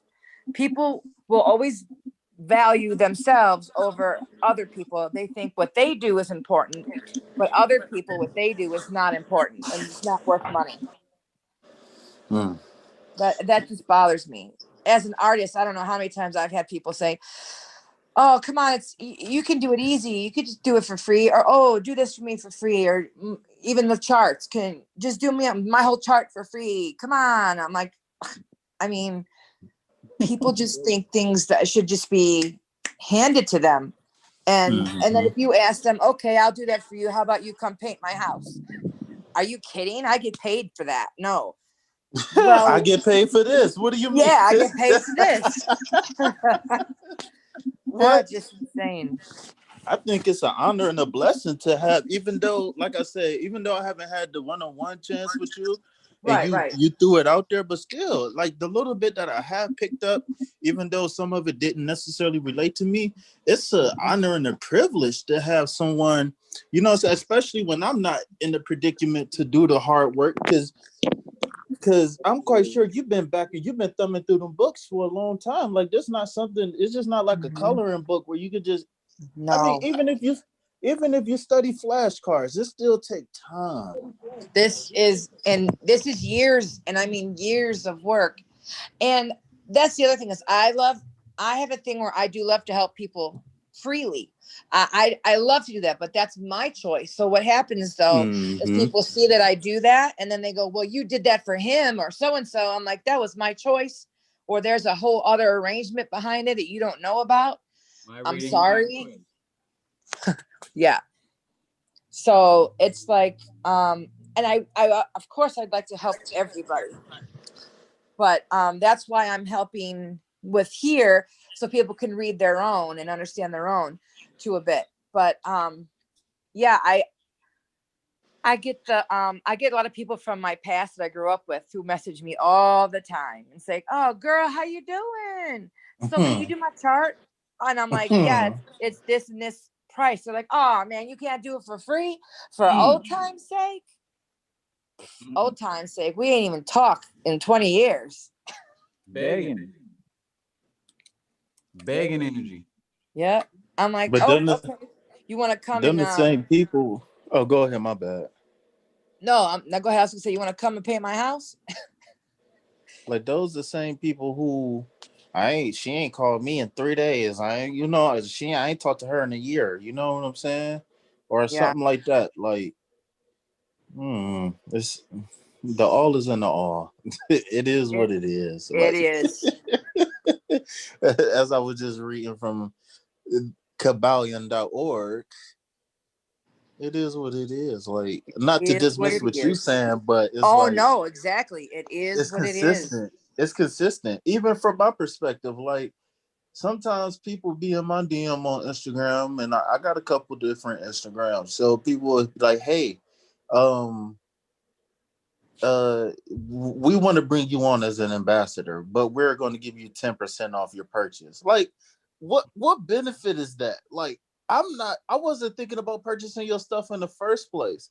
So what benefit is it going to be for me to get a small, tiny discount to advertise your brand on my page? Exactly. You see value in me. I didn't ask you for this opportunity. Exactly. I mean, it's not like I got 10,000 followers, but, you know, like I said, you see value in me. You're trying to grow your brand. I need more than just a discount. Exactly. Because at the end of the day, that 10% is not going to cut into your profits. and then it's going to multiply your profits because somebody's advertising for you. So I'm not falling for that okie doke. Like I might not be the highest grade of weed in the dispensary, but guaranteed I have the ability. Oh, it's the Somewhere. Super. I'm I listening. didn't know it was the Super Bowl. Did you guys know that? Yeah, I'm watching it right now. I'm disappointed. What? Man, I usually like to decode the halftime show. Did that already happen? Yeah, it was crazy. I Did mean, you see symbolism? well, I mean, everything is a symbol. It just depends Yeah. on if you read into it or not. But um, it's just that when I hear stuff like that, it's like people is almost like instantly I think in my brain like, all right, this person looking for something in specific instead of reading the book, you looking for the Yeah. answer. Everyone's talking on Facebook. I see that something about child sex trafficking. Oh, I definitely don't know anything about that. You didn't see That's that? just what their attunement is. That's the crazy part about it. Because me and you can read the same sentence and get two different. Two You know what I'm different saying? things from it. Oh Yep. my god! So it's just, anyways. Back to what you were saying. I'm a big fan of the weekend. So from the little bit that I did see, what this halftime show was when you was talking with Alex about her situation with the guy or guys or the friend and something. I can't remember exactly. But I don't know. It's just something about the weekend. He looks a lot different after he came out with that soundtrack for that movie. It's like post that is like all that depression and all of that stuff. It's like a weight been lifted off of him. Like, and He people changed his face. He put prosthetics on his face. That's not real, actually. I don't know, but that's crazy. Yeah, But he you did know that what? for his art, for his like whole thing. He did every song was like another step into his surgery, which is not real. It's all like he's doing some kind of expressive performance art with this weird thing he's doing to his face. So part of his Super Bowl show was the theme was red, like they had red jackets. You know, whatever that means, I'm listening. And part of his show, the final part of his show was he had a lot of guys, maybe about 100 guys dressed in the same Unis deforma as he was. It was red jackets with black pants, and they all had like surgery gauze over their face. At first, Masks all over their faces. yeah, but it was, of course, the mouth and nose was covered, but they took it to the next step, and I don't know if that was aversion or what, but Bad dragon. Huh? I'm a bad dragon. Bad dragon. Sorry, I couldn't laugh on that one. I don't know. Sorry. But they That's one of my all had favorites. they all had that gauze on their face. And you can kind of see a little bit of Michael Jackson theme in there when they was dancing and whatnot. I thought it was entertaining. I really wasn't trying to look, I wanted to enjoy what it was and not like, oh man, he's doing this and he's doing that. You know what I'm saying? Every year, every Super Bowl on my Facebook, that's all it is everyone denouncing the Super Bowl and it's evil. But every year they watch. Yeah. I mean, but they getting they trauma bodies fed. Yeah, true. You know I what mean, I'm I'm not saying saying? that these things aren't there. I'm not saying they're not there because I know that they definitely are. But what are we getting out of pointing it out so much? I mean, I don't know what's changing. Is there any solution coming from saying all this shit? What are we doing? I don't know. I really don't know. But I know one thing: it's supply and demand. Everything is about supply and demand. So True. It is what it is. I don't know if it's really like I would literally break my brain if I try to really You know what I'm saying? Try to pick apart every single little thing. Like I'm not okay with that mental stress. Like I got enough practical, like tangible stuff that I got to worry about. Not to say that none of this other stuff that people was talking about isn't worthy of speaking on, but like earlier we was talking in the group, like what deserves my energy? Yep. What deserves it indeed? Me and Justin Bieber are reptilians. I already knew. We was talking about that too. Well, y'all had mentioned that about the reptilian. I don't know if it was you or Django or Chango or Zangu. I like that guy, man. Like I really wish he would just open up on that YouTube. I would be his #1 subscriber. I really wish he can get out. If you listening, bro, I really wish you can not stand in your own way and forget this whole perfectionist thing and just go for what you know. Because like when we in this group talking, or like even when I'm just observing from the outside, like when that fire gets sparked in that man, he can go. And the thing is, he's just not loose. He really knows what he's talking about, or at least he's able to recall knowledge. I don't know what he do day in and day out of his life, but he's able to definitely recall and regurgitate knowledge. You know what I'm saying? I mean, like I tell kids, you know what I'm saying? I work with kids before, like being able to do certain things is a superpower. Like you don't have to think about superpowers as flying and, you know what I'm saying, being able to run super fast. Like I cannot sit down and read nothing for the sake of it. Like I cannot read for this. It's not that I can't comprehend or nothing like that, but I just can't sit down and read. For him to digest words and take in all, I don't know if it's because I don't take notes or nothing like that, but it's just like I'm more or less like a free spirit. Like whatever comes to me across my plate, this is interesting. Let me look into this. Let me see how this apply to me. Can I utilize this, or can I just store this for later? And then but back on subject though, this guy, Django, he got a fire in his belly, man. And when he get going, you only thing you can do is just sit back and gnaw. So if you're listening, bro, go ahead and get that freestyle going on there. At least just jot down talking points. Because even if you, no matter what, you ain't gonna be able to stay on topic anyways. So you might as well just have at it. You might as well just have at it. That's true. I don't know. I think we all have a bit of a thing with coming off of topic. Oh, definitely. My brain be everywhere, as demonstrated. We need to break this outside. It didn't grow enough. It's more clear. This crystal should have grown longer. Damn.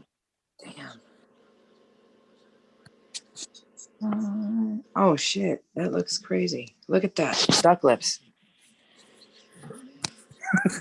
Yo, what's up, Trav? There he is. Good. What's up, man? How you doing? I just want to say hello to you in the 5D flesh. In the 5D flesh. Wow. Is that your brother? Yeah. Wow, in the same square. Well, your brother is the Mystic. I just got hip to you on Instagram, man. You man, big fan. Do that. I stopped my Instagram for about a month because I focused on TikTok.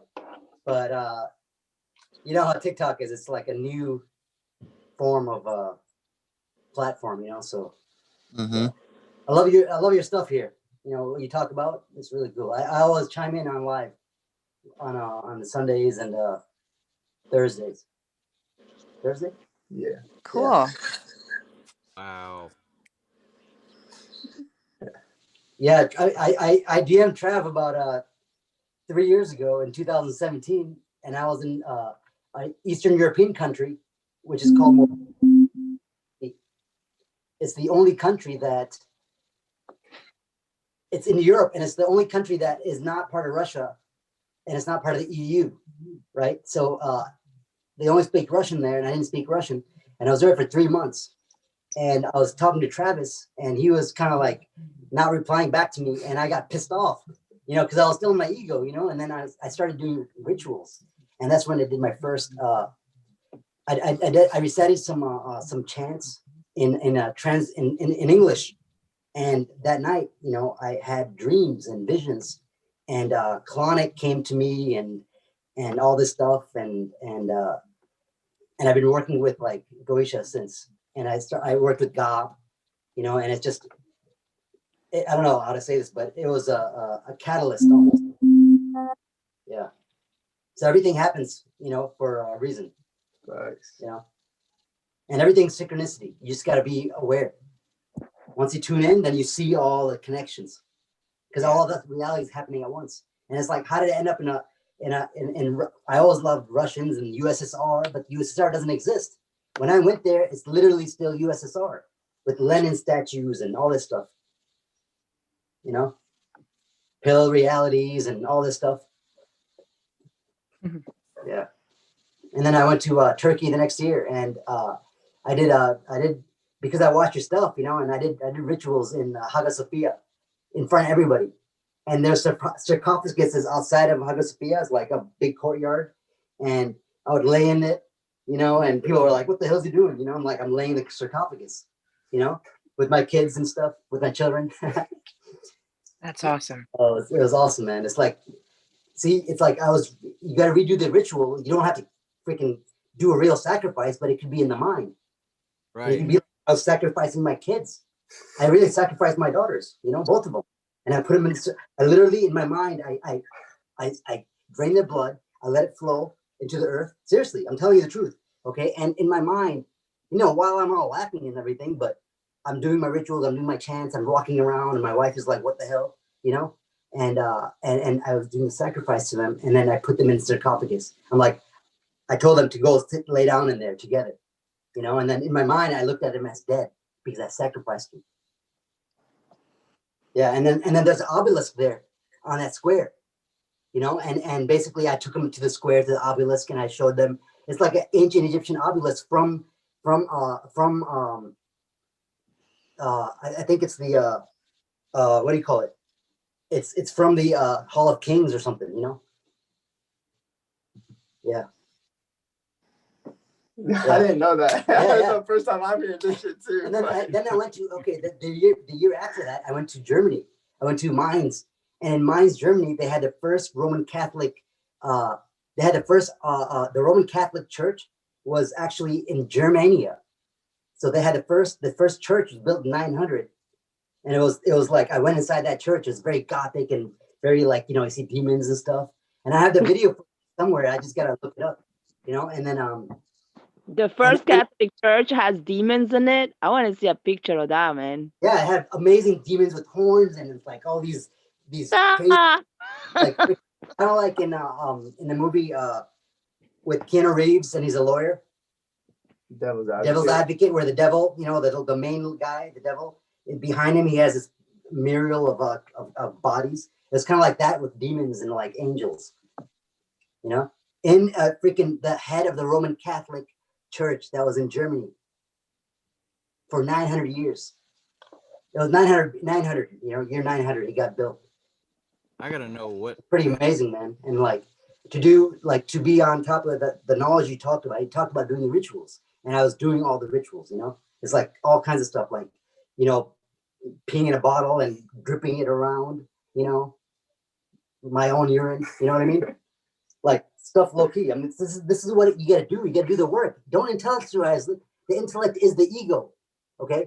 You got to do the work, take it out of the ego, meaning you have to do it despite what the ego says. Ego says, oh, that's weird. But no, you have to say, you got to do it, you know? So take it out of your intellect, all this like knowledge, reading and all that stuff. It's good, but that's the ego that wants more knowledge, more discussions. And the more you discuss, the less you're doing. unless you're doing. Right. Unless you're The doing. more you do, then you start to ascend, and you don't need that anymore, and you start to like, you know, you just leave that dimension. There's got to be a balance, right? Yeah, I mean, it depends on what your goal is, you know. True. Yeah. Yeah, it was yeah, man. And then yeah, and then after that point, I do the rituals everywhere. So you know, I'm gonna be going to the Forest Lawn Cemetery in Hollywood area, and I'm gonna be getting some grass of some prominent figures. And if anybody wants some, you know, just for necromancy, you know, because I already talked to Ogun, you know, I already talked to Papa Legua, sorry, you know, I already have like permission, you know, and all that kind of stuff. So, like for example, I'm an entrepreneur, and the one I was gonna take the grass from that site was Jim Rohn, who's is basically like a Jim Rohn. I don't know if anybody knows who that is. Yeah, the white guy. Yeah. You know, from the 80s and 90s. And he's buried in Forest Lawn, and I found out where his plot My is. husband So does. I'm gonna take the grass and put it in my smoothie. You know what I mean? And that's a ritual because it grew from his physical, you know, ego, right? Or the energy of that is there. When you eat it, you grass. What is it? He's a necromancy. But I want some Jim Rohn grass. Jim Rohn grass. Jim Rohn grass. Yeah. Maybe smoke it with weed. Yeah. I'll just talk to it. Get some of them sweet secrets. Yeah, but see, I'm like the kind of person that has to go extreme, you know? Yes. I can't do it. I can't just talk to it and then leave. I have to like, I'm too extreme. I don't know, for some reason it's like Rahu. I need Yeah, to do oh, more. his Rahu. We just looked at his chart. He has like his Rahu is with his Saturn in his 9th house. It's on. Oh wow.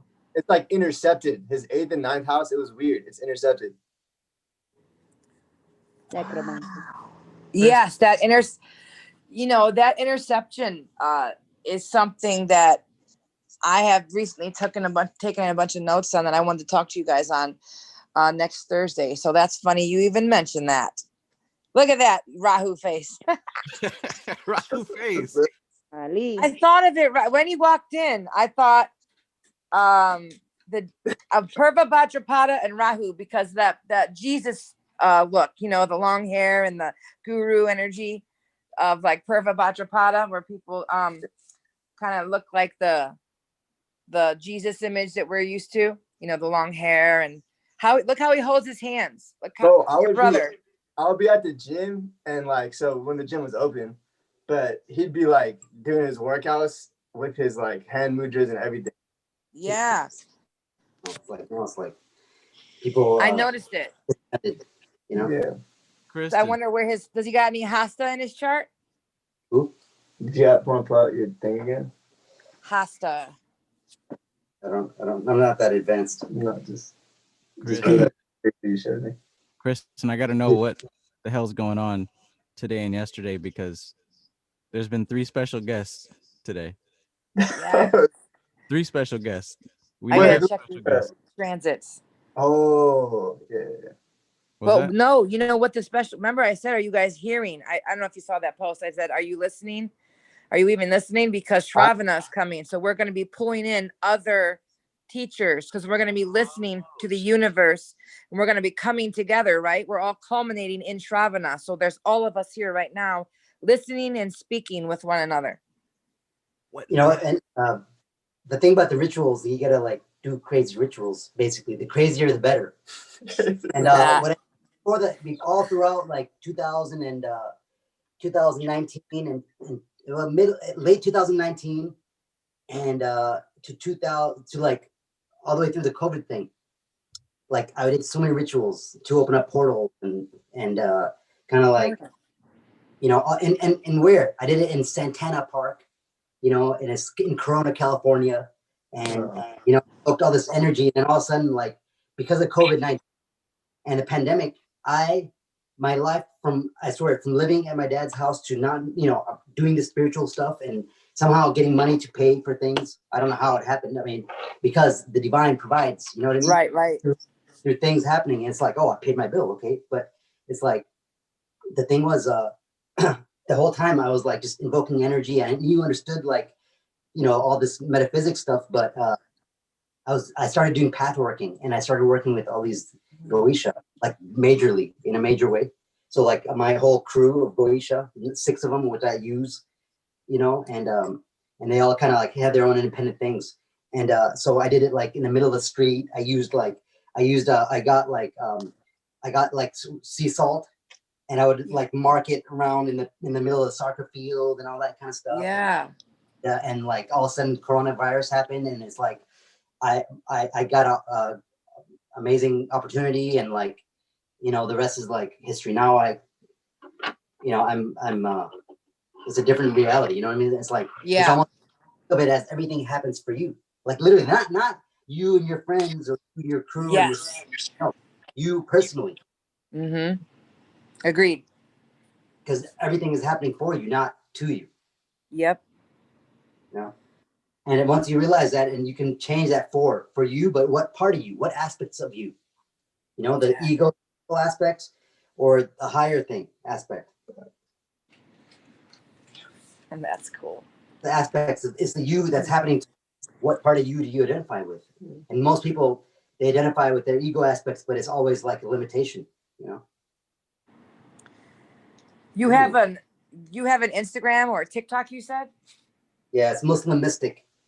Muslim.mystic. TikTok. Mystic. Let me write it down. And that's like kind of from his chart he showed me, he has his sun, Mercury, and Mars are all in Capricorn on the ascendant in Uttara. Oh wow. So and I used to be a police I'm sorry, go ahead. A police officer, and in 1998 and 99, I got initiated into the Freemasonry, and nice. I freaked out because I was like, I did the ritual, but it's like it got to the part where I had to kneel down to Lucifer and to the light, and then they had to buy Quran to kind of be like, to put me at ease about the light, and I was like, in my heart, and not in my heart, but my ego was like, I shouldn't be doing this, but then I did it anyways, and then when I did it, it's like a part of me like ran away from that organization, and I started wilding out as a police officer. Like, I was going crazy. It was back in the 90s and 2000s, a different world. But what happened was my lieutenant is the one who I asked questions about, and my lieutenant is a 33-degree Shriner, and on his desk, on his desk, my lieutenant. On his desk, he has a picture of him, George Bush Sr., and then the old governor of Michigan, whose name is John something, I forget his name, but they're all wearing Shriners with Islam on it. That's funny. All yeah. My grandfather was in the Masons. Yeah. And I remember all the Shriners because they would do all kinds of get-togethers and secret groups, and we went to my cousins became the Eastern Stars or something, and we went there. And we were it was supposed to be like secretive, and we don't talk about it. I remember reading the wall, and it said the light of Lucifer, Luciferian or something like that. And this is when I was in Catholic school, a young girl. I looked at my sister, I said, we're gonna die, they're gonna kill us, sacrifice us to Lucifer. Christian, what city in Ohio? Yeah, Cleveland, Ohio. Oh, guess where I used to live for 3 years? Where? Mansfield. Where? Mansfield? Yeah. Wow, Mansfield. Yeah. The prison there, the old prison is gorgeous. They're turning it into condos now. What? Yes, I just saw there's a plan to turn it into condos, but it's still close to the new prison, so I don't know. Yeah, who'd want to live there? That's I don't know. Yeah, that place is like. Yeah. I mean, I like Ohio a lot. I appreciate I appreciate the like kind of like you could be a freaking witch. Yes, Ohio. you can be. Yes, you can. My whole neighborhood knows. My whole town knows that. Oh, a witch lives there. Wow. You're the witchy girl. They always say on the website in Lakewood. They're like, oh, that's the lady. You're the witch lady, right? Just by my yard, they can tell. Wow. Yeah, it's an interesting place, you know. But I was I just wanted to stop by and say hello. I probably have to go soon. So what happened was I got this opportunity to work in a lab and be in charge of it, a lot of things, but it's in a place called California City, and it's where L. Ron Hubbard and Oh wow. and Gene Roddenberry, they did a ritual somewhere in the desert of Mojave. They don't know where, but it's somewhere out there. But I can guarantee you it's like somewhere nearby. But it's like something drew me to that place, and it says it's the land of the sun. You know, California City, sun, and it's my sun sign. And so when I first went there for my interview, I was like, wow, this is like awesome. You know, and because I'm allowed to, I go there and my family stays in Corona, and I can do whatever I want. You know what I mean?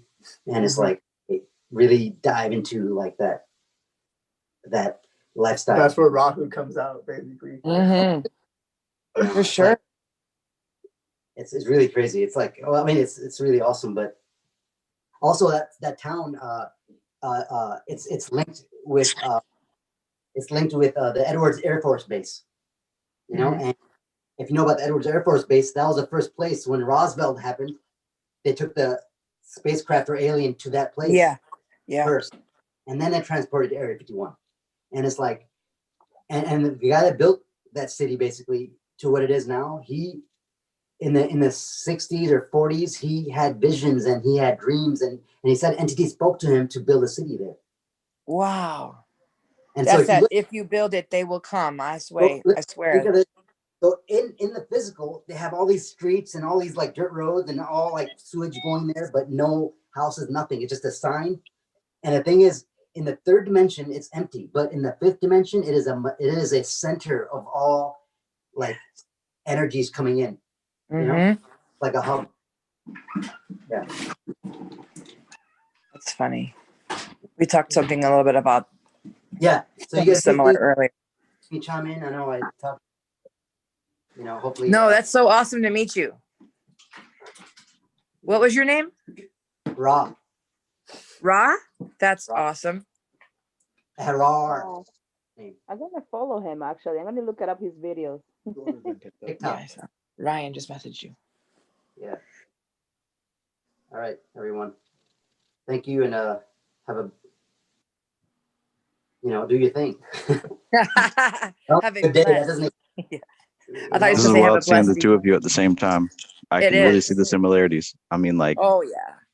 your eyebrows and nose and facial structure, like Yeah, it's uncanny. Oh, it's wild. Just watching I him. never would have seen this until you mentioned it, dude. Like I lucky thought you that's knew. crazy. Yeah. Okay. Insane. All right. I'm still astounded all this damn time. I never knew that you guys were brothers. All this time. I'm sitting here talking to you every week. Twice a week. But I used to email him a lot. You know? Wow. And Like I never put it when you together. were like, hey, you were not Travis back then. I mean, you were somebody else, you know? You transformed. Can't be that same person. Otherwise you wouldn't be talking. You'd still be eating ho-hos, you know? Ho-hos. Yeah. Wow. All right, guys. Peace. I would love to get a chart reading from somebody. Yeah, I'd love to. I'd be interested in reading your chart for sure. I'll just get me on TikTok and then I'll follow you back and then absolutely. I'm gonna start talking about like things for my own niche market, you know. But yeah, it's stuck into like debates, you know. Cool. Yeah, but maybe I can share some stuff that you talk about. Perfect. That'd be great. Cool. That would be awesome. Yeah, I thank will. you. I think I'm like Witchy Crafter, so I think that's what my name is on there. You guys, Make sure we you got a guys TikTok get and Instagram. Oh yeah, Instagram and TikTok I think is the same name. Okay, so you gotta start shifting into TikTok. Yeah, I do have Yeah. a TikTok, but I actually need to like work on it because it's actually I haven't put any videos up for months actually, so I need to get on that again. Yeah, what is My your thing? roommate's been really pushing me to get on TikTok. No, I'm telling you, Yeah. I got pushed. Let me and see. if you're authentic and you're actually doing it, people will come to you, because all they're talking about right now is the conspiracy theories. Then they're like, oh, the ultimate's evil. You know, even the woke ones, they're not getting past like just conspiracy theories and oh, this is that, but they're not giving solutions to how to learn. You know. So essentially, they're waiting for the woke event to arrive. Yeah. We got to show up and snap that finger. Do you have to, like, for my world, I'm the archetype of the Mahdi, you know, and my name is Harar, which means liberate, you know. So it's like Mar, I sent you my screenshot of my TikTok name and everything, so you can show your brother. I sent it to you on Instagram. I think I actually follow you. Oh, do you follow me? I think so. Wow. At Witchy Crafter on TikTok. It's Kristen Chambers. It'll show my name on top. You said your last name. Did he say it? Crafter. Maybe, I don't know. Let's just see. Crafter. The second one. Oh no, I guess I don't. Yeah. Well, now I do. 117. Yeah. I'm following you now. Cool. Yeah, I got to get more active there again. I have been, I'm so focused on Facebook. I need to move with the times. I know I need to get better with the TikTok. I do marketing and digital media, and I'm into, like, you know, magic and all that. And the thing is, you have to start to shift out of like Facebook and these groups, because they're saturated with like just nothing, you know. Yeah. You have to switching. The ones that will follow you, they are the true ones, you know. So they so you start Instagram, TikTok, and you gotta have your own webpage, because the new I do have is like, I do have a web page, so that's good. That's good. Just link it with your TikTok and you know, link everything, and then start shifting and be like, hey, I'm on this, you guys. Okay, and then actually make videos every day, right? They say make them every day. I don't know, but Kristen, if you have time for a tutorial, I'm going through one myself if you're interested. Yeah, absolutely. Yeah, so I'm following you. So following you back. To me too. I need to get on this shit. We're Yeah, Gemini, so you need that data like I do. Absolutely, I appreciate it. Like this, like in 3 months now, or 2 months, 2.5 months, 15,000 followers, you know. Wow. Okay. Wow. So, like, for example, like I do a lot of like I mix different things with Islam. For example, like this. Like. Oh, I like that. Volume is like messed up. For example. See, I do stuff like this, right?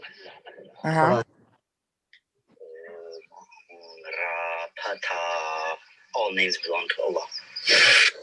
Oh wow. And it's like, the thing is, but then it gets shared by like these dogmatic types, you know? Yeah. Like it just becomes like this crazy, man. It's like, wow. But that is, I really like that though. I like how you've done that. Yeah. So you can see how magic and spiritualism has been empowering in these decades, you know, like you can see those numbers going up. Yeah, the thing is, I tell them, they're like, oh, you're doing these hand signs, they're witchcraft and this and that. I said, no, they're about hemi-syncing the brain, and they're about, you know, some people understand at that level, some people will understand it as like, you know, they don't know about correspondence. You can't tell them that. Yep. It's low in terms of like a 5-year-old, you know? Exactly. Yeah. You know that the downward pyramid specifically, lots of therapists do it involuntarily, but what that does, it helps to deflect any of the toxicity people put onto you when they're telling you their bad stories or sad stories. It's like protecting your own energy from it being like from it absorbing into you. Because the downward pyramid is actually upwards pyramid. Because it becomes masculine actually. Because it, you know, you invert it. So when you're up like this, you're actually harnessing the feminine energy. Yeah, that's awesome. You know, this is the masculine. But it's a world of opposites. But I'll definitely, I want to like a reading type thing. If you offer that, I would love to put my information up. So if you want to, you know, get back to your thing, I got to go back and say hello to everybody and goodbye. So thank you for everything and having me. Meet you. Yeah, nice to see you. You know, on the live. Yeah, I wasn't ignoring you on purpose, man. You know. Oh, I mean, yeah. You're a demon. I predict. I've been called that more than once. Yep. All right, man. Take care. Peace. Bye-bye. Bye. That was cool. A gathering of the Shravana. That is funny. Damn, y'all look alike. I can't believe all this time I did not know that was your brother. That is insane. Yeah, I heard that we look alike. Before. Yeah, absolutely you do. Is this one? Oh, no. I'm gonna start reading this and actually. Yeah, that's a good one. That's definitely a good one. Bad boy. You gotta get the bad boy. But then apply it to the clip off. You know. Yeah. But I mean, if you look in between the lines, it doesn't specifically mention the Goetia. But if you can line up how the Goetia relate to the tarot, you'll see how it relates to Kabbalah through that book. Okay. Yeah. I'm gonna be really. Won't say it in there, but if you can put the pieces together, it's there. Yeah. It's in the fifth dimension. Yeah. Yeah. All right, man. I'm gonna come get it before I leave. Yeah. Well, I'm not leaving it. All right. See ya. All right. Peace. Peace. The charger. That was super cool.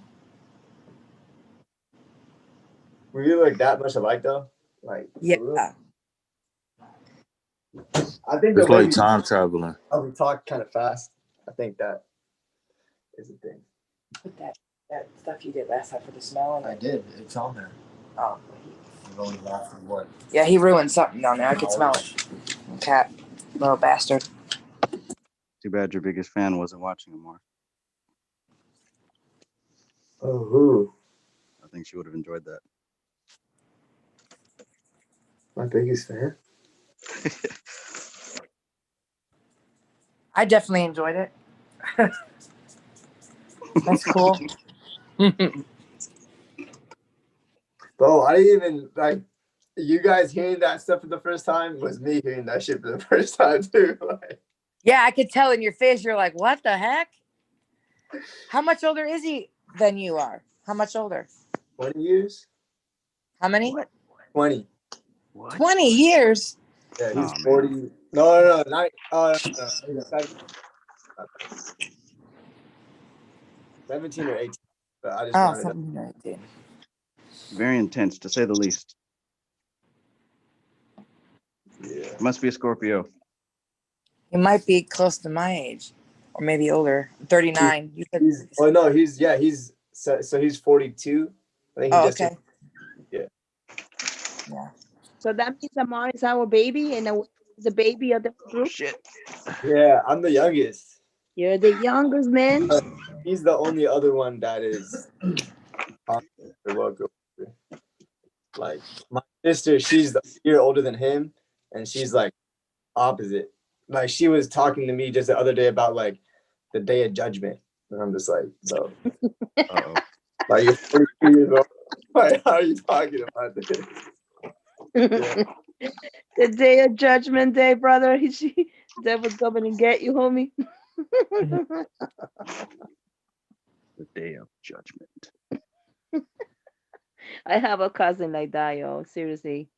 She is like, if you do martial arts, it's evil. If you do yoga, it's Not evil. martial arts. Holy shit, everything is evil for this chick, man. To the point that my mom kicked her out. She's like, that's it, shut the fuck off. I don't want to hear it.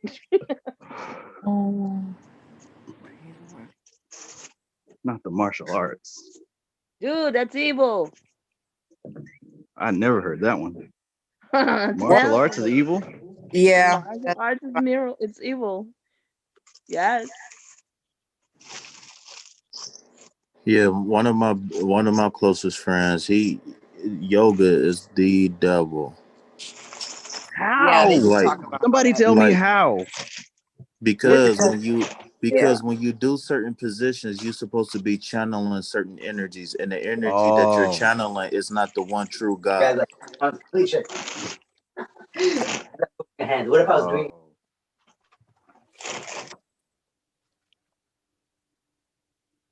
So the positions, the asanas, the downward dog.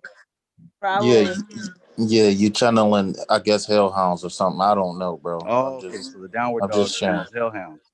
Yeah, this is just a hypothesis, so don't get me. If only they knew about the other 7 limbs.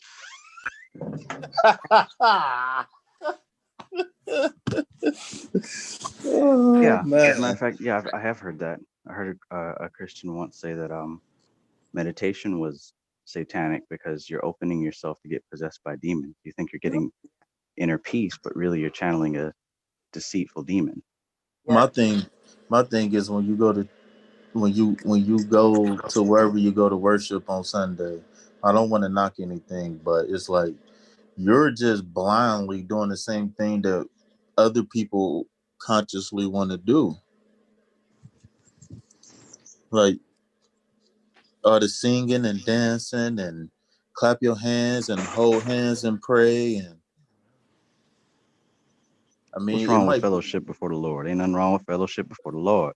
Let's congregate in front of the Lord. For the Lord No. is my shepherd. I am his sheep. And I remain such. Where 2 or 3 come together. Mm-hmm. We share a pleasure.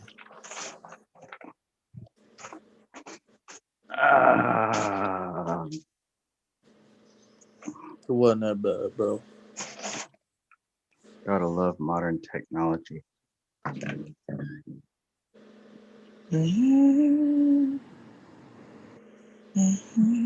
My Instacart just arrived, Christian. Did it? Well, not I'm just waiting. now, but earlier when I had to go.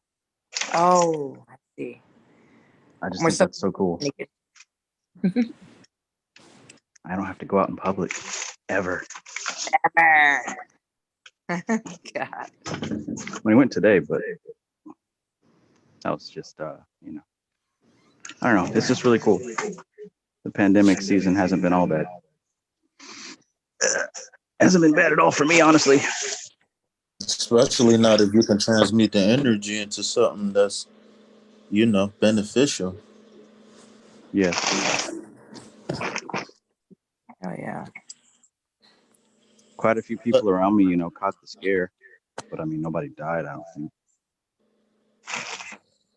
Hey, before I forget, hey, I want to get in on that tutorial. Oh. I think I sent you a message, but Oh. I got 2 slots left now. Somebody gonna have to give.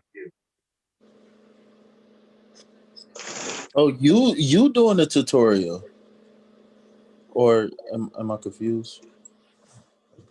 Well, don't feel bad. Sometimes I confuse on purpose. It's a defense mechanism. Yeah, lion is standard operating procedure. What? How did he say it? Something like that. Yeah, I can hook you up.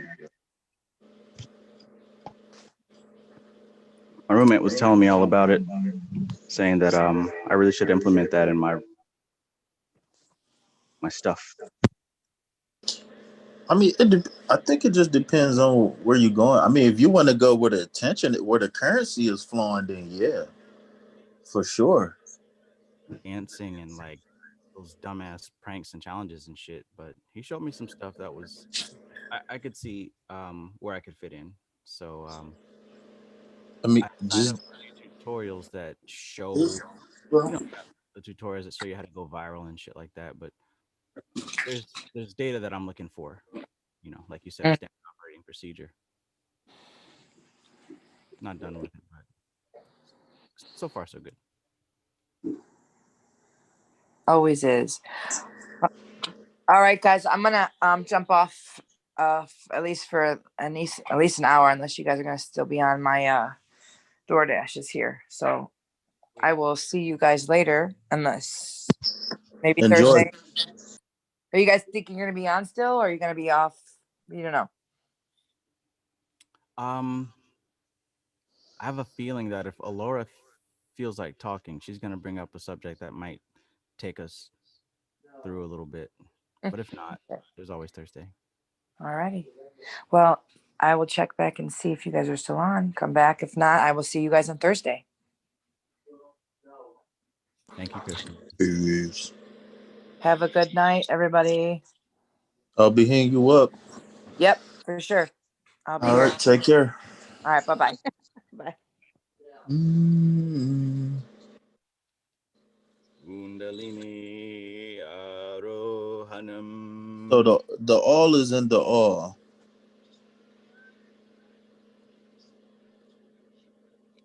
The all is in the all, and the all is in all. Right. So the all, the thing that we're talking about, is in everything. The all is in all, and the all. Damn, it's always confusing. There's two ways. It goes two ways. Hold on. The all in all, and the all is in all. Yeah, yeah. Oh my god. Think about it.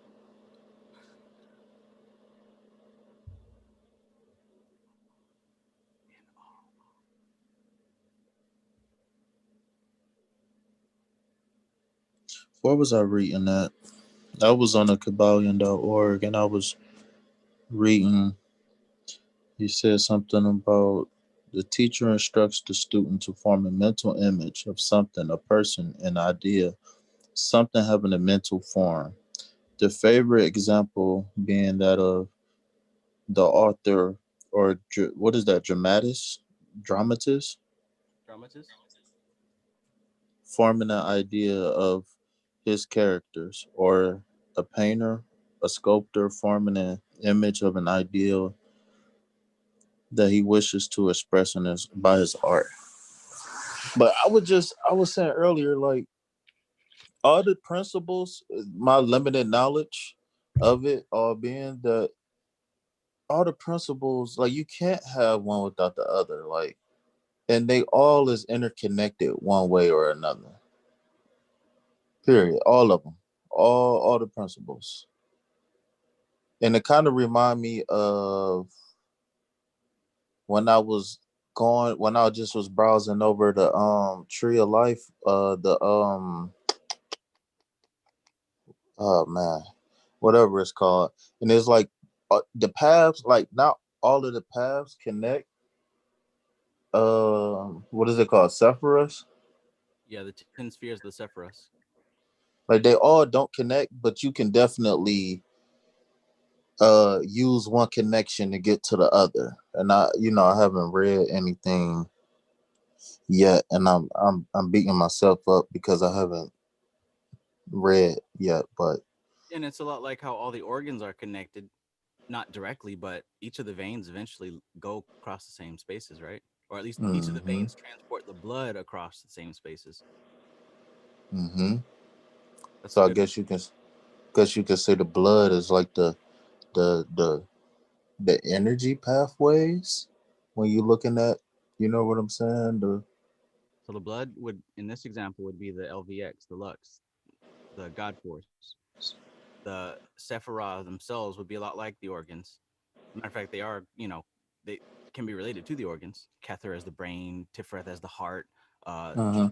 Yesod as the sex organs, and the paths would be a lot like the blood vessels and the circuits, you know, but they represent the nadis. Just like when you see the Baphomet picture or any of the picture that has like the two snakes wrapping around, that Kundalini thing, that central Uh-huh. channel, the Sushumna is what it's called in the Vedic and the Sanskrit. The Sushumna goes up the center, that'd be the middle pillar. And then the left path would be Ida, the right path would be Pingala. The Mm. other paths, the other 22 paths are also channels just like those. Okay, so going back again, sorry to make you repeat yourself so many times, but you said which book is to show you what it is and the other book is to show you how it works. Which, can you distinguish the two again for me so I can make note of this? Okay. So the mystical Kabbalah, right? This would be a I think it's a really thorough foundational book on the Kabbalistic system and the tree of life and what it's all about and how it relates. Um, yeah, it's really a foundational book in English. right? There are some others that are a bit more pure to where it came from, right? Like the Sefer Yetzirah and other shit like that. That's impossible to understand. This is like the closest that actually makes sense to the average person, right? Like you and I, because we're not Jewish and we didn't come up in any kind of heritage like that. But anyways, this one will be more what it's about. As far as like the other one on how things like this work nowadays, I would tell you to just stick to the Bihar School of Yoga books. But before we got into this phase of our study, I would have said initiation into hermetics. Mystical Kabbalah would be the art. Initiation into hermetics would be the practice, right? So art and practice. This one here walks you through a set of exercises, which, after some very short research, we'll find comes from yoga. But these help to gradually develop these cities, gradually develop psychic abilities, psychic awareness, and expanding of consciousness. It absolutely does awaken cities, but just to keep it real, everybody's not going to get through this book. Everybody's not going to do the work, as we've seen. But I can attest that if you do, you start to unlock a lot of these things, and these questions start to answer themselves, and you do start to do amazing things. But this adds context to it so you can start to understand what exactly is happening. Man, I don't know which book it was, but it was one of those books that I think one of the first exercises was to do shadow work. Yeah. And whatever book, I was like, okay, let me do this shadow work. I'm gonna take a couple of days off of this book, and I'm gonna come back when this shadow work done. When I tell you, I did not expect this to be from whatever time I first joined the group, not what I'm saying, months ago till now. I did not expect this whole shadow work thing to be a really, like, it's more than just being honest with yourself, and it's like you actually have to do work on the physical plane, like is real work that need to be done, like real work. It's not just jotting in a journal under a full moon, and then you drink some moon water, and then you whatever, you know what I'm saying? Like, that's pretty and all, but like, whether it's in a waking state or in a dream state, like, that shadow work, and then once you start, like, you it's not gonna stop. Like, you can't run from it. Oh, hell no. You can't. And then if you do try to run, it's gonna trip you and make you fall in the shadow work poop. You're gonna have to eat it. And you're gonna have to still address it. You're still gonna have to sit down and address those things. Like, are you detaching because you can't take it, or are you detaching because you don't see value? That's a powerful thing to distinguish. And that's part of why I say most people aren't really going to finish it or get through it. Not because people can't read and understand, but because if you're actually doing it, you're going to find that it presents a challenge. There is work to be done. It challenges you. And that's not something that everyone is here to accomplish in this lifetime. People are only able to get to step 1 or step 2 or step 3. But for that fraction of people who are meant to go beyond, I think this book is a great way to access that. Vivekananda said, "We get what we deserve. You only read the books you deserve to read." And it's not about you being a worthy person or a good person or a not good person. It's about if your physical existence is meant to go this far. Everyone's isn't meant to go that far. But I know someone's is. I think I'm almost ready to get back. I don't even remember which book it was, but I just remember reading it. Oh, Initiation into Hermetics. Yeah, IHH. I still got that one downloaded. I deleted one of them, but I think I still got that one. IIH. I think I still got that one downloaded, but Man, like as many pathways as possible. Because I mean that sure, that's not the only book. Somebody can get there through the Bible, believe it or not. There's many different ways to get through it. I know that initiation into hermetics is definitely one way to access cities. I know that Tatwashuti is one way. You know, Dharana Darshan is one way. There's several ways, but you know, everyone's got to find which one is best for them. I was gonna say That's the that. spiritual practice. Find the practices that you can do that unlock these abilities within you. man, me tell you, unlocking. I don't know how to say it. I want to say unlocking these demons that's been captured and filed away, letting them out and actually addressing them and transmuting the energy. And I know that's like, you know, what buzzword or whatever, but it's really like you really got to turn chaos into prosperity. Like that's a literal thing. It's not something you can just grab a couple crystals, because some crystals can gradually get to a point, but it you know what I'm saying, but it's gonna take a full service. It's gonna take diet, you know what I'm saying, like it's gonna take a lot of things to really truly dig deep. And like I said in my YouTube video, man, like I had some stuff that I didn't even know I had locked up, and I didn't even know I had it until I started contemplating my unconditional love for my mother. Like that unlocked some memories that I was holding on to that I didn't even know I was holding on to. Like if anybody listening and they think this whole shadow work and this whole spiritual thing, and it don't matter like who you praying to or whatever, even if you want to go back to church, that's your spiritual path. Like whatever it is, like if you really truly want to be a changed person or upgraded or anything of the sort, you're gonna have to do the work. You're gonna that's why I'm trying to get this construction thing on my YouTube page, because it's definitely a construction site, and self-development is where it's at. Like I don't know if that makes sense to other people, but that makes so much sense to me. Like like when you addressing self-development, it's definitely a hard hat area.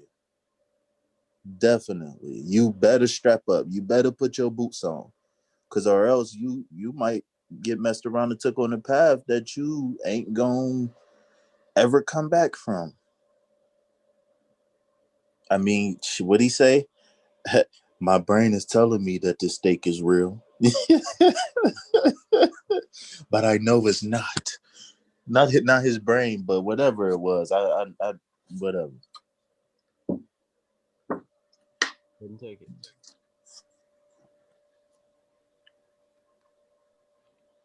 Welcome and greetings, Jesse Sky 8.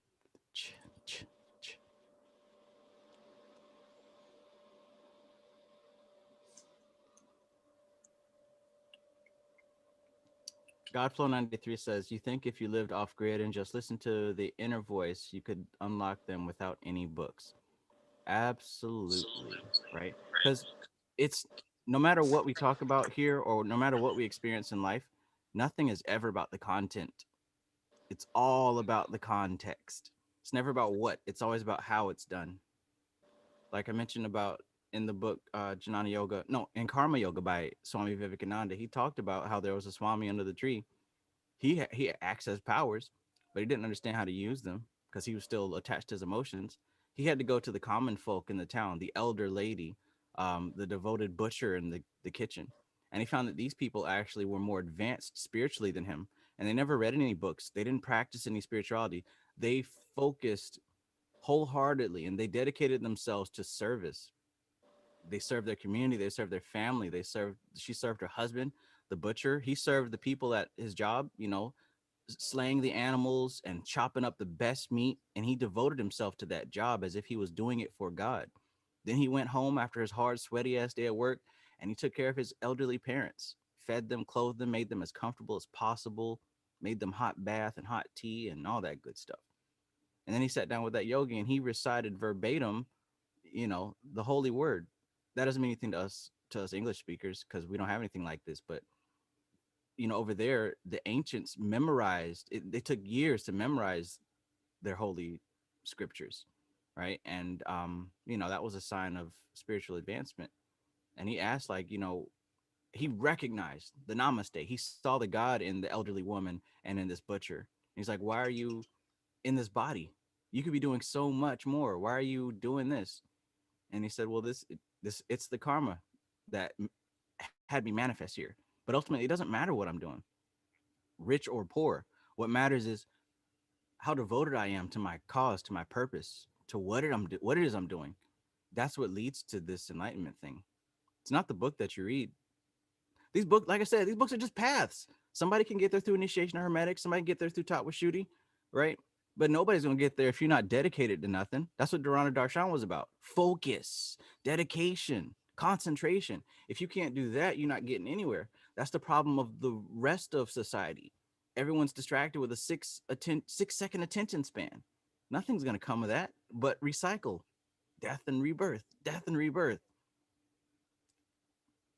So to answer your question, absolutely, it can be achieved without any of these books. And you don't even have to be off grid, living out in the middle of nowhere. But there's got to be some level of dedication in your life. Got to. Even if it's just 20 minutes a day. I mean, like, any type of level of dedication to yourself that's not self-detrimental is going to help you grow.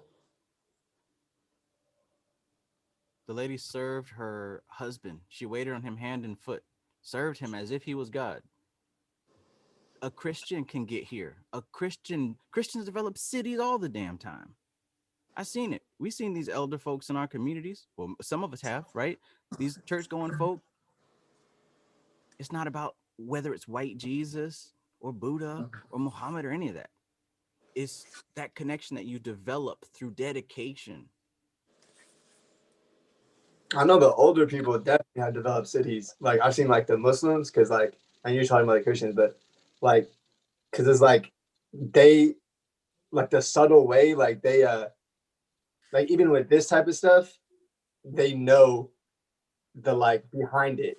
Like they know the formlessness of it, but they just like they're still like I guess into their religion. But like I know that they at least understand some of it. Yeah. Yeah. And you can listen to them talk, they'll express it in their own way. I don't care about the big words. You can, like you said, you see behind what a person's saying. You can tell if somebody understands at a deep level, not by the words that they use, but what comes out.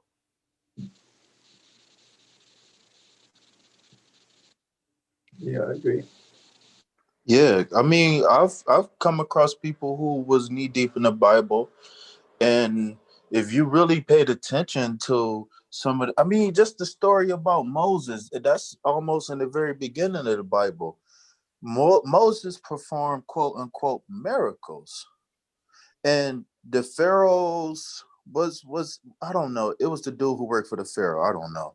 The pharaoh's magician. I'm gonna say that the pharaoh's magician was had the ability to do the same thing, to perform the same miracles, but the difference was that Moses did his in the name of God. Are you talking about the snakes? Yeah, that being casting the plague on the pharaoh, the staff turning into a snake. Everything. It's been a while since I read it, so excuse me about my recollection, but it's the difference is that, and that's where I get from my best friend, is that he said, yeah, I believe in this and I believe in that, but it's not in the name of God.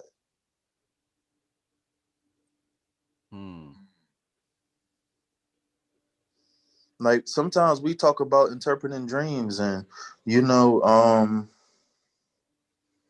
sometimes you be able to foresee things, and but where we split in these conversations is the source of it, and and who deserve credit. And I just think that when we had those conversations, well, if you're doing this, you're not doing it in the name of God, blah, blah, blah. I think that that's just in place. The whole thing about giving it to God is you take your ego out of it that way.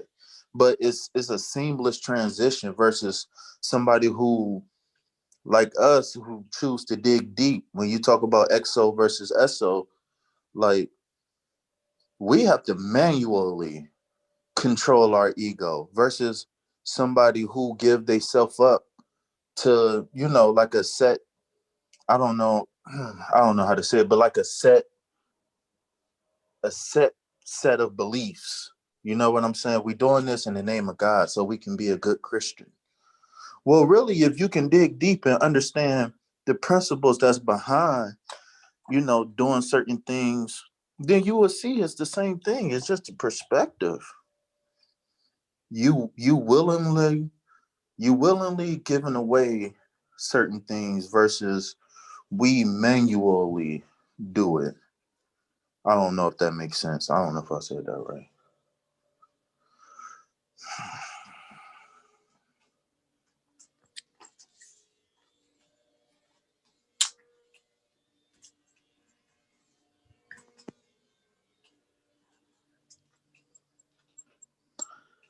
Godflow93 says, I seen one Christian do it. He had clairvoyant powers. I never seen no Bible thumpers levitate though. I ain't never seen no dark side niggas levitate either. Shit. What purpose does the levitation serve? We find that these cities that begin to unlock, they have to serve a purpose. I don't think that we get anything that we don't need. It doesn't make sense. What I see unlocking in this little culture, this little batch of specimens that we have here, is a deep level of telepathy is going on, and it manifests itself first through synchronicities, right? Those are almost like the little spores under the ground that start to bud mushrooms of telepathy, where we're able to see each other's daily activities and dreams, and we're picking up on each other's thoughts. For a few of us, it's getting pretty damn spooky, but I see it. Oh yeah. Dreams and shit like that. Yeah, dreams and just fucking daydreams. Even it started like just me. Then I noticed people that I talk to on a daily basis, that start to develop with them, and now it's branching out even further to the people that they talk to, and it's all connecting here. And for each one of us, it's almost like the slice of this city is unique to the situation. For example, if you look at Amar, he can tell you better. A lot of the stuff, it's these coincidences that just line up in his life so perfectly, and it's tangible. It's like out there so you can see it. It's not just like between me and him talking. Like, you can just see it, down to the simple example of his brother being right there, and some of the other stuff that he mentioned, his business. I don't want to put it out there unless he wants to, but it's not mere coincidences like, oh, cute, that happened. No, it's like happening so much that it is becoming the way of life.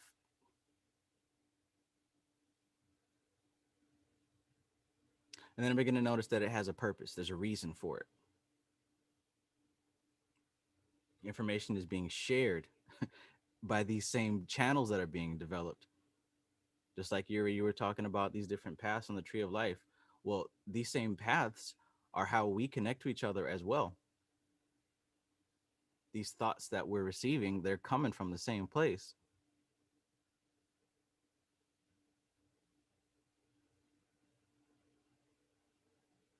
So we just downloading on multiple devices on the same network.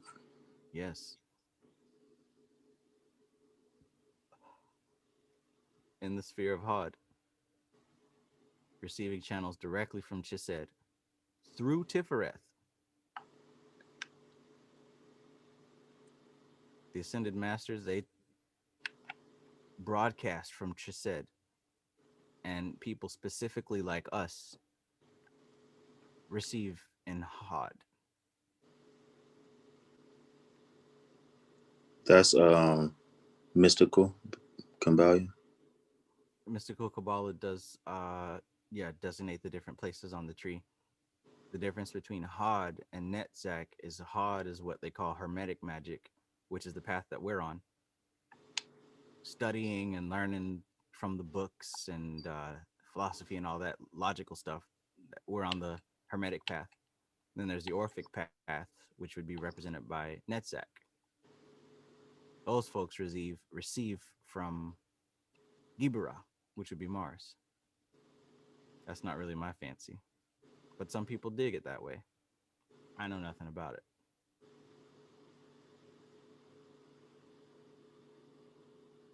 Oh, see, Mars, Mars and Pluto is the planets of Scorpio,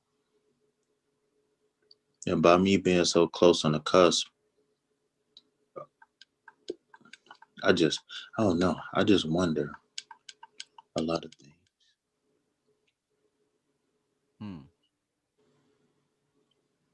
I need to get more in touch into that Libra side, because in the West I'm Scorpio, in the East I'm Libra, but it's within a couple days. You know what I'm saying? So either way you cut it, I'm on the cusp. I believe. I don't know how the East view cusp or not.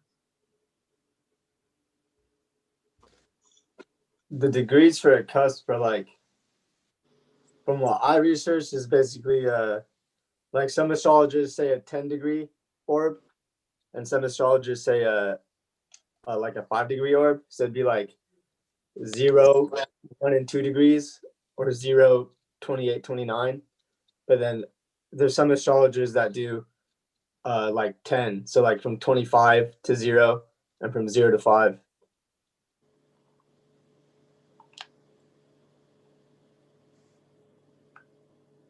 So I guess it really depends on which system you're going to stick with, which one you're going to use primarily. Since only thing I knew about the East over the last few years was when the news had published an article about the 13th sign, which was Ophiuchus, and I guess it had something to do with another planet entering our solar system or something like that. I don't know. It probably just got a elongated transit or whatever. I don't know, but since I've learned a lot about my Western side, then I think I might go ahead and tap into that East and then come back, or I might just go where the journey take me. Yeah. But I mean, since I'm here, you know what I'm saying, and it's a focus on the East, I think my journey is taking me East. You know what I'm saying? Yeah.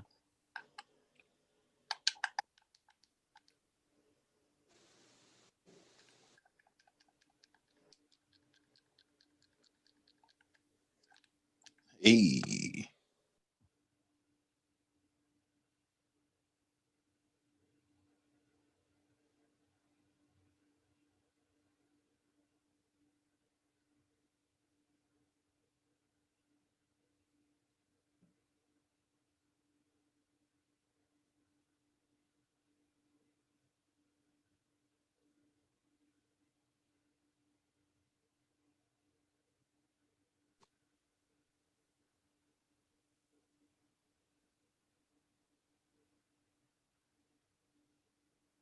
For Thursday's meeting, I'm gonna be in Arizona.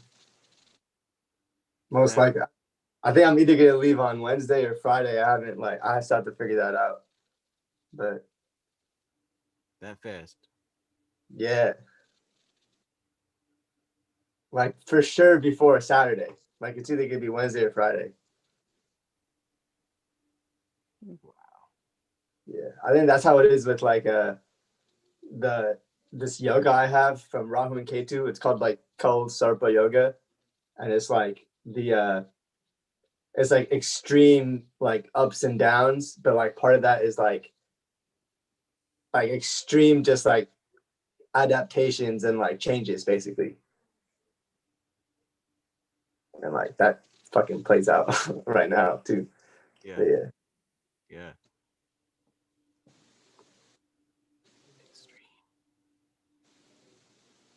Yeah. And like I learned a lot about like not learn more than learn, but like I was able to let go a lot of the shit about my dad from knowing like my brother's relationship with him, because like he basically had it the worst, because like my dad was like his younger back then, like 'cause my dad's he just turned 69, so like he's old, and so like when my brother was younger is when he was like basically like just like the stories I've heard are like fucking pretty bad. And it's like I haven't heard all of them. And it's like a lot of like humiliating shit kind of. So like, and then like I've seen it with my older brother, and like I basically had it the most mild, but mine is pretty like extreme, I guess too. But mine's like the least, you know what I mean? So it's like looking at them, like especially like him, I'm able like it helped me like kind of like let it go. Yeah. We kind of see that with like the younger sibling. Like the older usually gets it the worst because you know they're the first one, and it's all fresh. But by the time the younger one comes around, it's a little bit diluted. But yeah. Yeah.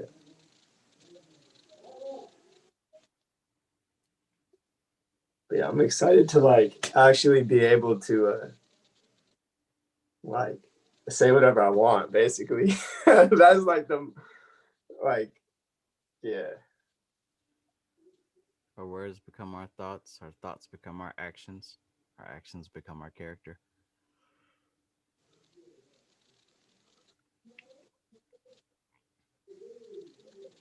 It's a small thing, but it becomes a big thing. When you're able Yeah. to live free and be yourself without limiting yourself or censoring yourself, that changes a lot. It's almost like becoming wealthy. Is it like empowering yourself in a way as well? Hmm.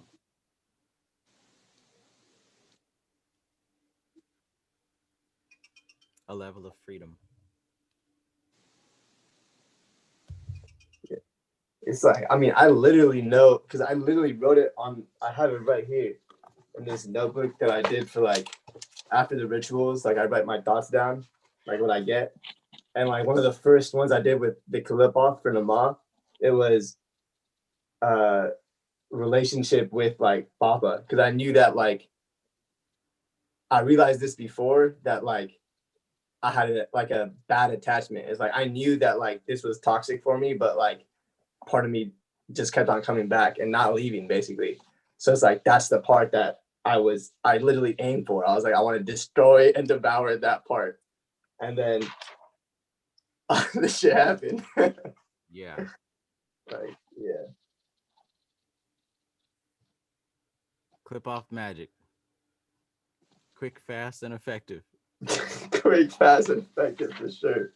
And it's not usually pleasant on the initial dose. You know, it's usually painful on that initial dose. But Yeah. I'm only speaking from my experience. When I worked with the clip off, it came through and it shook up and shattered everything. It completely turned my life sideways, and I had to, and everything that wasn't stapled to the ground fell over and crashed. And at first, it was terrible. I was like, "Oh, what did I do? What did I do?" You know, listening to Brother Panic and dabbling in this shit. See, before like I was really working with the Goetia, I would just draw the sigils, and I was into the Necronomicon at the time. So like, Yeah. got the four gates in the book. So I had my room, you know, where I had my little picture of me a few years ago, and I Yeah. like the north gate over here and the south gate. Like I do my room, like I didn't Mhm. know what I was doing, but I was just gonna do it, you know. Yeah. I looked at the Goetia and saw that they each lined up with a day. So I said, fuck it, I'm gonna start today. And I used to draw the Goetia for the day and like just meditate on it, just trying to figure shit out. And then Yeah. it's almost like what I was doing was what's the word? Like terra culture. Like you know, when they go to a new planet, terraform it and add the oxygen so people can live. It's as if I was terraforming my own aura, you know, Your own need, like carving out. That's what it talks about in the Agorha book. He talks about like his perspective of what the left-hand path is, and he says that it's really about carving out your own niche in this world. It's like just you. It's like a niche just for you. Like you build it and you carve it out yourself. Isn't that the first step when we're looking at the method of the tree of life? The outgoing of chakma, the opening of your space, right? The first step of chakma, that's what happens with the Tat Washuddhi, the Akasha, right? You open up that space to work in, right? That's always the first step of any ritual or anything. You open up that space, then you fill it with the air element, then that heat becomes the fire, then the water, and then it solidifies as the end, Yod He Vav He. So it isn't exactly so much, I mean, you know this, but it isn't so much like these elements. It's meant to describe the flow of this whole thing.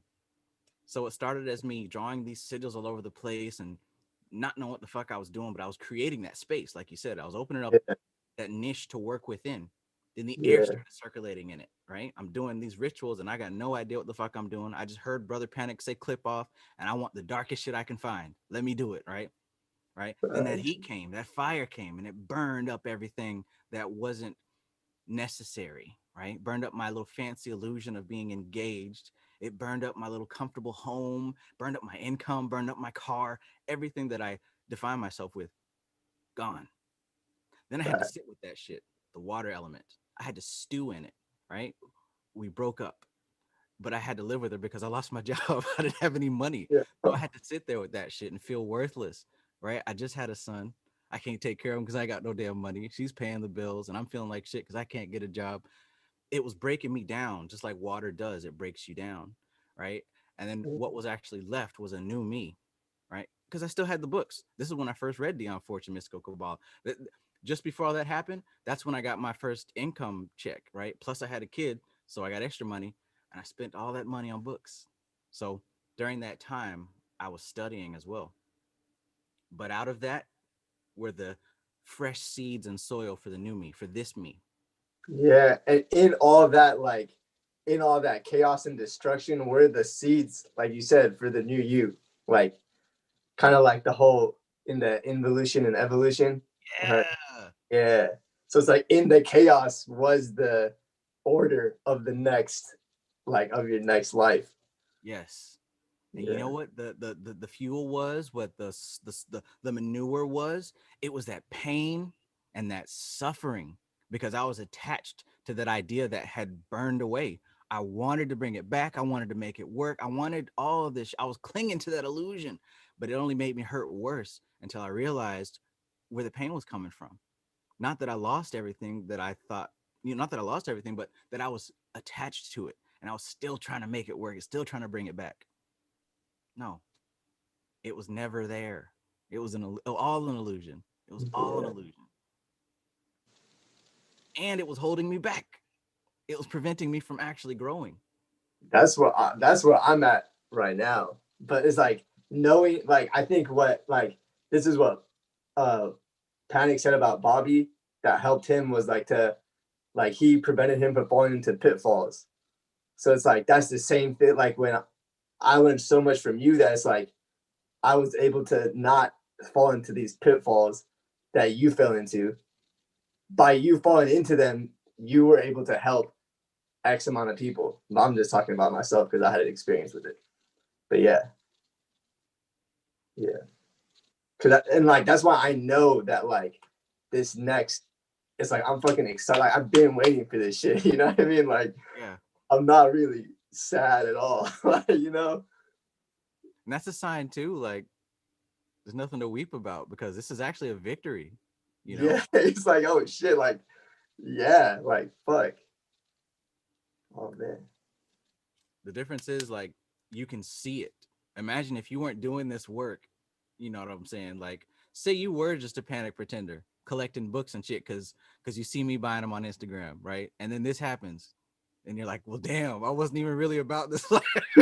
Oh, I'll be like, no, I mean, that's what happened because my stepmom, she was like, oh, just say like, she was like, if you just say sorry, then like he'll let you stay here. And I was like, I didn't do anything. Like, what? And I know that he would. You know what I mean? Like he want like if I just like say sorry, all this like, then he'll go, oh okay. But then he like the whole it's just like I can't stay silent about like what I like. I'm not about that. Like to just like stay silent about what I believe in and shit like that. It's like nah. Yeah. Yeah. So Amar, give me updated. You moving out of your house officially? Yeah. So I mean, Alora, are you here? I think she might still be at work. Yeah, sorry. I'm still Oh, at what's work. up? Oh, okay. But basically, Aurora was hella kind and generous, and she has an extra room, so she offered Okay. to stay there. So I'm about to move out there this week.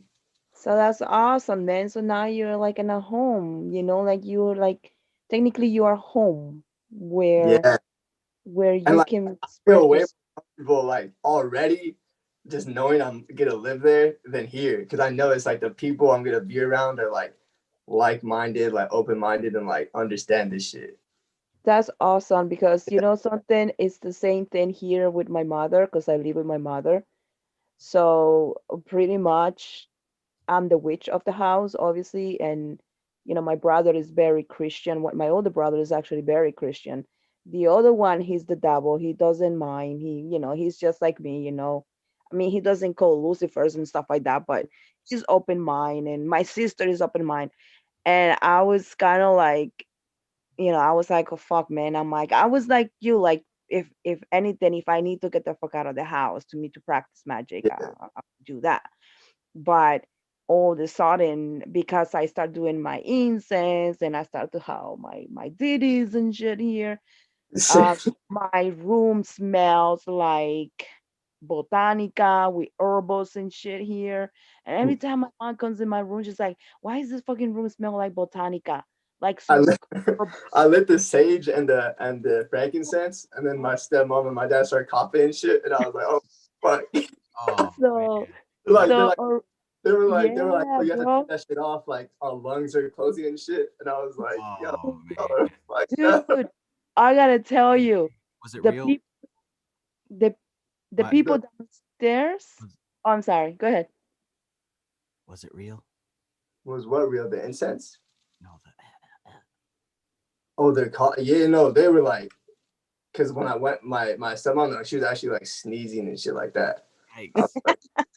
I asked that because like my ex would do that too. Like she just didn't like it, so she would like go overboard. Like, I oh my could god, try it out.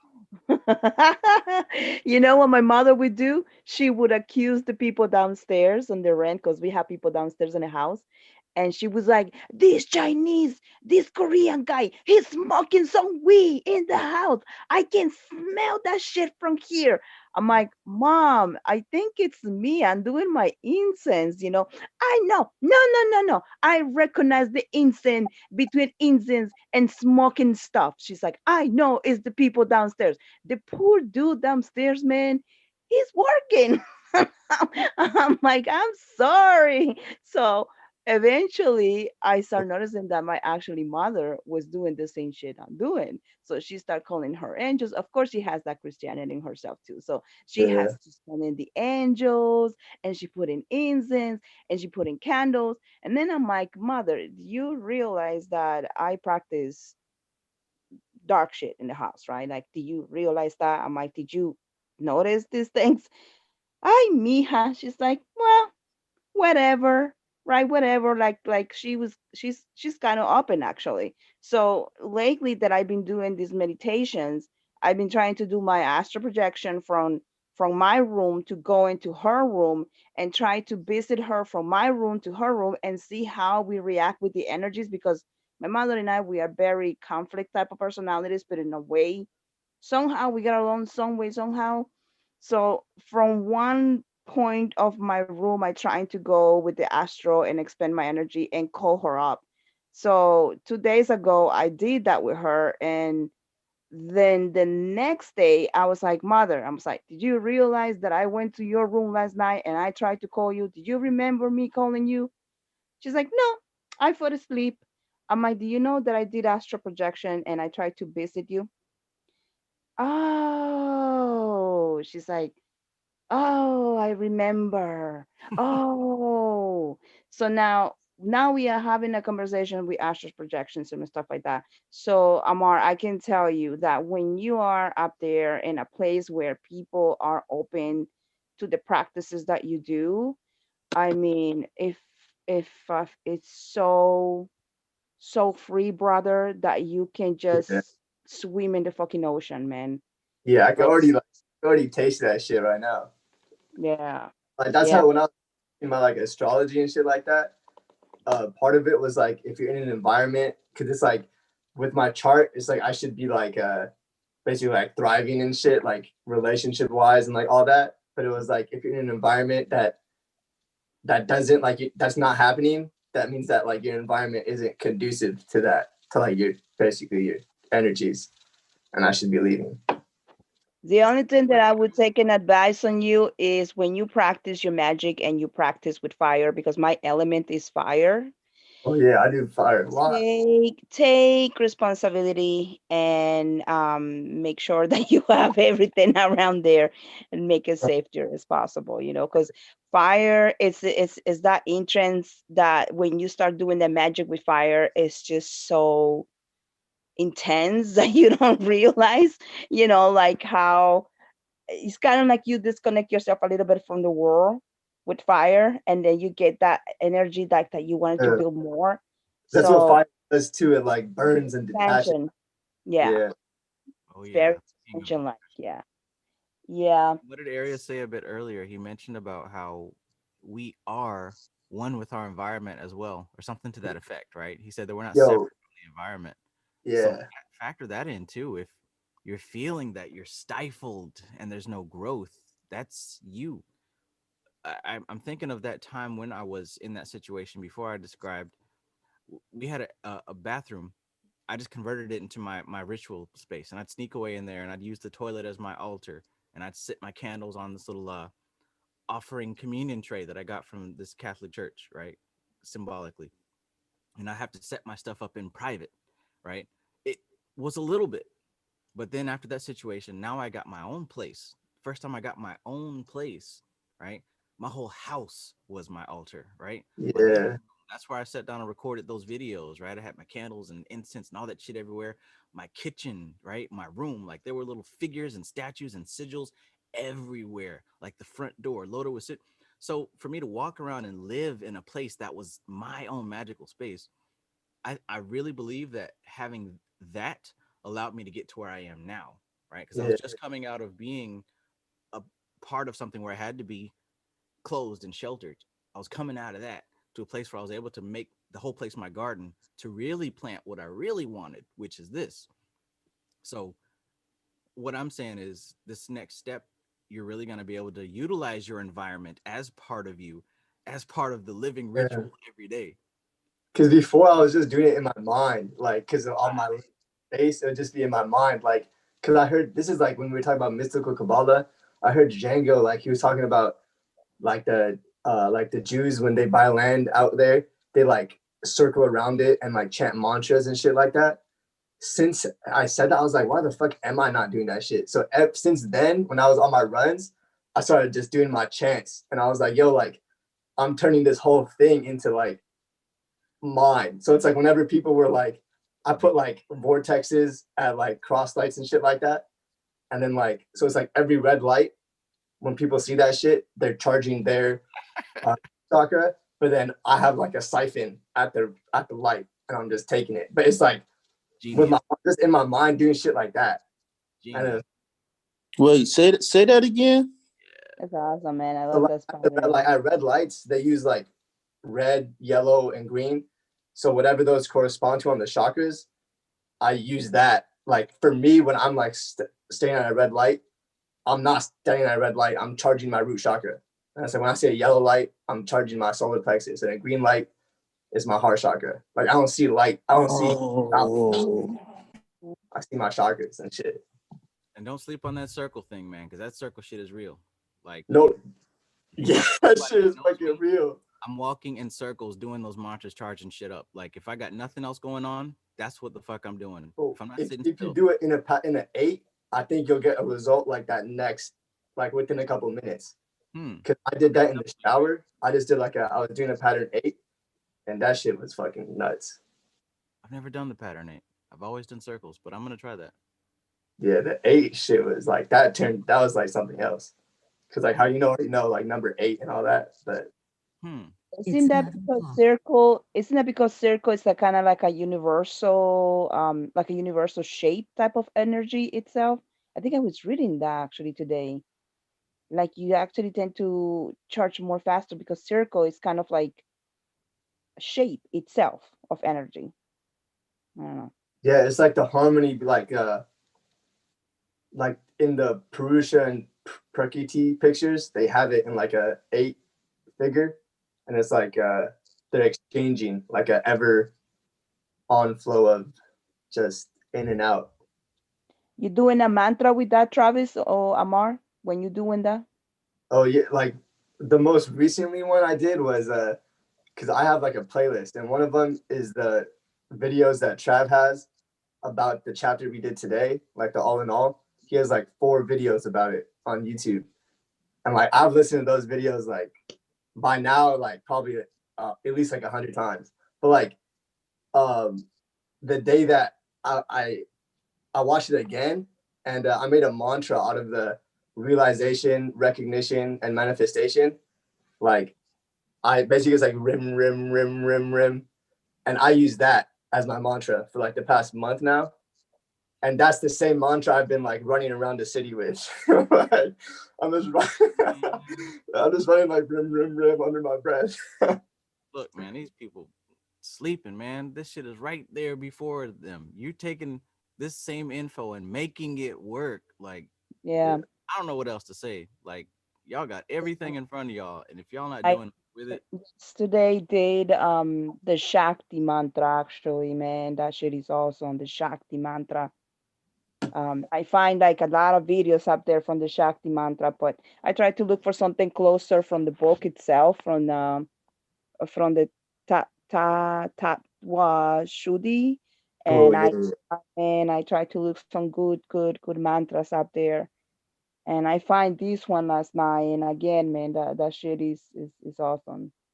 Yeah, like even the names of the chakras are also mantras, like Mula chakra, like Mula, like or like I don't know, like Anahata for the heart chakra. Like the names of all these, they're also mantras. Yeah. what did Krishna say about mantras? He said essentially the mantra is that word that forces you into concentration, right? Mm-hmm. Yeah. I was watching a Satyananda video, and he was like, there's a story about like back in the day they had people they were like herders and stuff like that, and they didn't really speak the proper language or whatever. And this person was like someone that just lived in the forest. So like when the sage like was talking to him about like mantras, he was like, I don't know how to say any of that. And then there was like a boar, like a pig that passed by, and he was like, can you make that sound? And he was like, yeah. And he was like, all right, that's your mantra. Nice. Like as long it doesn't matter, like basically it doesn't matter what the fuck it is. Like nice. Krishna, he said it could be Coca-Cola, and then people started laughing, and he was like, no, like I'm not, no. I feel that, man. Everybody started laughing. He's like, I'm sitting here giving y'all the fucking knowledge to change your That's what I felt too. I was like, yo, what the fuck? None of y'all even, yeah. Like they thought he was kidding. Like you could really say you could reach samadhi by saying Coca-Cola. That's what I was saying. And that's what Arius was talking about. It's not the content. Fuck the content. It could be porn if you want it to. It's the context. It's how you utilize that shit. If you don't get nothing else today, please get that. It don't matter what the fuck you're doing. It's how you do it. It's how you do it. Fuck. I recently revisited a book that was off of what was it? It was an occult studies book about like creative visualization and essentially using that to get whatever you want in the material realm.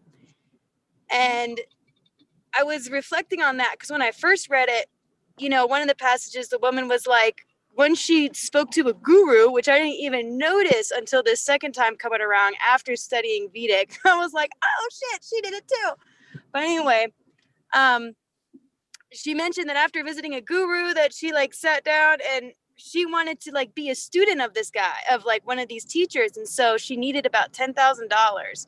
So what she did every night was like count money in her head, and she knew that it would materialize.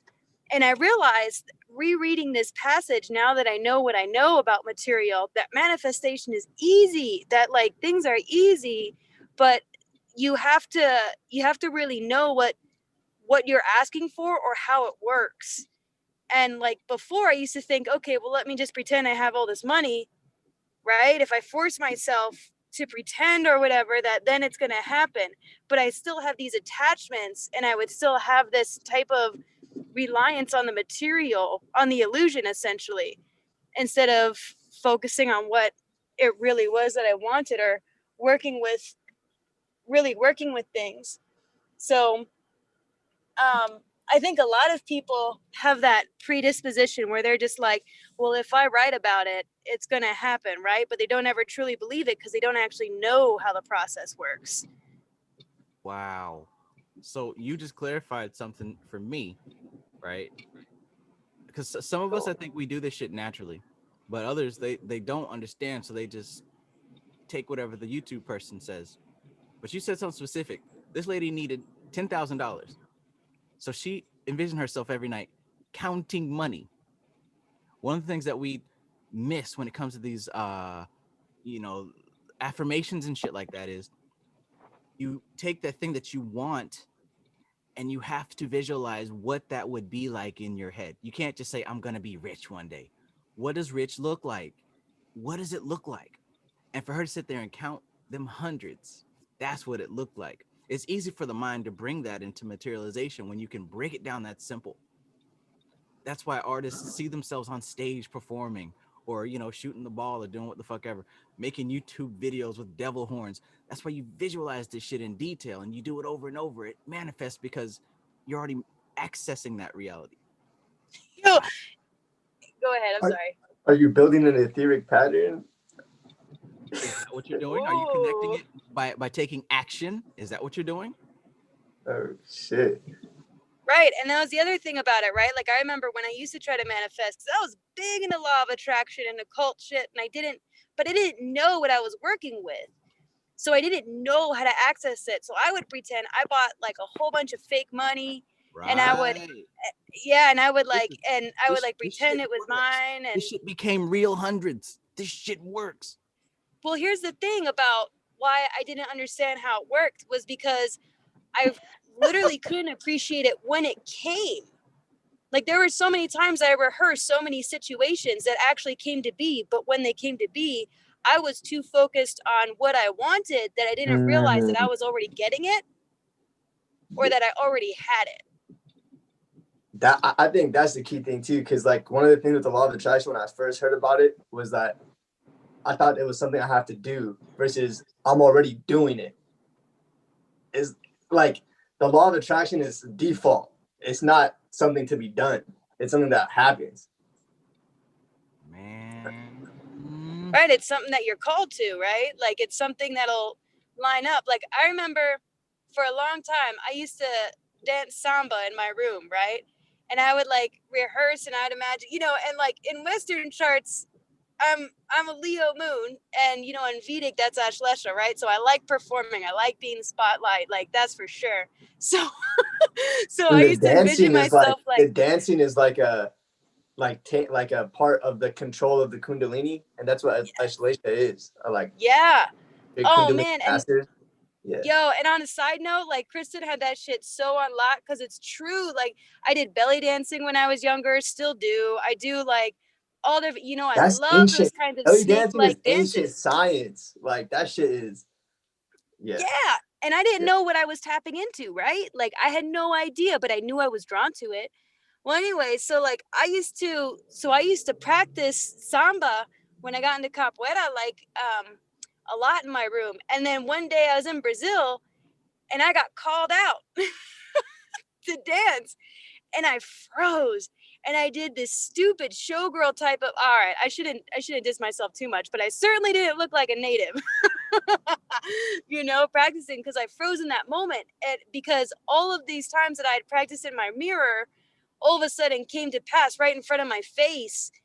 And when it came to that moment, I froze. I didn't realize that I had manifested that so intensely. All the mestres were around, all the students, all the people that I wanted to see me were there. And it completely just blew me off my ass. So I think a lot of people, that goes for a lot of people. And so like in my case, for a lot of times, you know, I would manifest something, but when I would see it coming to pass, I would get scared because all these self-doubts, all of these fears and attachments that I had to me being unsuccessful came about. All of my limitations all of a sudden came to the surface. And they want to stay alive, like type Huh? shit. Because like those foons want to stay alive. Because if you were to take a step, they would die or like be transmuted, whatever, like that. Yeah, like when I was in Mexico, I used to like, you know, I like to go there and perform with my friends on the streets and stuff. And so like, you know, I would sing and like when I didn't care, I used to get so much money. But then once I got caught on like, you know, being off beat or whatever, instead of getting right back on beat and having faith in myself, I would then fall back into my limitation and just stop singing, or I would freeze when they would ask me to.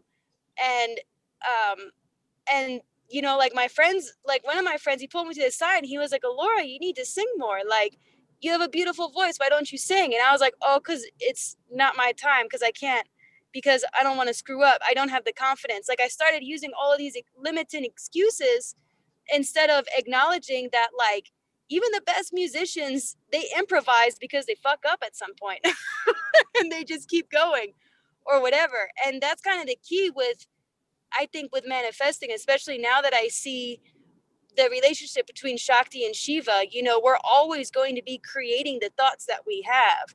It's just a matter of when we realize it and how we transition into those moments.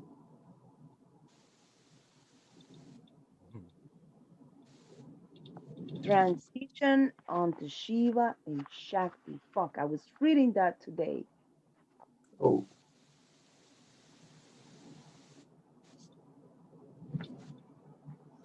Do you still go out to like you guys still go out to Mexico? Oh yeah, I plan on moving there. Oh shit. Yeah, I love Mexico. So far that's the plan, is to plan on moving I've only there. been to Mexico once, and that's like Oh shit. for like It's only 5 3 hours away hours, from where I'm at. and that was for like it's how far away? So where I like to go is Ensenada, and it's like 5 hours away from where I'm at. So I can leave one day and be there in one day. Yeah, like, I mean and Mexico from me is like I think 2 hours. Nice. But I mean, yeah, I've only been there once with like family, so it wasn't like a super fun thing. It was just like 4 hours. Yeah. Yeah, you got to know the right people there. Like, I don't think I would love Mexico as much as I do, except for the fact that I've got like true soul family out there. You know, like like-minded individuals who, like, if they spoke English, I would be like, you need to join this study group. Yeah. They're always like visiting pyramids, and we're always talking about Oh, stuff like. you guys go? Are you planning on going out? Cause I'm down to go. Like when I come out, like. Let's go, dude. Yeah. Yeah. As of right now, I don't have any time off because I didn't accumulate that, but I'm working on the stocks right now. So like hopefully, and two, like it's COVID and shit's just like so rough for traveling back and forth. I forget about that because in Cal, like where I'm at, like it's not like you got like the restaurants or takeout and like Walmart, you have to wear a mask and shit like that. But other than that, like everything is like normal. That's Alora, cool. Alora, Yeah. Yeah. that visualization book you have, do you remember what it was? I posted it to my Facebook. Was it this? I'm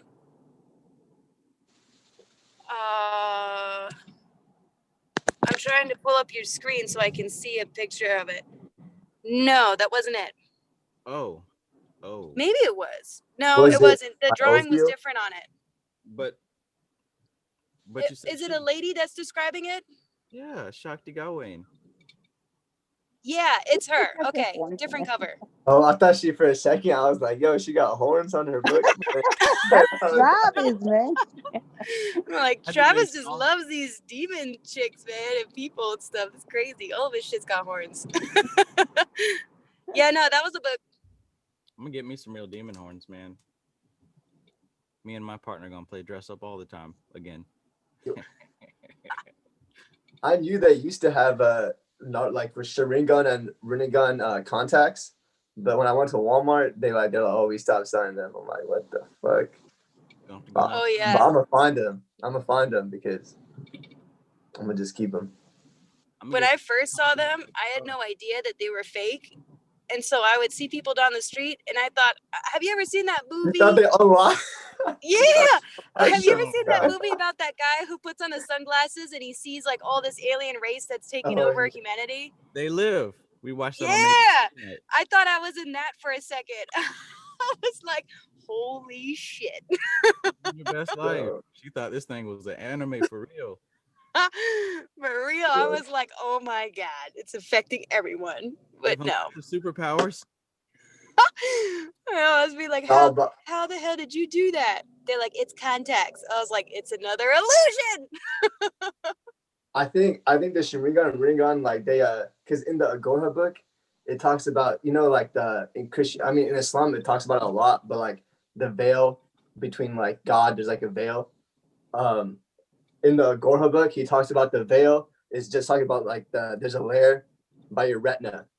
And he's literally like, he breaks it down to like how it's just the part of your retina is what the veil is. And it's so like like when Kali destroys the illusion and shit like that, it's all about perception. And like that's what the like Sharingan and Rinnegan represent, is that like through certain like traumas and shit like that, or like high emotional states, the veil shatters and then you gain a vision or ability. Doesn't that sound a lot like how it really works? Because these different levels of magical ability and acuity have a lot to do with how you're able to comprehend the world. It's not like you possess a magic trick or a spell that makes things happen. It's your understanding that the world can be this way. So you walk around the world because you know that you can manipulate and change things. Like that's a new pair of eyes. There's people who say that this stuff is not possible. You can't do it. How do you know? Their eyes are covered up. Exactly. And that's why in like because Islam, the number one thing is like intention. It's like your intention has to be correct. And like in all the hadith books, the first hadith is about intention. And because in like it goes back to what Arius was saying about that subtleness. It's like when I say if I know what I'm talking about, even you might perceive I as being, not you, but like someone else might perceive I as being just Amar. But when I mean I'm talking about Dhammarama or like some other, like my non-physical like self. That's just a subtle like intention level. It's about how it goes back to like how I'm perceiving it. Yes. Yeah. Yes. Yeah, you become the master problem solver, essentially, like the master puzzle. You, instead of trying to be a piece of the puzzle, you make the puzzle. There's people with victim eyes who've been victimized and they can only see through victim eyes. That's not problem solver, right? To be a problem solver, you have to know that such a reality exists. I've reached a level, like I noticed everything shifted when I reached this level, that whenever I encounter a problem, I know that the solution is in the problem. It's not a cute saying. I know that every problem, the answer's in it. So whenever I encounter an obstacle, I'm not like, oh shit, it's a problem. I immediately go looking inside of it because that's where the answer is. That's a level. Whereas victim eyes, woe is me, everything's falling apart. Why does it happen to me? It's your fault. Oh, da da da da da da. Yeah, man. An artist has different set of eyes. An entrepreneur, right? While these folks are complaining about wearing masks, this guy started making them and selling them. Different eyes. There's Oh, yeah. Oh, go ahead. Oh, I'll just say when I had to, because when I was when the gym was open, they were making us wear masks inside. So my mask was like cloth. So on the side that was by my mouth, I wrote all my like mantras and all this shit. And I programmed it. So it's like whenever I breathe in and out, I'm just like, it's all the mantras basically. And then I still have that mask right now. Hey. If you can get empowered by a public traffic light, what the hell stops you? What the hell stops you? Different eyes. Because I mean, that's the shit that I like. But it's like shit that I'm doing already. So it's like I learned that from Atomic Habits, like habit stacking. So it's like I'm already doing shit. If I'm going to work, I'm passing by countless stoplights. But if I already programmed them, then it's like I'm already doing that shit. Same with like the roads and like the little white lines on the roads and shit like that, and all the stop signs and all that shit. It's like the little things in the environment that like I think like matter more, like all the subtle shit. Because like all the traffic lights and all the stop signs, they're in like sacred geometry too.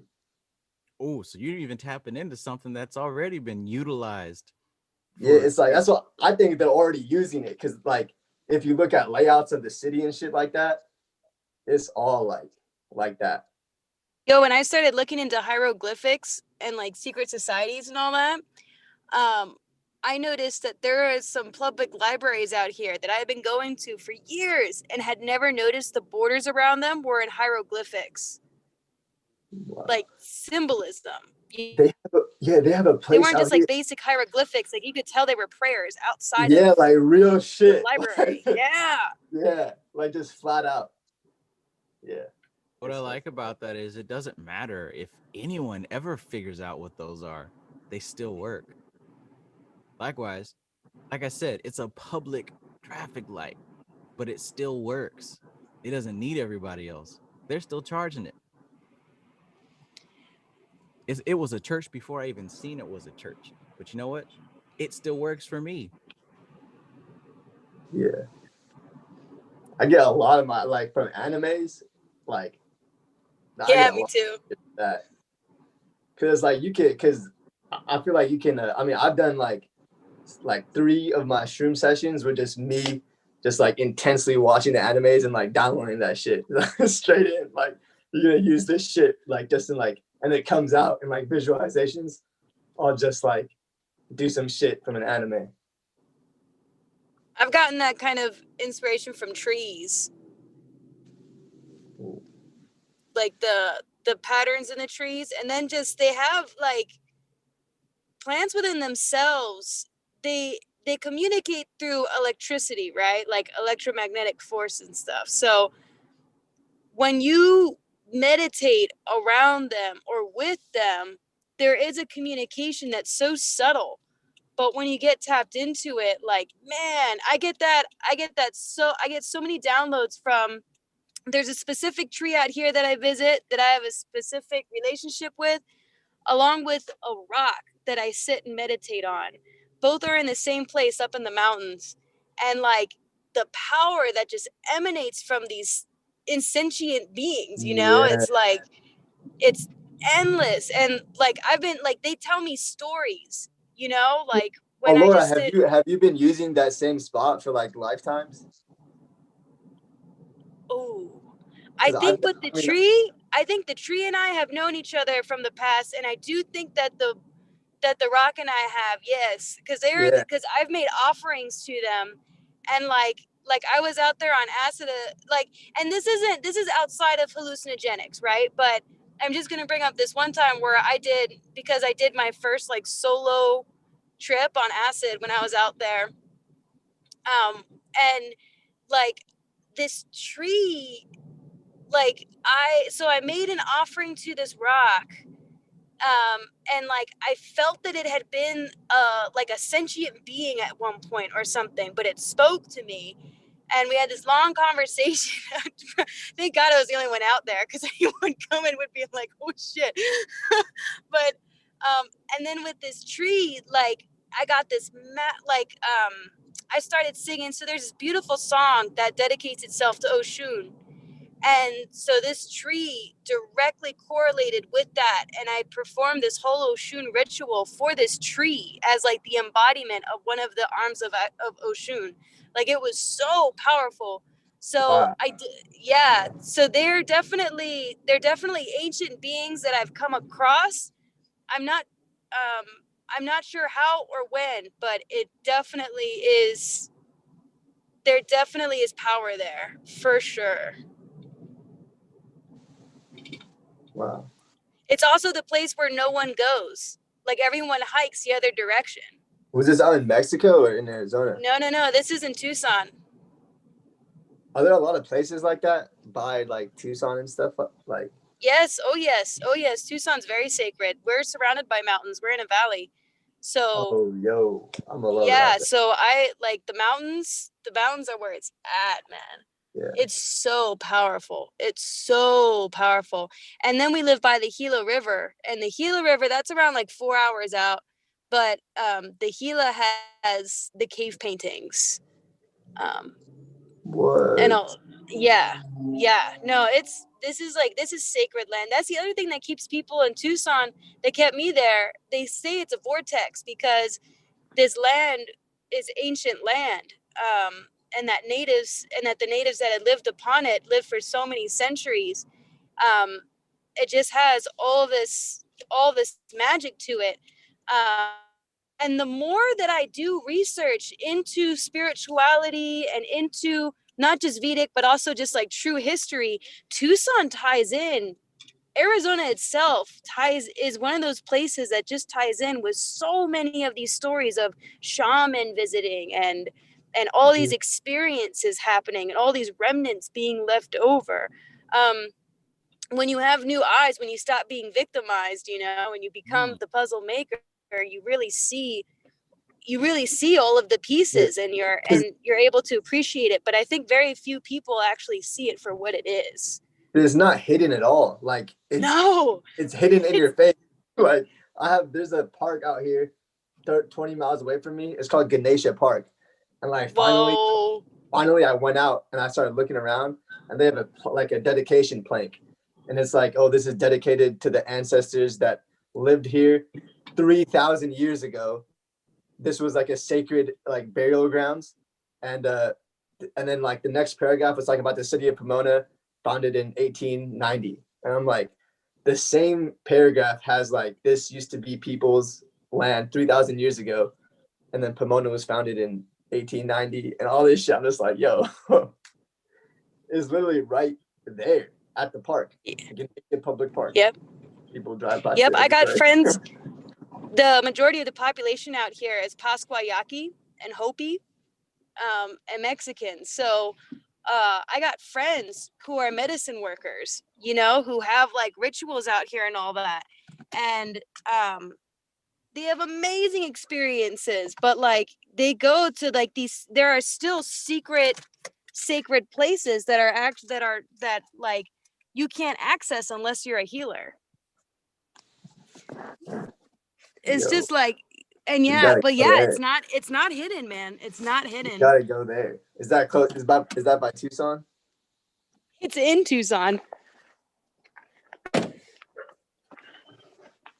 I think I would be able to get in. Let's see. Easily. Shit, I'd be able to get in. It's just, just gotta say when. All right, damn. This is about to be lit. That must be some nice type of herbals down there. this, you know. Oh yeah. Amazing, man. Oh yeah. Oh yeah. It's so powerful. There are people out here who even like oh shoot, I'm switching to Portuguese. I want to say estrangeiros. Even people who aren't from here will come and they'll sell sage that they picked out here.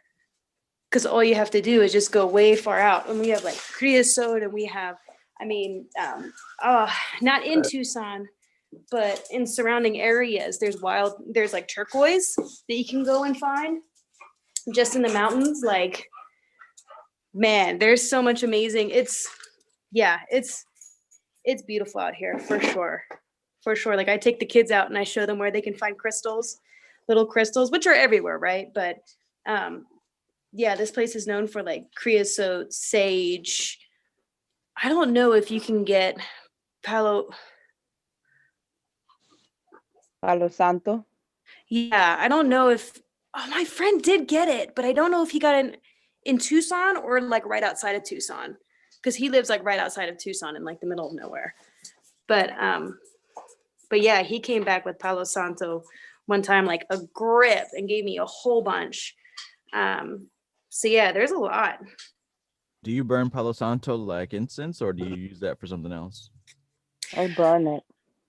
Yeah, it depends. I burn Palo Santo, but I do it in session with my sage. And that I will do, and I use my sage for like cleansing or like setting intentions. Like I still burn it, when we do it basically all the time, right? Because we're pretty conscious, we're pretty up on it as a household. So sage is always going. But yeah, we burn the Palo Santo, sometimes sweetgrass. But there's usually the shamans in Central and South America. They tend to use the Palo Santo for obviously your invocations for your saints. If you want to have some kind of saints coming to your home most likely they'll use it for protections as well. Like majority of the people will do for protection of healing purposes. Palo Santo will be one of those. Right. Yeah. That's how it is out here too. Like if I were to get, and actually I had a medicine man. So I used to work at a behavioral health site that also was a thrift store where we would teach people like job skills and all that. And I befriended this medicine man. And so he came in, and when I got my house, he told me the proper way of how to burn sage, because I had never known. Like, again, this is, you can do the process, but it's how you do it. That's the effect. And the way he told me really resonated with me. So I was able to do it. I'm not saying there's like only one way to do it, but it helped me really reconnect with everything, because he kind of explained the process where, you want to go inside of your closets, and you want to like go to all the space inside your closet, and then do like the door frame and all of that. And essentially you're going to start from like your most cramped spaces and move out. Yeah. So, and then also like from the back of your house towards the front. Yeah. And you're going to open up all of the windows as you do it. And he was describing how it was connecting to the psyche every time you do that, because you're going into your shadow parts, into all of the nooks and crannies, instead of just, you're That taking makes the sense time. too, for like the flow of the energy, for it to like, if it was to have a more effectiveness, if there was like that's how energy flows basically. Right. And he was explaining that to me. Hi, Laila. This is one of my pups. He was explaining to me that whole process, because he was like, you're coming to move in and someone else is moving out. So you need it to be with your energy. So clean out all of that as well as clean yourself. And like, this is how you do it. And he handpicked sage and he brought it to me. And I had like wild sprigs of sage that I had burned and stuff. It was so amazing. Especially when that connection was made to it, when that mind body connection was made to all of that.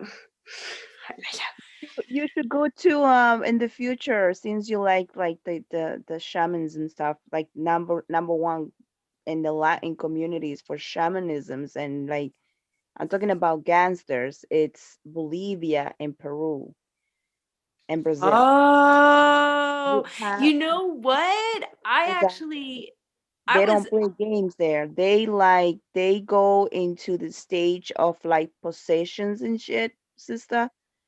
That's the place to go and dig it in. They have such a wonderful plants up there. Like the moment you hit those lands, you'll be smelling herbals, man. And I'm telling you, they're very magical people, very powerful people up there. Bolivia, Peru, and the most deadly ones that we call the most deadly ones in the Latin communities is the Brazilians. for They real though.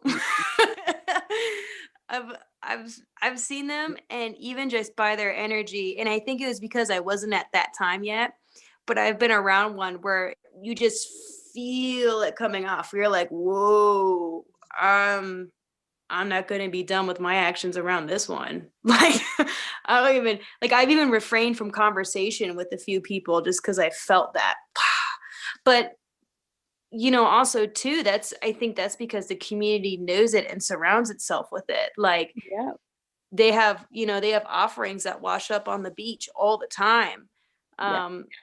And, just, yeah, it's a very big, it's a big deal. What's interesting about Bolivia is that I actually was really curious about it because I had a friend who was half Bolivian, and so she would go back and forth from there.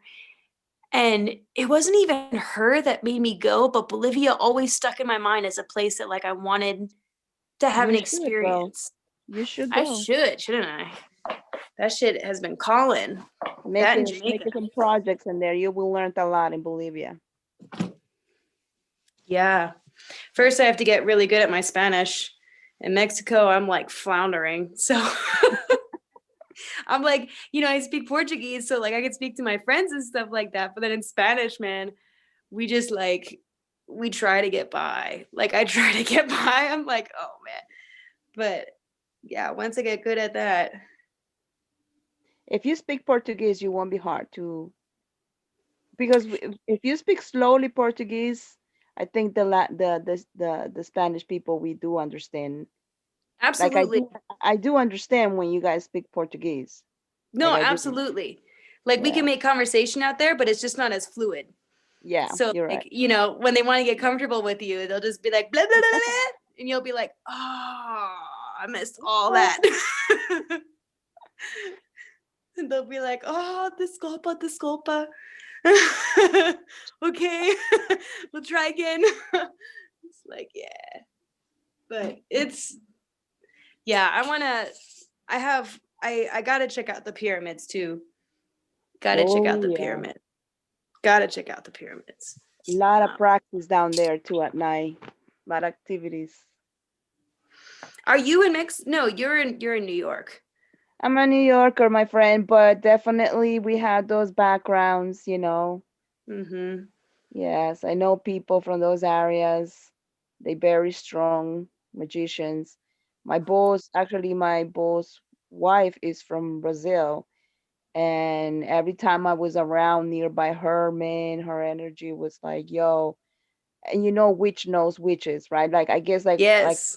spiritual people, we know spiritual people. And I was like, this homie, she's definitely a witch, man. And yes, it's absolutely, she turns out to be one. Then Yep. my mother's friend, she's from Peru, and of course in Peru it's like normal for you to have your deities in your houses. Nobody's gonna criticize you for what you have.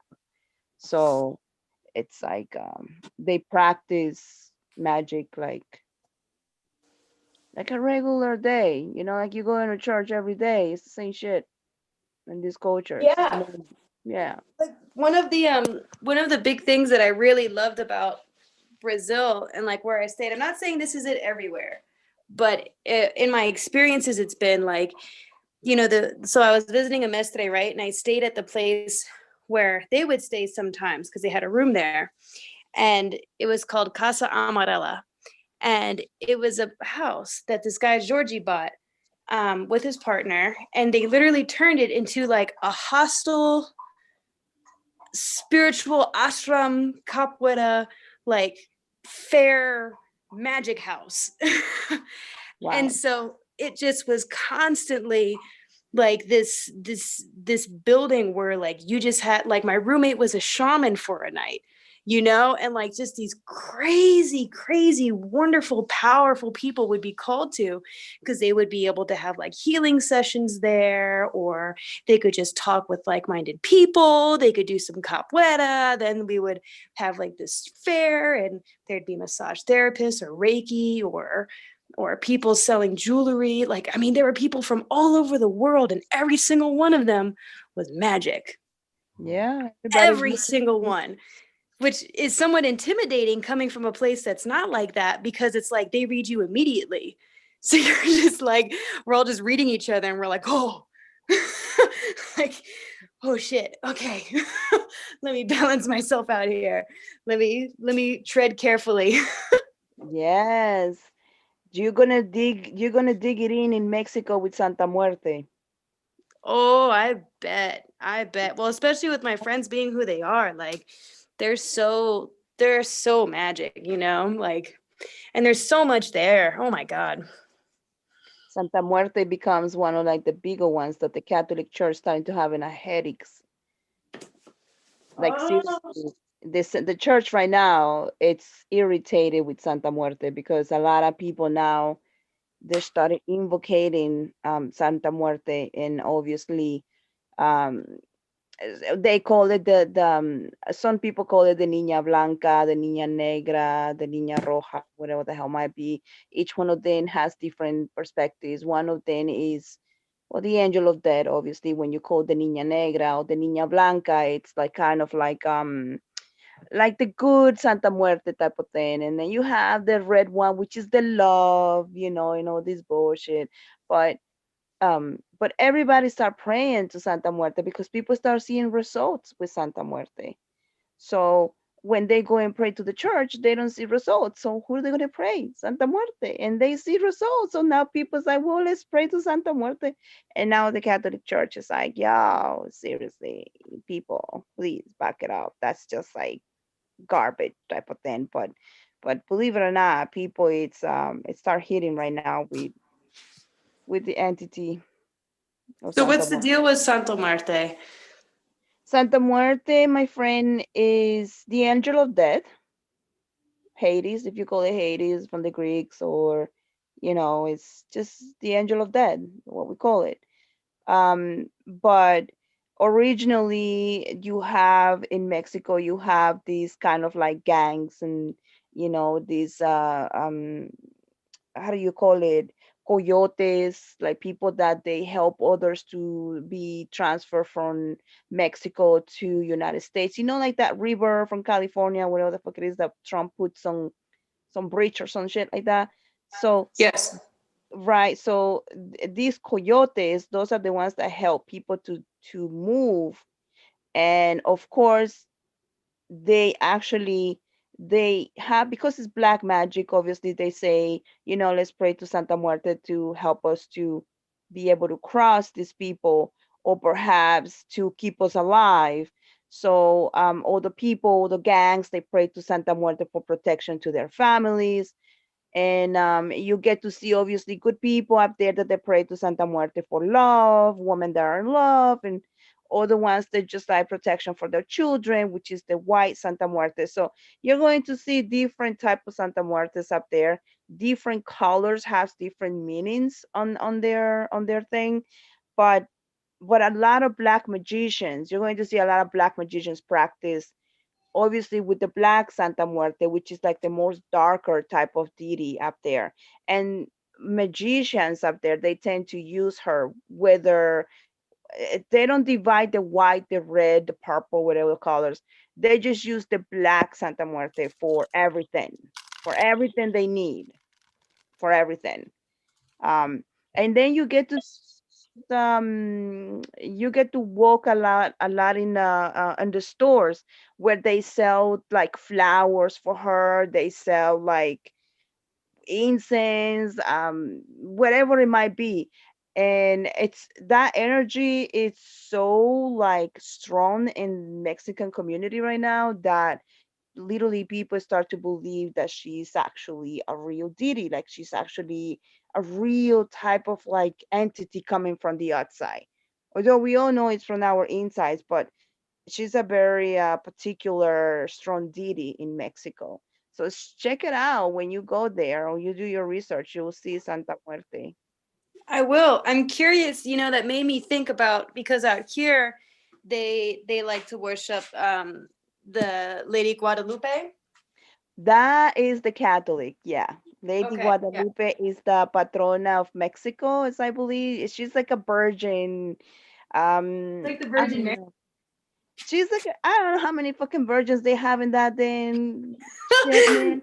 Like what the fuck is that? Virgin Mary, Virgin Guadalupe, Suyapa, all these. What the fuck is that? I don't get I it. don't know, man. I don't Well, either. I it's feel like it's like they need to have a martyr. well, okay. So the opposition of Guadalupe would be Santa Muerte. Okay. That's That the makes dark sense. side. Yeah. That makes sense. I think, all of that makes me think like maybe it works not just because the community supports it, but when you make an offering to a god like that, right? You're actually releasing the attachment to what you want by doing it because you're putting your trust into something for it to deliver. And it's actually very accurate. I'll be honest with you, all these fucking deities and shit. I think Santa Muerte is the most realistic one because you know something. At the end, we all fucking die. Guess what? Yeah. It's Santa Well, Muerte. and two, it's kind of like and two, it's like when you're dealing with the underworld, right? You're dealing with the world of attachments, of releasing those attachments. So when you give them a wish or whatever, you're ultimately killing it. You're allowing it to die Get in your order. get yourself when you go to Mexico up there. Get yourself a nice strong sigil, like a necklace or something with Santa Muerte. Let me tell you something, people will shit if they see you with it because a lot of the Catholics, they're so afraid of her. Like they so fucking afraid that nobody will fuck around with you. Like the black Okay. magicians, they see black magicians with Santa Muerte, they see it. Like people are scared of them, like afraid of seeing, shamans like that. So yeah, definitely check it out. Look it up, Santa Muerte. Very I dark. will. Yeah. I'll ask my friends about it too because they have altars and stuff, and because I'm finding out about it, I didn't look to see it, to see if they had any, but yeah, I'll definitely have to check all of that out. There's so much stuff now that I have to Yeah. explore now that I know, now that dots are connecting. I'm like, Yeah. oh, I have to revisit all of these things. He's one of the strong ones. I'll tell you that much. He's one of the strong ones up there. Man, there's this one pyramid over there that they were telling me about that just keeps sitting in my mind. So I had a friend visit it, and he was saying that it's out of the way, that it's unknown to a lot of people, so not many tourists go there, but it's a pyramid in the middle of a jungle over there. And when you go, it's like waterfalls are all around it. And he said it's one of the most peaceful, powerful places he's ever been. And I don't know which pyramid he's talking about. Like, I don't think it's listed, or I don't know if it's There's so listed, or many. There's so many, and they're listed, and they don't want no tourists because they destroy. So you're only gonna enjoy the ones that they have internally because of their own, their own people. They go there, and No if migrating white folks. what? I do not blame them. I do not fucking blame them at all. Like, I'm okay with going the friend route with earning my rights. Like, cause straight up, I wouldn't be no, believe it or I not, wouldn't be no, surprised believe if it or there are a not, lot of places that Travis, are like that, still hidden from Travis, these toys. Latin, Travis, Spanish people, we're not like that. Trust me. Yeah, that's why you got We raped don't and pillaged reject like the you. rest of us. We don't reject you, brother. Listen, my culture, American Indians, we were literally extinguished. Literally, I know. almost everybody was extinguished in our culture, man. And we still with that, we don't really. I'm not saying everybody, bro, but majority of us, we don't really. I think, but I do.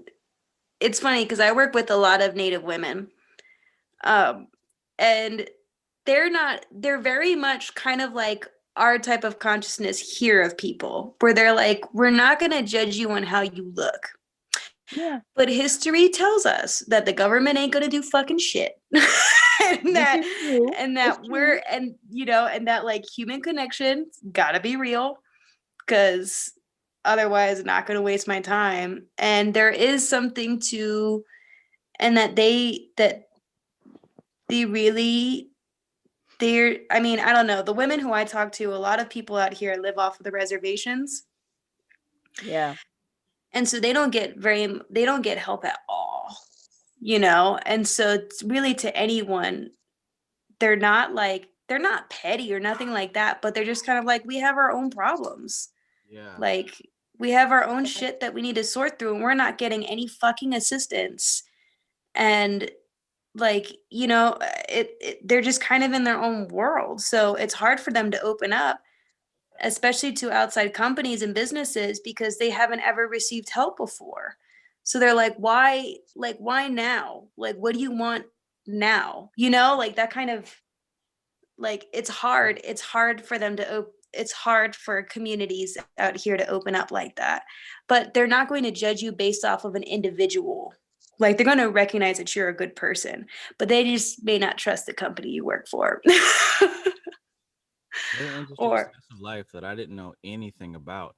And I don't know how it happened. I mean, I'm sure it's energy and the spirits and all that good stuff. But on my Xbox travels, I often come across people who are natives, and live over there. I don't know how I keep coming across these parties, but I've learned quite a few from my online friends about, like what you mentioned. It's a whole different slice of life. It's not like what we're used to. They've got their own set of issues, and then you've got some people who don't, who are just trying to get by, and you got some people who are doing very well off because they're attached to some of the how do we say, tourist attractions, right? mm-hmm. But even still, there's a lot of issues that go on there. But it's almost like a pocket world right here in amidst this one.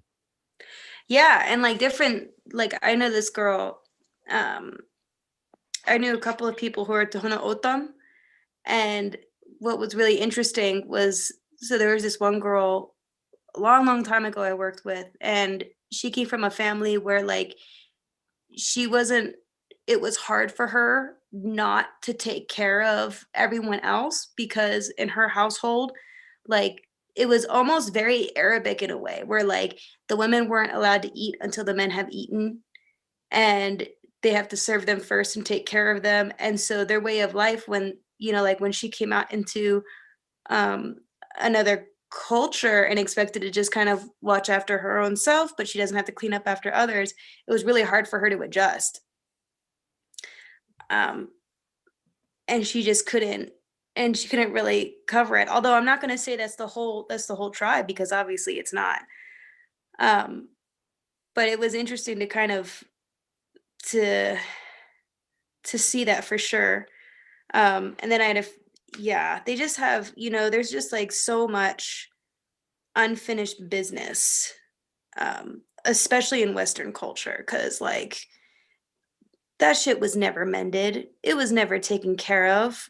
No one's doing anything to make things better. So we have to be in separate worlds. Yeah. Like, not we, but the system that we're living in keeps us separate. System, yep.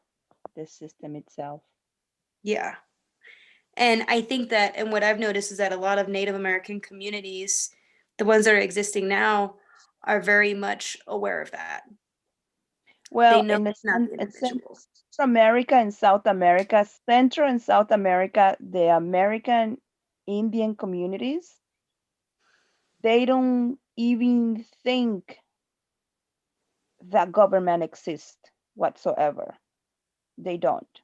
They still, if you ever go there, they still speak their native language from like thousands of years, into the point that the governments up there, they don't even want to touch them because they want, the government wants to have that natural language that it was existed before the Spanish came and fucked it up everything. I am not fanatic of Christopher Columbus. I don't fucking celebrate that day. I That don't dude's see. a fucking criminal and murderer. I mean, I don't know Fuck what to that say. dude. And I don't even. And I have friends that they are from Spain, and I told them, "Yo, that motherfucker was crazy," and they agree with me at this point. Maybe they don't want to argue with me or whatever, but um at the end of the day, what I'm saying is that the American Indians from our lands, from the Central and South America, my sister, these dudes, man, they still talking about their spirits, their gods, their language, their shit, their dresses, their outfits. Yo, it's insane. I know there's so much that actually mirrors a Yeah. lot that's in um that mirrors those kinds of cultures. Like I saw that in capoeira. Like capoeira itself is an art form that was made so the slaves could save their culture and keep developing it as they knew it was changing under slavery system, and they used it to break out of slavery and form African societies in the Amazons called in the Amazon rainforest called quilombos.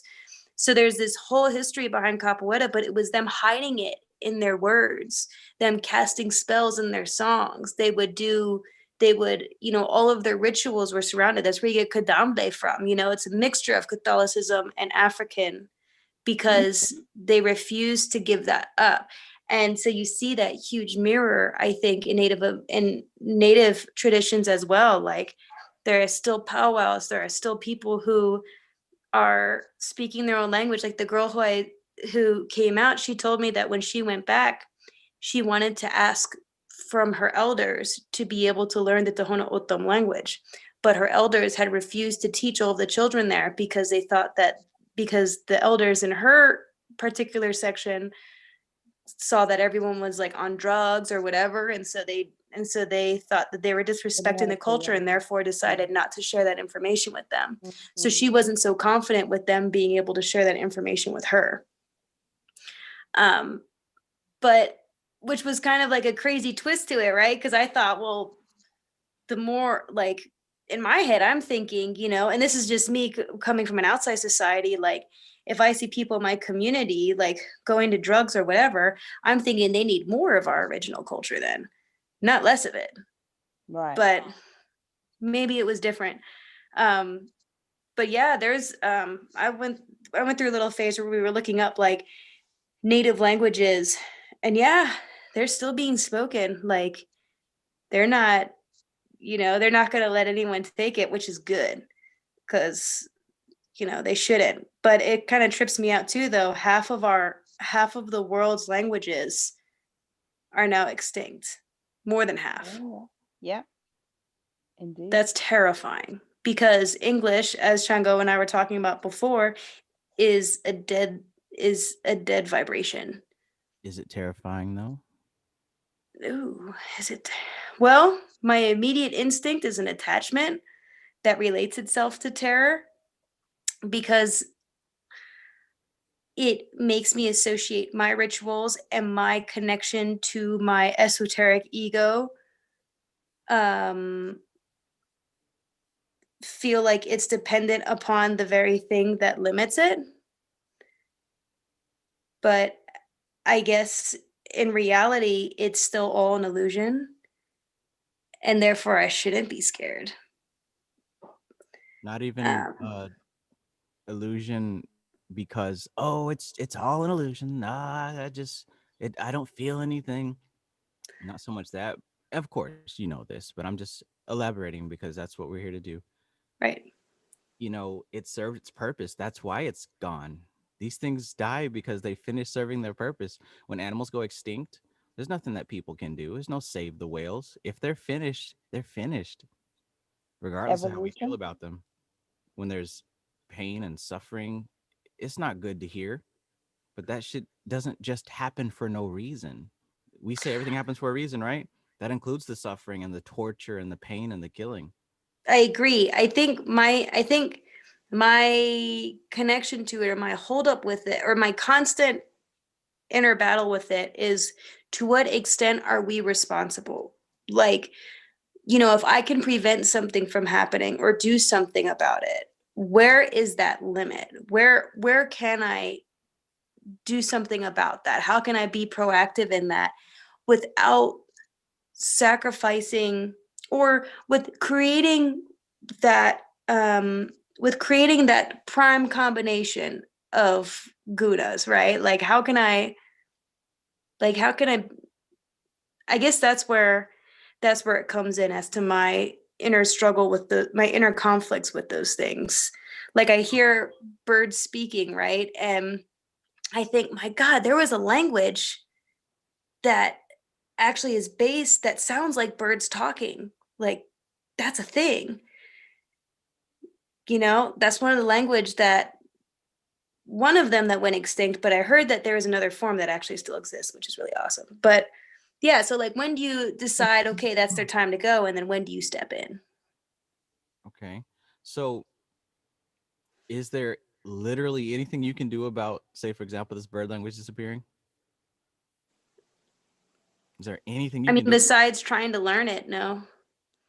Okay. So is it in your power to learn it?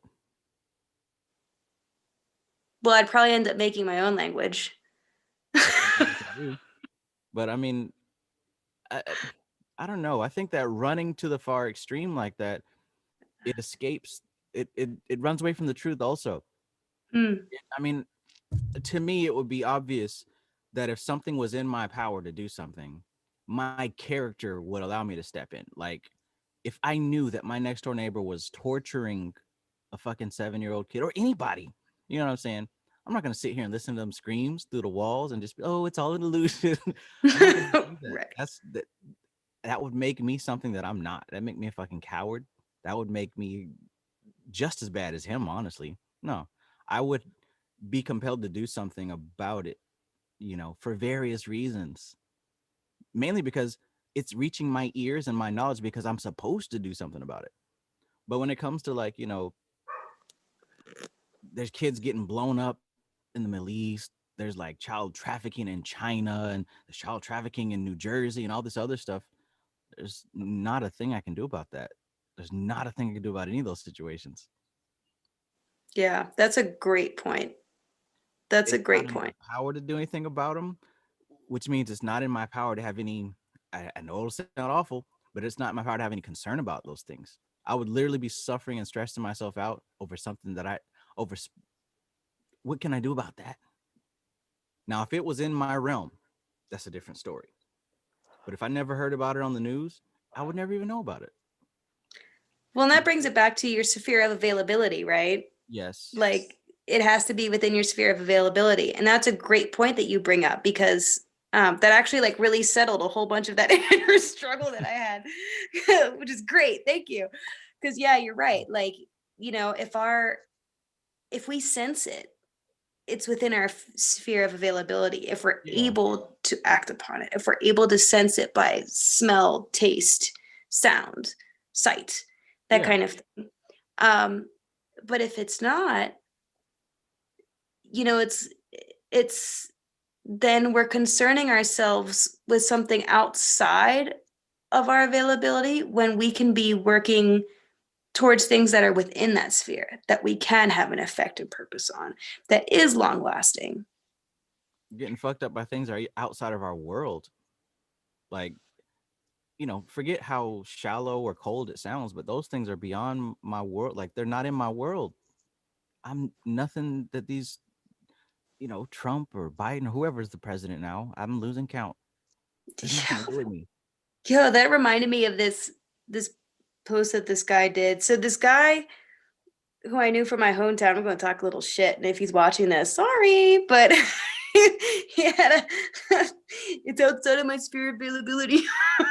but, but, but he but like, you know, he's one of those types that like wants to have a conscious conversation but never does any of the research to actually like get there. And so he posts these questions, and one of them he posted was like, what's your view on aliens? Do you think aliens exist? And my first thought was, who gives a fuck? Like, we got like, who gives? Sure, who like are they here? Like, are we cool? If they are, that's great. Like, but what are you doing? Like, are you deprogramming yourself? Are you you know? But of course, I didn't put that because I have to be, you know, I prefer to be cordial. So I was just like, yeah. And then he was like, so do you think they even exist like in the government? Did they have a spot? I was like, I guess, man. Like, I think it's kind of common knowledge among indigenous people and people all over the world. Like, so what else? You know, that's cool. But like, and I had to like pull myself away because I found myself getting tipped off into Raja a little bit too much with that, just because I was like, man, who gives a fuck? Like, like focus on you. Like right now, you're asking stupid questions when you could like be working on yourself. Questions. There's a realm of learning, study, education, and then there's a realm of entertainment. For him in that specific situation, that's falling under the realm of entertainment. And all the benefit of the doubt was taken away with his follow-up question. So do you think they're in the government? Okay, I see where this is going. All right. Yeah. You saw a video on YouTube and now you're wanting to. Right. Like, what are you trying to achieve? Yeah. What happens if they are? What's next? What's next for you? Yeah. You know, or like, shit. I was thinking maybe I should just tell him that he is one and see what would happen. Like, but, you know, I know that wouldn't even be a point, right? Like, there's just no point in engaging in that if not. That's why I don't really have an issue talking shit about him right now, because I know he's probably not on this chat.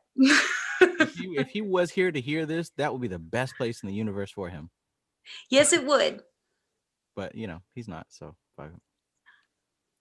Hopefully he is, but he's not.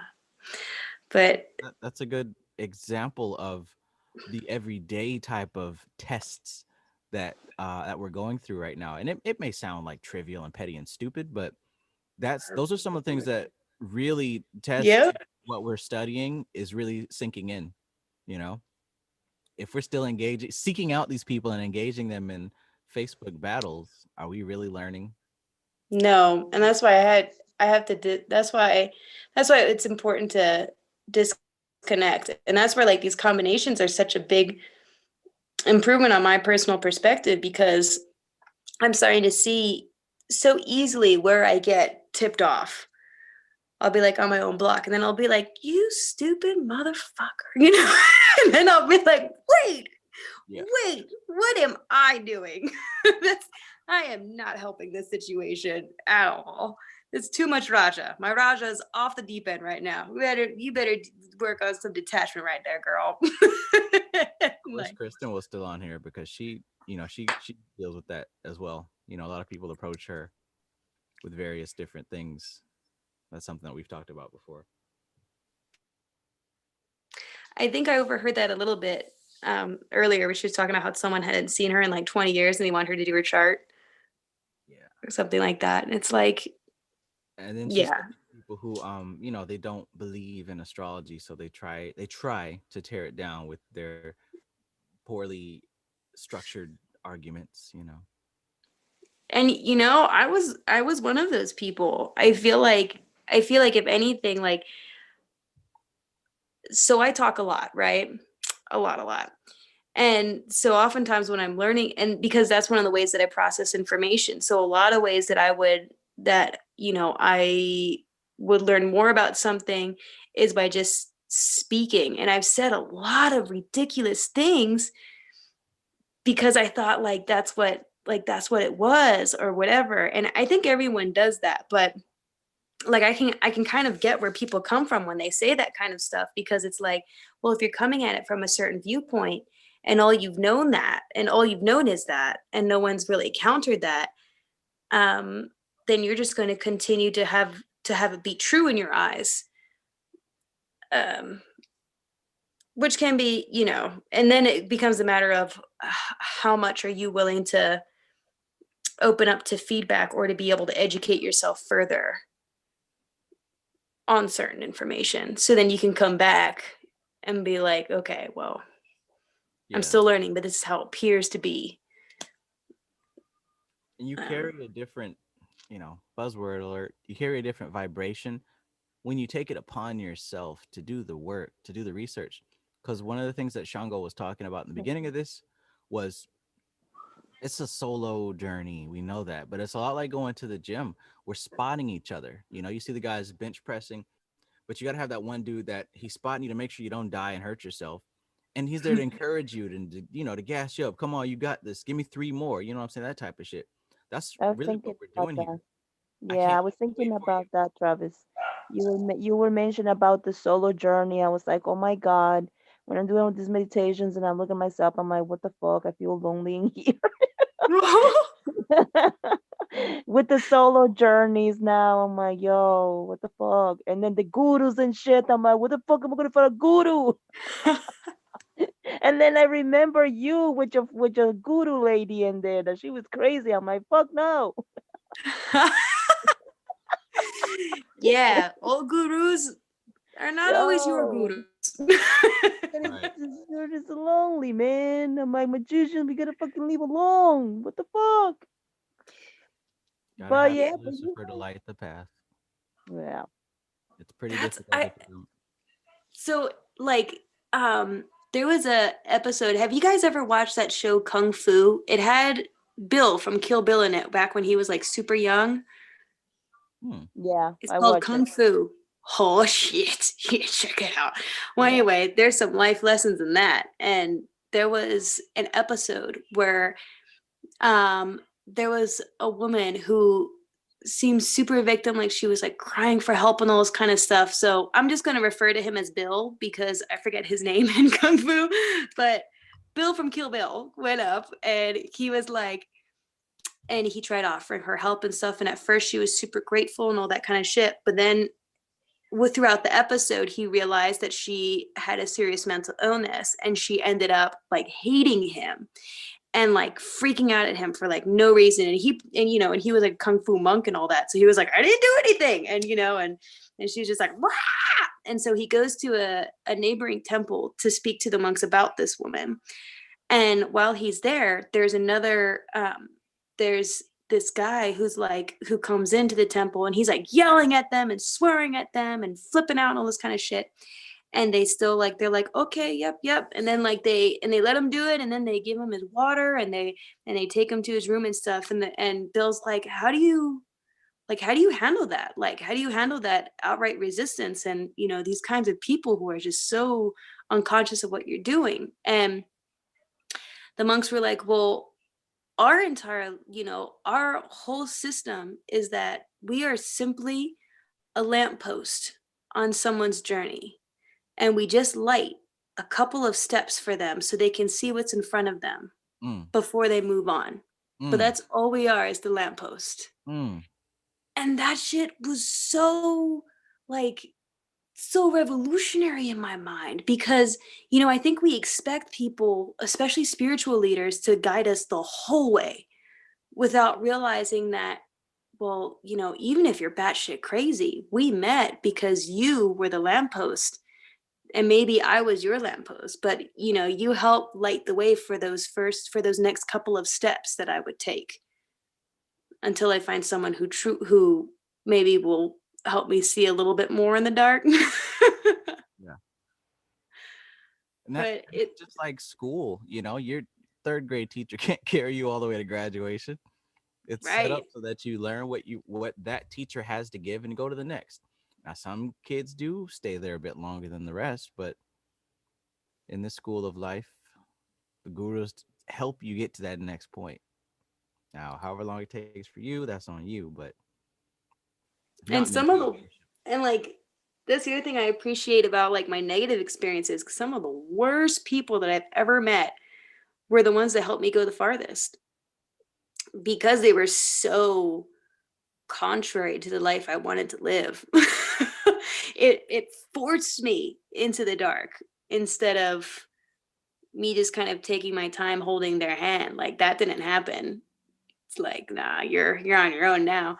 And so that, so some of those people, like, I mean, I'm still grateful to the crazy guru lady because she still showed me that Kundalini existed.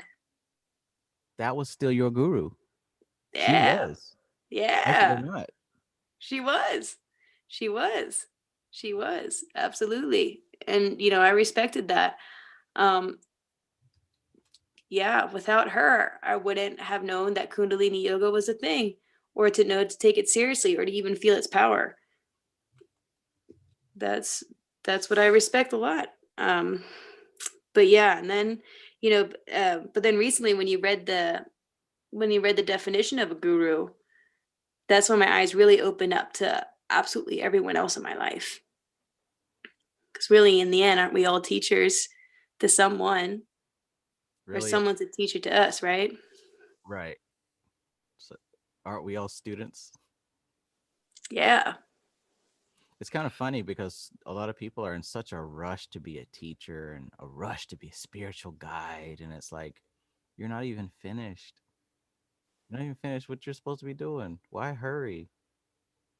That's what I was for Capoeira. Like, for a long time, I was like, I want to be a mestre, blah, blah, blah.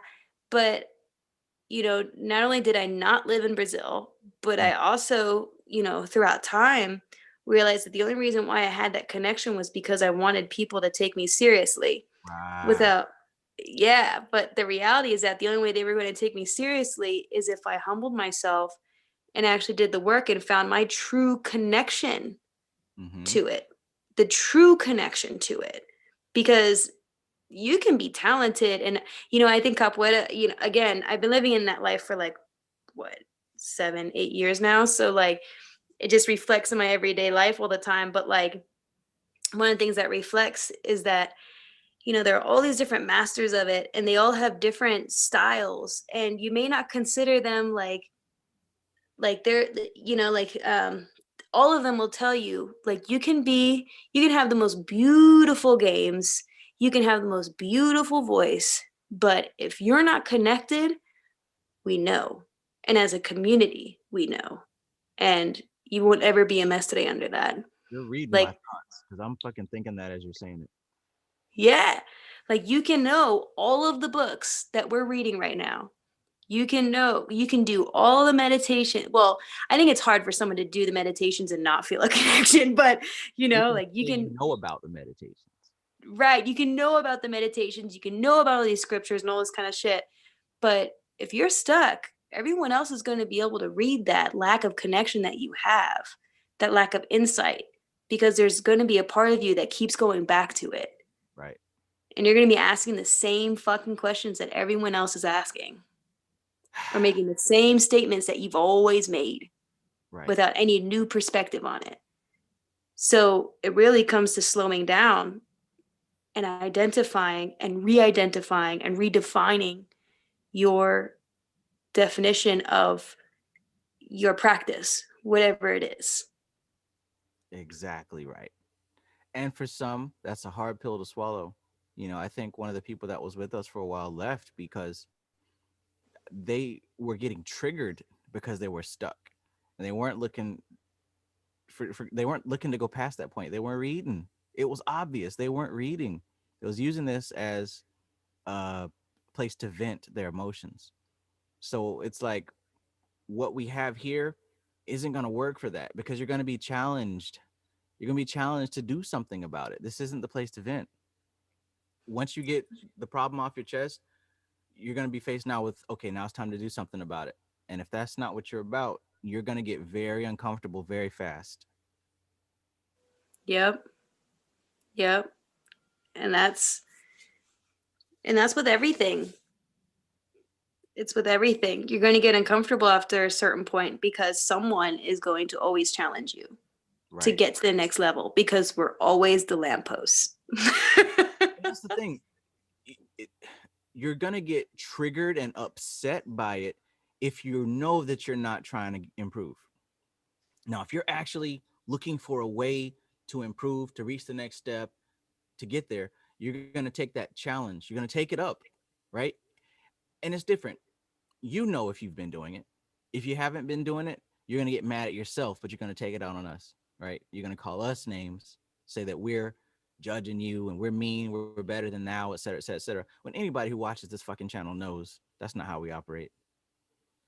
But if you're not trying to improve yourself, the improvement of the rest of the group is going to upset you. And like you said, it's obvious because we are all progressing and we know what the previous level looks like because we just came out of it. Yep. And I had that itch, and sometimes it's just the act of asking of getting that clarification. Like I had that issue again with the capoeira thing where like I was taking it out on my teacher, on one of my teachers. I was like, you talk too much. I was an asshole. And he was like, Laura, I don't want to train with you. And I was like, why? And he was like, because you get mad at me every time because you're not doing the work. Yikes. He was like, Aiden, like, come on, dude. And we had a real heart to heart. And I had to take responsibility for my projecting because my entire reality was turning into me against him instead of seeing that he was always trying to tell me what to do for years, And I would always do it my own way instead of just sitting down, doing it step by fucking step. Wow. Listen to all that. You said my entire reality turned into me versus him. Look at how it infiltrated all other spaces of your life. And also look at what you said there. You were trying to do it your own way. Look at all these people out here when I speak on these tried and true methods because I'm not making any of this shit up. I'm smart as fuck, but I'm not smart enough to make this shit up. So people hear me and they get triggered and they say shit like, well, spirituality is unique and we can all do it our own way and everyone has their own unique way. No, that's not what this here is. That's an example of you not wanting to go through the steps and do the work. That's so you're trying right. to find your own little way. But if I'm not smart enough to make this shit up, you damn sure ain't. So cut it That's out. right. You just not. That's right. And I had to prove for a couple of months before he would play with me again that I was doing the work. Like he wasn't going to take just like a week. He was like, oh no. Hey, you So know, that's somebody and who actually cares about your growth, your progress. well, and I don't know if you remember, but in previous conversations, I said I only surround myself with a few people who actually hear what I say. He's one of them because he told me straight up. He was like, Alora, the reason why I'm telling you this is because I'm one of the only people that take what you say seriously. So I'm holding you to your word and to your actions. And I was like, oh. I had to see that I was being ingenuine not only to him, but to myself. And because I was not being genuine to myself, it was affecting everything around me. And I had to stop that shit. And I have to, and now, even though I still fuck up and don't always do things step by step, I am working on doing it step by step. And I sure as hell am not blaming anyone else for my shortcomings. And that is keeping the door open for me. But I had to humble myself big time to take that responsibility. And now shit's cool, but it was not for a while. And so I think that that's a big humbling experience that we all go through at some point with something in our lives. And that is a jagged pill to swallow because you have to see that your entire reality was literally based off of you not wanting to take responsibility. Wow. Your entire reality. Wow. Completely changed. Yeah. And in spirituality, it's hard too, because it's kind of a lot like capoeira, where it's like, well, if I'm my own being and I'm my own player and I'm my own person, then of course anything that I do is going to have a natural connection to it. And again, it goes back to, well, it's not necessarily what you do, but how you do it. Mm-hmm. Yes, you have control of your whole being, of your whole essence. You are a part of this bigger picture, absolutely. But you don't know the question to ask. I'm still here. I left my soda in the freezer. I better get it before it explodes. Okay. But, you know, like you don't know the question to ask and you don't know how to ask it in the language of which you're going to get the answer that you're looking for. So you got to learn the language. You got to learn your ABCs. Yes. Experience. Yeah, that's a very hard lesson to learn.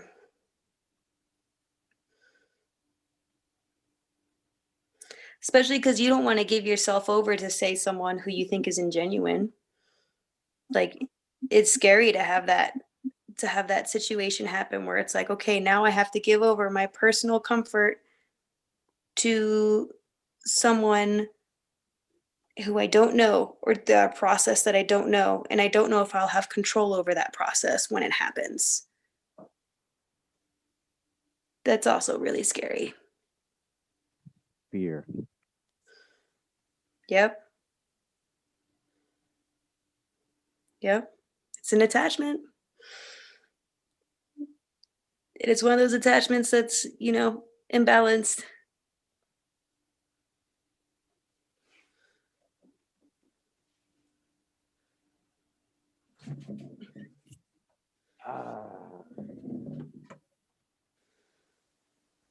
Like even with these meditations, right? Like I've been doing the Kriya meditation now.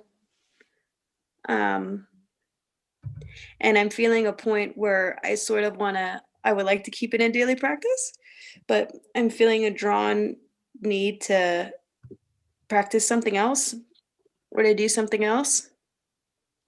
Kriya meditations, Kriya yoga meditations. Mm-hmm. I'm going to keep it going because of the time and stuff. Like I know that this is just one of those humps where it's like, because I think too, in part of learning something new, there's always these humps, right? Where you're like, oh, I got it now. I can probably lay off. But that's when you know you should probably keep going. Same as like when you get frustrated and feel like you hit a wall, that's right before you're about to have a major breakthrough. Yes. So like, just got to keep going. So I'm at one of those points where I'm like, that's how this thing goes. Like, I think Amar has shown this graph, this chart before, but it really builds, and it doesn't build in a straight upward line like this. It's kind of a dip. You know what I'm saying? We may not see progress, but that dip one day shoots up like that. And you're only going to see that point if you keep going. I know the mantras work like that. I know that meditation works like that. We're so used to that instant result that when we don't see it, we give up. That Western mind, boy. Goodness gracious. or you know, the way how I see it is very much how I see relationships with people, where it's like when you first start it, it's fireworks and you're like, oh my God, this is amazing. And your whole world is centered around it. And then when it starts becoming more normal to you, you kind of are like, I'm losing interest. Maybe I'll just do something else for a bit. I don't know. Instead of sticking with it and just, you know, like, and recognizing that it's another aspect of your growth. Now, this is also assuming that we're not just sticking with it because we've invested time, but we're saying we're not running away from it simply because we've invested time. Right. Wow, what a good detail analysis right there. Yeah. That was Yeah. in the details. Because, you know, that's how some people are. You know, we'll stay in that was one of my issues. You know, I stayed in awful relationships just because, you know, my parents stuck together for the kids. I want to stick together through thick and thin, you know, make it work. But some things have an expiration date, regardless of circumstances. And then likewise, I know that there are some people who get bored and they want to leave just because they're comfortable and things aren't spicy. you know, instead of trying to make it spicy, they want to run away, drop it, throw it away. Right. And that's where I think that change in perspective happens, right? Like, at least with the meditations, I'm analyzing, like, why am I getting, I'm starting to recognize the feeling like, oh, my mind is wandering a lot. Is it because I've reached that stage where I'm comfortable with it? Yeah. What else is happening? Well, generally, I feel this way when when I'm opening up to stuff. So what have I already opened up to? And then I like realize like, wow, I'm able to sit up straighter and, and I'm able to hold this pose longer. And when I do, there's like this, it's easier for me to breathe now. And I'm able to see like all these benefits that are coming into my life and how I carry myself around others. And like, okay, like that's still happening and there's still more to grow on, but I'm able to analyze the situation before I make my choice. These small blossoms are the beginning of a beautiful Yes. tree. Laura, you can already see the effects of these cities taking shape. It's subtle, but if you're paying attention, you notice this stuff starts to really grow. You'll see. I'm already seeing it. Shit, I'm already seeing it with all the children around me, like just the active environment that I'm in. I'm already like, you know how many gifts I've gotten since I started that meditation? I think it's because I'm walking around where it doesn't look like a stick is up my ass. Like, I think that's one part of it, but like there are all these other things. But I've gotten like so much love and gifts and changes from everyone around me. All of because like I'm breathing more. I'm taking a step back. I'm slowing down. I'm becoming the puzzle maker instead of the puzzle. So I'm able to navigate through things a lot easier. There's just so much benefit to it. By the way, I got Tatwa Shuri yesterday. So I'm going to start reading it. But I have like 3 other books that I'm reading, but fuck it, I'm going to do it. You said you got Kawashiri yesterday? Yeah. Okay. Go ahead and grab it. Grab it and then turn to page 119. I want you to read that first paragraph. Out loud? Why not? Let's do it. It's for everyone too. Damn. Y'all, look at that. Okay. 119. I'm like, this book is awesome. Okay. 119. Effects of Tatwa Shuri Sadhana. Tantra considers that Shakti, the active energy principle in each and every speck of creation, grants favors easily. As Tatwa Shuri is a tantric upasana done to Shakti. Worship, yeah. Yeah, okay. Upasana done to Shakti, the results have been known to be quicker and more powerful than other sadhanas. These results accrue as both material gain and psychic powers or siddhis. Though the results come without much difficulty, if they are not properly utilized, they can cause a serious imbalance in the aspirant and ultimately lead to destruction of spiritual growth. Holy shit. This is why the Shastras emphasize that the practice should only be done after initiation by the guru. So if there's any word in that paragraph that is unfamiliar to you, by all means, go to the back of that book where they are clearly defined. But essentially, she's saying that Tatwa Shuri is a form of worship to Shakti, Shakti being the material plane, right? So this is a devotion, a praise and worship to the goddess. Now, the goddess, this particular goddess, is known for handing out blessings quick, fast, and in a hurry. And they're good blessings too, including material gain and siddhis, also known as psychic abilities. However, the weight of these heavy gifts can crush your back if it ain't ready for them, if they're not being used appropriately. Um, I believe we touched on this before, but just to say it again, a lot of these cities and stuff that develop within us, they're not just for parlor tricks and cool, whatever. They're for a reason, for a purpose. We Christianity put it like this: you become a steward of the Lord's kingdom, right? You're granted certain things because you're now trusted to use it appropriately. That makes sense. That makes a lot more sense now that you reworded it, because I was thinking about that spiritual growth, like, well, how would you treat a gift wrong? But then I started thinking, well, it's like people who are receiving, it was like me who was receiving help, money, all these things that I had been asking for, but still coming from a place of lack and making everyone my enemy. So those gifts contributed to my downfall because I wasn't, or my bottom line, right? It was my rock bottom because I was unable to see what that granted me, and therefore I wasn't able to utilize them. Therefore, they weren't utilized, and it just led further and further to my own destruction. Imagine that. Yeah, your thought, mind, and thought, word, and deed. Like your ego, everything got to be in place.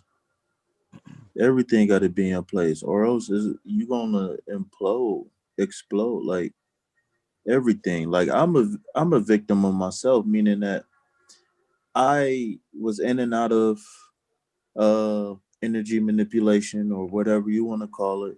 I was in and out of it, and I kind of was half-assing, but I wasn't half-assing when I was angry at somebody, and then I saw the results of me being angry.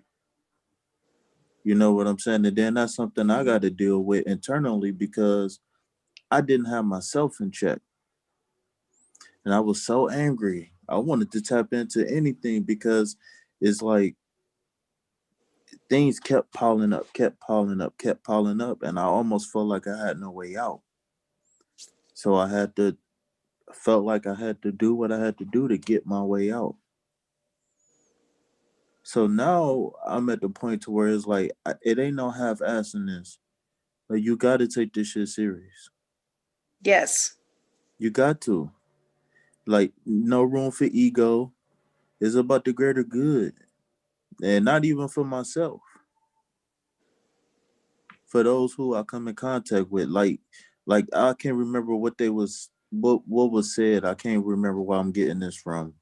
But it was like, it's not that I'm focused on the person, but I'm focused on the souls of the people. I think Django had mentioned that last week or so. Like, it's macro. I'm not important anymore. It's it, it's not about me. Oh, go ahead. I'm sorry. Was you saying something? No, I was just echoing the word you said anymore. We had But interesting conversation because some people who are not familiar with this territory of thought will easily get the wrong impression. You said I'm not important anymore, and I was echoing anymore to insinuate, were you ever important? Now, to clarify, I'm not. That's not a diss, and that's not. You know this. I'm not trying to say that you aren't important, but I'm saying we are coming to this level where we're recognizing that the I that we thought was so important never was. And it's not a depressing thing. It's not like a negative thing.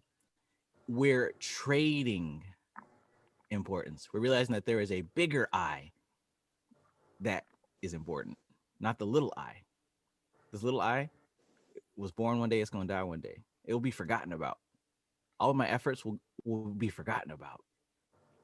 But there's a bigger I that never was born and never will die, but it's always here. That's the only I. That's the only I that's important. right, people is not gonna see your journey. Even while you on your journey, you could be making strides on your journey, but people is interested in results. That's why I like being able to document what's going on on this part of my journey, because that's why I like to give flowers. You know what I'm saying? Because there is some people here on these chats that was a beacon for me, and I've said it, and I have no problem saying it. You know what I'm saying? Like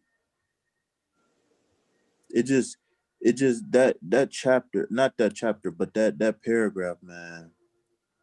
It just make me go inside, retrospect, introspect,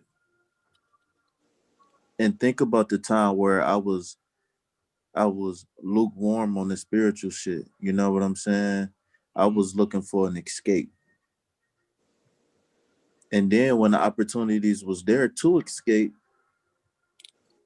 my attachments kept me in place. So then, like how y'all was talking about earlier, where if you don't capitalize on that, things is gonna burn. It's gonna burn. Like in this past year, bro, I done lost a lot of stuff. I done poured a lot of money into a car that got repoed. You know what I'm saying? All you like I don't have possession of my dog right now because I'm in transition. Like I actually took that step into the unknown. Took that step into the unknown. And it's like you talk about being spiritually led, but you're gonna have to let go of everything. Well, Some and I things think, oh, go ahead. I'm sorry. I was talking to myself, but I was just saying that, some things might come back, but that's only if it's meant to be.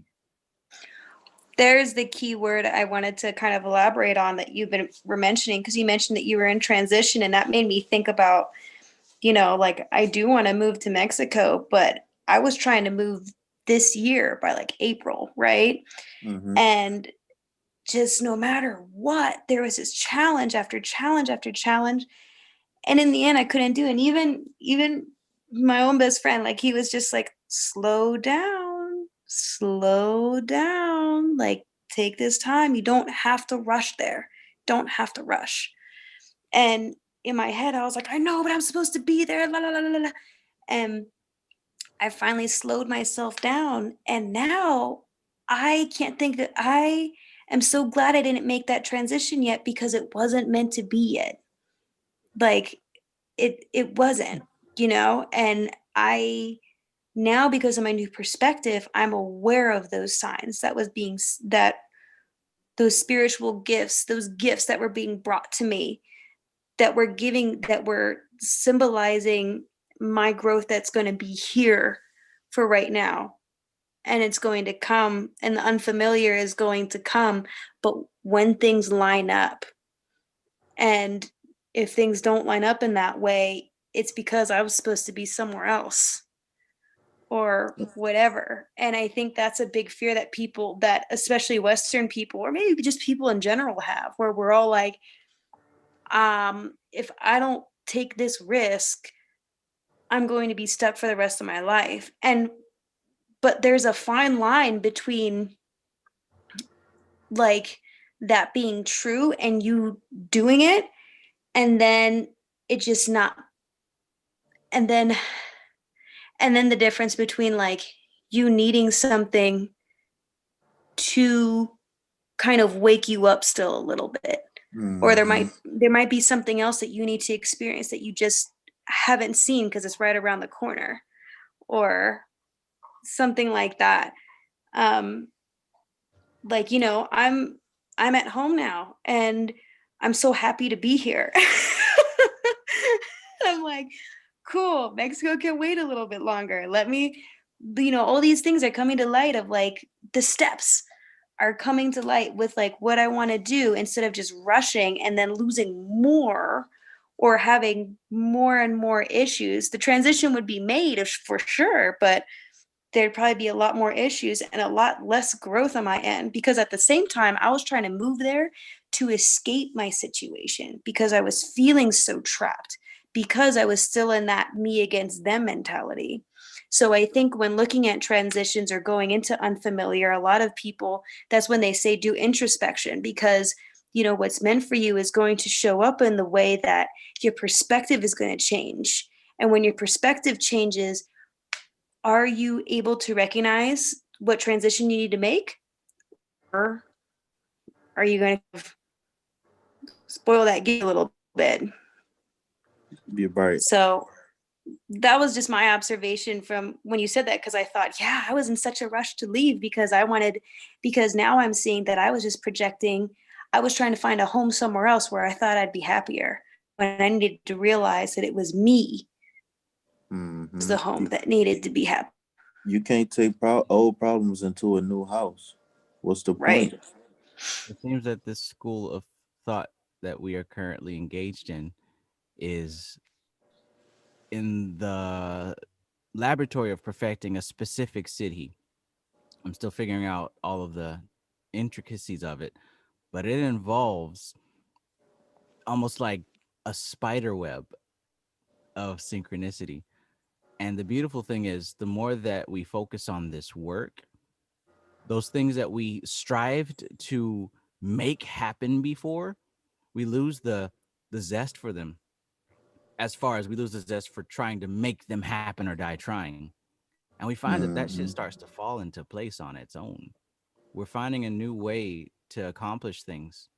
Even me, I'm approaching life completely different. I've told Kristen several times, when she told me about my chart and she mentioned damn near everything that I wanted, that I was working towards. You know, I got to create this to make this much money so that I can expand and get bigger and, you know, continue talking about this stuff to a wider audience. And I want to have a school, da da da da da da. And I've been trying to force this to happen, but just been so confused and lost, don't know how to do it.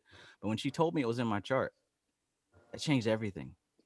When I saw that it was in my chart, when I looked at it myself, didn't just take her word, when I looked at it, and then I started practicing this meditation, and it melted. I didn't want to do any of it. Let me rephrase it for those who might not who might misinterpret me. I still would like to have those things happen because it's in me. Those are seeds planted in me that must blossom. But I'm not out here struggling and breaking my mind trying to make it happen. I'm not like, oh, what can I do today what do I do today? No, I know what I need to do today. Is do these mantras, is study this scripture and apply it, and make sure that I communicate what's in me from these scriptures. But those things that are planted in my heart as seeds, they're going to blossom, they're going to flourish regardless of what I do, because they're supposed to happen. So I kind of step off the driver's seat and realize that this car is on autopilot. In relation to what you were saying about Mexico, like you said, if it was meant to be, it's literally going to be, and it's going to be sweatless. When I was in Christianity, one of the prayers was to pray for sweatless victory, and I liked that. And I've been seeing it happen. I held up that money before, right? Because that's what I used to do with my little spider servitor, right? I used fake hundreds on my altar. But that the real one started to come sweatlessly. Opportunities came to me. I didn't have to bust my back trying to get them. They started coming to me. That's how this magic works. That's how these cities work. That's what she said and taught with Shooty. The material gains come to you. But the work involved wasn't me trying to figure out how to make them come to me. It was focusing on the spiritual practice. Right. Right. Like this meditation, man, and this way of life, this perspective, you know, you can't unknow something once you learn it. And you see it reflected in everything you do, And yeah, a big part of it is, I think you were talking to Curve about it, or no, maybe it was another guy. I can't remember who you were talking to it, but they were like, was it you, where where it was so hard for you to just sit still, you know, like where it's like, if all they're asking for me to do is sit still and all I want to do is just go, go, go. And Oh no, that wasn't me. no, I I don't think really was so. just yanking your chain, but Good word. But there was someone who you were talking to about that. And I thought that was so great, because I think that's how we all do it, right? We're like, great, I'm going to be a magician, and now there's going to be magic, you know? and you're like sitting there trying to move like a pencil within a week, and you're with your mind, and it's not working. I was the opposite. I was lost, not having a direction, and it was like, why not try this? I've studied Bhaktiv Gita. I studied uh Jewish mysticism, or not to a certain extent, but I know about Yo's vibe, whatever head, you know what I'm saying? But it's like, coming from the Bible perspective, I saw some of the concepts in that and I ran from that. So I'm like, man, only thing I got left is myself. So this is talking about me, and I don't have to decipher too much fluff to really, and now I can understand why the gatekeepers do what they do, but it's just like, I couldn't understand certain concepts like in the Bible until I went outside, and then I saw some of the similar concepts in a different tech context, within a different context, but still, you know what I'm saying, some of the basic principles apply, like, unconditional love, diet, prayer, you know what I'm saying, giving to the poor. Like, I don't care what you say about, but all the major religions, when at the core, you know what I'm saying, when you talk about the basics, is all the same. So I'm like, let me combine this and this and put it together. So it wasn't like when I started, it wasn't like I was like, all right, I can do this. It was just more or less, it was like, I would like to know if I could do this. Like, I kind of tiptoed into the water, and even once I felt the water, I still didn't believe it was wet. Not Wow. not until I really tapped into not really until I tapped into my deepest, darkest, did I really start to believe, because as I was tapping in my deepest, darkest, I was seeing how my deepest, darkest affected the outside world. And it ain't too many coincidences going on this plane. You see what I'm saying? Yep. So it was like the work. It was like the work that I was putting in outwardly bear fruit, but the work that I was putting in on the inside also bear fruit. And my attachment to the things that I love, like, you know what I'm saying, my apartment, my dog, like, you know what I'm saying, everything that was holding me back from taking the next steps was stripped away slowly. This reminds me a lot of an allegory. Is that what you call them? Stories, right? Yeah, allegories that was spoken by a Swami, the guy who wrote the Samkhya Darshan. Niranjananda. Yes. I'm still learning their names. But yes, so someone asked him about calming the mind during meditation. But really, this story, I think, applies to all of our journeys in a sense of coming to this point where, so anyway, the story goes where there's this king, right? And he has 4 wild horses. And the horses are like crazy. So he's like, all right, well, I'm looking, and he puts out an ad. He's like, I'm looking for the best horse trainers to come for free to train these horses. And if they can train them to the point where I can ride them, then they get this massive reward, right? So people from all over the world were coming over, and they're like, I'm the horse whisperer. I can do this in a week. And then they like leave, and their like faces kicked in, right? Or some other people show up, and they're like, oh, I train wild horses for a living. I can do it in a month or 2 months. And, nothing happens, right? Over and over and over again, this happens. So Every bone broken. yeah, yep. And so this one kid comes up, and he's like a good looking kid, but he doesn't look like a horse trainer. And he's like, yo, you gonna let me train these horses? And the king is like, fine. Like, what are you gonna do? And the kid's like, give me a year, dude. Give me a year. And the guy's like, all right, man, give you a year. So months pass, weeks, all this kind of stuff pass. The seasons change. And then a year goes by, and even a little bit past the year goes by. And so the king at this point is like, well, shit, the horses are gone and the dude is dead. Like that's what happened. Like where there's no coming back. Fuck. So he's like, okay.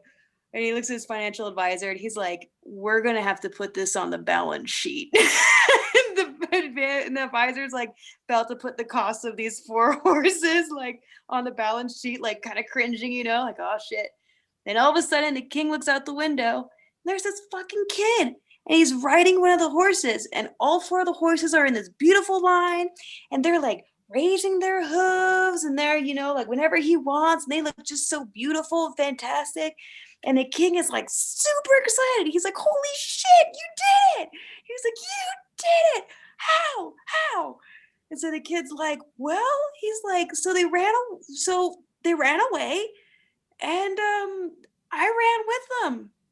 And whenever they would eat, I would start making my rice and I would start eating. Whenever they drank water, I would drink from my water canteen. Whenever they wanted to take a nap, I would also post up and take a nap. So over time, I kind of became this really weird 5th horse to them. They didn't really know how to handle me, but you know, eventually I became kind of one of them. And then I rested my hand on the back of one. And oh, he did not like that. He moved away real quick. He was like, nope, not having it.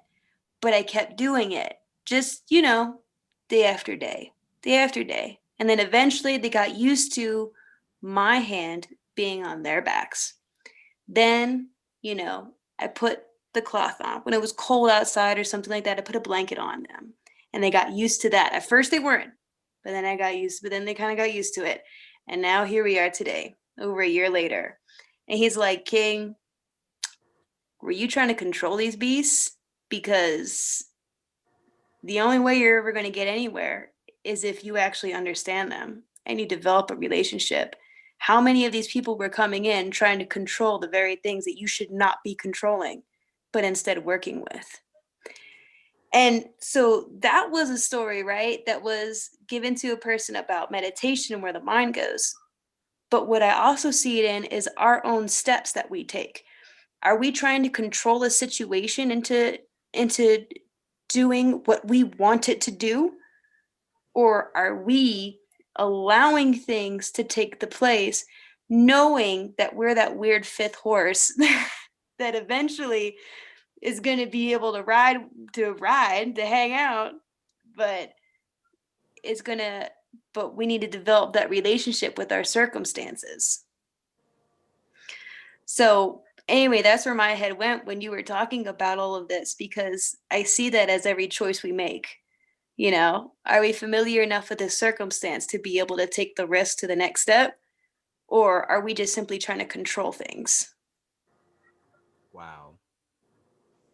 That right there should be thought upon for a long time, deeply, with personal, recollection. I know I can recall almost every time in my life where I've tried to control something. That was my whole manifesting journey. Like, I'm going to get money. Yeah. But I never saw that I didn't need to control shit. That's what I got into the magic and the psionics and the mind control, all that shit, right? I want to get money. I want to get girls, right? All the things that I didn't have. But I come to find that, wait a minute. There's something else here. Whoa, look at me. I've been running away from me. Let me deal with me for a minute. That's that wild horse. Yep. Yeah. It's that circumstance. I'd drop 100 emoji for you right now. A flame emoji. Facts. It's what I wanted, but I released control. It's better when you think it's your idea. I'm not attached, but I'll take your praise anyways. That is funny. Oh, but seriously, that's like serious business right there. Like you said, how many of us get into this whole demons and the Goetia and shit because we want to control everything? Yeah. if you stick with it, you learn it's not about control at all. Maybe about controlling your damn self, but it's not about forcing control on the external universe. It's about learning it, studying its patterns, sitting with it, becoming one with it. The reason that it's fucked up, or it appears fucked up, is because you're out of sync. Because you don't know what's going on. You're getting dashed against the rocks. The waves of life are flowing, and you're attaching to every wave, getting smashed when that wave changes in the next direction. Oh, look, I'm happy. Oh, shit, I'm sad. Oh, I miss when things used to be like this. Oh, we used to be like this. Oh, I hate the boss because he's always telling me what to do. Oh, my girlfriend. Oh, my boyfriend. Oh, this. Mercury retrograde. When does it stop? That's why you got to tap into what's going on. You got to realize that you're a part of the story. You can make your own chapter of the story, but you're not the most important part of the story. Like, I look at life like this, like, just like how each one of our cells in our body got germs in it, we just a germ on the earth.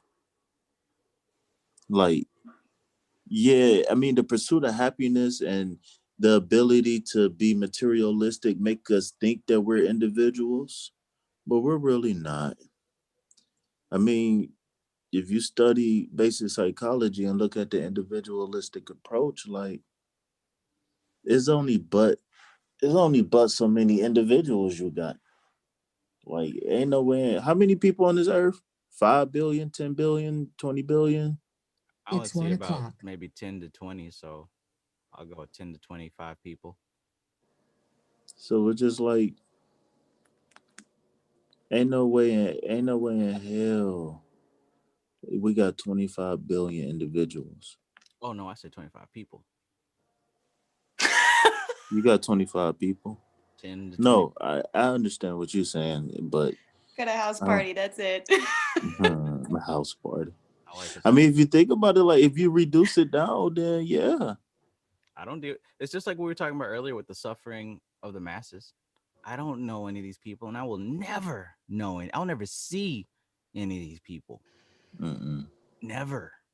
There are people who are born. There are people who see my face that I'll never see ever. Hell, I might have seen them naked and not even realize that it was them. Oh shit. Well, you know, that's not what I meant, but you know. Well, how does that work? Damn, I know like detach is a thing, but shit. That's funny. But yeah, no, but I get you on that. That's definitely yeah, because the ego wants to think of itself as all powerful, right? Yet even ancient civilizations, they didn't think in individual terms at all. The wild horse ego. Yeah, like the whole concept with, especially with, you know, our ancestors were, you know, it was definitely communal and beyond who was just in your social circle, but like literally, you know, in this world and in the next and in the other planes, like it was, they saw themselves in relationship to literally everything because they knew that they were vibratory, that they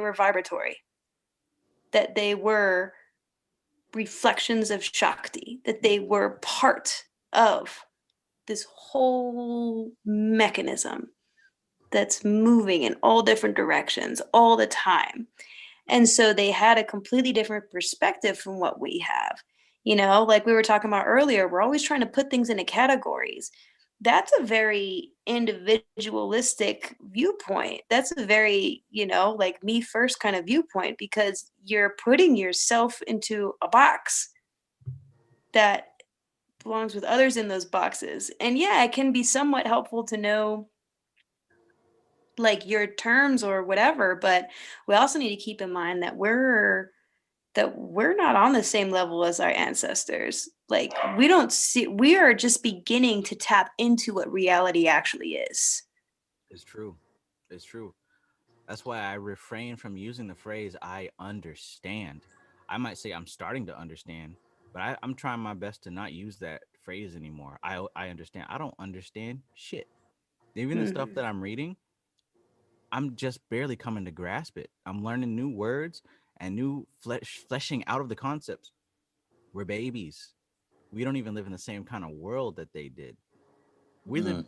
Our world is very difficult to for this type of information to flourish in.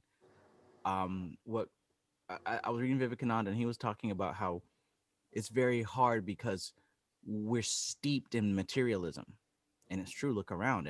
Everyone around us is thick in materialism, wrapped up in their five senses. It's easy to get lost. We're trying to go in the opposite direction, trying to deny the flesh, meaning trying to deny the five senses of attachment. The world doesn't make room for that. We're fighting against the current of the world right now. So no, I'm not gonna say I understand this shit. I'm starting to. I'm working on it. I'm a student. I'm a baby. When I went on shrooms last, Lucifer told me, "You are just a baby, barely hatching out of your egg. Stop it." And I felt Man, that. I had some envies, and I did not, but it was my first time ever taking shrooms, and I had some envies, and I should have I should have mega dosed, man. I got close, but I never. Every single time I took it, I never, whether it was just like a couple stems or if it was, like a gram or two, like I never had the opportunity to really dig inside. So I'm putting it out there that I think I'm ready for the shrooms and to take that trip inside. Part of it was me being scared to take that trip, but like I seen like I definitely had. Well, I can't say like life turned into a cartoon or nothing like that, but I definitely had some augmentation going on. Like I felt like when it's like the walls was breathing with me.